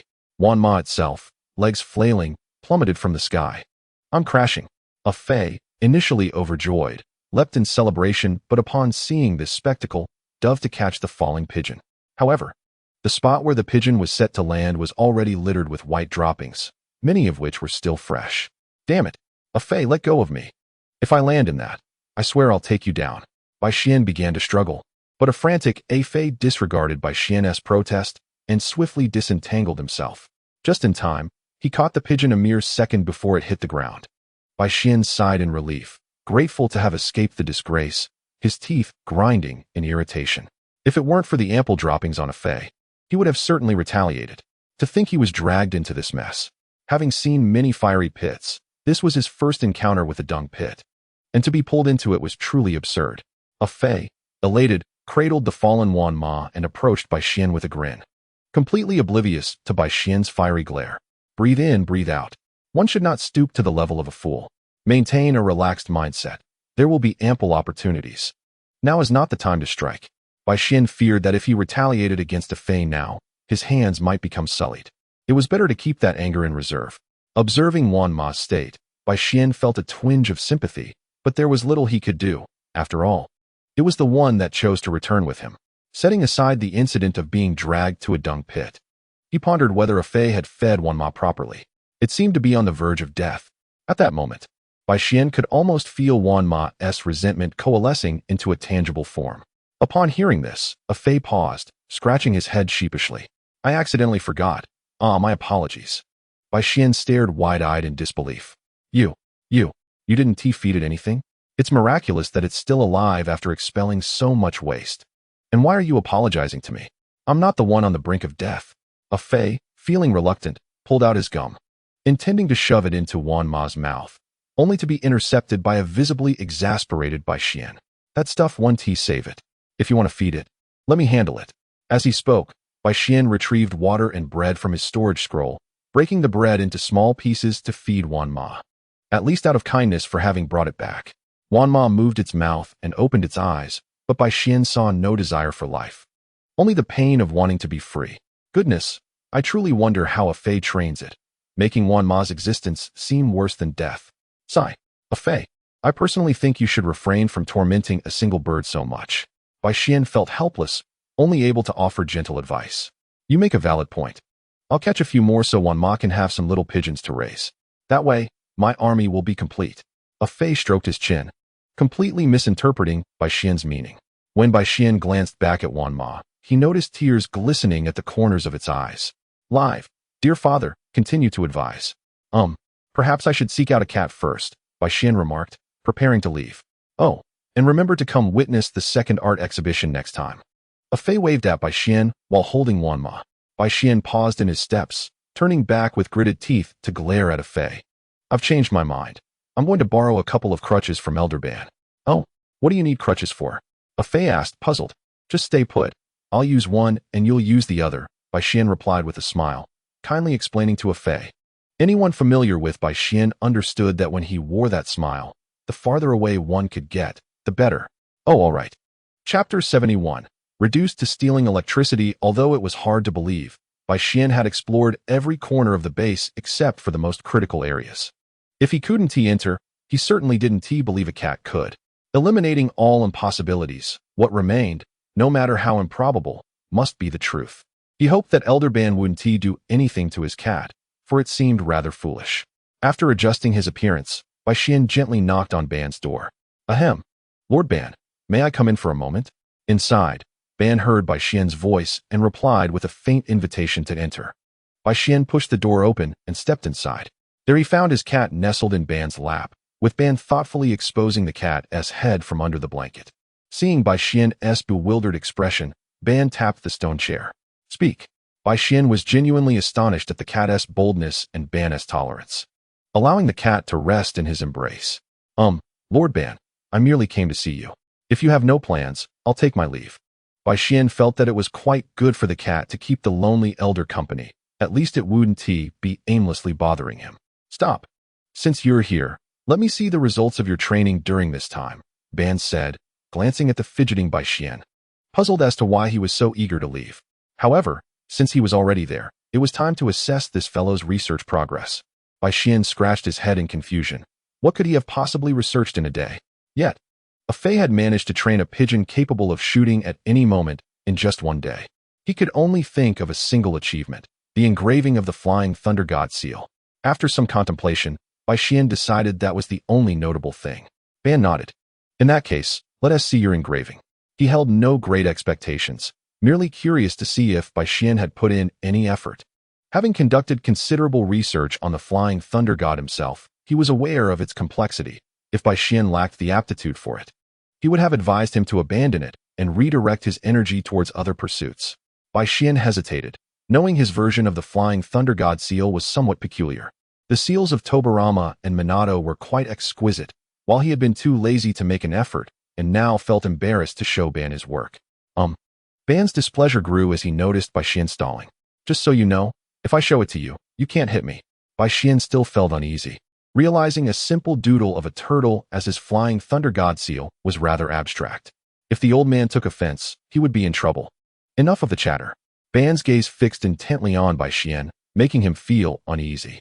All right, I'll draw it. With no other option, Bai Xian squatted down and sketched a simple turtle on the floor, satisfied with his work and nodding in approval. He still couldn't reach the proficiency of casually creating a Flying Thunder God seal. Practice was still necessary. Ban stared at the simple turtle, momentarily taken aback, then raised his hand to unleash a bolt of lightning that shattered it. Sigh, mediocre. Your taste is abysmal, rivaling that of Hashirama's naming conventions for jutsu. Ban began to critique Bai Xian's Flying Thunder God seal. This seal must be inscribed in a location that is discreet and less susceptible to attack, ensuring its effectiveness and stability. If the object bearing the seal is completely destroyed, naturally, the seal will cease to exist. These are points you must heed. and your taste truly leaves much to be desired. Bai Xian could not comprehend why he had chosen to depict such an abstract representation as the flying thunder god seal. Yet he dismissed it with a sense of indifference. He agreed with Madara's earlier remarks, but found the final statement perplexing. He believed his own turtle drawings were rather charming. Understood, Lord Madara. There is one more task I need you to undertake. The power generation equipment in the base is malfunctioning. If you have time, please use lightning release to recharge those devices. Madara delivered this seemingly mundane request with an impassive expression. Recharge the devices with lightning release? Is that even feasible? Even if it were, wouldn't the sheer number of devices drain me dry? How would I then practice? Bai Xian pondered. Do you have any objections? Noticing Bai Xian's peculiar expression, Madara elaborated. Consider it a form of training. If your discharge is too great and damages the machines, well, HM. He picked up a nearby scythe and began to polish it.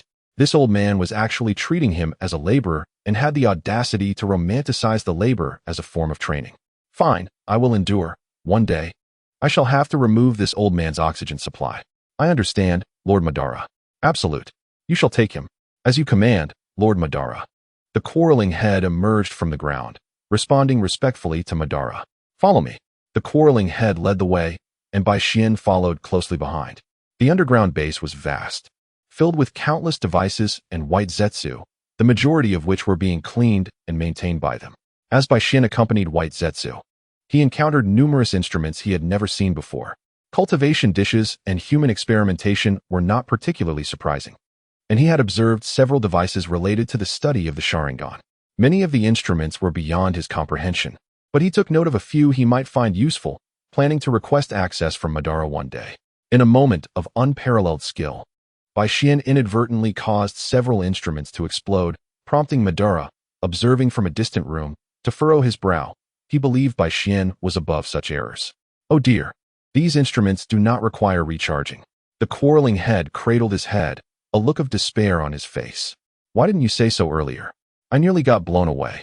Bai Xian brushed the dust from his clothes, which were now a patchwork of black and white, previously pristine. Can't you tell? This equipment is for chemical experiments.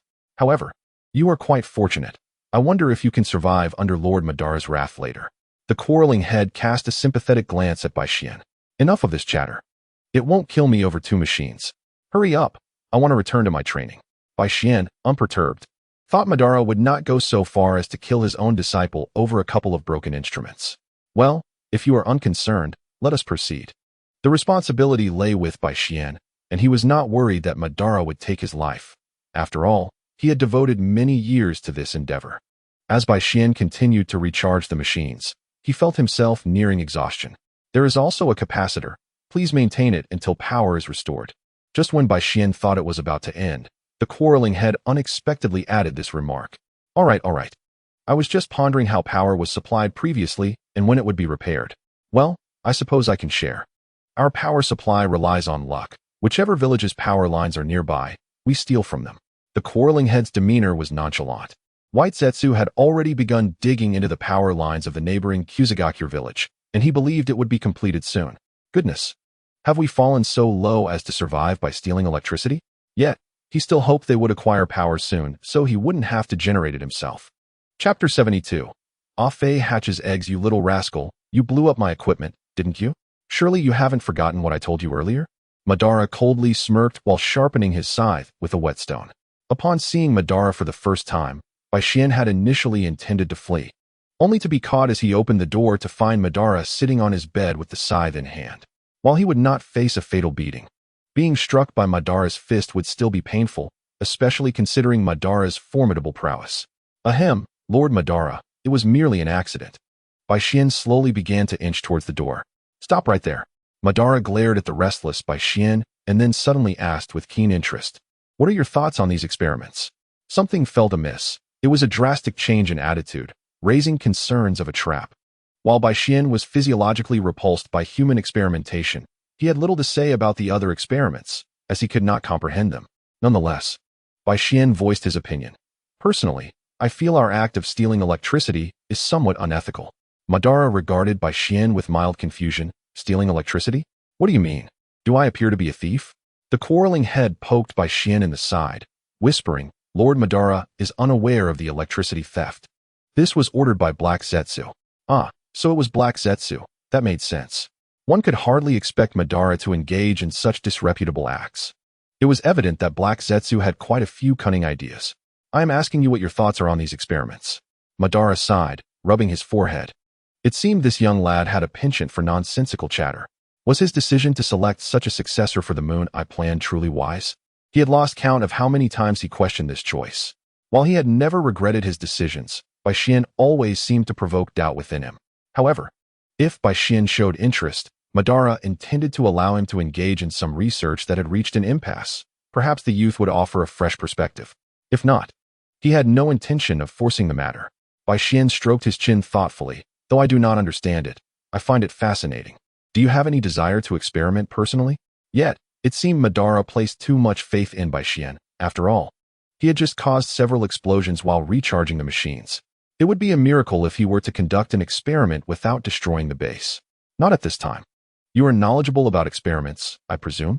Bai Xian had little interest in the experiments, but he was curious about the research on bubblegum. Is there a type of bubblegum that can enhance intelligence? If so, give some to Fei. This base has one superhuman and a bunch of dimwits. Plus a dim-witted leader. It seems this base must rely on itself. Stop making such a fuss. After years in the ninja world, what do you think I don't know? Madara cast a fleeting glance at the scythe before setting it aside. After spending decades underground, it was likely he would become stale if he did not find something to occupy his time. Are you hungry? Shall I prepare some food? Bai Xian rubbed his stomach. He often forgot to eat when engrossed in training with ninjutsu, and he suddenly realized he might starve if he kept neglecting meals. No mushrooms, Madara replied, nodding in acceptance. Now and then, indulging in culinary pleasures was permissible. However, he certainly would not allow mushrooms, as they were undoubtedly the malevolent variety cultivated by Senju Tobarama. Strangely, Bai Xian seemed unaffected, while Madara had been the one to suffer. Mushrooms? Do you not enjoy them, my lord? Mushrooms are truly delicious, especially wild ones. I wonder why you dislike them. I left all of them for you last time. Enough with the prattle. Go make your food. The thought of his previous embarrassment made Madara somewhat irate. His dignity had been compromised by Bai Xian. In truth, Bai Xian wished to point out that Madara's dignity had long since diminished. In the original narrative, he was a figure of immense authority, so commanding that even passing dogs would bow before him. Now, however, even kittens dared to misbehave. This was primarily Bai Xian's fault, as he often engaged in absurd antics, which in turn altered Madara's previously unruffled demeanor. Seeing this, Bai Xian ceased his chatter and turned to prepare the meal, having at least escaped a beating. The quarreling head also vanished into the ground. Humming an unknown tune, Bai Xian prepared to catch a couple of chicks and a rabbit, planning to whip up a few simple dishes. The leftover pork from earlier had been transformed into bacon with the help of Baiju and others. Chick, come to your brother, Bai Xian called out while attempting to catch a chicken. Oh, what a coincidence. A nonchalant voice echoed in his ears. What are you doing here? Bai Xian was taken aback, truly astonished. At that moment, a Fei sat cross-legged in the chicken coop, occasionally jostling the pigeon eggs beneath him. What on earth are you doing? Bai Xian was bewildered, and in his distraction, the chicken managed to wriggle free from his grasp. Alas, my chicken. Hey, do you want to see my latest achievement? A Fei waved his hand toward Bai Xian. Get lost. What are you doing? Don't be like that. It seems Wanmai isn't doing too well, so I've been raiding many pigeon nests and collected quite a few pigeon eggs. A Fei said, shifting slightly to reveal a pile of small pigeon eggs. Why not let the pigeons hatch them? Do you even know how to incubate eggs? Bai Xian was in shock, unable to believe a Fei would engage in such a shocking endeavor. I have this book on postnatal care for sows that I picked up while foraging for bird eggs. I thought it would be similar, a Fei explained, pulling the book from behind him to show Bai Xian. Good grief. Postnatal care for sows? Does such a book exist in the ninja world? It must have been written by the nefarious Senju Tobarama. Bai Xian exclaimed. Pigs and pigeons are fundamentally different. Keep your distance, and take that book with you. It makes me uncomfortable. Don't be like that. I'm being very meticulous in hatching the little pigeons. The book says it enhances affection, so I decided to do it myself. A Fei continued to flip through the pages while explaining to Bai Xian. Just do your own thing. I'm just here to catch a couple of chickens and a few rabbits to take home. Bai Xian was too lazy to engage further with a Fei, who in their right mind would incubate pigeons using a sow's postnatal care manual. Well, those two are my brothers now, so you can catch them. They even came to peck at me while I was incubating. A Fei pointed at 2 chickens scratching the ground, shaking his fist. If it weren't for the fact that he couldn't leave while incubating, he wouldn't have entrusted the chickens to Bai Xian. Bai Xian helplessly slapped his forehead. All right, 1 chicken is just as good as another. He swiftly caught a chicken by its throat, then went next door to grab a few rabbits. After exchanging pleasantries with a Fei, he departed. It must be said, these rabbits reproduce remarkably quickly. The grassland was nearly stripped bare. Chapter 73. Competing for food once again, Bai Xian prepared an elaborate feast, though this time without mushrooms. To his surprise, the clay pot used for the chicken stew had not been damaged. After cleaning it thoroughly, he began simmering chicken soup once more. Bai Xian prepared a medley of dishes, all of which he relished. This time, his culinary skills were impeccable. His control over chakra had improved significantly, allowing him to masterfully manage the cooking of each dish. Whether it was high heat for stir-frying or low heat for simmering, he excelled in every technique. I wonder which girl will marry me in the future. It's truly something to anticipate. With my culinary skills, wouldn't married life be a breeze? Imagining a bright future, Bai Xian plated the various dishes. He summoned his shadow clone to help transport the beautifully arranged table to Ban's room. Unbeknownst to him, Ban had returned to his room at some point and was no longer sharpening his scythe. Instead, he sat on a stone chair grooming his cat. The harmony between the man and his feline companion was evident. The old man has exquisite taste, Bai Xian chuckled, placing the food on the empty space before Ban and setting the chopsticks. Come here, little brat. Ban glanced at Bai Xian and beckoned him over. What is it? Although puzzled, Bai Xian approached, awaiting Ban's next instruction. Come a little closer. Ban waved again. What is it? Unprepared, Bai Xian stepped even closer. Suddenly, Ban seized his ear and lifted him up. Little brat, do you wish to dance? Ban noticed that Bai Xian's demeanor had become increasingly casual lately. It seemed he had not been punished enough. A couple more beatings would likely remedy this situation. Still holding Bai Xian's ear, Ban mused, You still admire me? It seems you're beginning to take me less seriously. The sting of pain ignited Bai Xian's anger. Yet, it was a fleeting moment. Ouch, that hurts. I was wrong. My ear is going to fall off. Bai Xian struggled to pry Ban's hand away, but alas, Ban's grip was like a vice. Seeing it was sufficient, Ban released him, delivering a sharp rap on Bai Xian's head. In that instant, Bai Xian seized the opportunity to escape, hugging his head and dashing away while summoning his shadow clone to carry the table. He could not let this feast go to waste. After all, he had labored over it for half a day. Ban was left astonished by Bai Xian's sudden change in behavior. What is going on? Is he running off with my food? Come back. Ban called out sharply. What a joke. If the food runs away, what will I eat? If you hit me. Of course, I'm going to run. I'm not foolish, Bai Xian retorted defiantly, showing no signs of stopping. Just as his hand touched the doorknob, a loud thud resonated as a cane struck the wall beside Bai Xian. It seems I was possessed by a spirit just now. Laughing, he beckoned his shadow clone to return the table. Humph, little brat should show respect to the strong.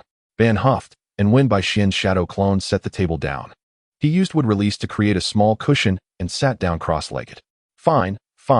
Within 3 years, I will pull your oxygen tube. With the situation somewhat settled, Bai Xian paid no mind to the dirt on the floor. After all, a Fei had recently renovated the place, replacing the flooring with wood. He simply sat cross-legged opposite Ban. Ban ignored Bai Xian, glancing at the dishes on the table and noticing the pot of chicken soup. His expression turned slightly displeased. This pot looks familiar. You didn't put mushrooms in this chicken soup, did you? Ban's tone was uncertain. Nope, it's pure and unadulterated. Not only did I not add mushrooms, but I also included the chicken's backside after cleaning it, since this old man keeps beating me. I figured he wouldn't be lucky enough to eat the chicken's backside, Bai Xian replied. Ban nodded, choosing not to engage further as he began to savor the delicacies on the table. Bai Xian also started to eat, while the cat approached, stealing a piece of fish from Ban's bowl. Goodness, will my 1,000 troops fall here? Should I run now, or wait a bit? Bai Xian was poised for action. As soon as Ban made a move, he would flee. As for the cat, that was inconsequential. Ban wouldn't harm a mere cat. Ban, observing this scene, remained unfazed. He gently tapped the little cat's head with his finger. You little creature, you're the first cat to dare snatch food from my bowl. The cat gazed up at Ban with wide, pleading eyes. Very well, I shall spare you this time. Ban scratched the little cat's chin but offered no further words. Allowing it to continue pilfering food from his bowl, while occasionally offering it some vegetables. Am I becoming soft-hearted? If I did that, I'd probably get beaten to a pulp. No doubt, the cat he raised was bold enough to snatch food from Ban, compared to the 1,000 troops. His Wanma was the most pitiful, tormented by a Fae and uncertain of its fate. Reflecting on a Fae's audacious act of hatching pigeon eggs while contending with the chickens, Bai Xian couldn't help but chuckle. If there were a large goose, a Fae would likely not dare linger there. Lost in thought, a smile crept onto his face, prompting an involuntary shiver from Ban, who found Bai Xian's inexplicable laughter somewhat unsettling. He wished to pry open Bai Xian's skull to understand his thoughts. What was with this incessant grin directed at him? Cough. Cough. A deliberate cough interrupted Bai Xian's thoughts, and he shot a disdainful glance at Bai Xian. Huh. Coming back to his senses, Bai Xian was bewildered by the contemptuous look from Ban. Something felt off. The last time they dined together, this eccentric old man had inexplicably slapped him. And before he could react, he was sent flying. Surely, that wouldn't happen again. However, Ban employed a new tactic, tugging at his ear, to which Bai Xian had devised a countermeasure. Seizing the opportunity while Ban was distracted, Bai Xian discreetly retrieved a small bottle of cooking oil from his scroll and applied it to his ears. This method was quite effective. With the slickness, Ban would surely find it difficult to grip him, allowing Bai Xian to make a quick escape. He needn't worry about the cat either. Given Ban's previous demeanor, he wouldn't dare harm it. Prepared for a swift getaway, Bai Xian observed Ban's every move. Kid, why do you seem so anxious while eating? Is dining with me that daunting? Ban remarked as he noticed Bai Xian's furtive demeanor. Me? Bai Xian pointed at himself, utterly perplexed. Although he wished to retort, he held back. After all, you are a living legend, and sharing a meal with you is an honor. Hence the pressure is indeed palpable, especially considering your propensity for sudden violence. You finally managed to utter a sensible remark. That's quite an achievement, Ban smirked. A slight smile gracing his lips at Bai Xian's flattery. Bai Xian was left speechless. Chapter 74. Infuriatingly violated. Having nearly finished eating, Ban set down his chopsticks, preparing to sip something to soothe his throat. His gaze fell upon a bowl of chicken soup, its golden hue clear and inviting, topped with a thin layer of glistening fat. After a moment's hesitation, he decided to ladle a bowl for himself, double-checking for mushrooms before taking a sip. The flavor was exquisite, a harmonious blend of the succulent chicken and aromatic ingredients, rich and lingering on the palate. Excellent. This time, there were no hallucinations as Ban savored the soup. Noticing Ban was nearly done, Bai Xian began to clear the table of food. His earlier caution regarding Ban's sudden strikes had prevented him from eating sufficiently, and now, seeing Ban drinking soup, he hastened his pace. Remembering how Ban had struck him after finishing his soup last time, Ban observed Bai Xian devouring his food and noticed his body sprouting thick fur, his nose transforming into that of a pig, and his ears growing large and floppy. He realized he had been poisoned again. Fortunately, he was better prepared this time and wouldn't erupt into violence like last time. Kid, didn't you say there were no mushrooms this time? Ban's eyes reflected his disapproval of Bai Xian's gluttonous display, wishing he could consume the bowl along with the food. It seemed the mushrooms were indeed at work. Is there a problem? I didn't put any mushrooms in, Bai Xian said, still voraciously shoveling rice into his mouth, his eyes wary of Ban. A sense of foreboding washed over him. Ban took a deep breath, stop eating for a moment, and taste the soup. You'll understand. If I don't eat, I'll starve. You can just plug in a tube and not worry about meals, Bai Xian quipped, stealthily pouring himself a bowl of soup. He took a cautious sip. Isn't this quite delicious? Is it not to your taste? Bai Xian's tone was uncertain. He couldn't detect anything amiss in the soup. The chicken but issue was minor, as he had cleaned it well. Chicken but is made from chicken, and it's not inedible. It's merely the name causing some discomfort, he reasoned. Ban raised an eyebrow. You don't feel anything unusual? Unusual? Bai Xian stroked his chin in contemplation, suddenly struck with shock. Could it be? This old man wouldn't have actually eaten chicken, but, would he? He had disguised it well enough. You sensed it? And yet you claim there are no mushrooms? Indeed. There are no mushrooms. Bai Xian racked his brain, puzzled by Ban's fixation on mushrooms when he had merely hidden the chicken butt. Ban stood up, reaching behind him for something. Bai Xian's eyes widened as he clutched his bowl and made a run for it. Stop! Ban's voice was stern as he pulled out a bundle of rope. Bai Xian instinctively turned, only to find Ban's cold and indifferent gaze fixed upon him, clutching the rope. Is it admiration for Ace? I hope my frail body can withstand Ban's antics. Male, fond of females, and most fond of courting danger. relishing the feeling of living poorly yet unable to die. As expected, Bai Xian was soon bound and suspended. Regrettably, he had not finished his meal before being hoisted aloft. Kid, last chance, did you really not put any mushrooms in? Ban scrutinized the pot of chicken soup, beginning to doubt his judgment. Thankfully, after hanging Bai Xian, the effects of the poison also subsided. While tying Bai Xian, he still perceived him as a wild boar, and he felt a twinge of discomfort watching him. He repeatedly reminded himself that Bai Xian was his chosen successor, refraining from delivering a fatal blow. Well, that wouldn't be necessary, would it? Bai Xian hung there like a zongzi, resembling a lantern. Necessary measures. To prevent Bai Xian from fleeing at a moment's notice, Ban had indeed prepared the rope, ensuring he could strike without missing. Really no mushrooms? Surely not. Do you have a grudge against them? Why not bind the mushrooms instead of me? Bai Xian was exasperated, questioning Ban's obsession with mushrooms after being asked repeatedly. Seeing Bai Xian's obstinate stance, Ban brought the chicken soup back for another taste. Immediately, Bai Xian transformed back into a wild boar. Good lad, still putting on a tough front. Ban suspected Bai Xian was feigning ignorance, but was curious about his motives. In Bai Xian's astonished gaze, Ban retrieved a belt-like instrument from his arsenal, a malicious grin forming on his face. No way. Is he really going to play this game? Bai Xian began to struggle violently, unwilling to partake in any twisted game of admiration for Ace. Kid, whether out of morbid curiosity or some other reason, it seems you truly deserve a lesson. The belt-like weapon struck Bai Xian, causing him to spin like a top. Ban had long sought a method that would inflict minimal harm but leave a lasting impression on Bai Xian. Finally, he had found it. The belt's impact wasn't painful, but the spinning was disorienting. Wow, I'm spinning. Stop, Bai Xian cried out, while Ban continued to strike. Heck, kid, maybe you'll learn to respect your elders this time. Wiping non-existent sweat from his brow, Ban felt Bai Xian should now understand the importance of respect. Bai Xian gasped for breath, internally cursing Ban profusely. Ban, noticing the defiance etched on Bai Xian's face, was only amused. Fei. Moments later, I'm here. Fei rushed over after receiving information from the White Absolute, quickly finding a chicken to assist in hatching eggs and arriving promptly before Ban. Feed him all this soup, Ban instructed, pointing at the table. He could scarcely believe this kid was so stubborn. Understood. Fei dutifully began feeding Bai Xian the soup, who was parched from calling out for so long. Fei, seeing this, decided to let Bai Xian drink directly from the pot. He also fed Bai Xian pieces of meat, to which Bai Xian, in a daze, accepted eagerly. It wasn't until Fei picked up a piece of chicken that Bai Xian had meticulously disguised that he snapped back to reality.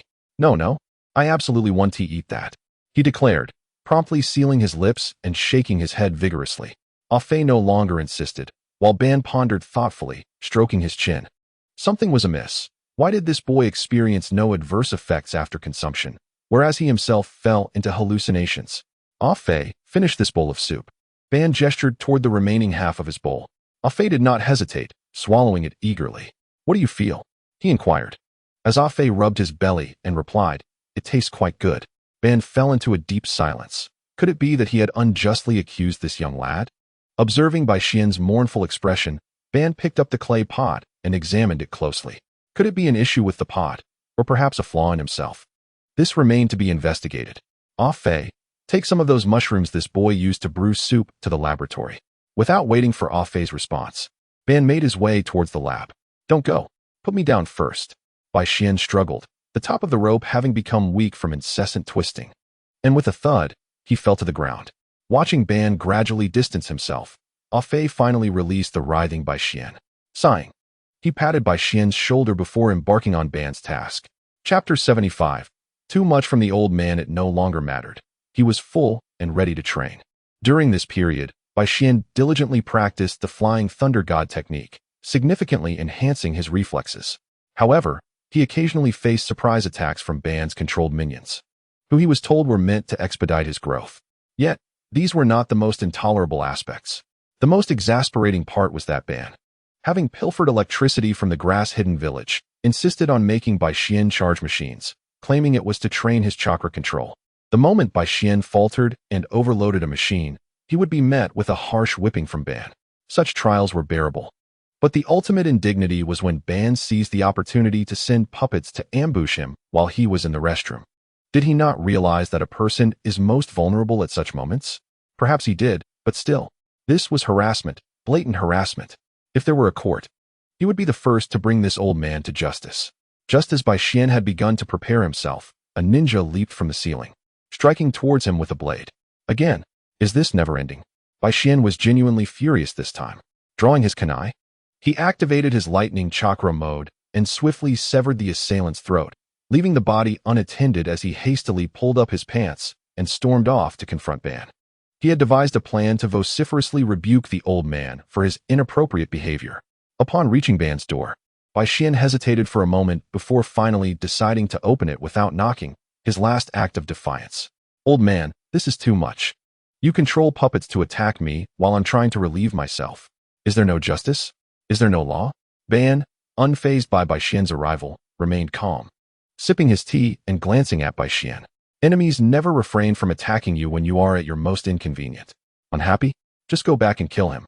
Bai Xian, feeling a bit irritated at Ban's demeanor, scratched his head. While he understood the reasoning, he found it excessively outrageous. You assassinate me in my sleep, during practice. And now while I'm in the restroom. Do assassins not sleep at all? As he spoke, Bai Xian's skin flushed with anger. He was nearing his limit. Having been forced into arduous labor to generate power, cooking for Ban, and unable to sleep peacefully. Sooner or later, he would hang Ban from a streetlight, using the same rope that had bound him last time. Setting that aside, do you know how to play chess? Come, look at this board. If it were you, how would you break it? Ban, stroking his chin, observed the chessboard with interest. This chess set was brought back by Bai Xian during procurement, and Ban, feeling bored, would summon clones to play with himself. The opponent was already severely disadvantaged. Under such circumstances, it was nearly hopeless, yet there remained one move that could turn the tide. He wanted to see if Bai Xian could uncover this opportunity. I'm saying this. If you continue treating me this way, I will also poke you in the backside every time you go to the restroom. If this matter remained unresolved, Bai Xian genuinely did not know how much longer he could endure. Ban simply watched Bai Xian in silence, while Bai Xian, undeterred, puffed out his chest and met Ban's gaze. At this moment, he could not afford to lose momentum. Otherwise, the old man would undoubtedly take advantage of him further. You uncouth brat, if you can capture this piece, I shall grant you your wish. Although Ban was not intimidated by Bai Xian's threat, it was still rather irksome. Why not say so sooner? Rubbing his hands together, Bai Xian exchanged his frown for a smile and eagerly approached the chess table, scrutinizing the pieces before him. What kind of chess is this? It's neither traditional chess nor Go. I've never seen it before. Observing Bai Xian's perplexed expression, Ban chuckled and shook his head. Narrow-minded brat, this is shogi. Haven't you seen it before? Bai Xian honestly shook his head. Never seen it. Ban patiently explained the rules of Japanese shogi, detailing the board, pieces, and movements. Bai Xian scratched his head, wanting to ask what Ban was mumbling about. He understood nothing but felt it bore some resemblance to traditional chess. So how does one win? Bai Xian was keenly interested in this. To win, you must capture the opponent's king. If there is no victor, it results in a draw. Ban glanced at Bai Xian, who was becoming increasingly disinterested, his enthusiasm dampened. If I draw, can you refrain from ambushing me? Yes, but that is not called an ambush. Rather, it is a form of training. Upon hearing this, Bai Xian's heart soared with joy, and he abruptly overturned the chessboard. Ban had anticipated Bai Xian's strategy, yet he was taken aback by this action. While it was a clever move, Ban still felt somewhat irritated, sensing a provocation. Do you wish to taste the belt, then? Just confirm whether it is a draw.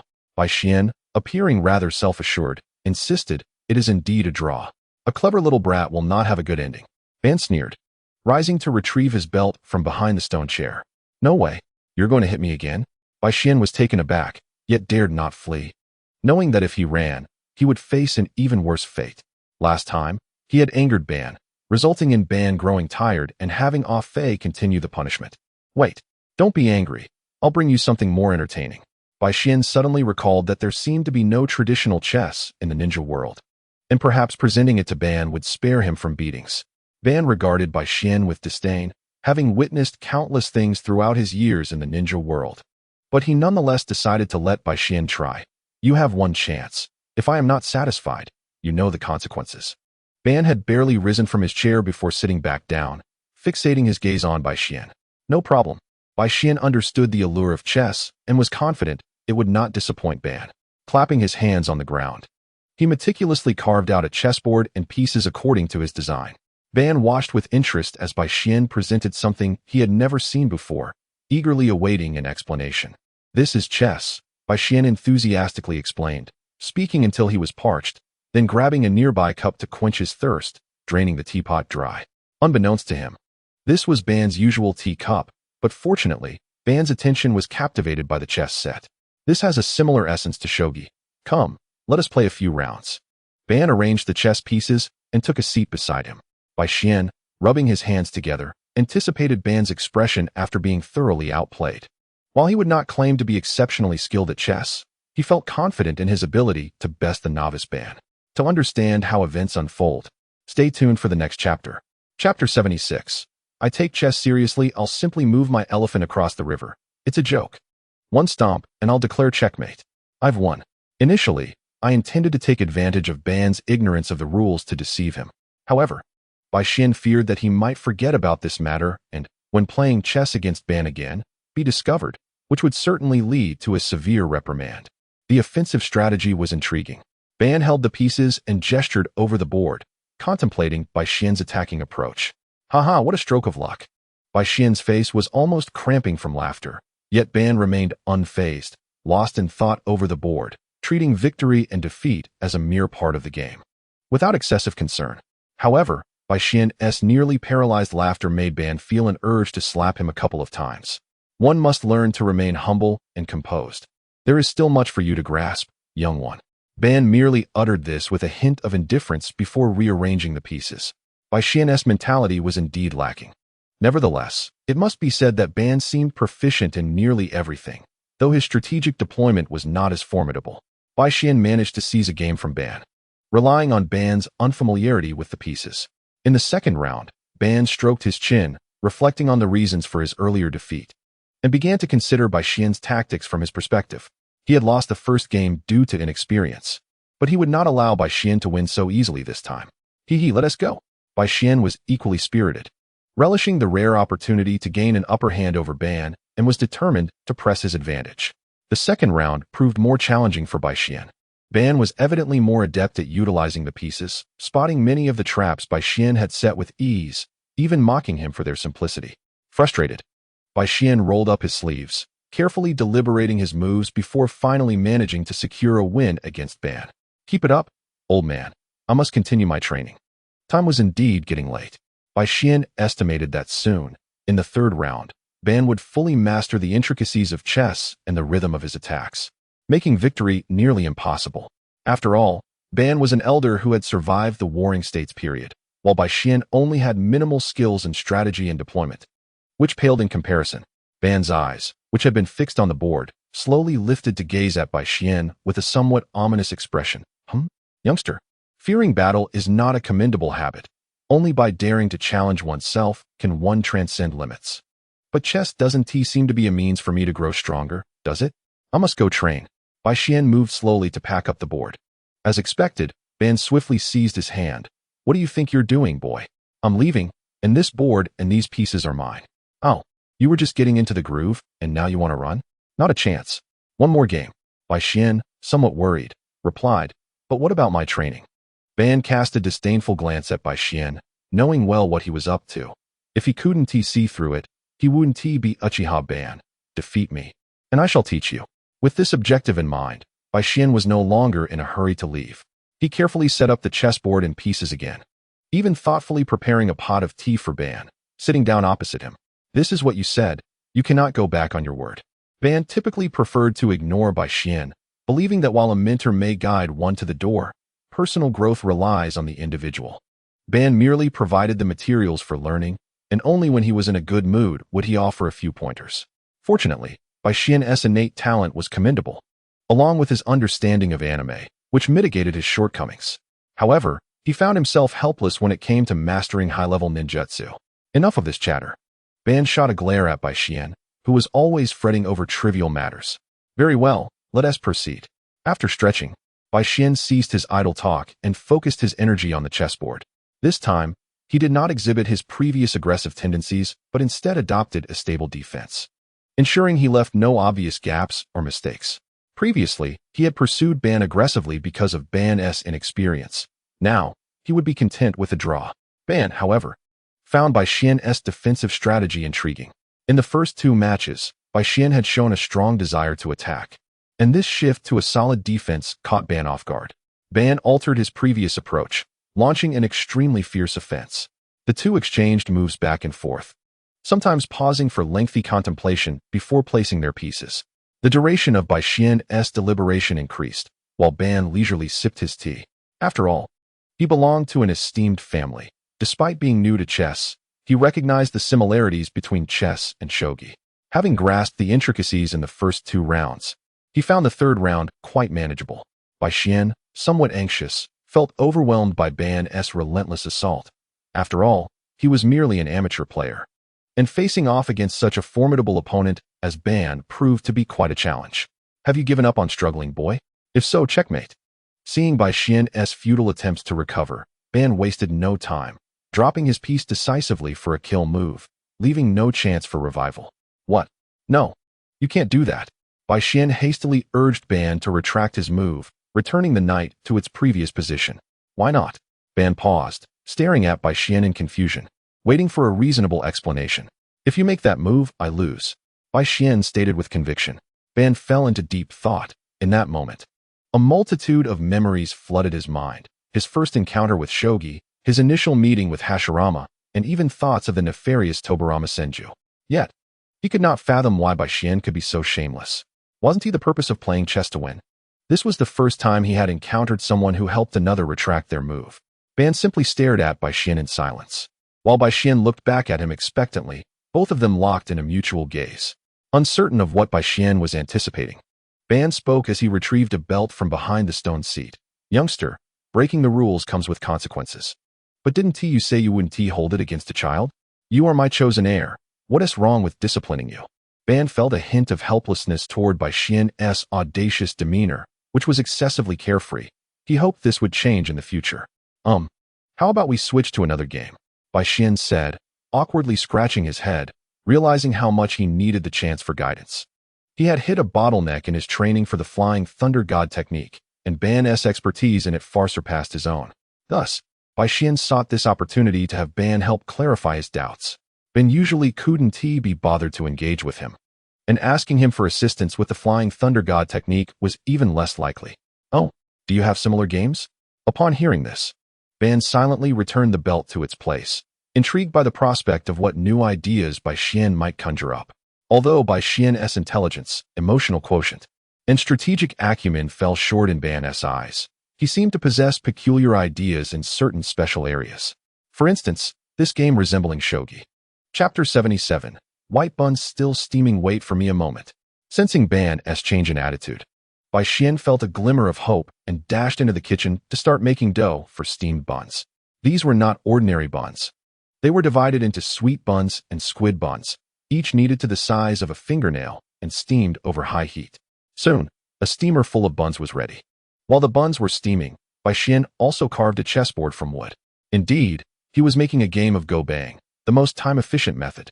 After preparing the steamed go-bang pieces, he summoned several shadow clones to continue steaming in the kitchen and then turned to carry the pieces and chessboard to Ban's room. Ban scrutinized the chess pieces, glancing at the buns Bai Xian brought, awaiting an explanation. These are the pieces for go-bang, divided into black and white. 5 pieces in a row, whether horizontally, vertically, or diagonally, wins. As Bai Xian explained, he began to set up for the game. It sounds like a simple enough game. Ban set aside the chess pieces and examined the small go-bang pieces. The pieces were warm and soft in hand, and the rules seemed straightforward. Yet Ban did not overlook the potential intricacies within. Haha, it's not as simple as it seems. You'll find out once you try. The game of Gamoku may seem straightforward, yet it is, in fact, a labyrinth of complexities. While its rules are easily comprehensible, mastering the game proves to be a formidable challenge, demanding continuous learning and practice. Each move requires careful deliberation, as a single misstep could lead to total defeat. Replacing chess with a neatly arranged Gamoku board, Ban initially approached the game with indifference, but gradually began to take it more seriously. True to form, he lost the first match, yet in the second, he began a streak of consecutive victories. The elderly possess a certain advantage in such games. Bai Xian believed he could not compete with Ban. After all, he was younger. It was rather amusing. Though Ban pondered why the inventor of the game seemed to struggle so. Having never encountered it before, Ban assumed it was Bai Xian's invention. As he observed Bai Xian, he found himself increasingly perplexed by him, for Bai Xian always produced intriguing little trinkets. These seemingly simple items were laden with strategy and tactics, evoking profound reflections upon Ban's initial contact. Bai Xian remained silent, merely watching as Ban rubbed his hands together. I will teach you, but please refrain from that. It appears rather unsightly. Ban felt discomfort at the sight of Bai Xian's hands rubbing together, finding it somewhat lewd. By the way, there exists another variant of this game called Go, where black plays first and white follows. Alternating turns with each player placing only one piece at a time on the intersections of the board. The empty intersections surrounding a piece represent its liberties, and if a piece has no liberties left, it is captured. In the end, the player who occupies the most intersections emerges victorious. Bai Xian began to explain the rules of Go, and Ban looked at him in astonishment, realizing that each variant possesses its unique characteristics, and one could dedicate a lifetime to studying any single one. He was taken aback by Bai Xian's extensive knowledge. Without further ado, they resumed their contest. Although this time it was somewhat peculiar, as Bai Xian directly captured the pieces that had no liberties. A few black pieces surrounded a white piece, which, having lost its liberties, Bai Xian promptly plucked from the board, chewed, and swallowed. Old man, these pieces are rather tasty. They make for an excellent snack. Bai Xian relished his tea along with a piece of white. Ban, squeezing the white piece in his hand, was taken aback by this peculiar method of consumption. He raised a white piece high, gently dropped it, capturing Bai Xian's black piece, and then placed the captured black piece into his mouth, savoring its slightly salty and fresh flavor, reminiscent of seafood. Neither of them paid much attention to the ingredients. They leisurely continued their game. The method of playing Go was rather peculiar, and Bai Xian's thought process was elusive to Ban. Despite the seemingly casual placements, they invariably had an effect. In truth, Bai Xian was also playing casually. After all, Ban had agreed to train himself and could not back out, rendering victory or defeat less significant. Winning would merely be a matter of chance, akin to a blind cat stumbling upon a dead mouse or a random strike defeating a seasoned master. As they played, the number of pieces dwindled, prompting Bai Xian to rise and fetch more pieces from the kitchen. Where are the white pieces? Ban inquired, noticing Bai Xian only held black ones. The white dough is still steaming. We will make do for now. Though puzzled as to why the black pieces were ready first, he reasoned that the white pieces would be delivered once they were prepared. Ban nodded, not overly concerned, as long as Bai Xian refrained from consuming his white pieces. Bai Xian seemed indifferent, beginning to indulge in the black pieces. One game concluded, and another commenced, both of them playing leisurely until Bai Xian declared, I am full. No more. He clutched his stomach and let out a hearty belch.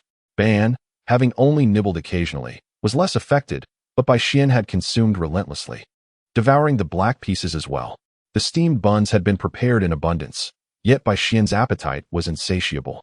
Your thought process is quite peculiar, truly unfathomable, Ban remarked, sipping his tea and evaluating Bai Xian's gaming prowess. You flatter me, Bai Xian replied, scratching his head awkwardly, only to be met with Ban's scornful gaze. You're overweight and still panting. Have you been practicing the flying thunder god technique? Ban asked. Since I promised you, I will not go back on my word. Ask away. You figured it out, huh? Then I shall inquire. Bai Xian retrieved the scroll for learning the flying thunder god technique from behind him and began to question Ban about specific details. Ban, taking his responsibilities seriously, provided thorough explanations, albeit with a tone that drew Bai Xian's ire. After addressing a series of inquiries, Ban realized that while the theory was sound, practical application remained lacking.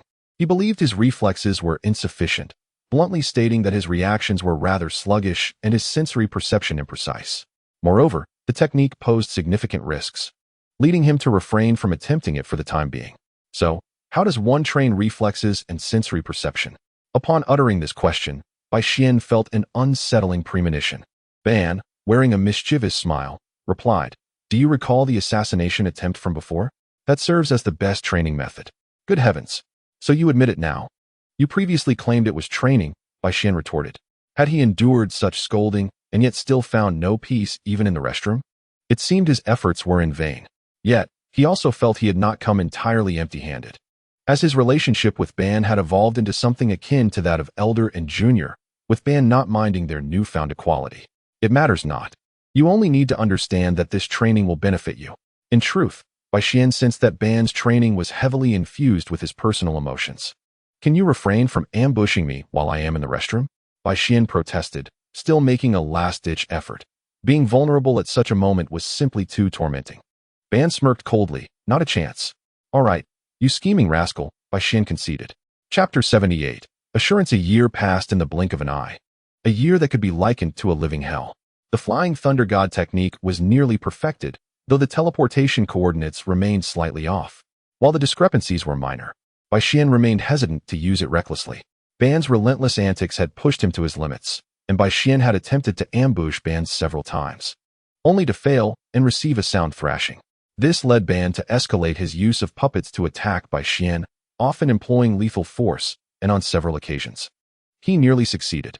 Frustrated, Bai Xian brandished a kunai, intending to use his recently mastered Flying Thunder God technique to stab Ban, only to find himself bound and suspended for 3 days and nights, after which he returned to his compliant self. It is noteworthy that a phase pigeon army was thriving, and Wanma had grown considerably, rivaling Daidara's clay birds. Occasionally, a Fae would ride Wanma to launch aerial assaults, much to the dismay of the surrounding civilians, who lamented the chaos and even pooled resources to issue a bounty on the mysterious figure responsible for the unsanitary deliveries. Upon learning of this, Ban chastised a Fae severely, prompting a Fae to behave more appropriately. At this moment, Bai Xian was stealthily slipping out from the back of the base. While he could typically use the pretext of procuring supplies to venture out, a Fae would always accompany him. This time, he sought to revisit Konoha and observe how the plot had progressed. Along the way, he encountered several white Zetsus, who greeted him warmly, and it was evident that they had become significantly more intelligent than before. Initially, the sunflower seeds Bai Xian had provided had run out, and they had even learned to grow sunflowers. However, the question remained, who would plant the roasted seeds? Bai Xian had procured a batch of seeds for them to cultivate, and the white Zetsus had established a complete process for growing sunflower seeds, dedicating their days to discovering ways to yield even more. Stepping outside the base, he inhaled deeply, savoring the fresh air, unaware that the original white Zetsu had already reported this development to Ban. Listening to the report from Ju, Madara did not pay much attention. Bai Xian's visions of a beautiful world were no less fervent than his own, a sentiment he often sensed during their time together. There was no need to worry about the situation with Black Zetsu. Compared to Bai Xian, Madara was far more concerned with the matter of the Rinnegan. Bai Xian had ventured out from the base more than once or twice. It was just that this time he had not informed Madara. Once he returned, a few reprimands would suffice. The Second Great Ninja War was nearing its conclusion. After receiving the title of the 3 legendary ninjas, Jiraiya had remained in the Rain Village, tending to Nagato and his companions. Due to concerns over the Rinnegan, Black Zetsu had been lurking nearby, monitoring Jiraiya, which caused some delays in their plans. Everything was normal on Black Zetsu's end. Jiraiya had no intention of seizing the Rinnegan and was patiently instructing the trio. Ju, the embodiment of White Zetsu, had been acting as a messenger between Black Zetsu and Madara, always remaining by Madara's side. The reason for this was unclear, but it seemed that Madara held a certain regard for Nagato. Madara stroked his chin, pondering. Are you interested in that young member of the Uzumaki clan? As long as there were no issues with the Rinnegan, he would refrain from intervening and allow Black Zetsu to continue his surveillance. Ju conveyed the information and, seeing that Madara had no further instructions, vanished into the earth. Perhaps it was time to bring up the matter of the Manjiki Sharingan? Madara took a sip of tea, murmuring to himself. He was uncertain whether the early activation of Bai Xian's Manjiki would pose any danger, but given his mastery over the laws of the universe, it should not be a significant issue. Even if problems arose, he could handle them, but in a few more years, as this body deteriorated further, he would no longer be able to harness the power of the universe. In truth, Madara had long ago planned every step of this process, but the lack of Black Zetsu's execution had caused delays. At nearly 12 years old, Bai Xian, aside from exhibiting some childish behaviors, had nearly fulfilled all the conditions necessary to awaken the Manjiki. At that moment, Bai Xian was unaware of Madara's intentions as he swiftly navigated through the woods, feeling a mix of excitement and a strong desire to see those he cared for and who cared for him in return. Far away in the Cloud Village, AI had officially become brothers with Killer Bee, yet his thoughts lingered on by Shien. The Third Raikage merely patted AI's shoulder, saying nothing more. Utilizing the hidden pathways arranged by Black Zetsu and Konoha, Shien successfully infiltrated the village. After a bit of disguise, he began to stroll boldly through the village, confident in his identity as a member of the Uchiha clan. Upon arriving at the training ground, he found no trace of Minato, which left him with a tinge of disappointment, as Kushina was also nowhere to be found. Currently, all factions on the front lines were exerting their utmost efforts, and the battle was incredibly fierce. Despite Konoha's prosperity, the prolonged war had led to a lax internal defense. Unbeknownst to him, Shien found himself at the doorstep of Uchiha Haru's home, greeted by a familiar warmth. He decided to knock and visit, having not seen Uchiha Haru for quite some time, and he felt a deep longing. "Knock, knock, knock. I'm here," came the cheerful voice of a girl, likely Uchiha Yatsuki. Upon opening the door, it was indeed Uchiha Yatsuki. You. Uchiha Yatsuki stammered while pointing at Shien. "What's the matter?" "I came to see Aunt Haru." This action left Shien somewhat at a loss. "Mom, that brat you always talk about has come to see you," Uchiha Yatsuki exclaimed, tugging Shien's hand as she led him into the house. Uchiha Haru, busy in the kitchen, froze momentarily upon hearing this, then hurried to the door and enveloped Shien in a warm embrace. "It's good you're here. It's good you're here." Uchiha Haru took Shien's hand from her daughter's grasp, noticing the calluses and feeling a pang of heartache. She guided Shien to the sofa, gently caressing his face. "You've grown taller, gained some weight, and gotten a bit tanned. You must have endured quite a bit over the years." "It's all right. My strength has improved significantly. I took this opportunity to come back and see you," Shien replied with a shy smile, relishing the comforting sensation of being cared for. Uchiha Haru attentively inquired about Shien's well-being, and he could only speak of the positives, but Uchiha Haru could see through his facade. The calluses on his hands clearly indicated that he had suffered considerably over the years, though the hardships he faced were not as numerous as the burdens he bore. At Uchiha Haru's insistence, Shien stayed for dinner. However, when Uchiha Haru suggested that he stay for a few days, Shien politely declined. As he departed, he presented Uchiha Haru with a small pendant engraved with his flying thunder god seal. "Aunt Haru, if you ever find yourself in danger, just hold this pendant and infuse it with chakra. No matter how far away I am, I will surely return to you." Shien personally placed the necklace around Uchiha Haru's neck, reiterating his instructions. He had not forgotten about Obito. He had been vigilant regarding this matter, and his frequent provocations towards Madara were intended to distract him. This time, he had managed to establish some level of assurance. But he still needed to find other means to awaken the Manjiki. He had to act before Madara, otherwise, who knew what Madara might do? Shien could not accept the consequences of that. Uchiha Haru touched the seemingly whimsical necklace, feeling warmth in her heart. She did not know its purpose. She only understood that it was a gift from Shien. Chapter 79. I do not wish to lose you. After bidding farewell to Uchiha Haru, Shien prepared to visit Uzumaki Mido. He wondered how her health had fared over the past 2 years. Since their last encounter, she had mentioned having only 2 years left to live, and it seemed that time was running short. He also pondered about Uzumaki Yui, another unfortunate girl. The world was so unfair that lacking power was a sin. With a few instantaneous movements, he arrived at the Senju clan's residence, leaving behind his flying thunder god mark in the form of a cute little turtle at the entrance. After pausing for a moment, not receiving a summons from Uzumaki Mido, Shien contemplated waiting a bit longer. It was improper to intrude without the homeowner's permission, and if Uzumaki Mido were home, she would certainly respond. After much thought, he decided to visit Fugaka first. As the sun began to set, the golden rays bathed the cherry blossom trees, draping the entire world in a golden veil. A gentle breeze swept through, causing pink cherry blossom petals to fall like snowflakes, filling the air with a faint floral fragrance that was intoxicating. I'm back. Is anyone home?" Kushina's voice was filled with joy and excitement, yet the empty room offered no response, causing her mood to shift from elation to despondency, then to loneliness. "Am I all alone again?" Kushina's tone was low, but she had grown accustomed to it. Due to Uzumaki Yui's situation, Uzumaki Mido often had to go to the wet bone forest. It was no surprise that she was once again left alone. Minato, due to Konoha's manpower shortages, frequently had to undertake missions. Sigh. Another day alone. Stay strong, Kushina, she whispered to herself, preparing to make some food. However, just as she turned around, a low, raspy voice echoed behind her. This time, you are not alone. Who? Kushina turned to find 3 menacing faces, their eyes filled with insatiable greed. Kushina's heart raced as she took a step back and bolted towards the door, screaming, "Is anyone there? Help me." Unfortunately, Bai Xian had already left, and Minato was not present. No one heard her desperate cries. The 3 men from the Cloud Village laughed sinisterly as they restrained Kushina, extracting answers through interrogation and preparing to take her back to the cloud as per their plan. Kushina's heart filled with despair, tears streaming uncontrollably from her eyes. The 3 from the Cloud Village showed no mercy as they swiftly departed from the hidden leaf with Kushina. The Uzumaki bloodline would surely please Lord Raikage. Indeed, the 3 brothers had meticulously planned this scheme for quite some time.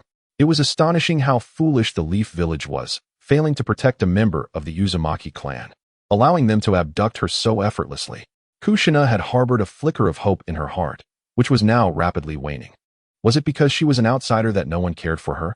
She yearned for Minato and Mito to notice her absence and come to her rescue. Seizing the moment when the 3 from Cloud were distracted, Kushina began to tear out her crimson hair, leaving a trail of strands behind as markers. Oblivious to the distance she had traversed, gradually, despair enveloped her as she seemed to glimpse the borders of the land of fire. Was it true? Was she merely an outsider after all? A wave of hopelessness surged within her, and her steps grew heavier. Mito's thoughts were entirely consumed by her sister. And Minato should not come. They were formidable, and he could not defeat them. Kushina was exhausted and delirious, murmuring to herself. The 3 Cloud Shinobi remained indifferent to her plight, continuing their march. Kushina lost track of time, but she could see the moon illuminating the path beneath her feet. Suddenly, shuriken whizzed through the air, taking down 2 of the Cloud Shinobi. The leader instinctively dodged, a shuriken grazing his leg as he scanned the surroundings. Drawing out a kunai with caution, Kushina, dazed, continued to shuffle forward, oblivious to the unfolding events. "Stop right there, little girl." The Cloud Shinobi extended a hand to seize Kushina, who remained unaware. Rasengan. With fierce determination, Minato appeared before the Cloud Ninja, unleashing the Rasengan with devastating precision. "I'm late. You aren't hurt, are you?" Kushina looked up to see Minato's gentle smile, which elicited a soft grin from her. Her knees buckled, and she nearly collapsed. Minato, quick on his feet, slid to catch her. "It's all right now. I'm here to rescue you." He swept her into his arms.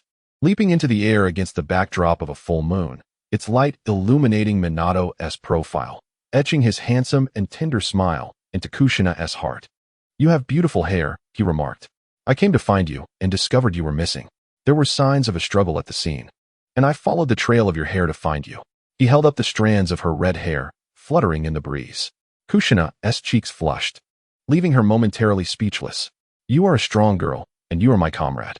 This situation is far more serious than our usual playful disputes. It has escalated to a matter concerning the village. I truly care for you. I cannot bear the thought of losing you," Minato confessed, gazing deeply into Kushina's slightly flushed face. "What is love? A date is not love, a hug is not love, intimacy is not love, and spending 24 hours together is not love. What then is love? Love is being there for you in your most perilous and difficult moments. Coming to your side without hesitation to rescue, care for, and comfort you. It is offering praise when you are feeling down and solace in your pain. To harbor feelings but shy away from confessing is not love unfulfilled. It is merely insecurity." Throughout, Minato had never concealed his affections for Kushina, though his youthful heart did not fully grasp the essence of love. Only now did he understand, and Kushina too comprehended, as their fervent hearts beat in synchrony. Shyly, Kushina turned away, stammering out the words Minato longed to hear. "I also do not wish to lose you. Please take care of me in the future." Chapter 80. Visiting Konoha to feast on Minato's cabbage. Where has everyone gone? Bai Xian scratched his head, perplexed, as he searched for familiar faces, only to find none. Returning to the Senju clan's territory, he still could not locate Kushina or Mito. Even sneaking into Minato's home yielded no results. After rummaging through the refrigerator and pilfering the dinner Minato had prepared, he left a note for Minato and marked his presence with his flying thunder god seal at Minato's bedside before slipping out the window. Surely, visiting a friend's house for leftovers isn't theft, especially since he left a note. Wandering aimlessly around the village, he hoped to find gifts for his friends, Obito and Madara. It was truly strange. After roaming Konoha for quite some time, he had yet to encounter a single familiar face. "Hello, I am Orochimaru. May I ask what you were searching for?" A slow yet rhythmic voice resonated in his ears. Bai Xian turned to see a tall, handsome figure with sharp eyes that exuded an ominous aura. What was this individual doing in Konoha? "Greetings, Mr. Orochimaru. I am Uchiha Bai Xian." Bai Xian was not intimidated. After all, Orochimaru had yet to fully embrace his darker path, so there was little to fear. "Uchiha Bai Xian, may I refer to you as Bai Xian-kun?" Orochimaru's gaze held a hint of intrigue. Of course, Bai Xian nodded, curious about Orochimaru's choice of address. Those whom Orochimaru found interesting or deemed useful, like Sasuke, would receive the honorific Kun, suggesting he might see potential in Bai Xian as well. "Well then, Bai Xian-kun, what are you up to?" His pupils reflecting Bai Xian's image. "And you, Mr. Orochimaru, what brings you here?" Bai Xian countered, his curiosity piqued about Orochimaru's presence in Konoha.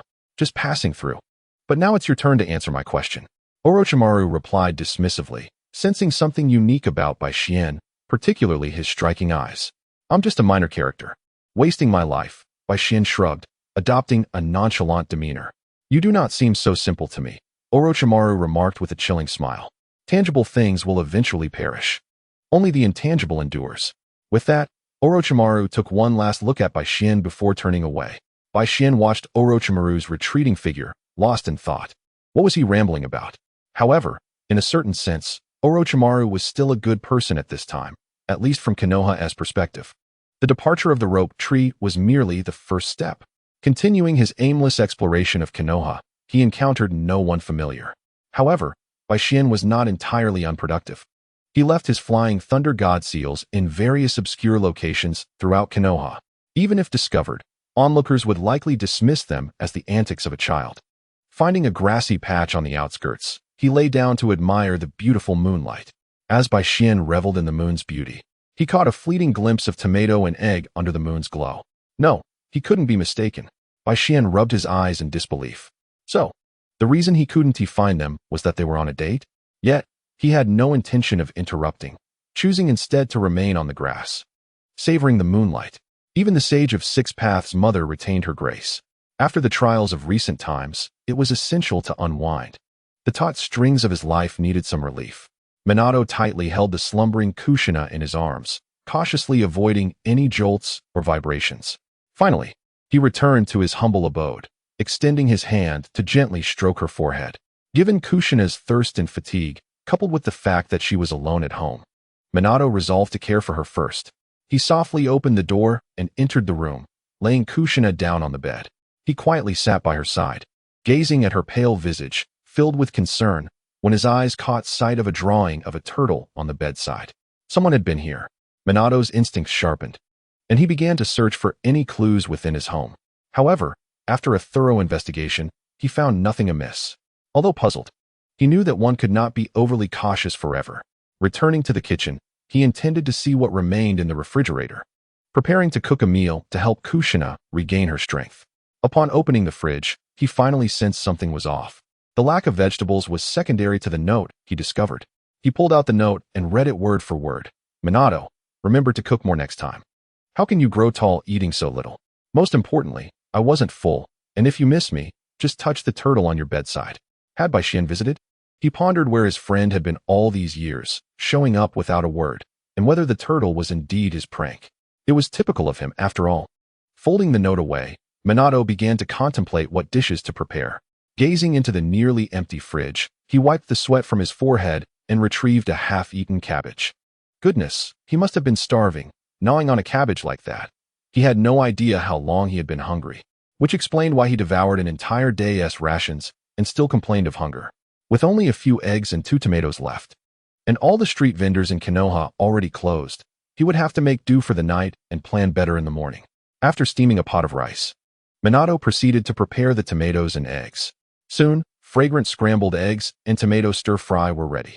Kushina, half awake, caught a whiff of the delicious aroma, twitching her nose in confusion. Where was she? She touched her forehead and surveyed her surroundings. Was this Minato's home? Was she sleeping in his bed? Minato's home was not large, and Kushina quickly realized this as she sat up. He served the stir-fried tomatoes and rice on the table, intending to help her. But Kushina shyly declined. I can manage on my own. I trust you.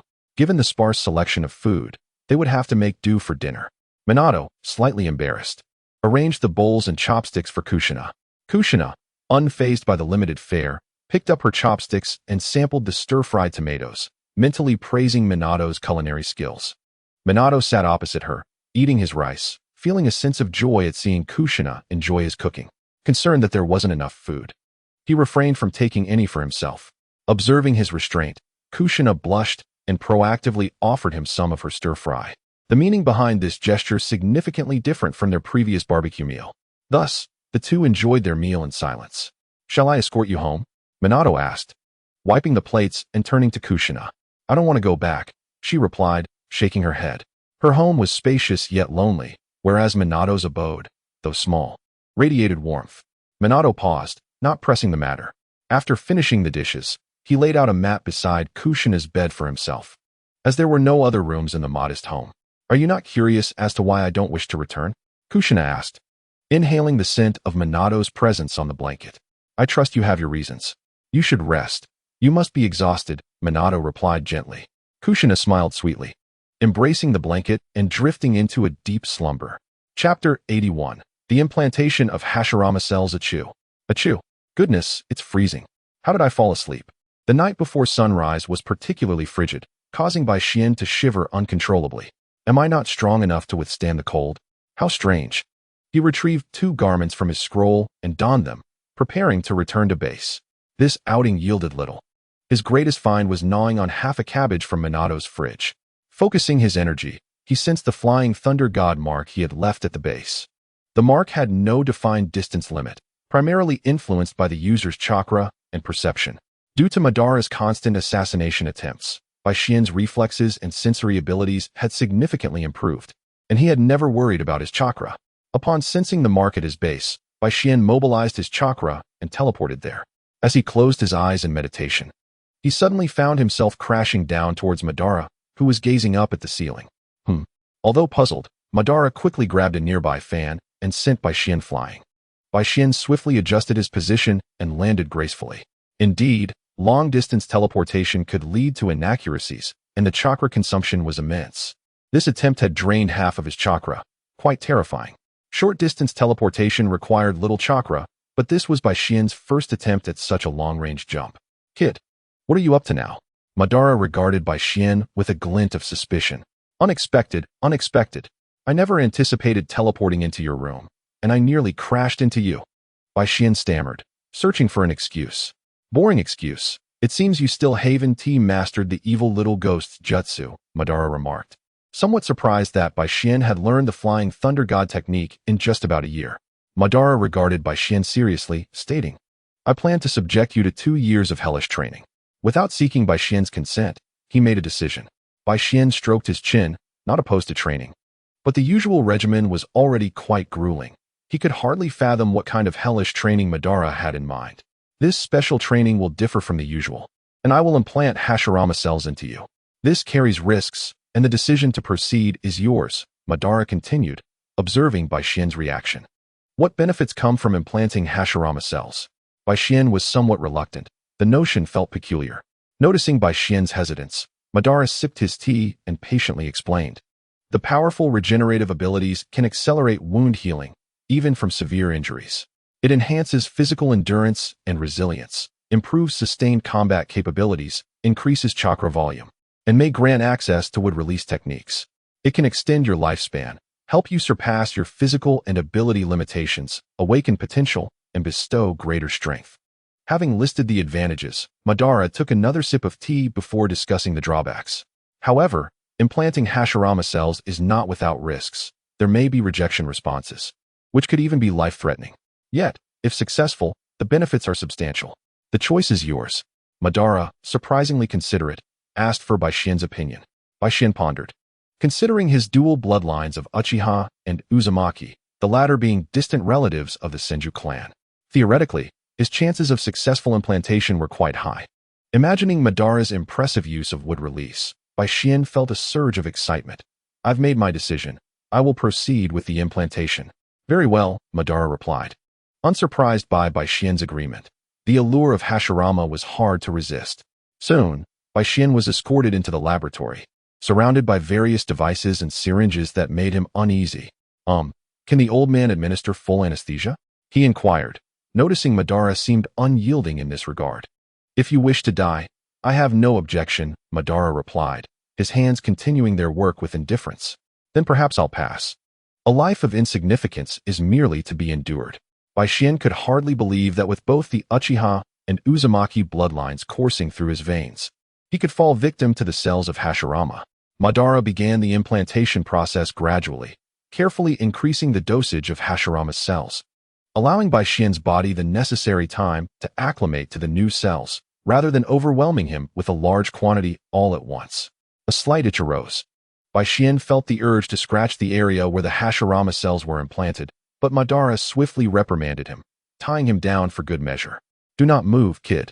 Madara kept a watchful eye on the implanted area, intent on ensuring Bai Xian's safety should any complications arise.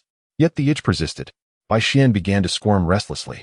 Madara stroked his chin in contemplation. This was a novel situation for him. Observing the small area closely, he soon noted something amiss. The Hashirama cells appeared to be under siege. The vitality and will inherent in the Hashirama cells were being consumed by Bai Xian's own cells. Kid, your body is peculiar. Are you aware of any extraordinary traits you possess? When Madara had initially undergone the implantation of Hashirama cells, he experienced no significant changes for quite some time, and he had even begun to doubt their efficacy.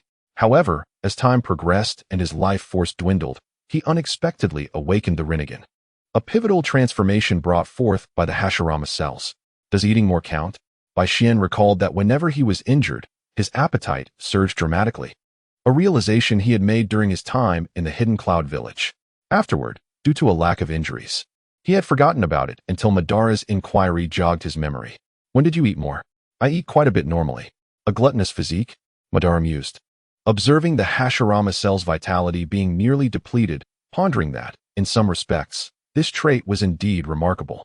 Once the initial batch of Hashirama cells had been completely absorbed, Madara increased the dosage of the injections, administering them in various locations, all of which were being devoured. Madara found it hard to believe. These cells had been meticulously extracted from Hashirama himself, yet they were so effortlessly consumed by Bai Xian. Can you sense any changes within your body? Bai Xian suppressed the itch, attentively assessing his physical transformations, ultimately providing a rather candid response. Have I grown taller? Silence. Madara concluded that conducting experiments was more prudent. The experimentation continued until Bai Xian's body reached its limits. Upon descending from the operating table, Bai Xian felt a comprehensive enhancement in all aspects of his being. In that case, follow me. For the next 2 years, you will become a top-tier powerhouse. Do not disappoint my expectations. Madara found increasing satisfaction in Bai Xian, as the Moon Eye plan was drawing near realization. Chapter 82. Cast out from home. 2 years passed in the blink of an eye. Under Madara's tyrannical regime, Bai Xian experienced rapid growth, though his most notable attribute was not his offensive capabilities, but rather his resilience to punishment. Nonetheless, he had attained a level comparable to that of the Kage, capable of facing any Kage-level adversary without issue, if all else failed. He could always utilize the Flying Thunder God technique to escape. Notably, the war had concluded, and Jiraiya had departed from Nagato and his companions, while Black Zetsu had returned to await orders by Madara's side. The Rain Village lay in ruins, and Hanzo had fallen silent. Minato had also gained the recognition of the third Hokage, establishing himself as a direct descendant of the Hokage lineage. Jiraiya felt indebted to Minato and began to make amends. Bai Xian was unaware of the specifics of these compensations, as the legendary Sannin were currently residing in Konoha, and he seldom returned, often merely to admire the scenery. Occasionally, he would visit Minato's home to see what delicacies were in the refrigerator. However, on one occasion, he was sensed by Uzumaki Mito, and following her guidance, he met with her. Mito informed Bai Xian about Uzumaki's circumstances. After understanding the situation, Bai Xian was taken aback by the outcome and expressed his helplessness. Surely, he could not resort to using his Izanami against Uzumaki. Such hatred could only be addressed through persuasion, revenge, or self-destruction. There were no other avenues. Nevertheless, Uzumaki was already learning the sage art of the wet-bone forest, and the Sage of Slugs was gradually helping to alleviate her hatred. As for Baishien's eyes, Mito offered her assessment. Negative emotions were slowly dissipating, and perhaps he could become a new Uchiha. Mito did not pry into Baishien's mastery of the Flying Thunder God technique and assured him of her discretion, for which Baishien expressed his gratitude once more. Minato and Kushina had become inseparable, with Kushina even mastering medical ninjutsu for Minato. According to Mito, Kushina was attempting to learn the body flicker technique. However, due to her unique identity, Kushina could not leave the village to undertake missions. In the base, Baishien noticed that Madara occasionally gathered mushrooms to study in the laboratory. Out of curiosity, Baishien stealthily entered the laboratory to observe Madara's research. Subsequently, he summoned White Zetsu to the area behind the base, where he had transplanted numerous mushrooms. Baishien discovered that these mushrooms were of no use to him, yet their flavor was delightful, while others tended to avoid them. Thus, he casually picked a couple of mushrooms to roast and consume, though each time he did, he felt an itch in his eyes afterward. After sharing this experience with Madara, he piqued Madara's curiosity. One time, taking advantage of Baishien's exhaustion, Madara bound him to the operating table, causing Baishien to fear that Madara intended to dissect him. In a panic, he stuffed a mushroom into Madara's mouth. The result was a severe beating, and he was hung up outside the base for 3 days, sunbathing until his skin darkened, taking a long time to return to its original color. Obito was halted by Madara when he attempted to bring food. Obito's trained pigeon army had begun to take shape, and Baishien had even discussed signing a summoning contract with the pigeons, allowing him to summon them as well. Baishien's relationship with Black Zetsu was strained. The formless entity made Baishien uneasy, though he concealed his apprehension well, maintaining a facade of cordiality while remaining vigilant against Black Zetsu. Baishien also placed great importance on Uchiha Izumi, continuously seeking ways to unlock the Manjiki Sharingan.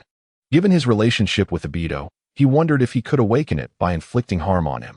Kid, it is time to confront the harsh realities of this world. You have fully mastered the nefarious techniques developed by the Senju Tobarama. The ninja world no longer poses a significant threat to you. Once you witness the facade of this world, I believe your resolve to implement the Moon Eye plan will strengthen. Madara felt his body gradually failing him over the past 2 years. Though Baishien had matured, he could not yet regard him entirely as a mere pawn. He yearned for Baishien to stand by his side, to jointly bring an end to this illusory world. He had already identified a remarkable new pawn and was preparing for it. Before the infinite Tsukuyomi commenced, this world remained a fade. For the sake of a brighter tomorrow, go forth. With that, Madara ceased speaking, stroking the cat in his arms, and closed his eyes.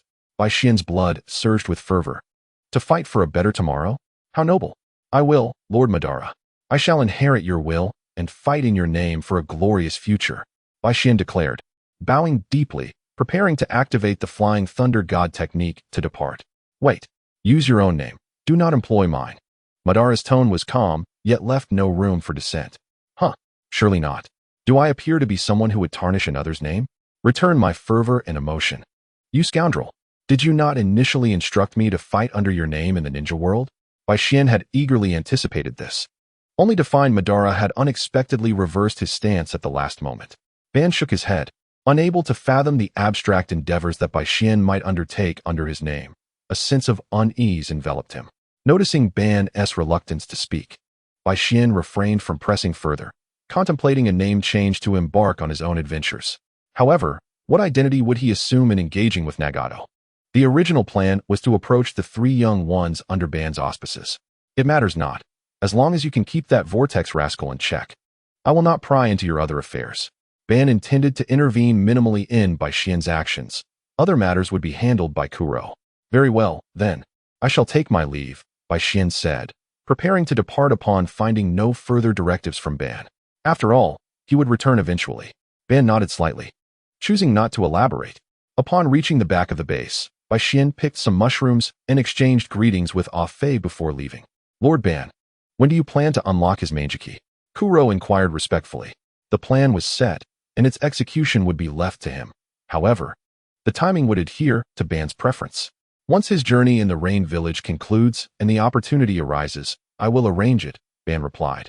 casting a casual glance at Kuro.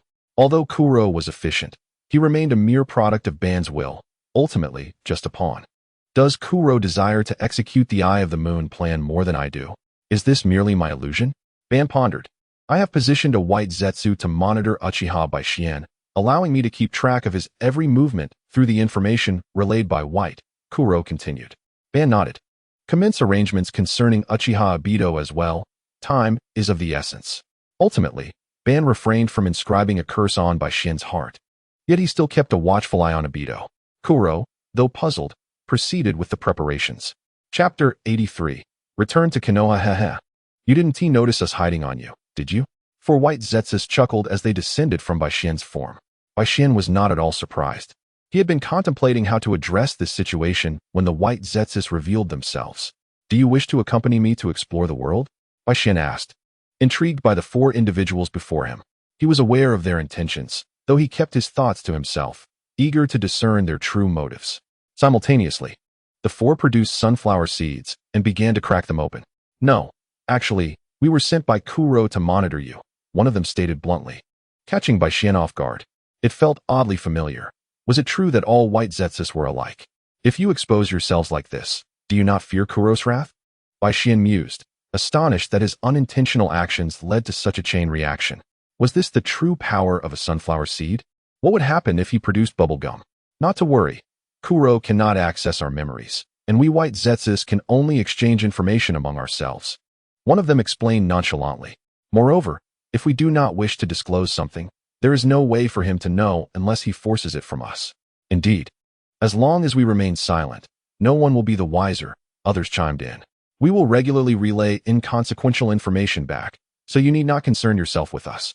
Bai Xian was uncertain whether these white Zetsus genuinely aligned with him, but their willingness to reveal themselves suggested a significant degree of trust. Observing the enthusiastic white Zetsus cracking their seeds, Bai Xian decided to put his faith in them. Before departing the base, he had consulted Ah Fei about this matter, who assured him there was no need for concern. According to Ah Fei, most white Zetsus were inclined towards him, as Ban and Kuro had never regarded them as human. Many white Zetsus were reluctant to execute Ban and Kuro's orders, often opting to comply only when they felt like it. This sentiment might have a connection to Bai Xian himself. Ultimately, it seemed Ban and Kuro had become estranged from their own creations. While Bai Xian would carry out the Eye of the Moon plan, he had no intention of following the scripts provided by Ban or Kuro. To do so would render him merely a second Obito, a fate he wished to avoid. So, do you plan to continue residing on me? Or will you find a place of your own? He asked. Given that the white Zetsus had opened their hearts to him, he felt indifferent. Either way is fine. If we are not with you, we will need regular communication. If we stay with you, we will relay our information after discussions, they responded. Bai Xian stroked his chin, contemplating how to proceed. They were likely aware that he would not execute Ban's plan verbatim, which is why they sought his input. Thus, it would be more convenient to keep the four close for easier communication. Then, you may stay with me, but refrain from any unwarranted exploration, he declared, extending his hands as an invitation. After finishing their seeds, the white Zetsus each melded into Uchiha Shin's form. Having loosened up, he decided to head to Konoha to procure some food. After the recent conflict in the Rain Village, resources were likely scarce, and he had no desire to suffer from hunger. The three young ones should be well provided for now. However, if he were to approach them, he had yet to determine his own role. He also pondered how to connect with Nagato's group. Should he disguise himself as an ordinary ninja for them to discover? Or should he chance upon them? But that could wait. First, he would check on Minato in Konoha, and if time allowed, perhaps visit A in the Cloud Village. The Land of Lightning was somewhat distant from the Land of Fire, but he could summon a shadow clone to mark the location before flying over himself. He performed the necessary hand seals to instruct his shadow clone to mark locations near the Lightning and Rain villages. Subsequently, he sensed the flying thunder god marks in Konoha and teleported to a more secluded one. Emerging from a shadowy alley, he noticed that many of his marks had been deliberately or inadvertently damaged. Had someone discovered them? The flying thunder god technique had been learned by several in Konoha, but only Tobarama, Minato, and now himself had mastered it. Discovery was inevitable, but they would not be able to trace him.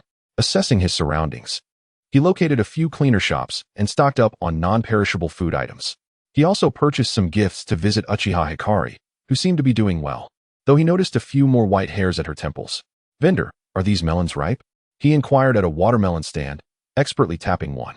"This is how one discerns sweetness," he stated. "Of course. How many would you like?" The vendor eagerly rubbed his hands together. "What if they aren't sweet?" Bai Xian continued tapping, feigning concern for the vendor's feelings.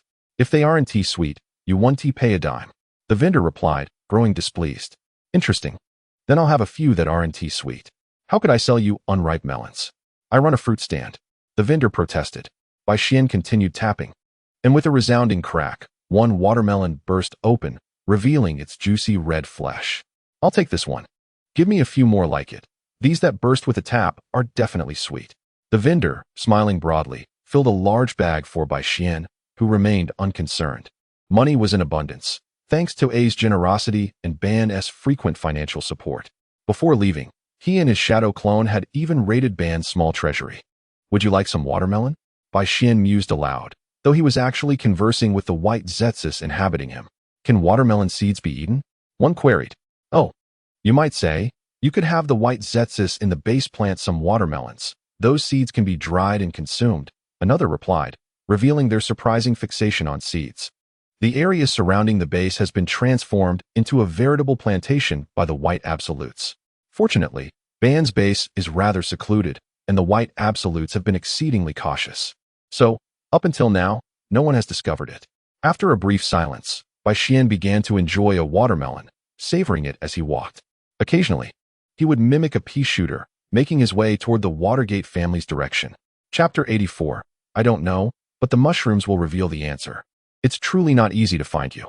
A figure with black hair, clad in the uniform of the Konoha police department, helplessly intercepted Bai Xian, who was engrossed in his watermelon. Bai Xian looked up at Fugaku, whose square face made him the least attractive among the prominent Uchiha. It was a mystery how Uchiha Mikoto could have fallen for him. "What do you want?" Bai Xian genuinely could not fathom why Fugaku was seeking him, especially with a tone that suggested he had been looking for a while. Was Fugaku skipping work to find him? "Sigh, this is not the place for a conversation. Follow me," Fugaku sighed, leading the way. Uncertain of Fugaku's intentions, but feeling a low probability of danger, Bai Xian ambled along, watermelon in hand. Fugaku was not much older, yet he bore the visage of a middle-aged man. They exchanged little conversation as they entered a tea house. After ordering the finest tea leaves, Fugaku paid no heed to status and personally brewed tea for Bai Xian, pouring a cup for him as well. The pastries were served by the attendants. Gazing at the golden-hued tea, Fugaku seemed disinterested in tasting it, only able to sigh repeatedly. Bai Xian, however, was indifferent, gulping it down in one go. Witnessing Bai Xian's blatant disregard for the exquisite tea, Fugaku could not help but scoff. "Why the constant sighing? Have some watermelon," Bai Xian suggested, producing a watermelon from his scroll and handing it to Fugaku. Fugaku was taken aback, but accepted it nonetheless. With a few swift hand movements, he expertly sliced the watermelon into perfect wedges. "Impressive," Bai Xian applauded, and the somber atmosphere lifted. "You are aware that the war has recently concluded, correct?" Fugaku remarked, taking a bite of watermelon. "Of course, isn't the cessation of war a good thing?" Bai Xian replied nonchalantly. Was it possible that the Uchiha were still preoccupied with conflict? The end of war was certainly a positive development, yet it appeared that the younger generation of the clan was becoming increasingly arrogant, and the rift between the clan and the village was deepening. Fugaku set down the watermelon after a single bite, his expression still troubled. "I see. You seem to bear the weight of age at such a young age," Bai Xian noted thoughtfully. Fugaku's lips twitched, choosing not to respond to Bai Xian's teasing. Bai Xian shrugged. "Aren't you the clan leader?" Fugaku hesitated before shaking his head. "You're not the clan leader, why worry? If the leader isn't concerned, why should you be?" Bai Xian resumed devouring his watermelon. The Uchiha were never easy to deal with. Such issues were difficult to resolve completely. Sigh. The clan leader is indeed worried. With the war's end, the village has begun to harbor suspicions and wariness toward the Uchiha. Though the tensions have not yet erupted, it is merely a matter of time. Fugaku lamented, knowing that he was likely to be the next clan leader. The turmoil of the village and the Uchiha would eventually fall upon his shoulders, and he could only imagine the pressure that awaited him. Ever since Tobarama and Kagami perished, Hiruzen Sarutobi took over as Hokage, and Danzo became an advisor. The Uchiha had faced exclusion and wariness. Now that the war was over, the tensions were escalating. War might have diverted internal conflicts, but it did not resolve the fundamental issues. How curious. Why are you asking me about this? Baishin pondered, unable to comprehend why Fugaku would seek him for answers to conflicts not of his making. Intuition. I believe you have a solution, Fugaku declared, looking directly into Baishin's eyes, convinced that Baishin could indeed help. Baishin pointed at himself, incredulous. You're right, yet not entirely correct. From one perspective, you are somewhat right. However, from another, you are mistaken. It cannot be said that you are utterly wrong. There is merely a slight inaccuracy. If we overlook that inaccuracy, then what you say is undoubtedly correct. Fugaku was taken aback by this convoluted reasoning. Seizing the opportunity while Fugaku was lost in thought, Baishin cleared the table of watermelon. In Baishin's view, Fugaku was overthinking. By the time Itachi turned 13, everything would unravel perfectly. Could you be more straightforward? Fugaku was nearly exasperated, struggling to grasp Baishin's meaning. Is this not clear enough? Essentially, the village is ostracizing the Uchiha. It is a matter of survival. Fugaku shook his head, his expression growing serious. I know you have a solution. Please take this seriously. Are you skipping work? Baishin attempted to shift the topic. Let us not digress. We are discussing something important. Although the statement was accurate, diverting the conversation was not an option. I have a rather dubious solution, Baishin exclaimed. What do you mean by that? Believe it or not, I do have a solution. Baishin raised a finger, suddenly struck by inspiration. He rummaged through his belongings and produced 2 mushrooms, placing them on the table. These mushrooms are my personal cultivation. They will guide you on what to do. Baishin pushed the mushrooms toward Fugaku, his expression earnest. Fugaku, somewhat skeptical, took the mushrooms and scrutinized them. To Fugaku, they appeared to be ordinary mushrooms. Ones he even had at home. Yet why was Baishin so serious? The mushrooms will provide me with answers? What answers could mushrooms possibly give? Are you serious? Of course. While they may not resolve the conflict between the Uchiha and the village, they will certainly alleviate the clan leader's sleepless worries at night. Moreover, they will silence your incessant questioning. By the way, are there any pastries left? Baishin pointed to the empty plate. The pastries had already been devoured. Order more, Fugaku, engrossed in examining the mushrooms, dismissed the matter. Baishin, hearing this, gleefully fetched another plate and continued to indulge, alternating between tea and pastries with delight. By the way, do you have any money? Baishin's question left Fugaku momentarily dumbfounded. How could a young clan leader be without money? As long as you have money, I can relax. Although Baishin possessed funds, it was only fitting that Fugaku, who had sought him out, would treat him. Holding the small mushrooms, Fugaku was genuinely curious how these little things would provide him with answers. Oh, right. Consume the mushrooms before bedtime. The mushroom sage will convey dreams to you. Mushrooms? A sage? Can mushrooms transform into a sage?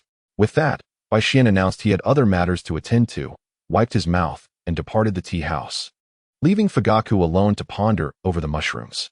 Baishin was aware of his dismissive tone, yet Fugaku resolved to give the mushrooms a chance. Soon enough, Fugaku realized he should not have lingered over the tea. Please check the bill.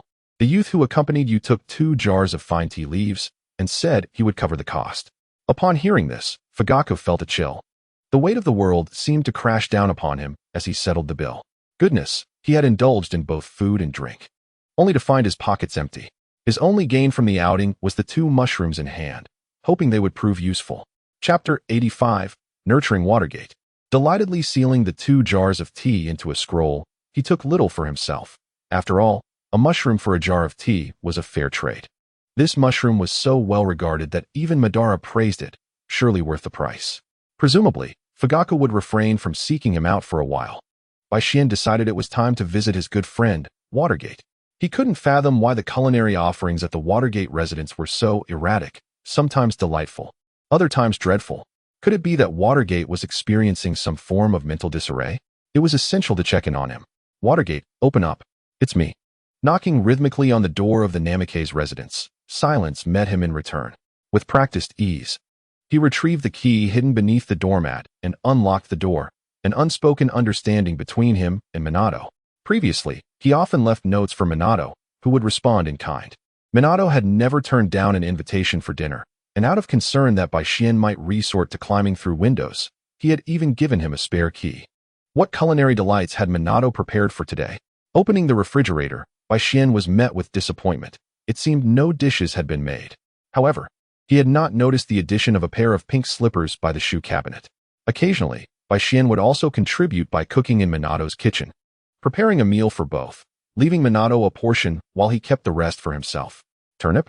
Is this all he eats? He is a J-nin after all. Bai Xian grumbled as he stocked the fridge. The war had ended, and the third Hokage had returned from the front lines, with Minato having successfully ascended to the rank of J-nin. Yet, he had yet to prepare a gift to celebrate Minato's promotion, which weighed on Bai Xian's mind. He had little of value to offer, as the 2 cans of tea were intended for the old man Uchiha. Surely, he couldn't gift mushrooms. I'm back.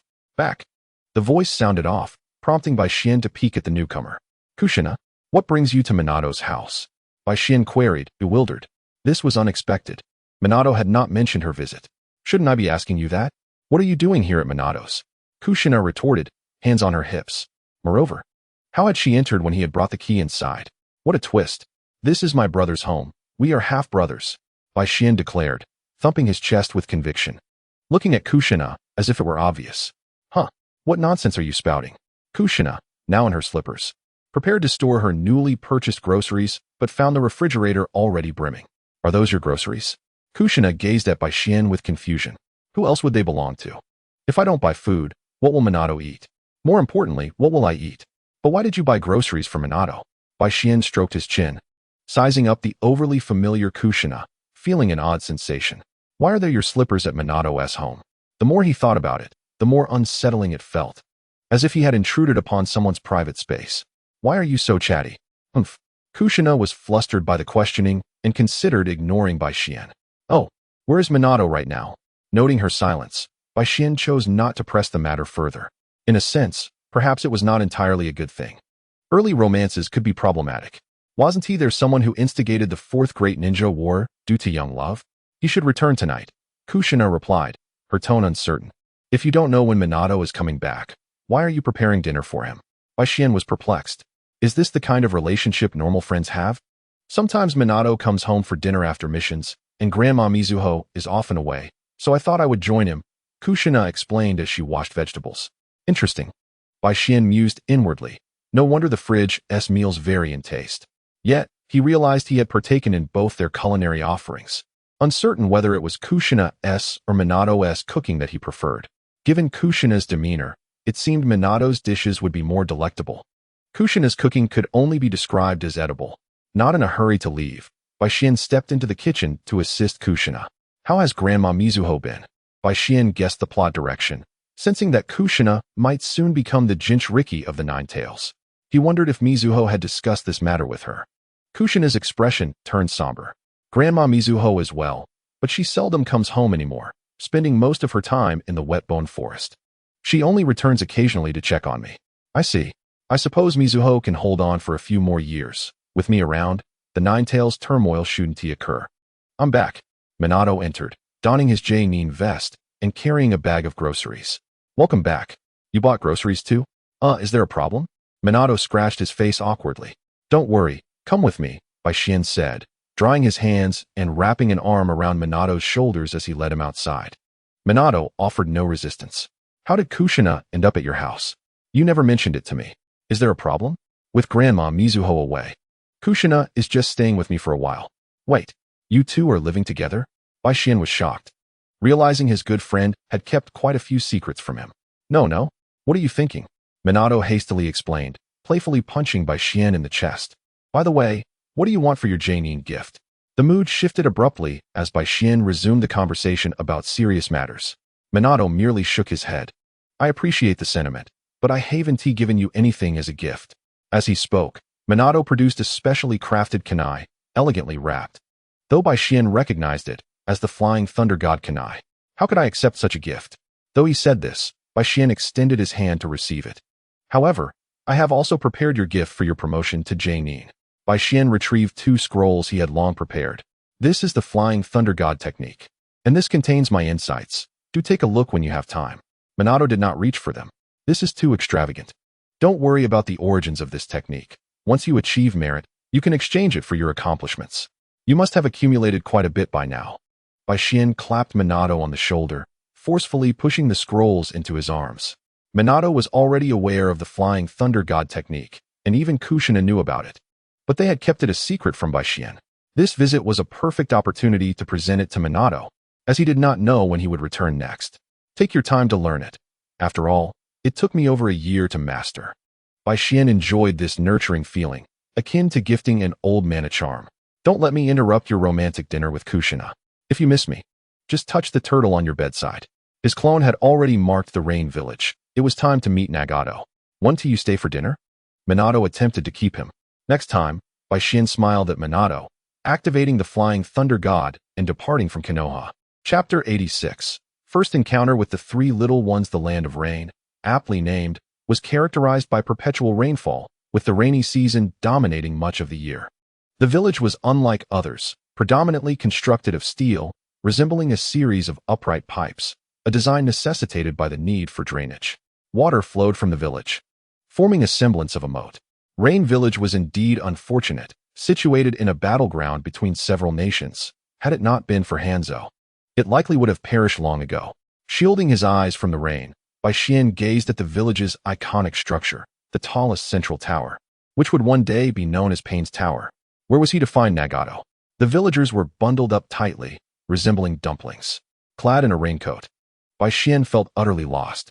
The hurried passers-by, wrapped securely against the elements, could not conceal the worry and fear in their eyes. They were aware of Rain Village's defeat, and many expressed concerns over the uncertain future. Nonetheless, the situation wasn't entirely dire. At least Hanzo had deterred the major nations, and Rain Village should remain free from large-scale conflicts for some time. Baishien had little knowledge of Rain Village, his only understanding coming from the anime of his previous life. Are you looking for Nagato? A voice suddenly emerged from the white Zetsu that had infiltrated Baishien's consciousness, startling him. Do you know where Nagato is? Of course, we have long established contact with the white Zetsus in the Rain Village. The tone of the white Zetsu was undeniably proud. Excellent. Please guide me. I shall disguise myself first. It appears my decision was not misguided. The white Zetsus are indeed dispersed throughout the ninja world, possessing exceptional intelligence capabilities. I dirtied my clothes and even had a shadow clone beat me up to inflict some injuries. Why are you so resilient? The shadow clone quipped while striking. I have no choice. Madara tends to beat me up for no reason, so my endurance has inevitably increased. White Xian also felt helpless. The punches from the shadow clone hardly hurt. Never mind. I shall use the Rasengan now. Bear with it. The shadow clone, disregarding White Xian's consent, began to form the technique and aimed it towards him. Come on. Just don't hit me in the kidneys. Bang! White Xian was sent flying by the Rasengan, stumbling as he got up from the ground, looking rather like a wandering ninja. Stop, stop! Seeing the shadow clone about to deliver another blow, White Xian hurriedly intervened. Haha, next time, do remember to call me for such fun. With that, the shadow clone voluntarily dispelled the jutsu. My clothes were completely soaked and covered in mud. TSK, TSK. I really am tough on myself. The white Zetsu attached to White Xian couldn't help but click its tongue. Otherwise, this does have the appearance of a war orphan. Thirsty, hungry, beaten, and nearly losing my life. Isn't this the typical state of a war orphan?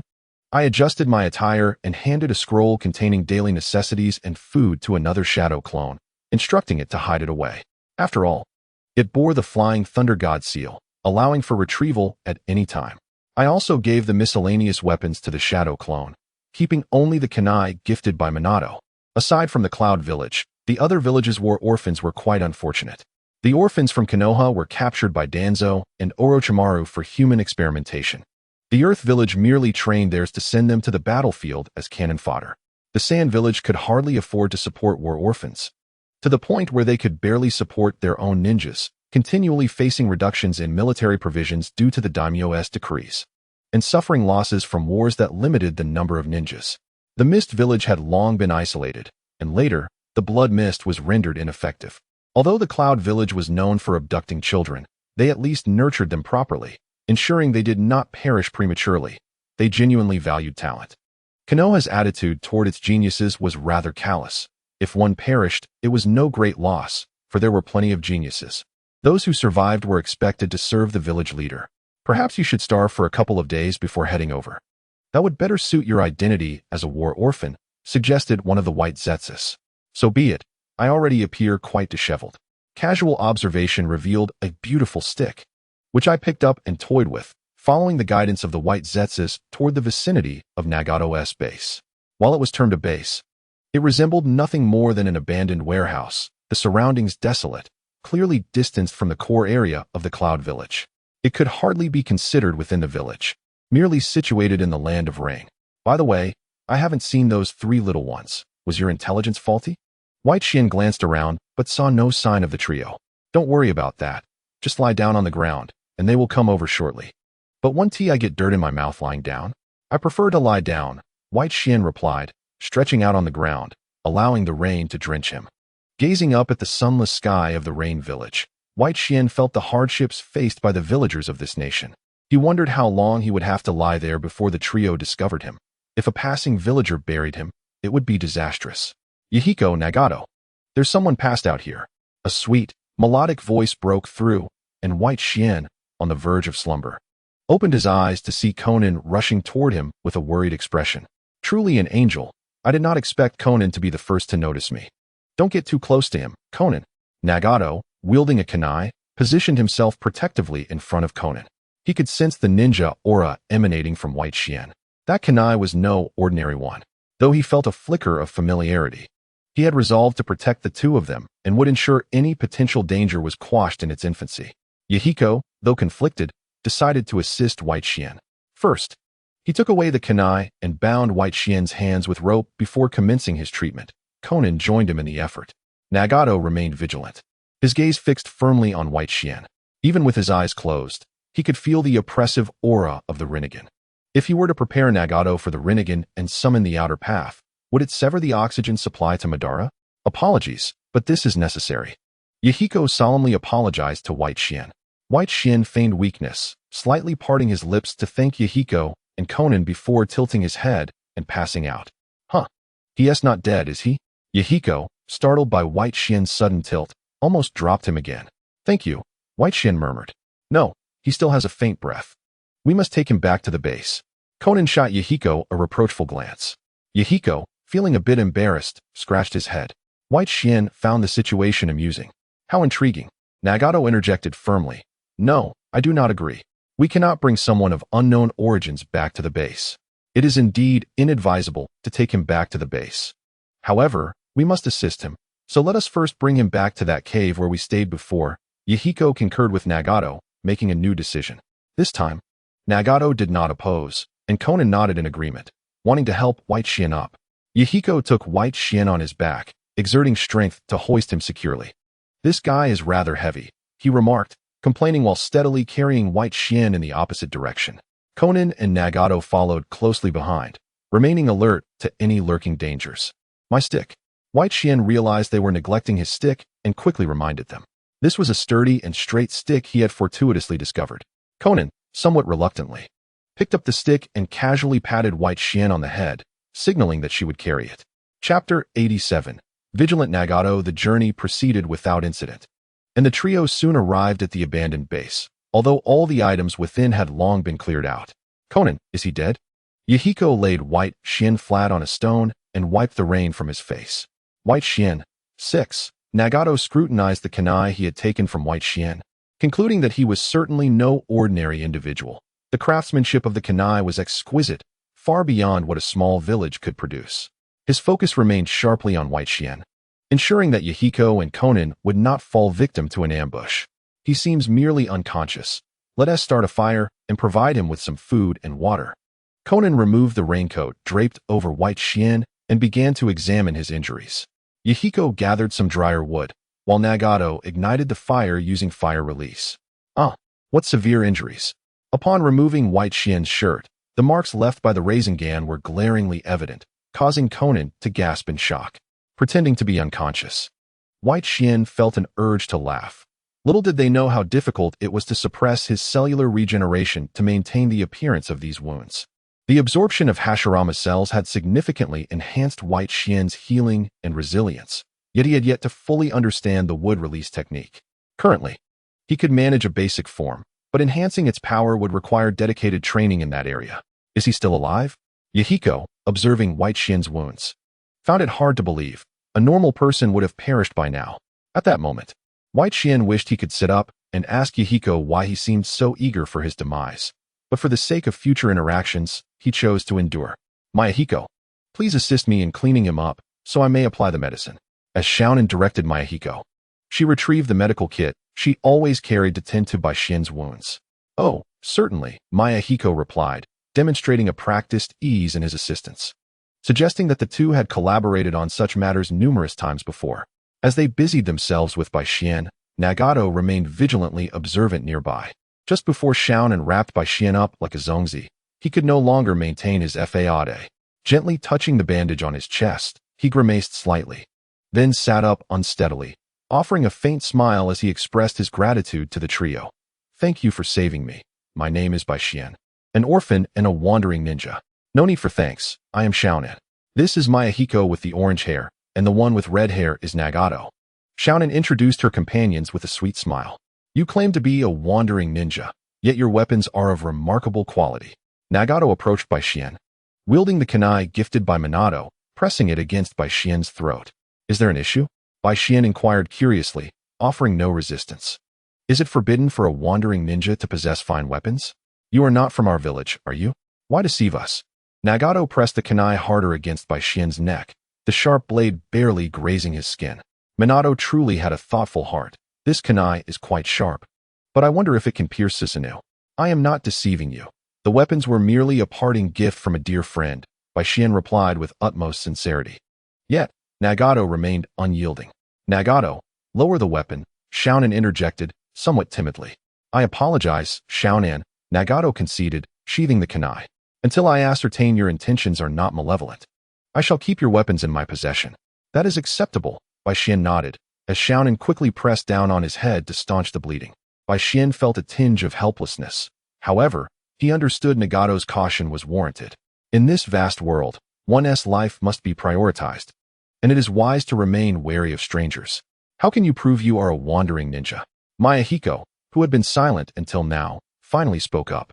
Observing that Baishin was of a similar age, he pondered Baishin's motives and origins. How does one prove such a thing? Baishin replied, slightly exasperated. Why not ask how I can prove I am an orphan?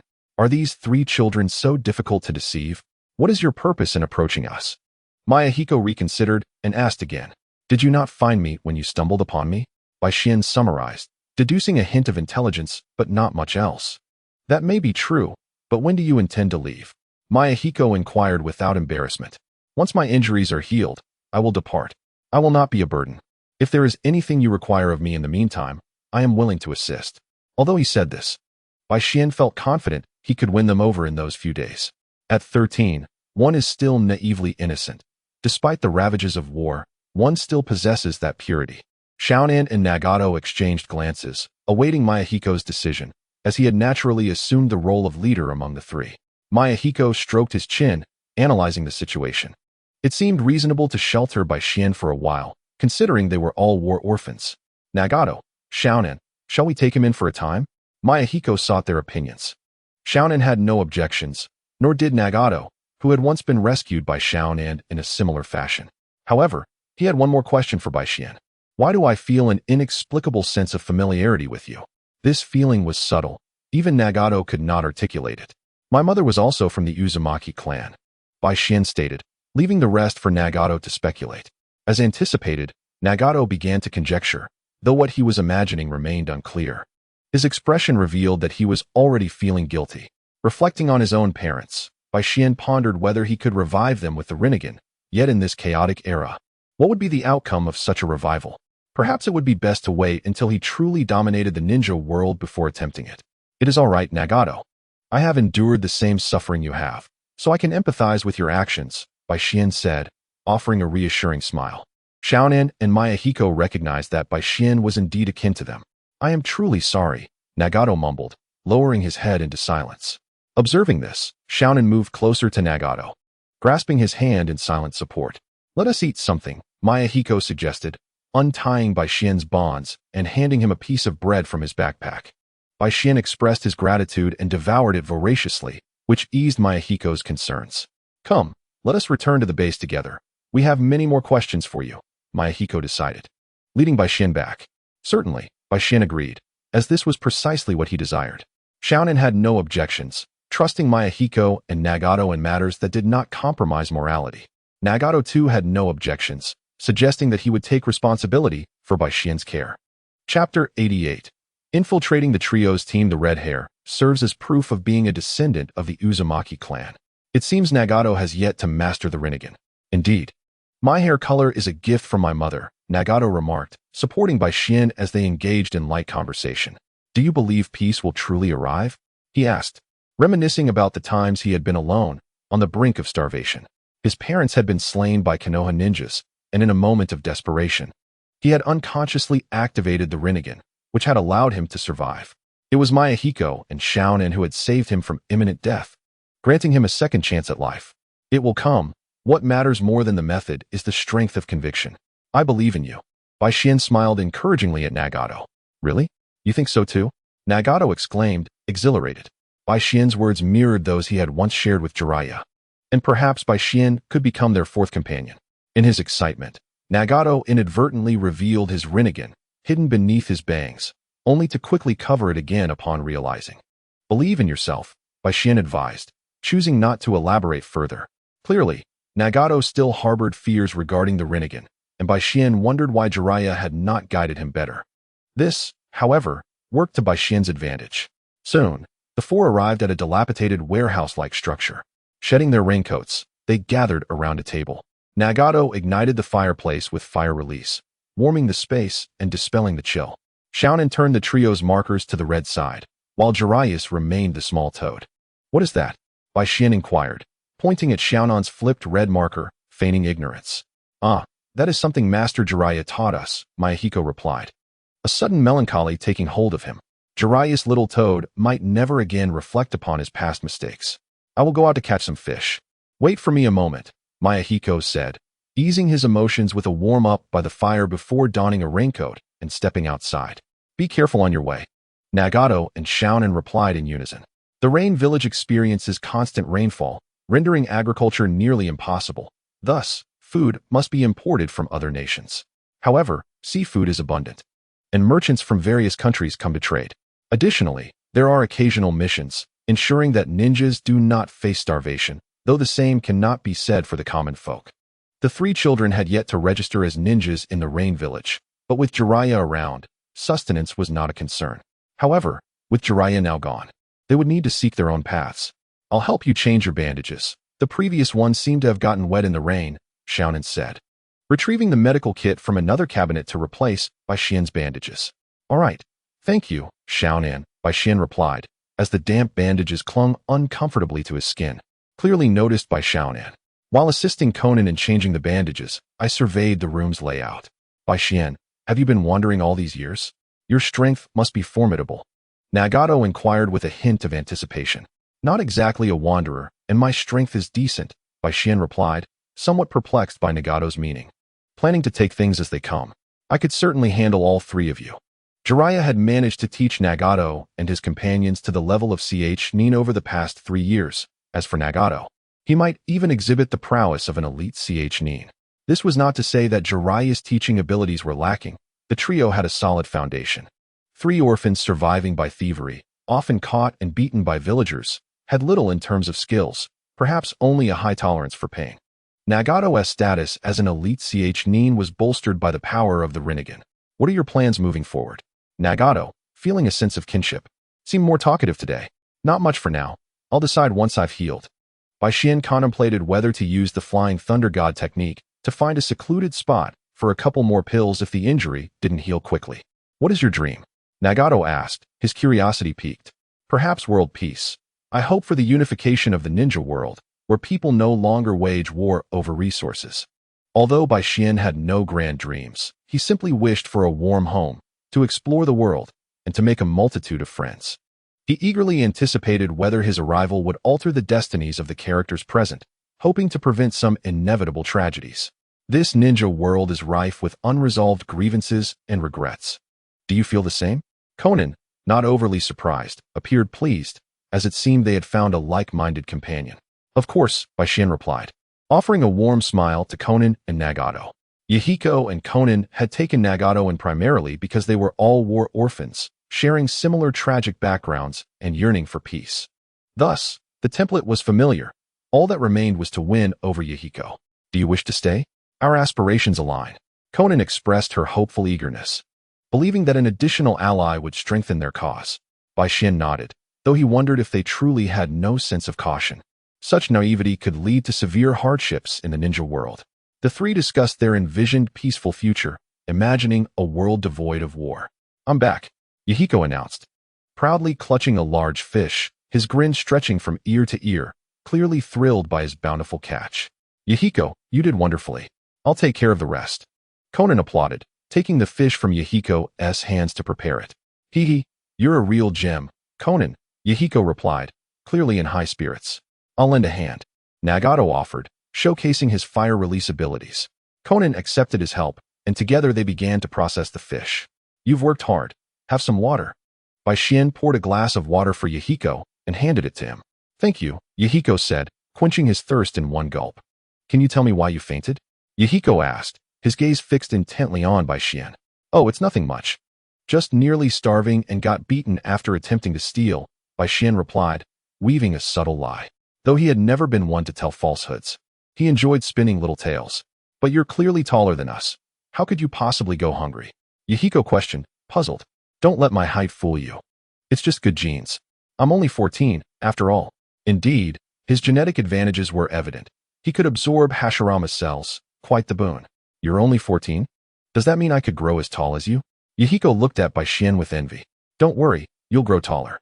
Just eat well, sleep, and exercise. You 1T remain short. Bai Xian poured himself a glass of water. But I'm curious, how did you survive such severe injuries? Wouldn't you have perished if we hadn't rescued you? Why do you wish for my demise? Bai Xian sighed, slightly exasperated, as he set down his water glass. Ask that again, and I might just let Konan take you away. Chapter 89. Yahiko's nonsense. Do you know what happened to the last person who asked me that? Bai Xian inquired. What happened? Yahiko asked, intrigued. Nothing of consequence. Bai Xian thought better of directly feeding Yahiko mushrooms, not wanting to shatter the trust he had just established. The grilled fish is ready, thanks to Nagato's fire release. Konan and Nagato joyfully placed the grilled fish on the table. Konan had pre-cut the fish into sizable, sizzling pieces. Bai Xian and Yahiko simultaneously embarrassedly clutched their stomachs. Konan chuckled lightly, while Nagato arranged the utensils. Let us dig in, they exclaimed in unison. And although Bai Xian did not typically partake in such traditions, he joined in nonetheless. Yahiko devoured the grilled fish hungrily, while Konan and Nagato savored their portions more slowly. Bai Xian, feeling somewhat guilty about partaking without contributing, followed suit. Yahiko, can Bai Xian stay with us? Nagato suddenly interjected mid-meal. Huh? Didn't Bai Xian say he'd leave once he healed? Yahiko looked at Nagato, puzzled, sensing something amiss. It was odd for Nagato to speak up on Bai Xian's behalf. Indeed, I heard from Konan and Nagato that your dreams are centered around world peace. I feel the same, so I wish to stay and help achieve that dream. Bai Xian smoothly redirected the conversation to ease Nagato's discomfort. Oh, in that case. Of course, if Konan and Nagato accept you, then so do I, Yahiko readily agreed. On the path to peace, like-minded companions were essential, and Yahiko had no reason to refuse a sincere offer. Thank you. I shall contribute my share of strength. Every team requires various roles: the leading sheep, the agile leopard, the fierce wolf, the valiant tiger, the visionary eagle, the loyal dog, and the tireless deer. For Bai Xian, his self-assigned role was simply that of the tireless deer. Since today marks Bai Xian's joining, let us raise our cups in celebration. Yahiko proposed, lifting his cup. Bai Xian, Konan, and Nagato joined him, clinking their cups together. Though filled with mere water, it felt extraordinary in that moment. After dinner, Nagato, Yahiko, and Konan practiced their ninja techniques at the door, while Bai Xian squatted nearby, observing. Jiraiya had indeed imparted solid teachings. At the very least, he had covered the essentials. Did Jiraiya hesitate to take them on as disciples due to the long-standing customs of the Hokage? It was rumored that teachers often faced betrayal from their students. Was that why Madara refrained from taking apprentices as well? Nagato, the king of 5 elements, seemed to possess a variety of techniques, but lacked mastery in any specific area. Konan's paper jutsu was considerably weakened in the rain village, where the rain and humid air diminished its effectiveness. Yahiko's water release and physical techniques were decent, yet nothing particularly stood out. To Bai Xian, Their training appeared riddled with flaws. He felt he could easily dispatch the three with a shadow clone, though he remained uncertain of their teamwork. Are you feeling any better? Konan wiped the sweat from her brow, stepping away from the fray to inquire of Baishien, who was seated at the door. Nagato and Yahiko were engaged in spirited training, encouraging one another, occasionally exchanging banter, but primarily uplifting each other. It seems I'm fine. However, it appears that none of you are exerting your full potential, Baishien observed, increasingly sensing a lack of determination in their efforts. In the past, when Ban pushed himself to his limits, it was akin to having a blade at his throat. Engaging in fierce battles against puppets was a matter of life and death. On one occasion, he was severely struck in the chest by a puppet and required several days to recuperate. Indeed, this place is not entirely secure, as occasional ninja ambushes remind us of the lurking dangers. Therefore, during our training sessions, we conserve much of our strength in preparation for any emergencies. Conan's tone was tinged with resignation, yet the circumstances left her with no alternative. It was indeed prudent to do so. Baishien nodded in agreement and chose not to elaborate further. If you have no other matters to attend to, you may return to shower first. After our training, Yahiko and Nagato will need to wash as well. Konan gestured towards the house, indicating that Baishien should bathe inside. Very well. Baishien patted his backside and proceeded to the room to wash. There are no clothes suitable for you in the base. What do you plan to do? Oh, no need to worry. I have a reserve of hidden energy. He stroked his chin, contemplating whether to send a shadow clone to retrieve an outfit. All his belongings were jumbled within scrolls, and he hoped Konan wouldn't pry, as it would be difficult to explain. All right. Konan refrained from further comments and moved aside to prepare hot water for Baishien.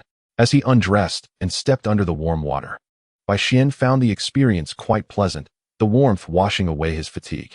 However, sending a shadow clone for clothing resulted in a round of teasing. Feeling somewhat disheveled, he opened the door to find Konan crouched in a corner, boiling water. Thank you, Konan. I'm done showering. You can go now. No need to mention it. Konan said little else as she took a set of clean clothes and entered the bathroom. Baishien then assumed her position to heat water. Stealing a glance at the bathroom, he found Konan attractive, yet her slender form failed to pique his interest. You were peeking at Konan while she bathed, weren't you? Yahiko stood before Baishien, wide-eyed with accusation. Hardly. There's nothing to see there, and besides, I was merely assisting Konan with the water. Should she hear you, I might have to accuse you of slander, foolish Yahiko. Baishien replied with an air of nonchalance. Is that so? It seems I misjudged you. Yahiko scratched his head, slightly embarrassed. Konan took a bit longer than expected, and when she emerged from the shower, she was fragrant and her cheeks flushed, undeniably cute, though it would lead to peril if touched. Nagato, you should wash now. I'll wait a bit longer, Yahiko said, his attention drifting towards Konan. Nagato nodded silently, not offering any further remarks. You're definitely sneaking peeks at Konan, right? Baishien's voice whispered in Yahiko's ear. Fool, it's merely a casual glance. You can't call it peeking. I'll accuse you of slander. Yahiko retorted defensively. Ah, the innocence of youth. Baishien shook his head in mock disdain as he added more firewood to the hearth. Soon, Nagato finished his shower, using wind techniques to dry his hair before donning an identical outfit. Is it customary in the ninja world to buy multiple sets of the same clothing? Don't peek at me while I shower, understood? Me? Peeking at you while bathing? Baishien sighed, rubbing his forehead in disbelief. Was this a joke? He was a gentleman. After all, he wouldn't stoop so low. Even a paragon like myself wouldn't sneak a glance at Konan, let alone you. That would be utterly absurd. As Yahiko entered the bathroom, Baishien stoked the fire, causing Yahiko to yelp in surprise at the heat. Fortunately, Yahiko possessed water techniques, allowing him to manage the temperature to a bearable level. Emerging, Yahiko's face was flushed, while Konan and Nagato snickered nearby. I'll get you for this. No martial ethics. Attacking a wounded man. All right, I'll restrain myself, but once you're healed, I'll have my revenge. Baishien smiled, jesting that even a shadow clone could easily best him. Chapter 90. The Mushroom Sage due to limited accommodations. Baishien had to share a bed with Nagato and Yahiko, while Konan, being a girl, had her own small bed. Though the situation was far from ideal, it was only temporary. As Konan arranged the bedding for the three, she offered words of comfort. It's all right. I'm just happy we have a place to stay. Thank you, Konan. It's no problem. As long as Nagato and Yahiko don't snore or talk in their sleep, I can manage, Baishien reassured her. You don't snore at night, do do you? Yahiko scrutinized by Shien, recalling some unpleasant memories.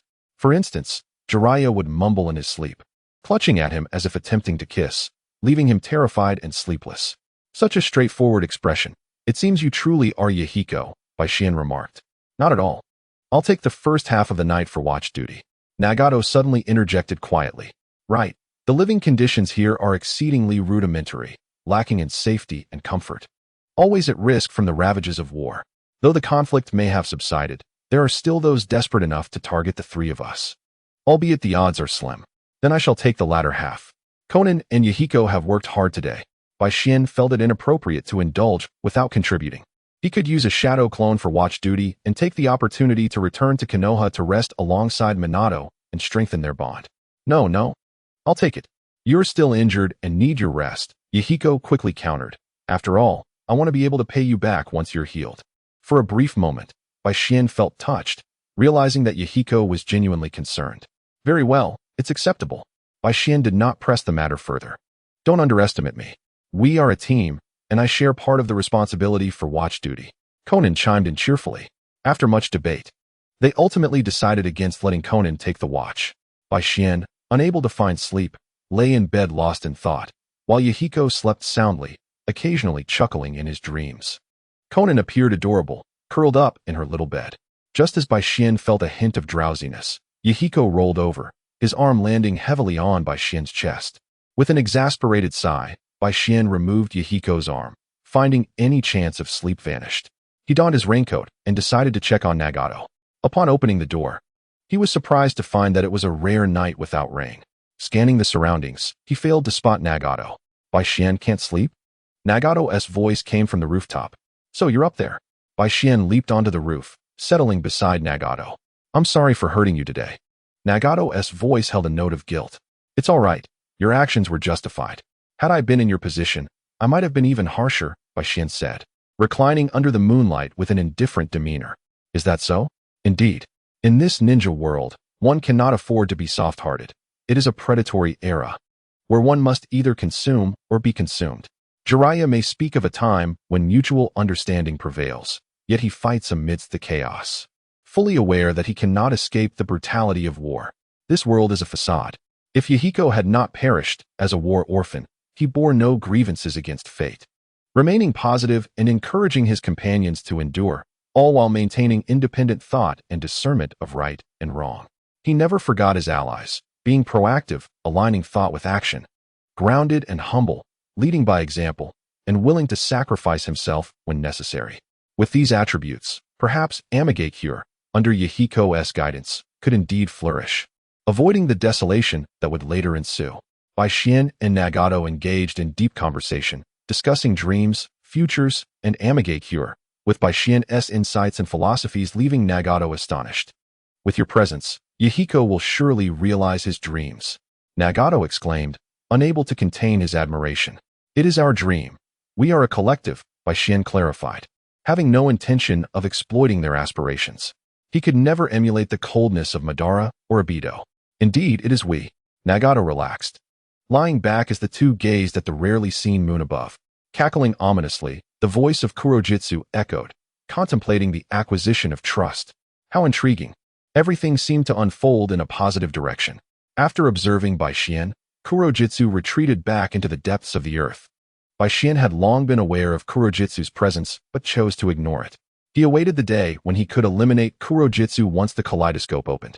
In the long, sleepless night, another individual found himself unable to rest. At that moment, Fuyue held a mushroom in his hand, hesitating to take a bite. He recognized it as an ordinary mushroom, yet his instincts whispered that it was anything but mundane. Ultimately, he decided against sharing it with his father, as a sense of caution prevailed. Should he consume it raw or prepare it in the kitchen? After much deliberation, he resolved to eat it raw. Sneaking into the kitchen at such an hour felt impolite. Once ready, Fuyue took a bite of the mushroom, finding its texture delightful and crisp. Paired with a sauce, it could elevate the experience even further. He quickly returned to bed, awaiting the arrival of the so-called mushroom sage. However, after a lengthy wait, sleep eluded him. And when he began to suspect he had been deceived, a voice emerged, gender indistinct. What are you waiting for, young one? Are you anticipating love? The mushroom sage? Could it truly exist? Fuyue felt his understanding of reality shift, as he had never encountered any mention of a mushroom sage within the Uchiha clan's records. I am waiting for you, mushroom sage. Fuyue's voice trembled with excitement. What do you seek from me? I am merely a mushroom, the sage replied. Can you enlighten me on how to resolve the current plight of the Uchiha clan? Fuyue eagerly produced a notebook, ready to take notes. You inquire of me? I am merely a mushroom. I know not. However, you could fry a couple of eggs, boil some noodles, and add green onions for a delightful midnight snack. Although, it is of no real use since I have stated from the beginning that I do not know. Initially perplexed, Fuyue diligently recorded the sage's words, but he could not contain himself upon hearing the last sentence. What kind of mushroom sage are you? He pondered whether he could return the mushroom to Bai Xian, especially since the 2 canisters of tea he had procured were rather expensive. Well then, young man, do you have any further inquiries? Do you possess any methods to alleviate heat and bring joy? Perhaps due to the complexity of the request, the mushroom sage seemed unable to assist. Fuyue decided to ask something simpler, recalling his father's perpetually troubled expression. I do have a remedy. Take brown sugar, fresh ginger, and a liter of water. Bring it to a boil, and pour it hot over the person who angers you. It will cool them down and alleviate their ire. Fuyue detected a curious sense of pride in the sage's voice. Strange, was this truly a legitimate mushroom sage? Well then, the Mushroom Academy is drawing to a close. Should you miss me, remember to consume another mushroom. In an instant, the mushroom sage vanished, leaving Fuyue staring blankly at his notebook. Chapter 91. Fuyue's Spiraling Fate. Nagato. You may return to rest. There is no need to summon Yahiko. My shadow clone can guard through the night. Having conversed sufficiently, Bai Xian formed hand seals to summon a shadow clone to remain on the rooftop while he prepared to sleep. Is a clone sufficient? Nagato questioned, eyeing the clone with skepticism, recalling their previous attempts. While it worked for a short duration, it was ineffective long-term. My clone is somewhat unique. It can function through the entire night without issue. Bai Xian reassured Nagato with a pat on the shoulder. However, Bai Xian was intrigued by one aspect. When a shadow clone dissipates, all experiences and energy expended return to the original. What if he used a shadow clone to sleep? Would it provide rest or not? Regardless, he felt compelled to allow the clone to take the night watch. Very well. Nagato contemplated briefly before deciding to trust Bai Xian. The two descended from the rooftop, shedding their outer garments before lying down to sleep. Yahiko awoke briefly, but Bai Xian persuaded him to return to slumber. When dawn broke, all 4 remained unscathed. Upon dispelling the shadow clone, fatigue returned to the original, but it was not a significant concern given his unique constitution. I will fetch a small wooden plaque to hang your name on the wall. Konan suddenly remembered that she had yet to prepare a plaque for Bai Xian. This plaque serves a purpose. Red signifies you are home, while white indicates you are temporarily away. If someone is absent, yet the plaque is red, it implies they have been taken. Konan explained the function of the plaque. Understood, but may I choose a design I prefer? This plaque holds sentimental value. Bai Xian intended to etch his Flying Thunder God mark onto the plaque, allowing him to respond rapidly to any situation. Of course. Konan retrieved a small red wooden plaque from a drawer and handed it to Bai Xian. Thank you. He accepted it and pressed down, causing a simple turtle design to appear on the plaque. Let me hang it for you. Konan took the plaque, affixing it, and writing Bai Xian's name underneath. But why did you choose a turtle? Yahiko remarked, puzzled by the abstract turtle drawing. Then why is yours a frog? Bai Xian countered, inquiring back at Yahiko. Because we are disciples of the frog sage, so naturally, it must be a frog. Yahiko was unconcerned with whether Jiraiya acknowledged their affiliation. He was adamant about his claim. Konan likely shared this sentiment towards Jiraiya as a teacher. However, Nagato might feel differently. Having lost his parents to a leaf ninja, Jiraiya was also from the leaf. Based on the narrative, it appeared that Nagato did not attribute the leaf's actions to Jiraiya. Bai Xian was uncertain whether he was affiliated with the cloud or the leaf. But as he was not even a ninja, it mattered little to him. Where his heart lay, he would belong. Once this matter concluded, he intended to visit the cloud, for the markings had already been established. Disciples of the frog sage? So you are little frogs. Bai Xian recalled the image of the 4 clad in frog attire. And you are a little turtle. I am not a disciple of the turtle sage. Have you healed from your injuries? Yahiko suddenly seemed eager. Bai Xian raised an eyebrow. It had been quite some time since he had fought anyone. Did Yahiko wish to be turned into a top? Are you looking for a fight? Very well. Let us spar. Ha ha. I am the foremost disciple of the frog sage. How could I possibly lose? Yahiko laughed heartily, confident since he and Bai Xian were of similar age, and he was currently injured. Bai Xian was equally invigorated, retrieving the stick that Conan had brought for him, a smile spreading across his face. He was determined to turn Yahiko into a spinning top. Considering your condition, perhaps we should postpone this. Conan expressed her concern about Bai Xian potentially injuring himself again, though she was also curious about his abilities. Nagato appeared contemplative, doubting Yahiko's chances against Bai Xian, relying solely on instinct. Not to worry, it is merely a friendly match. Bai Xian waved his hand dismissively, eager to turn Yahiko into a top. Yahiko, ensure you both keep it light and avoid injury. Conan cautioned Yahiko, seemingly not optimistic about Bai Xian's chances. Have faith, Conan, I will show restraint. Yahiko felt quite proud, knowing that Conan had specifically advised him, clearly favoring him. The two stepped outside, rain pouring mercilessly upon them. Bai Xian beckoned Yahiko with a finger, and Yahiko formed hand seals. Water release, water surge. A torrent of water erupted from his mouth, cascading towards Bai Xian like a waterfall. Bai Xian dodged swiftly. He could not bear to strike the water release with his stick, for if it broke, where would he find another? As Yahiko seized the opportunity to engage in close combat, he unleashed a series of fluid, delicate moves aimed at Bai Xian, who elegantly evaded each attack. Nagato, who do you think would emerge victorious between Yahiko and Bai Xian? Conan observed the unfolding battle, noting that Yahiko was clearly at a disadvantage. Bai Xian will win. Yahiko's strikes have proven ineffective, and if this continues, Yahiko is bound to lose. Nagato analyzed the situation, providing commentary to Conan. Haven't had a meal, have you? You still can't touch me, Bai Xian yawned theatrically, infuriating Yahiko further. Water release, water pillars. Summoning several water columns to surround him, Yahiko intensified his assault. You're still going strong. He dodged Yahiko's flying punch and shattered the water pillars, pivoting to deliver a swift kick to Yahiko's rear. Hee. Now it's my turn. With a stick in hand, he playfully struck Yahiko's backside, sending him bouncing forward. I concede. Yahiko barely managed to utter before Bai Xian's second strike landed. 3 strikes shatter the dreams of heroes. I won't let you concede so easily. If I don't strike now, there may never be another chance.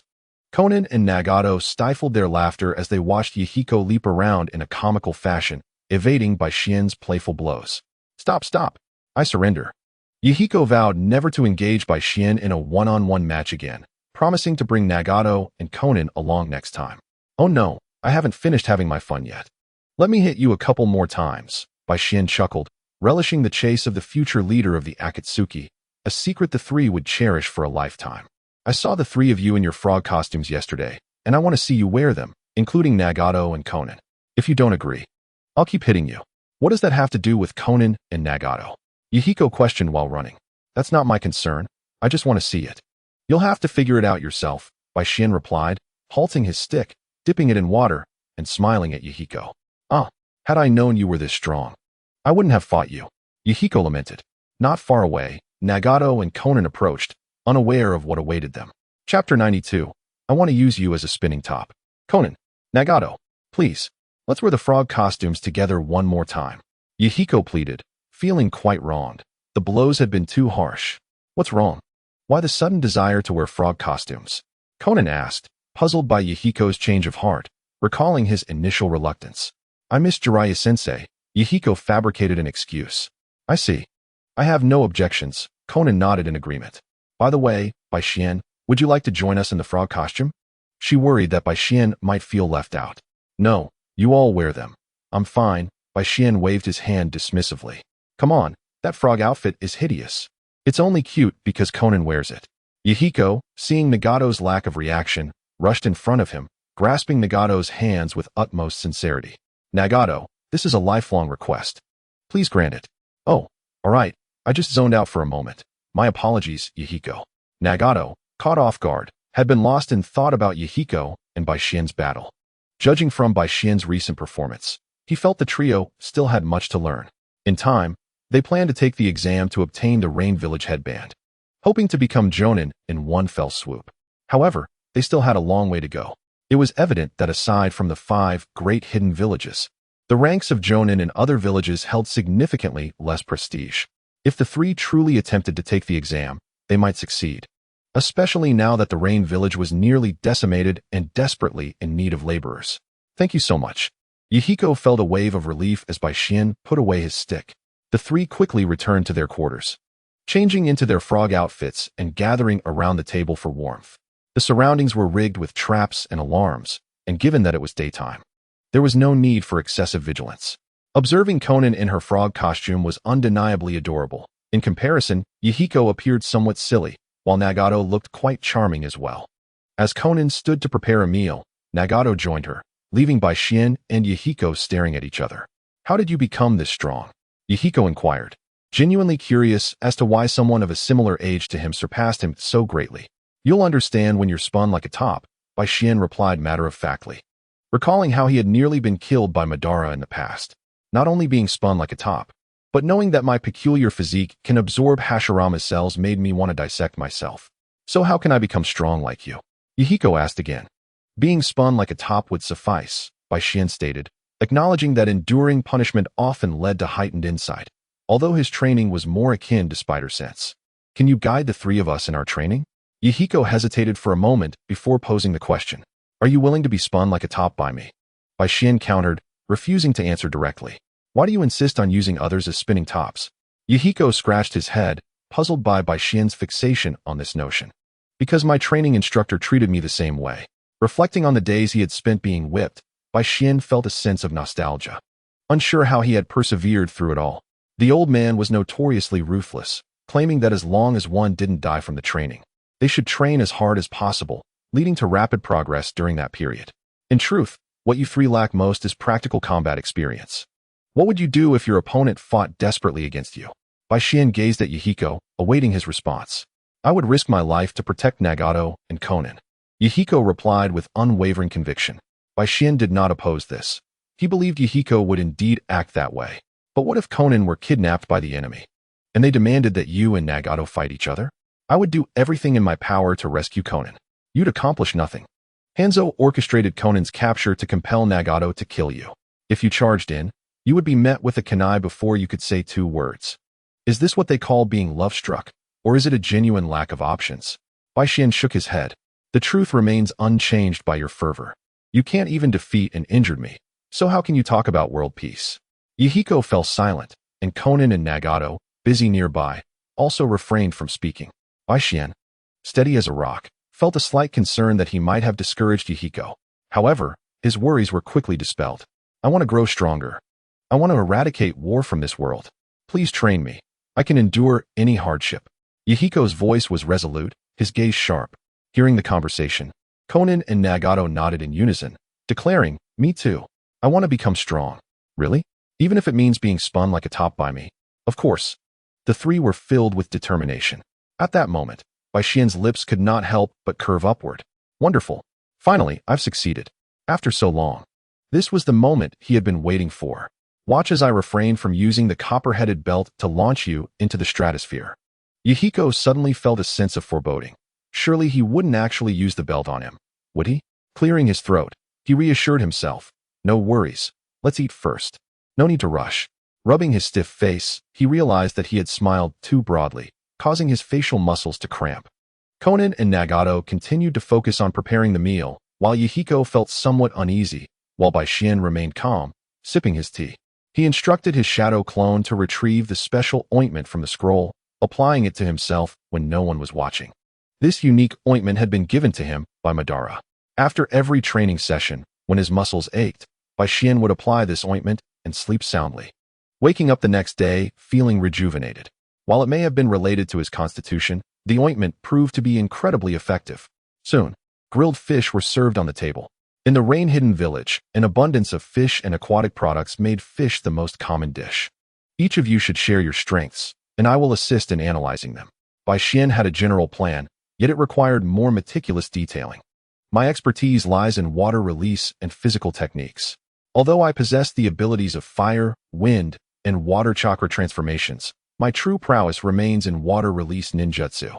I specialize in various combinations of ninjutsu.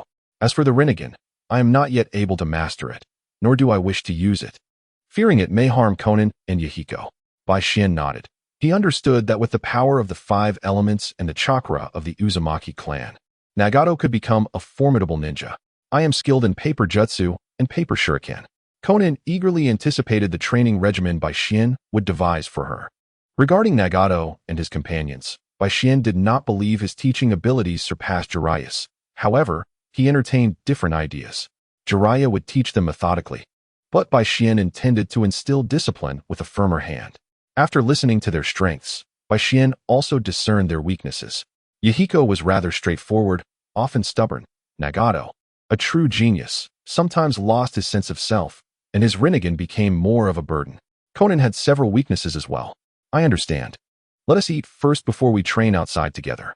Bai Xian preferred not to discuss these matters during the meal, finding it somewhat preachy. The trio nodded, engaging in light conversation while relishing their rare moments of leisure. After the meal, Bai Xian stretched his limbs, releasing the restraint on his injuries as he removed his bandages. All right, it's time to commence training. Bai Xian formed hand seals and summoned a shadow clone, which immediately dashed towards the riverbank, leaving the three confused. Yahiko and Nagato, engage in combat training with me, with the intent to defeat me, Bai Xian declared as he grabbed his staff and headed outside, unbothered by the rain soaking him. You're going to catch a cold. Put on your raincoat, Konan exclaimed, rushing out with the raincoat.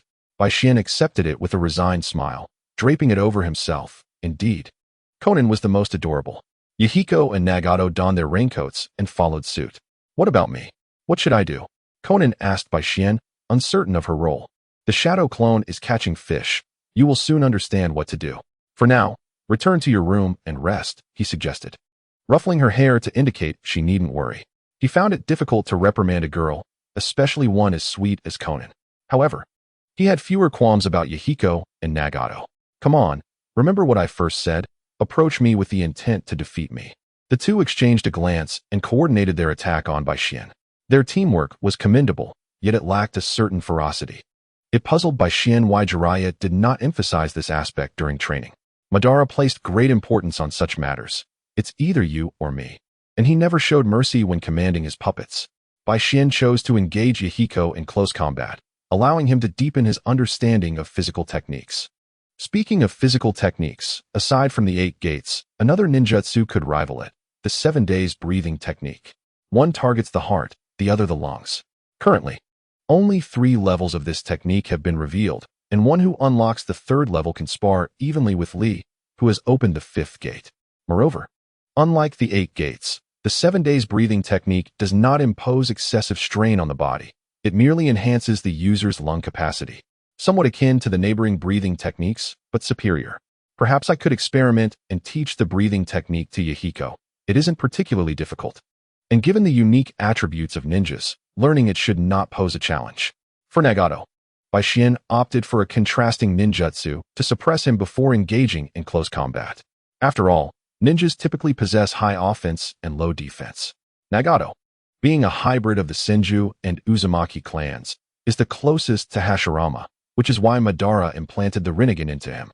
Bai Xian wished to assist Nagato in mastering the Rinnegan, yet he was still too young to wield its power effectively. This matter could not be rushed. To Nagato, the Rinnegan was more a hindrance, consuming much of his chakra, and only in moments of emotional turmoil could its true power be unleashed. As Bai Xian struck the two with his staff, Nagato endured while Yahiko struggled, jumping around under the impact.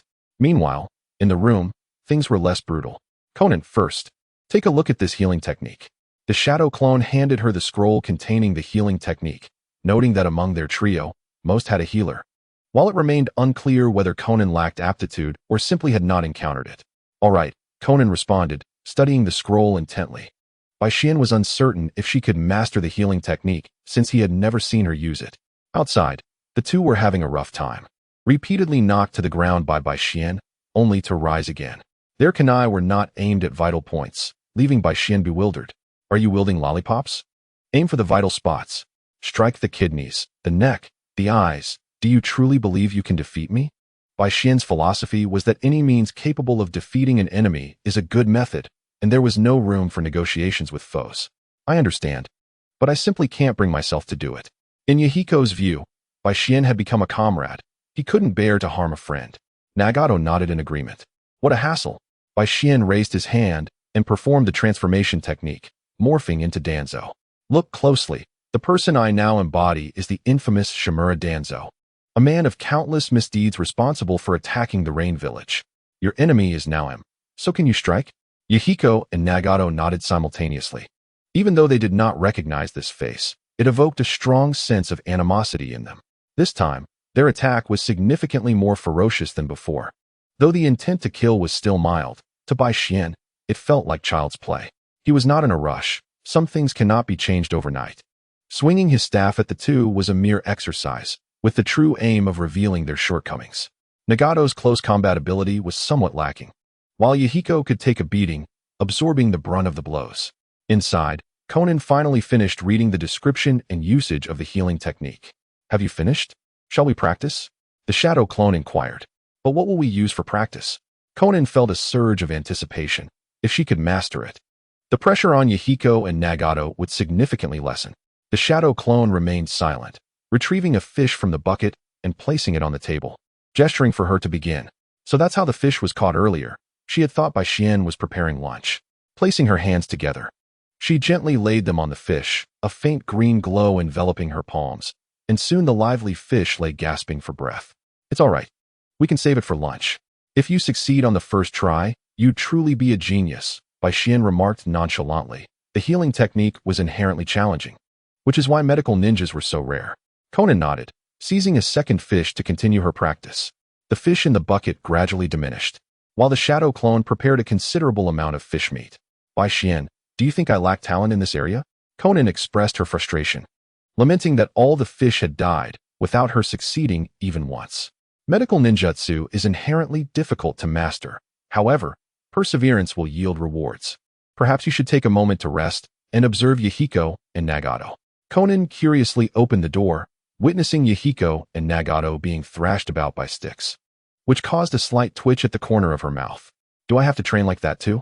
If you wish, it is not impossible. Chapter 94. A heart-to-heart with Nagato 3 days later. Today's training concludes here. Bai Xian reverted to his original appearance, having dispelled his transformation. Finally, it is over. I am utterly exhausted. Yahiko gasped heavily, and Nagato mirrored his fatigue. Conan, having finished treating the fish, gently supported the two back to their room for rest. Bai Xian retrieved some ointment from his pocket and tossed it to Conan, then picked up the freshly prepared fish and headed into the kitchen to begin cooking. Upon seeing the ointment, Conan understood Bai Xian's intention. She instructed Yahiko and Nagato to remove their shirts and applied the ointment to their backs, while allowing them to tend to the rest of their bodies. The ointment was cool against their skin, significantly alleviating the sting. How could you hit so hard? Did you really treat us like spinning tops? Yahiko couldn't help but complain. It wasn't so bad, Nagato reassured him. Yet, most of the strikes landed on me. The pain isn't unbearable. It's just that one misstep invites Bai Xian's stick to strike back. A little pain now is preferable to losing one's life later. A true ninja must endure pain, Bai Xian's voice echoed from the kitchen. For if you cannot withstand pain, you will expose your vulnerabilities, allowing the enemy to seize the opportunity to end you. I will definitely repay this in kind someday. Yahiko expressed his discontent. Nagato and Conan merely smiled faintly, not chiming in. Bai Xian remained unfazed, recognizing the limitations of Yahiko and Conan. Their potential was capped at the shadow level. However, Nagato was destined to ascend beyond that, perhaps even grasping the threshold of the Sage of Six Paths. Seasoning sprinkled onto the grilled fish, it sizzled to a golden crisp, the surface glistening with oil. The tender flesh of the fish, enhanced by the spices, tantalized the taste buds of the trio. Yahiko and Nagato, having exhausted much of their energy, swallowed hard, while Conan maintained her composure, silently continuing to apply the ointment. Eating fish every day is not ideal. We must vary our meals. Perhaps we should catch some spicy fish for a stew one day. Soon, the grilled fish was ready, presenting the delectable dish. Bai Xian called forth his shadow clones to continue grilling.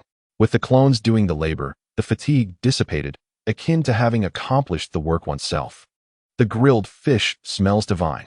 The shadow clones are so convenient, Yahiko exclaimed, relishing the fish while envying Bai Xian's shadow clones. Bai Xian nodded but had no intention of imparting the secret of the multi-shadow clone technique to Yahiko, for it was classified as forbidden for a reason. Enjoy your meal. And after you finish, wash up and rest. I will keep watch tonight, so make sure to rest well. Having consumed one grilled fish, Bai Xian refrained from eating more, not allowing the others a chance to speak. He donned a raincoat and leapt onto the roof. Today's training had thoroughly exhausted the trio. Though they had been weary for days, the rain pattered against the rooftop like a lullaby. Yet, Bai Xian felt no inclination to sleep. Breathing deeply, he filled his lungs with air, distributing oxygen throughout his body, stimulating cellular vitality. This process was not challenging. With chakra control, it was easily accomplished. However, he could not transform into a super saiyan like Zyro, and his enhancements were not as pronounced. The night was tranquil, filled only with Bai Xian's breaths and the rain's rhythmic sound. Creak. Are you unable to sleep, Nagato? Bai Xian discerned who it was the moment he heard the door creak. A bit, Nagato replied, his voice lacking conviction. Come, share your troubles with me. Bai Xian gently invited, a smile gracing his lips. Nagato remained silent, leaping to sit beside Bai Xian. Who are you really? Nagato asked quietly, his head bowed. After spending time together, he had resolved to clarify this matter. I am no one in particular. I am Bai Xian. You lie. You are not an ordinary person. Why do you engage with us? And why do you assist us? A hint of disappointment tinged Nagato's voice. Bai Xian had sincerely devoted himself to aiding the three of them, which prompted Nagato to inquire rather than retaliate. Yet, this seemingly dismissive answer left him unsatisfied. So I have been discovered?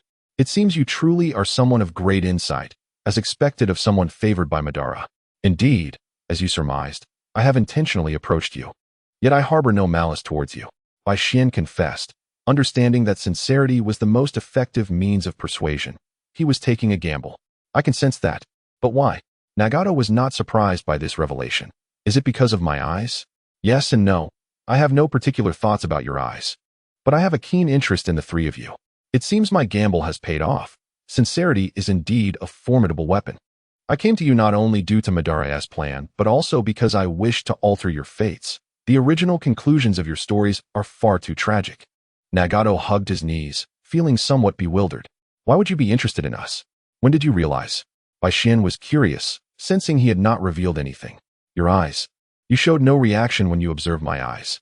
Nagato explained the reason. Is that so? Bai Xian pondered. Since you trust me, I shall trust you as well. As he spoke, Bai Xian blinked, revealing the three black tomos swirling within his eyes. Your eyes share a common origin with mine. Consider me a guiding lighthouse for you. I, too, yearn for peace, but I am bound by circumstances. I wish to place the future in your hands. Perhaps you three can indeed salvage this broken world. One's eyes cannot remain hidden forever. It is better to reveal them now to earn Nagato's trust. Why? Nagato was perplexed. Because you are the child of prophecy. And I am the one to guide your path, Bai Xian earnestly stated. Why are you bound by circumstances? Bai Xian raised an eyebrow, wondering why there were so many questions. He was already weary from fabricating his tale. If he spoke too much, Nagato might begin to overthink. Karma. Everything is predestined. You need only know that I will be your steadfast support. Have faith and pursue the peace you desire. Bai Xian stood, leaving Nagato with an enigmatic silhouette. Nagato gazed at Bai Xian's retreating figure, feeling an inexplicable sense of emotion, perhaps even excitement. I understand now. I believe in you.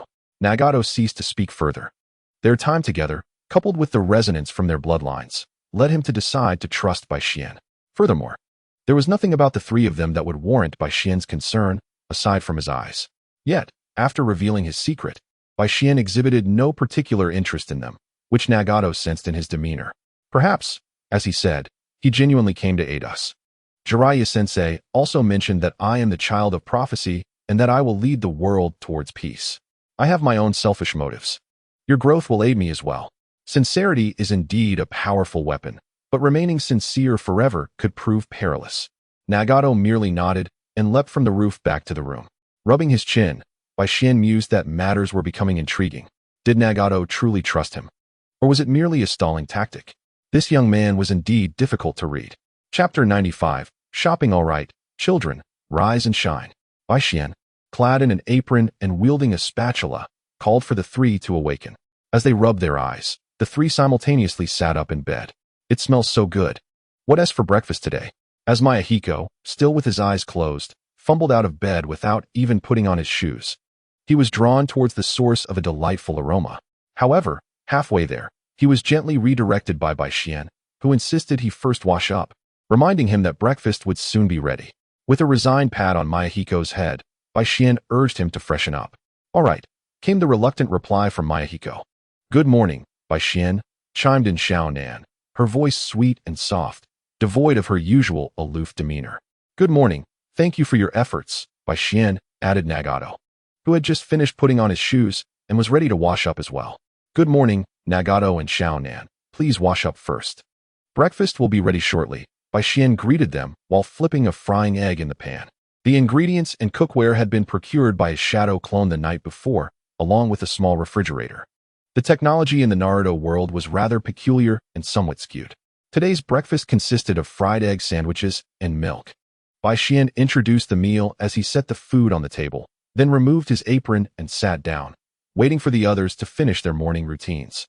Bai Xian, weary of eating fish daily, recognized that while Nagato and the others had little choice, he, possessing the means, did not want to confine himself to such monotony. Soon, Nagato and the others completed their washing and gazed at the breakfast with shining eyes. Eat up quickly, it will get cold, Bai Xian urged, taking the first bite of a sandwich, followed closely by Mayahiko.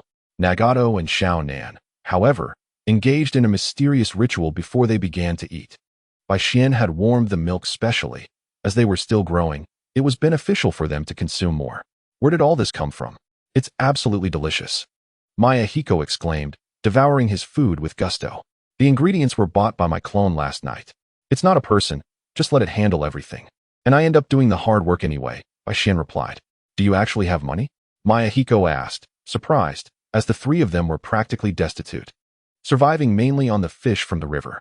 It's just the inheritance left by my good brother when he passed away, Bai Xian waved his hand dismissively.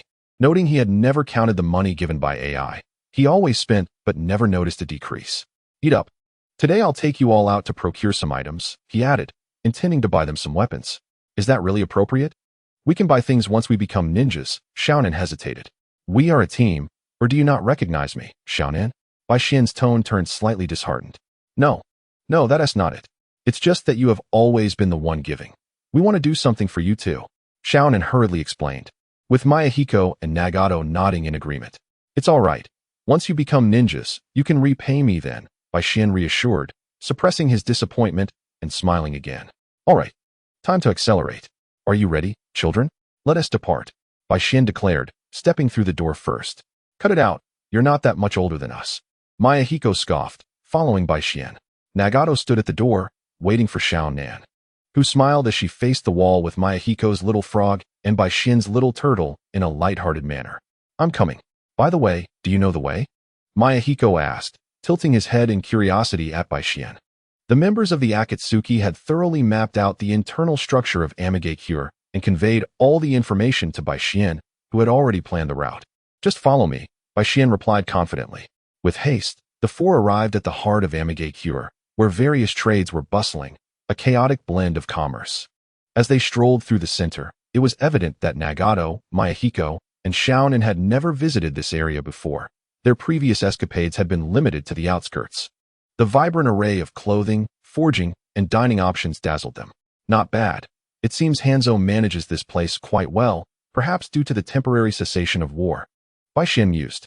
During their exploration, Xiaonan's eyes fell upon a pink flower hairpin, but she merely admired it without voicing her desire.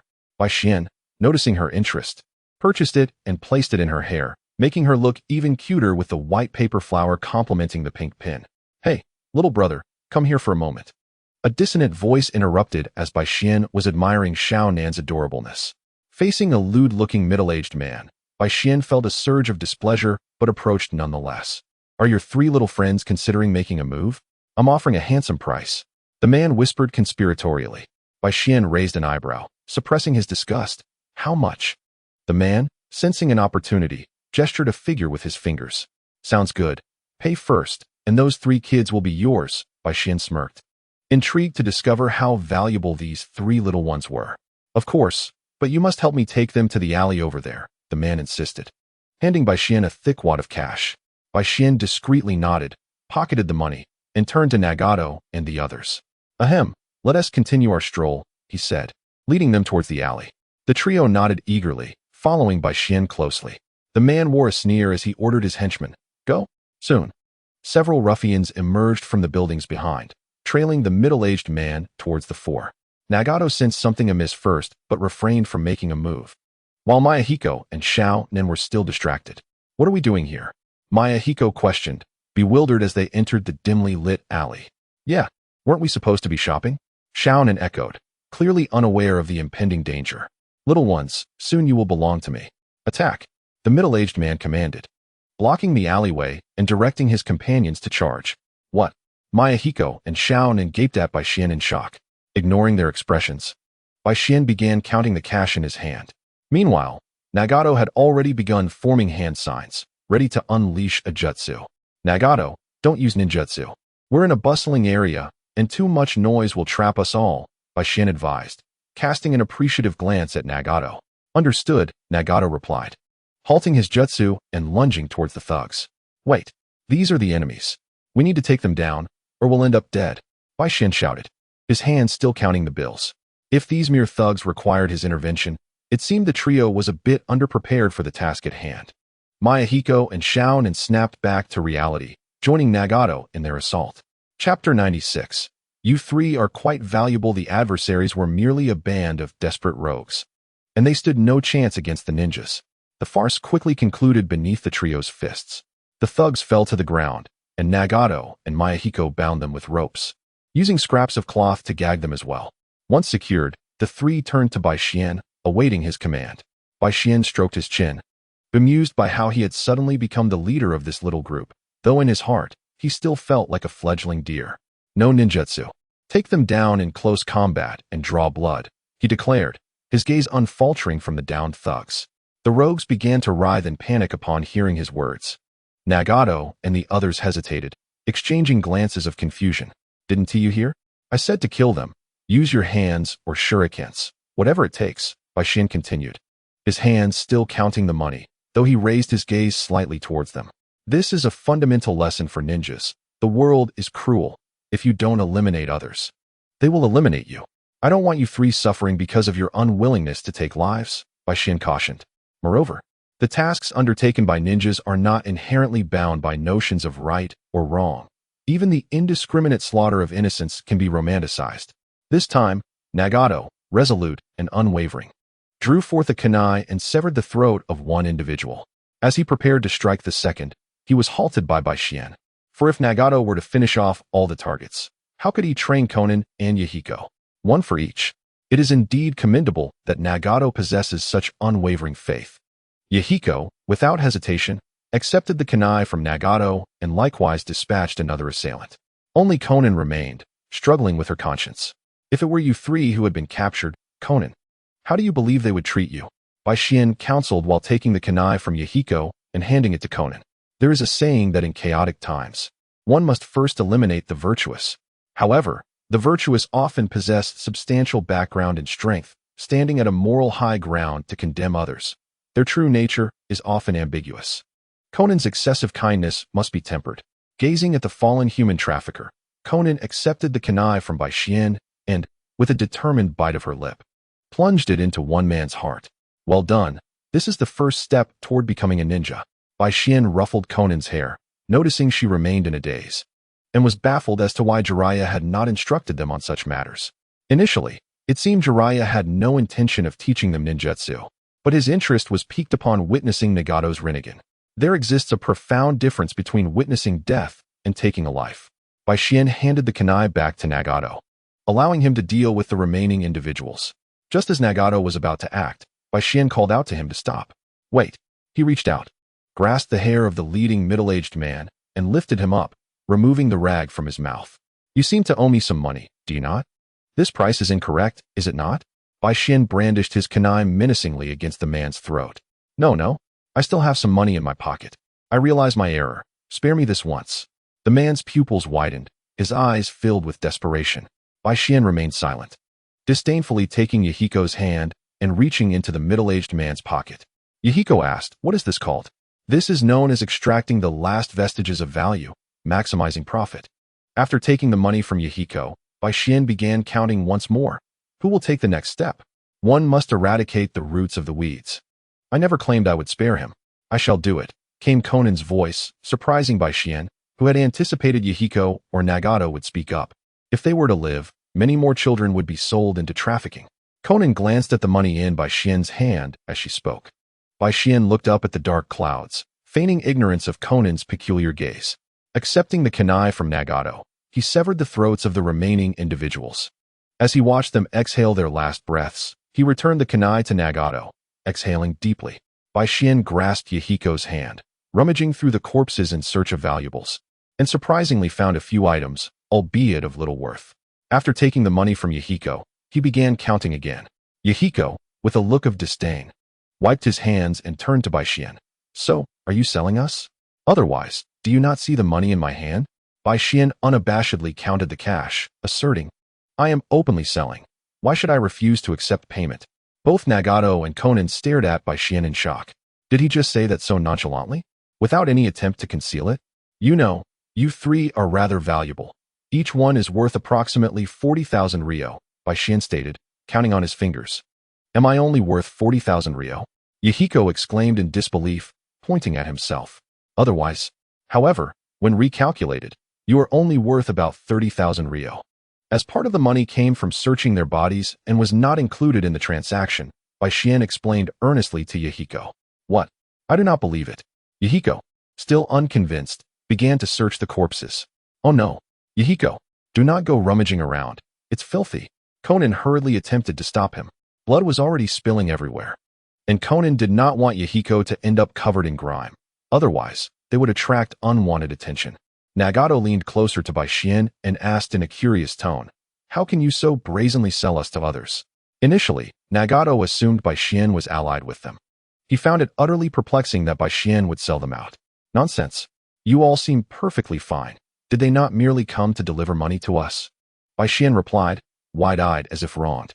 What a splendid fabrication. Nagato silently gave a thumbs up and decided to watch Bai Xian with a reproachful gaze. Yahiko and Conan joined Nagato in casting disapproving looks at Bai Xian. Unfazed by their stares, Bai Xian divided the money into 3 portions and handed them to the trio. Do not be upset. This money is for purchasing items. Go buy what you like, he said with a smile while patting their heads. What is this? This is called taking from the people for the benefit of the people. I have spent not a single penny, yet have rendered great service. The trio accepted the money with a peculiar feeling, as if it were their own selling price. Selling themselves, and then using their own money? Go on now. Bai Xian urged as he gently nudged them out of the alley. Let us regroup in 10 minutes. Do not wander off. He had no intention of following the trio, but needed to clean up the aftermath. Very well, they agreed, heading toward the bustling town center. Having money in hand made a significant difference, and the trio appeared more confident. Conan purchased a protective charm resembling a flower. Yahiko acquired a ninja tool pouch, and Nagato obtained a pair of wrist guards. As the time approached, the trio prepared to return. Chapter 97, still an old pro upon their return. The trio found Bai Xian's shadow clone grumbling as it disposed of the corpses of several desperate individuals into a freshly dug pit, while Bai Xian oversaw the operation. Ah, you're back. Noticing their arrival, Bai Xian turned to greet them with a cheerful smile. Ignoring the busy shadow clone, they made their way directly to Bai Xian. This is my gift for you, Conan said, presenting the charm-like flower with both hands, a sweet smile gracing her face. It can protect you. And I too. This is a ninja tool pouch. I just found it, so I'll give it to you, Yahiko said with a proud demeanor as he handed over the pouch. Initially, Yahiko had intended to buy a weapon, but upon recalling Bai Xian's large kunai, he reconsidered. Wrist guards, they can protect your hands, Nagato stated candidly. Lacking the dramatics of Yahiko, Bai Xian was genuinely surprised that the trio had chosen to gift him presents, each aligning perfectly with their personalities. Thank you so much, he expressed, genuinely delighted, as he reached out to ruffle their hair, and the 3 little ones beamed with joy. Conan tiptoed, attempting to adorn Bai Xian with the protective charm, only to discover he already wore a pendant. Nonetheless, she placed the charm around his neck. Receiving the wrist guards Nagato had offered, they bore a striking resemblance to Kakashi's, fitting comfortably. From Yahiko, he took the ninja tool pouch and secured it to his waist. Let us go acquire some furniture and daily necessities, Bai Xian declared, having changed his mind. He did not wish to present the trio with ordinary weapons. He had a brilliant idea that might require some personal sacrifice, but it would all be worth it if successful. Excellent. Thus, under Bai Xian's guidance, The trio utilized their hard-earned money to acquire a substantial amount of items. Conan primarily bought food, Nagato focused on furniture and clothing, while Yahiko procured kunai and shuriken. It did not take long for their funds to dwindle significantly. The various bags were carried by Yahiko and Nagato, despite Conan's eagerness to assist. Both boys insisted she refrain from helping. Although the two were tired, they were genuinely happy. Bai Xian, however, was different. He was contemplating how to extract something from Ban. While Ban was generous, the items Bai Xian desired were not necessarily things Ban would part with, nor could he guarantee their availability. "I'll be back shortly. I just need to use the restroom," Bai Xian announced before walking away. The three little ones remained obediently in place, waiting for Bai Xian's return. Upon reaching a corner, Bai Xian summoned his shadow clone, instructing it to return with Nagato in 2 minutes, while he himself activated the Flying Thunder God technique to return to Ban's underground base. Upon entering, he found Qianjun lounging on his bed, licking his paw in confusion. "Why are you back?" Qianjun inquired. Bai Xian stared at the half-mantled creature before him, baffled. "Is this my cat? And how can it talk?" For now, he had no time to deal with this peculiar situation. "Stay in my room for now. I'll call you when needed." Although he was uncertain why his Qianjun had transformed, it was evident that this was the handiwork of the nefarious Uchiha Ban. Yet, upon reflection, his own matters took precedence. "How rude," Qianjun huffed, choosing to ignore Bai Xian while repositioning himself comfortably on the bed. Bai Xian shook his head in dismay, wondering if Ban had secretly fed Qianjun some gas. He then formed hand seals to use the transformation technique, assuming Qianjun's form, and gracefully opened Ban's room door. The little cat peeked inside. Ban lazily opened his eyes, a disdainful smirk crossing his face, as if someone were standing before him in the nude. Aside from his inability to see through Hashiramas would release clones, he could hardly fathom what else in this world eluded his gaze. Nevertheless, he had no intention of exposing Bai Xian. Rather, he was curious as to why Bai Xian would choose to approach him in such a manner. Mundane life was often punctuated by unexpected occurrences. Seeing Ban's reaction chilled Bai Xian, though he could not ascertain the depth of his discomfort. As he hesitated on whether to approach Ban, a thought struck him.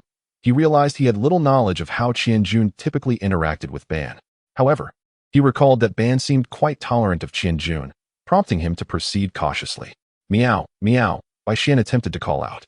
The first attempt nearly caused Ban to lose his composure. He had even taught the cat to speak. And this little creature's intelligence was lacking if it resorted to mere mewing. Nevertheless, Ban maintained his silence and beckoned Bai Xian over. Sensing an opportunity, Bai Xian approached and rubbed against Ban's leg, testing the waters. Ban stroked his chin, observing the scene with interest but offering no reaction. Seizing the moment, Bai Xian leaped, intending to land in Ban's embrace. Unexpectedly, Ban seized him by the scruff of his neck, lifting him into the air. "Something feels off here," Bai Xian thought. "Isn't this supposed to be a cat?" "Little one, it seems you need to shed some weight," Ban remarked flatly, holding Bai Xian aloft. "Shed weight? What do you mean? Didn't you feed me to become like this?" Bai Xian shook his head, his large eyes wide with disbelief as he stared at Ban. He had not come to seek punishment. He had intended to use the guise of a cat to gain an advantage. Perhaps to land a few playful punches on Ban, or at least make him look foolish. Ban gestured, and the ever-watchful white absolute emerged from the ground, awaiting his command. "Come here, ride on this little creature's back and have him carry you," Ban instructed, tossing Bai Xian towards White Absolute. "At your service, Lord Ban," White Absolute replied eagerly, rushing to catch Bai Xian. Confused, Bai Xian contemplated pinching himself to confirm his reality. "I'm just a cat. Even if I'm a half-mantled creature, I can't truly be treated as one, can I?" As he soared through the air, Bai Xian executed a swift kick at White Absolute, landing gracefully on the ground. "This one's he do. I can't play around anymore. This old man seems to be doing this on purpose. Who diets a cat like this?"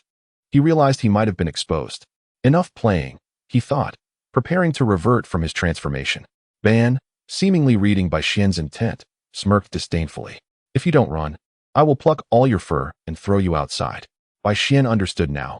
The old man was undoubtedly doing this on purpose. "Are you serious?" Bai Xian exclaimed, not wanting to be crushed under White Absolute. In an instant, he dispelled his shadow clone and delivered a swift kick to White Absolute's backside, sending him flying. "You've grown quite bold since we last met," Ban commented, amused as he observed Bai Xian. "I've acquired 2 jars of fine tea recently and thought I'd bring some for you." Bai Xian chuckled, producing the jars and placing them on the tea table before Ban. Let us not change the subject. Speak plainly.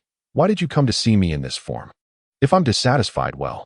Ban's tone hinted at underlying threats. You think you can bribe me with 2 jars of tea? Absolutely not. This is a long story. Let me brew you a pot of tea first, Bai Xian replied, opening the jars and preparing the tea.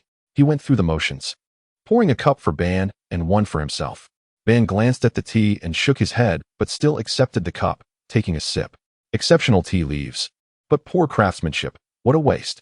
You're here with ulterior motives, Ban remarked, knowing full well Bai Xian sought something from him. Otherwise he would rather be as far away as possible. Since he had accepted Bai Xian's tea, he might as well listen. Whether to agree or not was still his decision.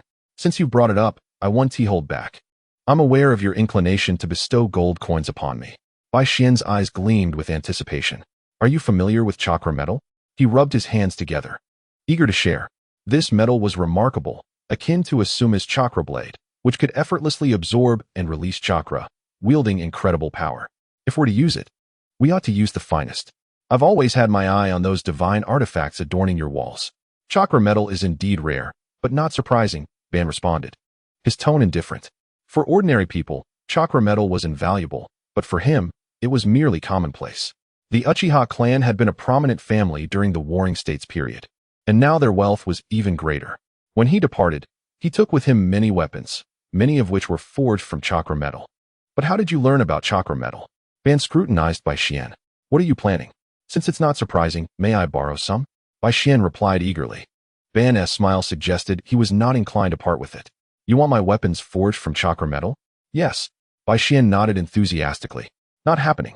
Fine. I'll go get it myself. Wait a moment.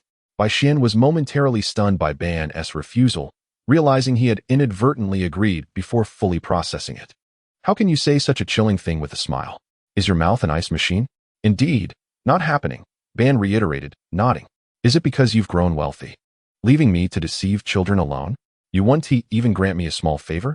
Bai Xian exclaimed, incredulous. Surely. Ban wouldn't be so stingy as to deny him something relatively rare. Ban remained unfazed, calmly sipping his tea while watching Bai Xian's performance, clearly enjoying the torment. Bai Xian furrowed his brow, pondering why Ban exhibited such a calm demeanor. There must be something more to this. You old rascal. No, you old thespian. Bai Xian originally intended to persuade Ban with reason and emotion, employing his eloquent tongue, only to inadvertently refer to him as an old but instead of an old master. Upon hearing the first phrase, the smile on Ban's face instantly froze, and he swiftly retaliated with his fan. You little rascal, your audacity knows no bounds. The fan struck Bai Xian's head repeatedly, and he dared not evade it, accepting the blows, for his resilience could withstand such punishment. Ban, venting his frustration, drove Bai Xian halfway into the ground with his fan, reflecting on how just days ago he had not reprimanded him. And now Bai Xian appeared to be getting carried away again. He found himself questioning, yet again, whether allowing Bai Xian to carry out the Moon Eye plan had been a grave error. And what is this nonsense about deceiving children? After rubbing his temple, he seemed to recall Bai Xian's baffling remarks. Heh, has your temper cooled, old man? Bai Xian sheepishly scratched his head as he emerged from the ground. He acknowledged his blunder. Were he to be called an old, but he would certainly retaliate. As for the matter of deceiving children, that was a lengthy tale. To summarize, it involved the 3 members of the Akatsuki. Did you not instruct me to engage with them? I was imparting to them the ideology of world annihilation. That is not deception. The Moon Eye plan will indeed usher in peace, but I have told you before, it must remain concealed. Ban's gaze turned stern. While he could cultivate capability, temperamental defiance was something he could correct, but no mishap could be permitted regarding the Moon Eye plan. I merely guided them onto the right path, Bai Xian reassured him, shaking his head. He understood Ban's limits, and as long as he remained of value to Ban, he would not suffer a fatal blow. In the original narrative, Obito calling Ban old man did not elicit a reaction, for Obito held value. Now, he found himself in a similar position. I say, old man, why not part with a few items? You have so many weapons, you can't possibly need them all. This is all for the Moon Eye plan. Bai Xian poured himself a cup of tea to soothe his throat. Choose for yourself. Ban, having no intention to further trouble Bai Xian, decided to grant him some leeway after taking his tea leaves. Well then, I shan't be polite. Bai Xian rubbed his hands together, excitement radiating as he began selecting weapons from the wall beside Ban. Excellent, excellent, all fine items, he proclaimed, swinging and slashing with glee. Much to Ban's dismay. Little rascal, who taught you to assess weapons in such a manner? Ban could no longer restrain himself. Perhaps he should never have agreed to this. Bai Xian, curious, looked at Ban. What's wrong? Ban took a deep breath, regarding him as if he were a fool. Tell me, what did you initially request from me? Chakra metal. Ah yes, I want weapons and chakra metal. Ban's reminder jolted Bai Xian's memory. He had been momentarily distracted by the allure of mere weapons. He picked up a long blade and infused it with wind chakra, unleashing a powerful wind blade with a single swing. He then infused it with fire chakra, turning the blade red and sharply increasing its temperature. Such waste. Ban observed Bai Xian testing the blade, feeling that giving it to him was a sheer extravagance. He felt no regret over the blade, but fortunately, it was a durable selection. Good stuff, take it away. Bai Xian's grin widened as he surveyed the collection of exquisite blades before him. Taking them all. You little glutton, be careful lest you burst. I haven't been struck by you yet. How could I burst? Come on, let me see all the good stuff. Bai Xian began to stow the blades into scrolls, feigning disinterest towards Ban. Put them down, let go. Ban gritted his teeth, his frustration mounting as Bai Xian had packed away every weapon except for a few cloaks. These were all that remained of his stock. I say, why are you so miserly? They just gather dust here. Giving them to me is truly putting them to good use. Who knows which blade Nagato, Conan, or Yahiko will fancy? I'll take them all back for them to choose, and return what's left. Ban, generous to those who cherish their blades, found Bai Xian's lack of care for them quite peculiar. Where's the chakra metal? Get lost. Chapter 99. The Achilles heel contentedly. Bai Xian had taken quite a bit from Ban. Though his backside was sore, it paled in comparison to his gains. Watching Ban return to his chair to sip tea, Bai Xian conceived a new idea. Just as this thought took shape, Ban's right eyelid twitched. What are you waiting for? Hurry up and scram. Something felt amiss. A strange sensation that he could not quite place. No rush, no rush. Is there anything you need me to do? I could take this time to express my gratitude to you. Bai Xian's excessive eagerness only heightened Ban's unease. No need, just get lost. Ban waved his hand dismissively. You staying away is the greatest help you could offer. If you have nothing else to do, may I ask, do you know about breathing? With nothing else to occupy himself, Bai Xian sought to engage Ban in conversation. I don't know, just get lost. Ban was resolute in his desire to avoid Bai Xian, fearing he might lose control and strike him again. Breathing is the rapid intake of oxygen, which circulates through the bloodstream to invigorate the cells, thereby unleashing immense power. Bai Xian ignored Ban's demeanor and continued to expound his thoughts. Ban, listening intently, began to ponder. This idea is intriguing and theoretically feasible. Initially uninterested, he soon recognized its validity and began to analyze it. Oh, do you have any unique insights, old man? Bai Xian sensed he had struck gold. As Ban had mentioned, after sweeping through the ninja world for years, what did he not know? Based on my years of experience. Perhaps. Ban hesitated mid-sentence, abruptly changing his mind. I don't know, just get lost. Good heavens, I nearly fell for this kid's trap. Bai Xian had taken out his notepad, ready to jot down notes, only to be thwarted by Ban's abrupt dismissal. A half-spoken truth is like poison on rice. Bai Xian muttered, his expression sour. Get lost. Ban was indifferent. As long as Bai Xian left, everything else was inconsequential. All right, I'll take my leave. I'll just go steal your underwear, and then you'll have none to wear tomorrow. You'd better pray I don't find it. Bai Xian pretended to depart, tucking his writing materials back into his clothing. Come back. Taking a deep breath, Ban reminded himself not to lose control. Doing so would waste years of effort. Calm down. Calm down. The first part was directed at Bai Xian, while the rest was self-reassurance. Observing Bai Xian's face, he felt he had unwittingly inherited the malevolent traits of the Senju Tobarama, perhaps even surpassing them. Have you completely lost your mind learning the Flying Thunder God technique? You insufferable brat. Is there anyone in the ninja world more shameless than you? Ban was driven to laughter by his own frustration. Stealing underwear? Is that something a human could actually do? You flatter me, but don't say it. There is indeed one. Shimura Danzo, that old wretch, excels in such matters. Bai Xian nodded sincerely. Is there anyone more shameless and despicable than Danzo? Are you feeling proud of yourself? Ban inhaled deeply, realizing that continuing to endure Bai Xian would exhaust even the power of the Rinnegan. After a moment's contemplation, He decided to hasten his explanations so Bai Xian could depart. Regarding your query about breathing, it can be performed through various parts of the body, mouth, nose, abdomen, with rhythmic coordination along with the chakra within. Oh, looks like the Ban Academy is in session, Bai Xian exclaimed excitedly, hastily pulling out paper and pen to take notes. Shut up. If this technique were to be developed, it would demand a high level of lung capacity and pulmonary strength. Should one's internal vitality prove insufficient, particularly in the lungs, an explosive mishap could occur. Ban, observing Bai Xian diligently jotting notes, nodded in appreciation of his commendable spirit of learning, albeit noting his somewhat erratic personality. It seemed that the more Bai Xian endeavored to correct this aspect, the more he sprang forth like a coiled spring. Do you possess any methods to enhance this aspect? None. Now be gone. Underwear. Formulate a plan, build your strength, hone your muscles, and exercise all parts of your body. Naturally, you will see improvement in this area. How do I formulate this plan? How can you know nothing? Too lazy to think. You speak, and I will jot it down. After enduring another bout of Ban's reprimands, he finally began to elaborate once more. I see. I shall record this.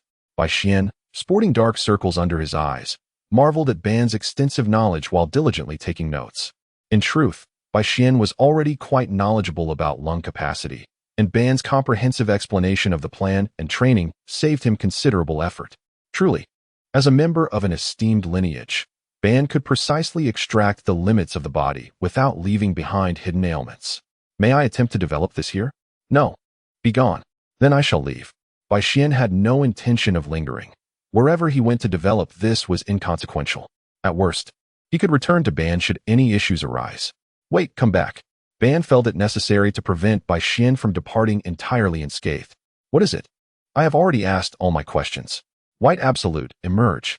Ban called forth the waiting White Absolute from the ground. Lord Ban, how may I serve? White Absolute surfaced, awaiting Ban's command. Bring 4 more White Absolutes. Insufficient, utterly insufficient. As you wish. White Absolute complied, transmitting the order to the others. Soon, 4 White Absolutes joined Ban, along with Akatsuki, who had come to join the fray upon hearing of Bai Xian's presence. Beat him. With enough participants gathered, Ban pointed at Bai Xian. First, administer half an hour of punishment. The remainder will depend on my mood. Is this truly happening? Akatsuki was delighted, never expecting to stumble into such an opportunity. I'm escaping. Just as Bai Xian attempted to flee, Ban's scythe was poised against his neck. You may test whether your flying thunder god is swifter than my scythe. Ban's eyes glinted with excitement.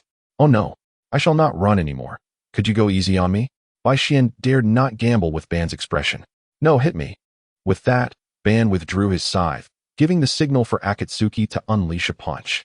The other White Absolutes, initially hesitant, soon followed suit. Bai Xian crouched down, cradling his head as he braced for the onslaught, while Akatsuki grew increasingly enthusiastic, throwing in a few jibes for good measure. Though I don't know why you're being punished. I shan't hold back. In no time, half an hour had elapsed, with Bai Xian emerging unscathed, as the White Absolutes were careful in their approach. It was only Akatsuki, the fool, who continued to shout.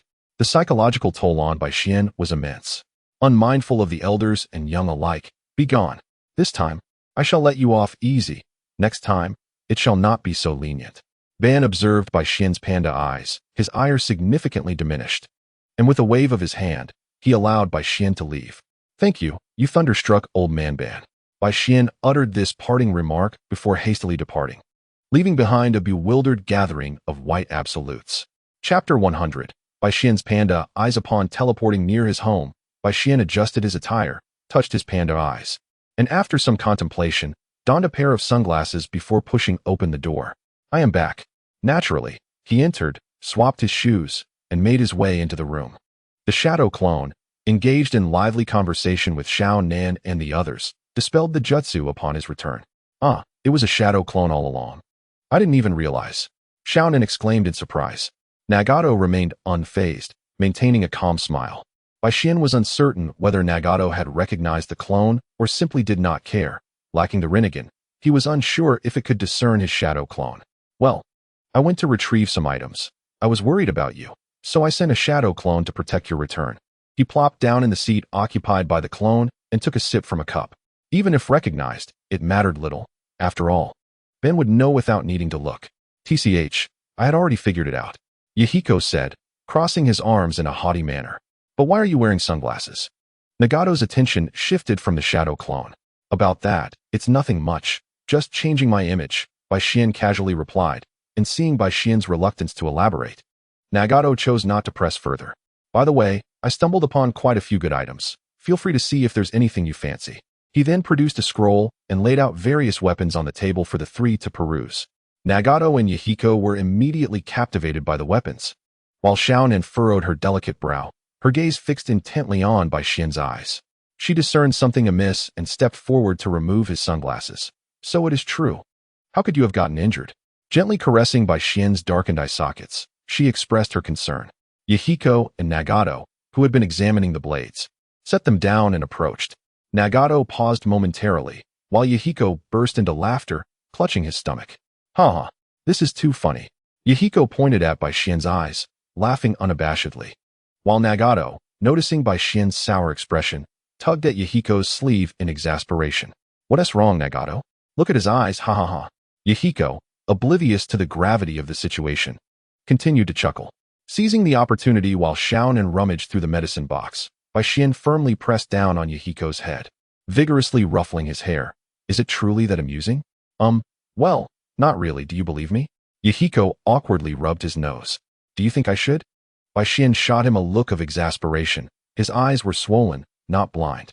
However, I am rather open-minded. I shall give you 3 choices, 1 punch, 2 punches, or a mushroom. As he spoke, he retrieved a small mushroom from his pocket and placed it on the table. Yahiko swallowed hard, pondering seriously. Nagato curiously examined the mushroom, uncertain why it was mentioned alongside the potential punches. I will eat the mushroom. After much deliberation, Yahiko opted for the mushroom, reasoning that punches would surely hurt.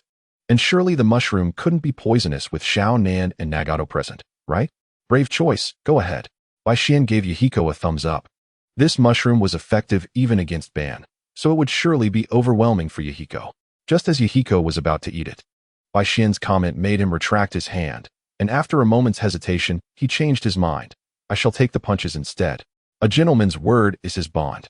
How can one go back on it? Eat. Bai Xian shook his head, grinning wickedly as he shoved the mushroom into Yahiko's mouth, simultaneously covering his mouth to prevent him from spitting it out. Nagato merely observed silently, neither intervening nor assisting, while Xiaonan appeared torn, reluctant to spoil the playful atmosphere. After all, it was just harmless fun. She was content with how things were.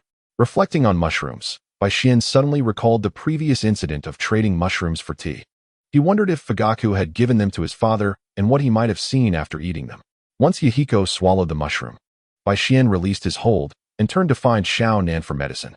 Xiaonan, lacking a natural talent for healing, had thus far only managed to master a technique that could barely revive a fish, so Bai Xian refrained from letting her experiment on a person. It would still require some time before she could truly apply it effectively. If it hurts, do let me know. Xiaonan gently caressed Bai Xian's face, applying ointment around his eyes. All right. Without further words, Bai Xian closed his eyes, resting his head on Xiaonan's lap, savoring her unique tenderness. Nagato did not look at Bai Xian.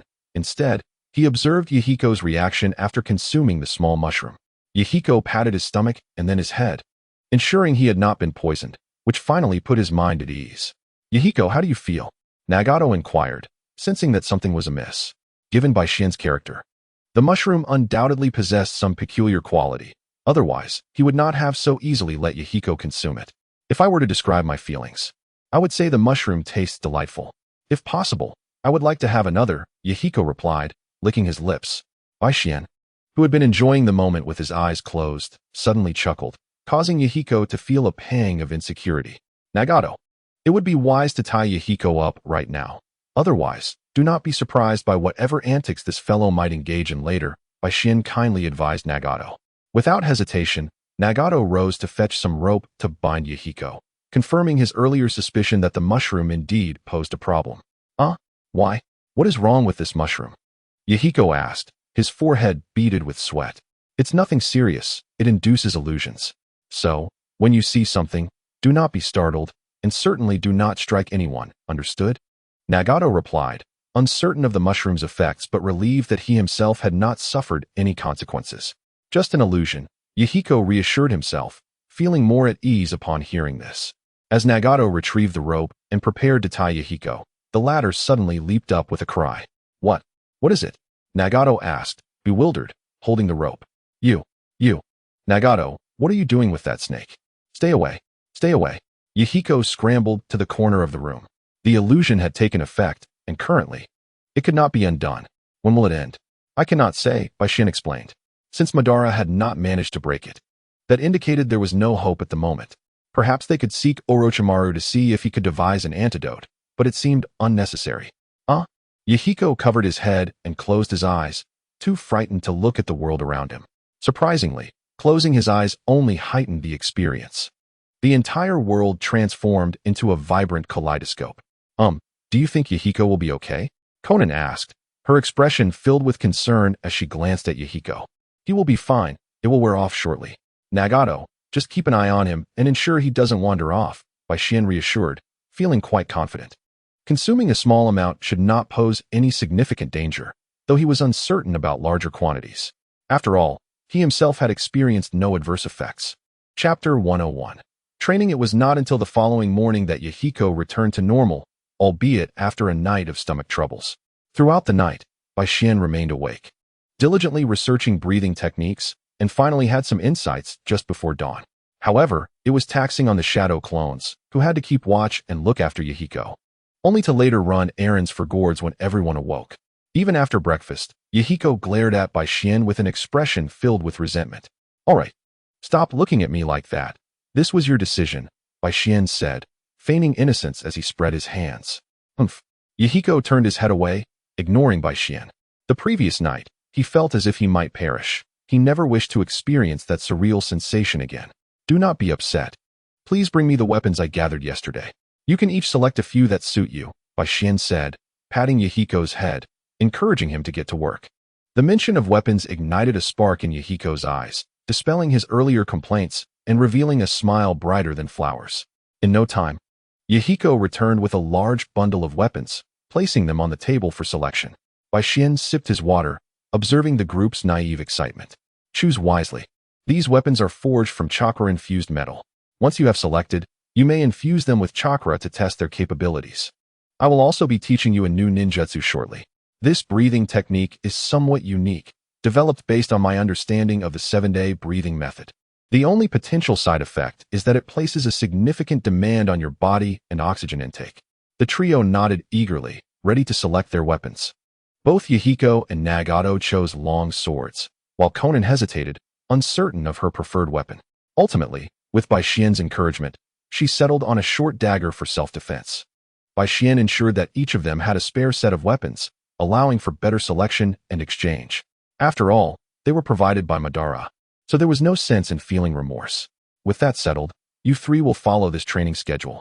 I will not be lenient, Baishin said with a smile, placing a paper on the table for them to view. At first glance, Yahiko felt a shiver run down his spine.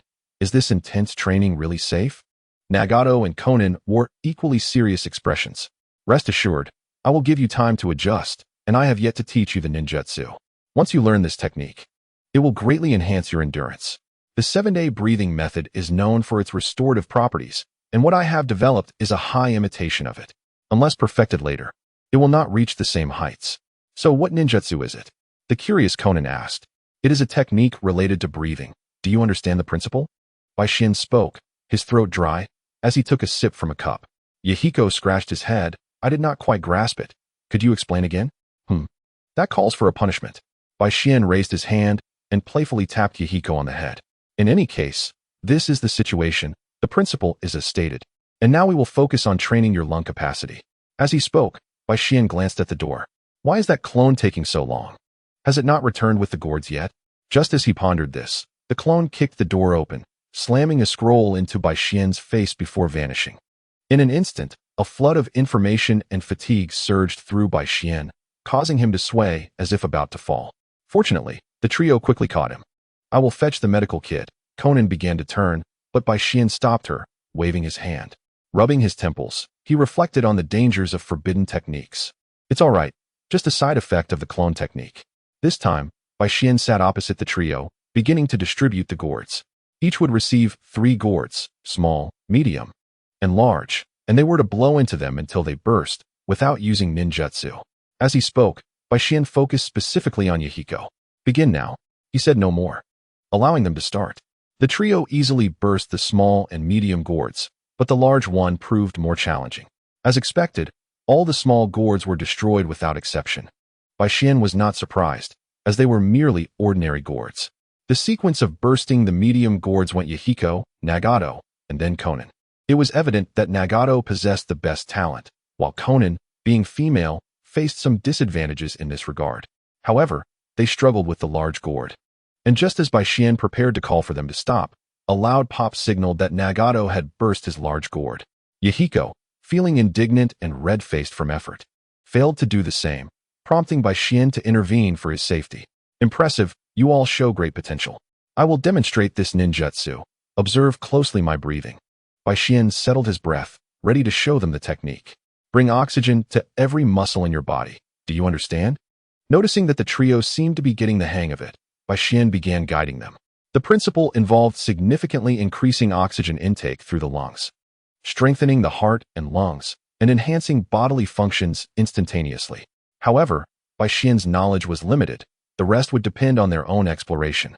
This technique did not greatly benefit him personally. Lightning release chakra mode was more suited to him, and developing this technique was primarily for the trio's use. If they could master the 7-day breathing method, that would be even better. He could learn from them later. After a while, the trio simultaneously opened their eyes. I have found my rhythm. What an impressive ninjutsu. I feel an immense surge of energy coursing through me. Yahiko exclaimed excitedly. Nagato and Konan shared expressions of delight. This is quite intriguing. Yet where shall I channel all this vigor? Maintain that breathing rhythm and let us run for half an hour. Bai Xian gestured towards the doorway. No problem. Yahiko dashed out in a flash, surprising Bai Xian, who had anticipated some resistance or at least a few complaints. You two should join him. I will keep an eye on you. Bai Xian affectionately ruffled Nagato and Konan's hair, signaling them to accompany Yahiko. They had no objections and began to run around the house with him. Bai Xian settled on the rooftop, continuing to refine the breathing technique while instructing his shadow clone to prepare a meal. Although the shadow clone was reluctant, it obediently headed off to cook. After an unknown duration of running, the trio's legs seemed to rebel against them, and their lungs felt as if they were ablaze. Breathe, adjust your breathing. Use it to alleviate muscle soreness. Bai Xian shouted from the rooftop, uncertain if they could hear him. He descended from the roof, activating his Sharingan to observe the chakra flow and physical conditions of the 3. Konan was the first to falter, followed by Nagato, and finally Yahiko. Bai Xian carried Konan on his back, while lifting Yahiko and Nagato, bringing them back inside. Well done.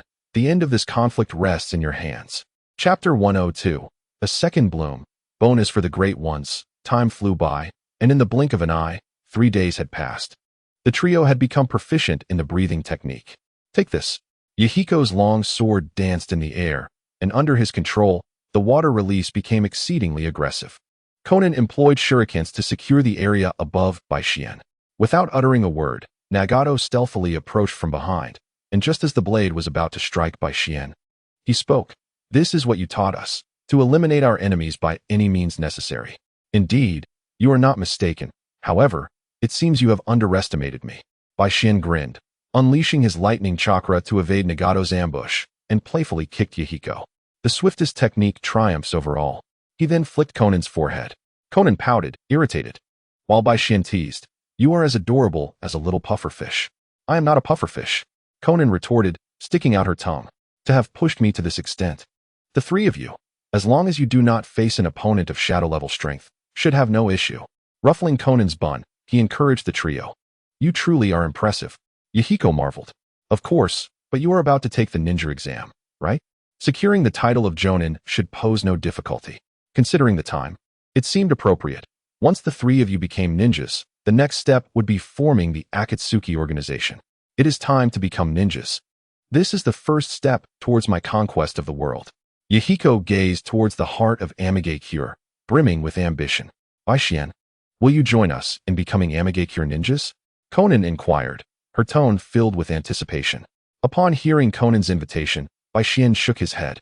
I'm sorry, Conan, but I do not intend to become a ninja of Amigakure. I seek no constraints. That is all right. Just do what you wish. Conan responded, surprised, but without pressing the matter. Are you leaving? The usually silent Nagato spoke up. Oh, why do you say that? Baishin queried, curious about how Nagato deduced his intention to depart, as he had not expressed it to them. You are leaving, Yahiko exclaimed, astonished. Like Jiraiya-sensei? Conan's voice suddenly turned somber. Over the time spent together, Baishin had become an indispensable part of their lives, and they did not want him to leave. Why are you all acting as though I have declared my departure? I merely contemplated it. I have no immediate plans to go. Then you are still leaving? Yahiko mumbled. Let us not be so melancholic. Isn't today the day of your exam? How about I escort you to the testing ground? Baishin said cheerfully, putting his arm around Yahiko's shoulder. Sounds good. Conan's mood brightened upon hearing Baishin would not be leaving. Have you all packed your ninja tools and weapons? Baishin reminded them, as those weapons would significantly enhance their combat capabilities. We're all set. The trio replied in unison. With a hand seal, he summoned a shadow clone to watch over the house. Let us depart, Baishin commanded, and the four of them formed a protective formation around Conan, heading towards Amigakure. By the way, should we grab some food first? It would be wise to replenish our energy during the exam. Baishin turned to ask for their opinions. However, we seem to have no money. They had long exhausted their previous funds, and as non-ninjas, they could not take on any missions. Have you forgotten how we made our first fortune last time? This is essentially a risk-free venture. No way. You don't mean to sell us, do you? Yahiko exclaimed in disbelief. Do not phrase it so harshly. We are merely ridding the world of pests.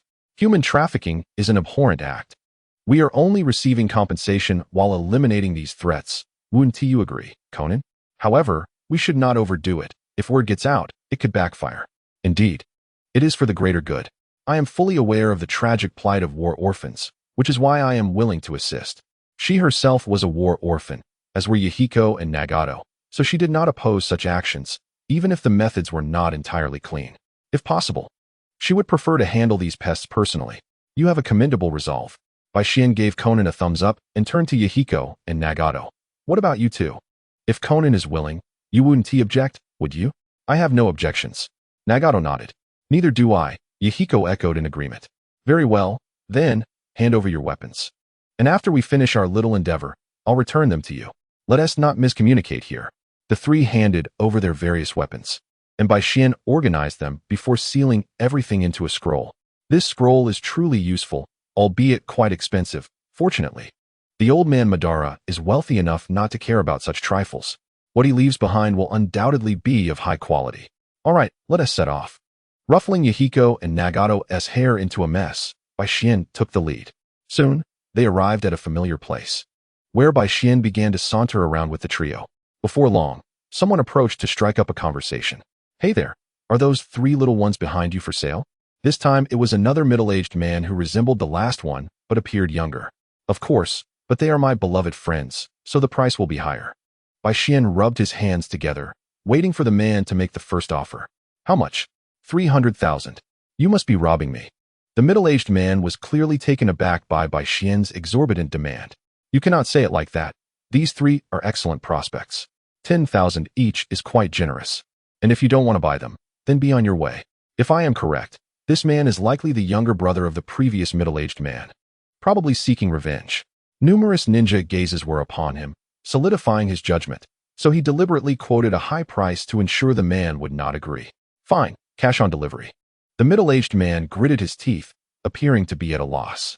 Pay first, and then you'll get the goods. If not, be gone. Baishin was not lenient, pretending to walk away. Here, I'll give you half up front. If everything goes well, the rest will follow. The middle-aged man pulled out a wad of cash and handed it to Baishin. Baishin did not count it, simply pocketing it. The alley over there is where we'll conduct the transaction. Certainly. In this moment, the middle-aged man suppresses his inner joy, having long awaited Baishin's arrival. Baishin nods and leads the trio down the alley. With a wave of his hand, numerous ninjas stealthily converge, while others lie in ambush within the alley. Baishin remains unfazed, calmly returning the weapons to the three and leaning against the wall to leisurely count his money. The slaughter commences. Chapter 103. Becoming a ninja, the bloodshed concludes. After personally taking lives, Nagato and his companions exhibit a noticeable agility, seemingly unscathed by their previous encounters. Summoning shadow clones to clean the battlefield, they notice that passers-by remain oblivious to the chaos, preoccupied with their own survival amidst the turmoil. Indeed, you three are becoming increasingly valuable. The middle-aged man's remaining coins are retrieved from his lifeless body. Counting reveals an amount exceeding 150,000 ryo, which Bai Xian divides among the trio before exiting the alley. One more thing, your breathing techniques must remain concealed. The examination in Amigakure should not pose a challenge for you three, but strive to hide your true strength, understand? Bai Xian earnestly advises them. Why? Yahiko questions, perplexed as to why they should conceal their power. Those who stand out inevitably attract the wind's fury, Bai Xian replies, shaking his head. Currently, Yahiko and his companions are stronger than their counterparts in the original narrative, yet Hanzo is a veritable demigod and not yet aged. Who knows if he might stifle them in their infancy? After all, the eventual Akatsuki was eradicated due to the threat they posed to his dominion, spurred on by Danzo's machinations. I understand. Yahiko and the others nod thoughtfully. Well, there's no need for excessive worry. Provide me with a personal item, he suggests, intending to leave his flying thunder god mark on them. Though this is his secret, it will eventually be exposed, so he hopes to utilize it once before that occurs. Without hesitation, Konan removes the paper flower from her hair, while Yahiko and Nagato offer their weapons. They possess no personal items beyond the weapons gifted by Bai Xian. The paper flower, controlled by Konan's chakra, is a mystery for the future regarding the invention of paper jutsu. Bai Xian takes the items, inscribes his flying thunder god mark upon them, and returns them. By the way, do not infuse your chakra into these weapons unless absolutely necessary. Understand the principle of not flaunting wealth. Attracting attention can lead to trouble. If you have weapons, refrain from displaying them.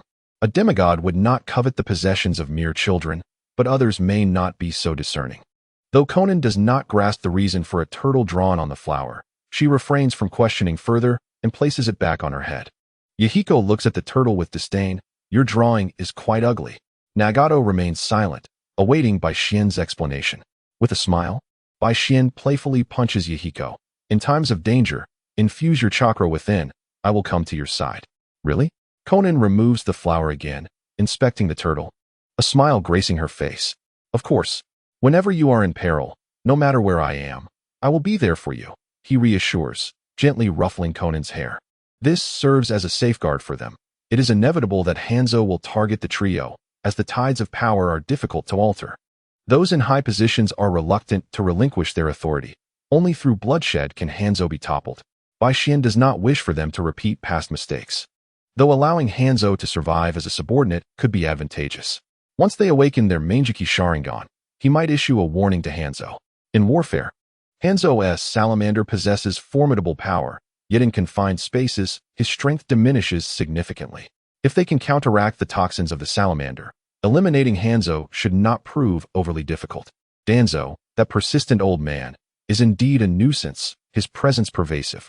Bai Xian has little desire to engage in mind games with him. If they cross paths, he might simply eliminate him.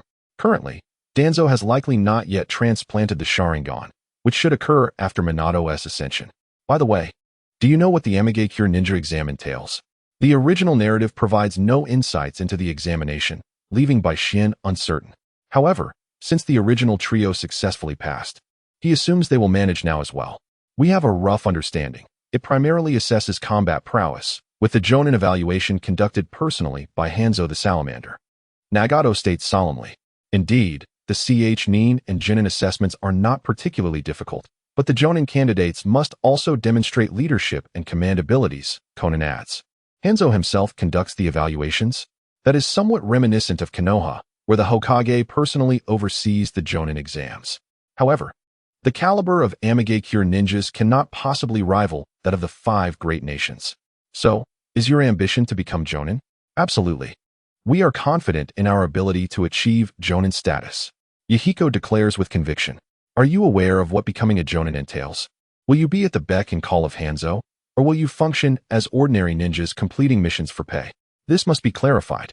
If it means being subservient to Hanzo, it may be wiser to aim for Nin or Genin. Following Hanzo mandates wearing gas masks, one could easily fall victim to his poison. We have not delved into that. Conan contemplates before shaking her head. Moreover, regarding promotions, I am uncertain about the requirements in Amigakure, but typically, advancement necessitates qualifications and the completion of a specific number of missions. You may first attempt the Genin exam. Once you obtain your headbands, you can then decide whether to pursue further advancement. Ultimately, the choice is yours, Baishin advises, refraining from making decisions for them, as their future paths must be forged by their own hands. I would like to hear your suggestion, Nagato speaks. My suggestion? That would be akin to positioning oneself as the lead sheep. The road to peace will undoubtedly encounter like-minded companions. Being beholden to others will not lead to longevity. After all, the three of you are embarking on a venture. How can one have a superior while establishing a new path? Are you suggesting we pursue independence? Yahiko scratches his head, somewhat confused. Not entirely. You are still Amigakure ninjas and will be subject to Hanzo's commands, so complete independence is unattainable. Much like Konoha. You can have side ventures. If you wish to undertake missions, you may, but when orders are issued, compliance is necessary. It is akin to the Second Great War, where the village united for a desperate struggle. Things must unfold as they should, yet one should always remain cautious of others' intentions. With this, Baishin leaves the remainder to the trio's own imaginations. As they converse, they arrive at the registration point for the Amigakure ninja examination. It is time to return. Once the three become ninjas, he too shall visit Kumogakure. Go on, I will await your return at home, he says, gently patting their heads as he waits for them to register. Make sure to wait for us at home. Conan expresses with a hint of reluctance in her eyes. Rest assured I will. Chapter 104.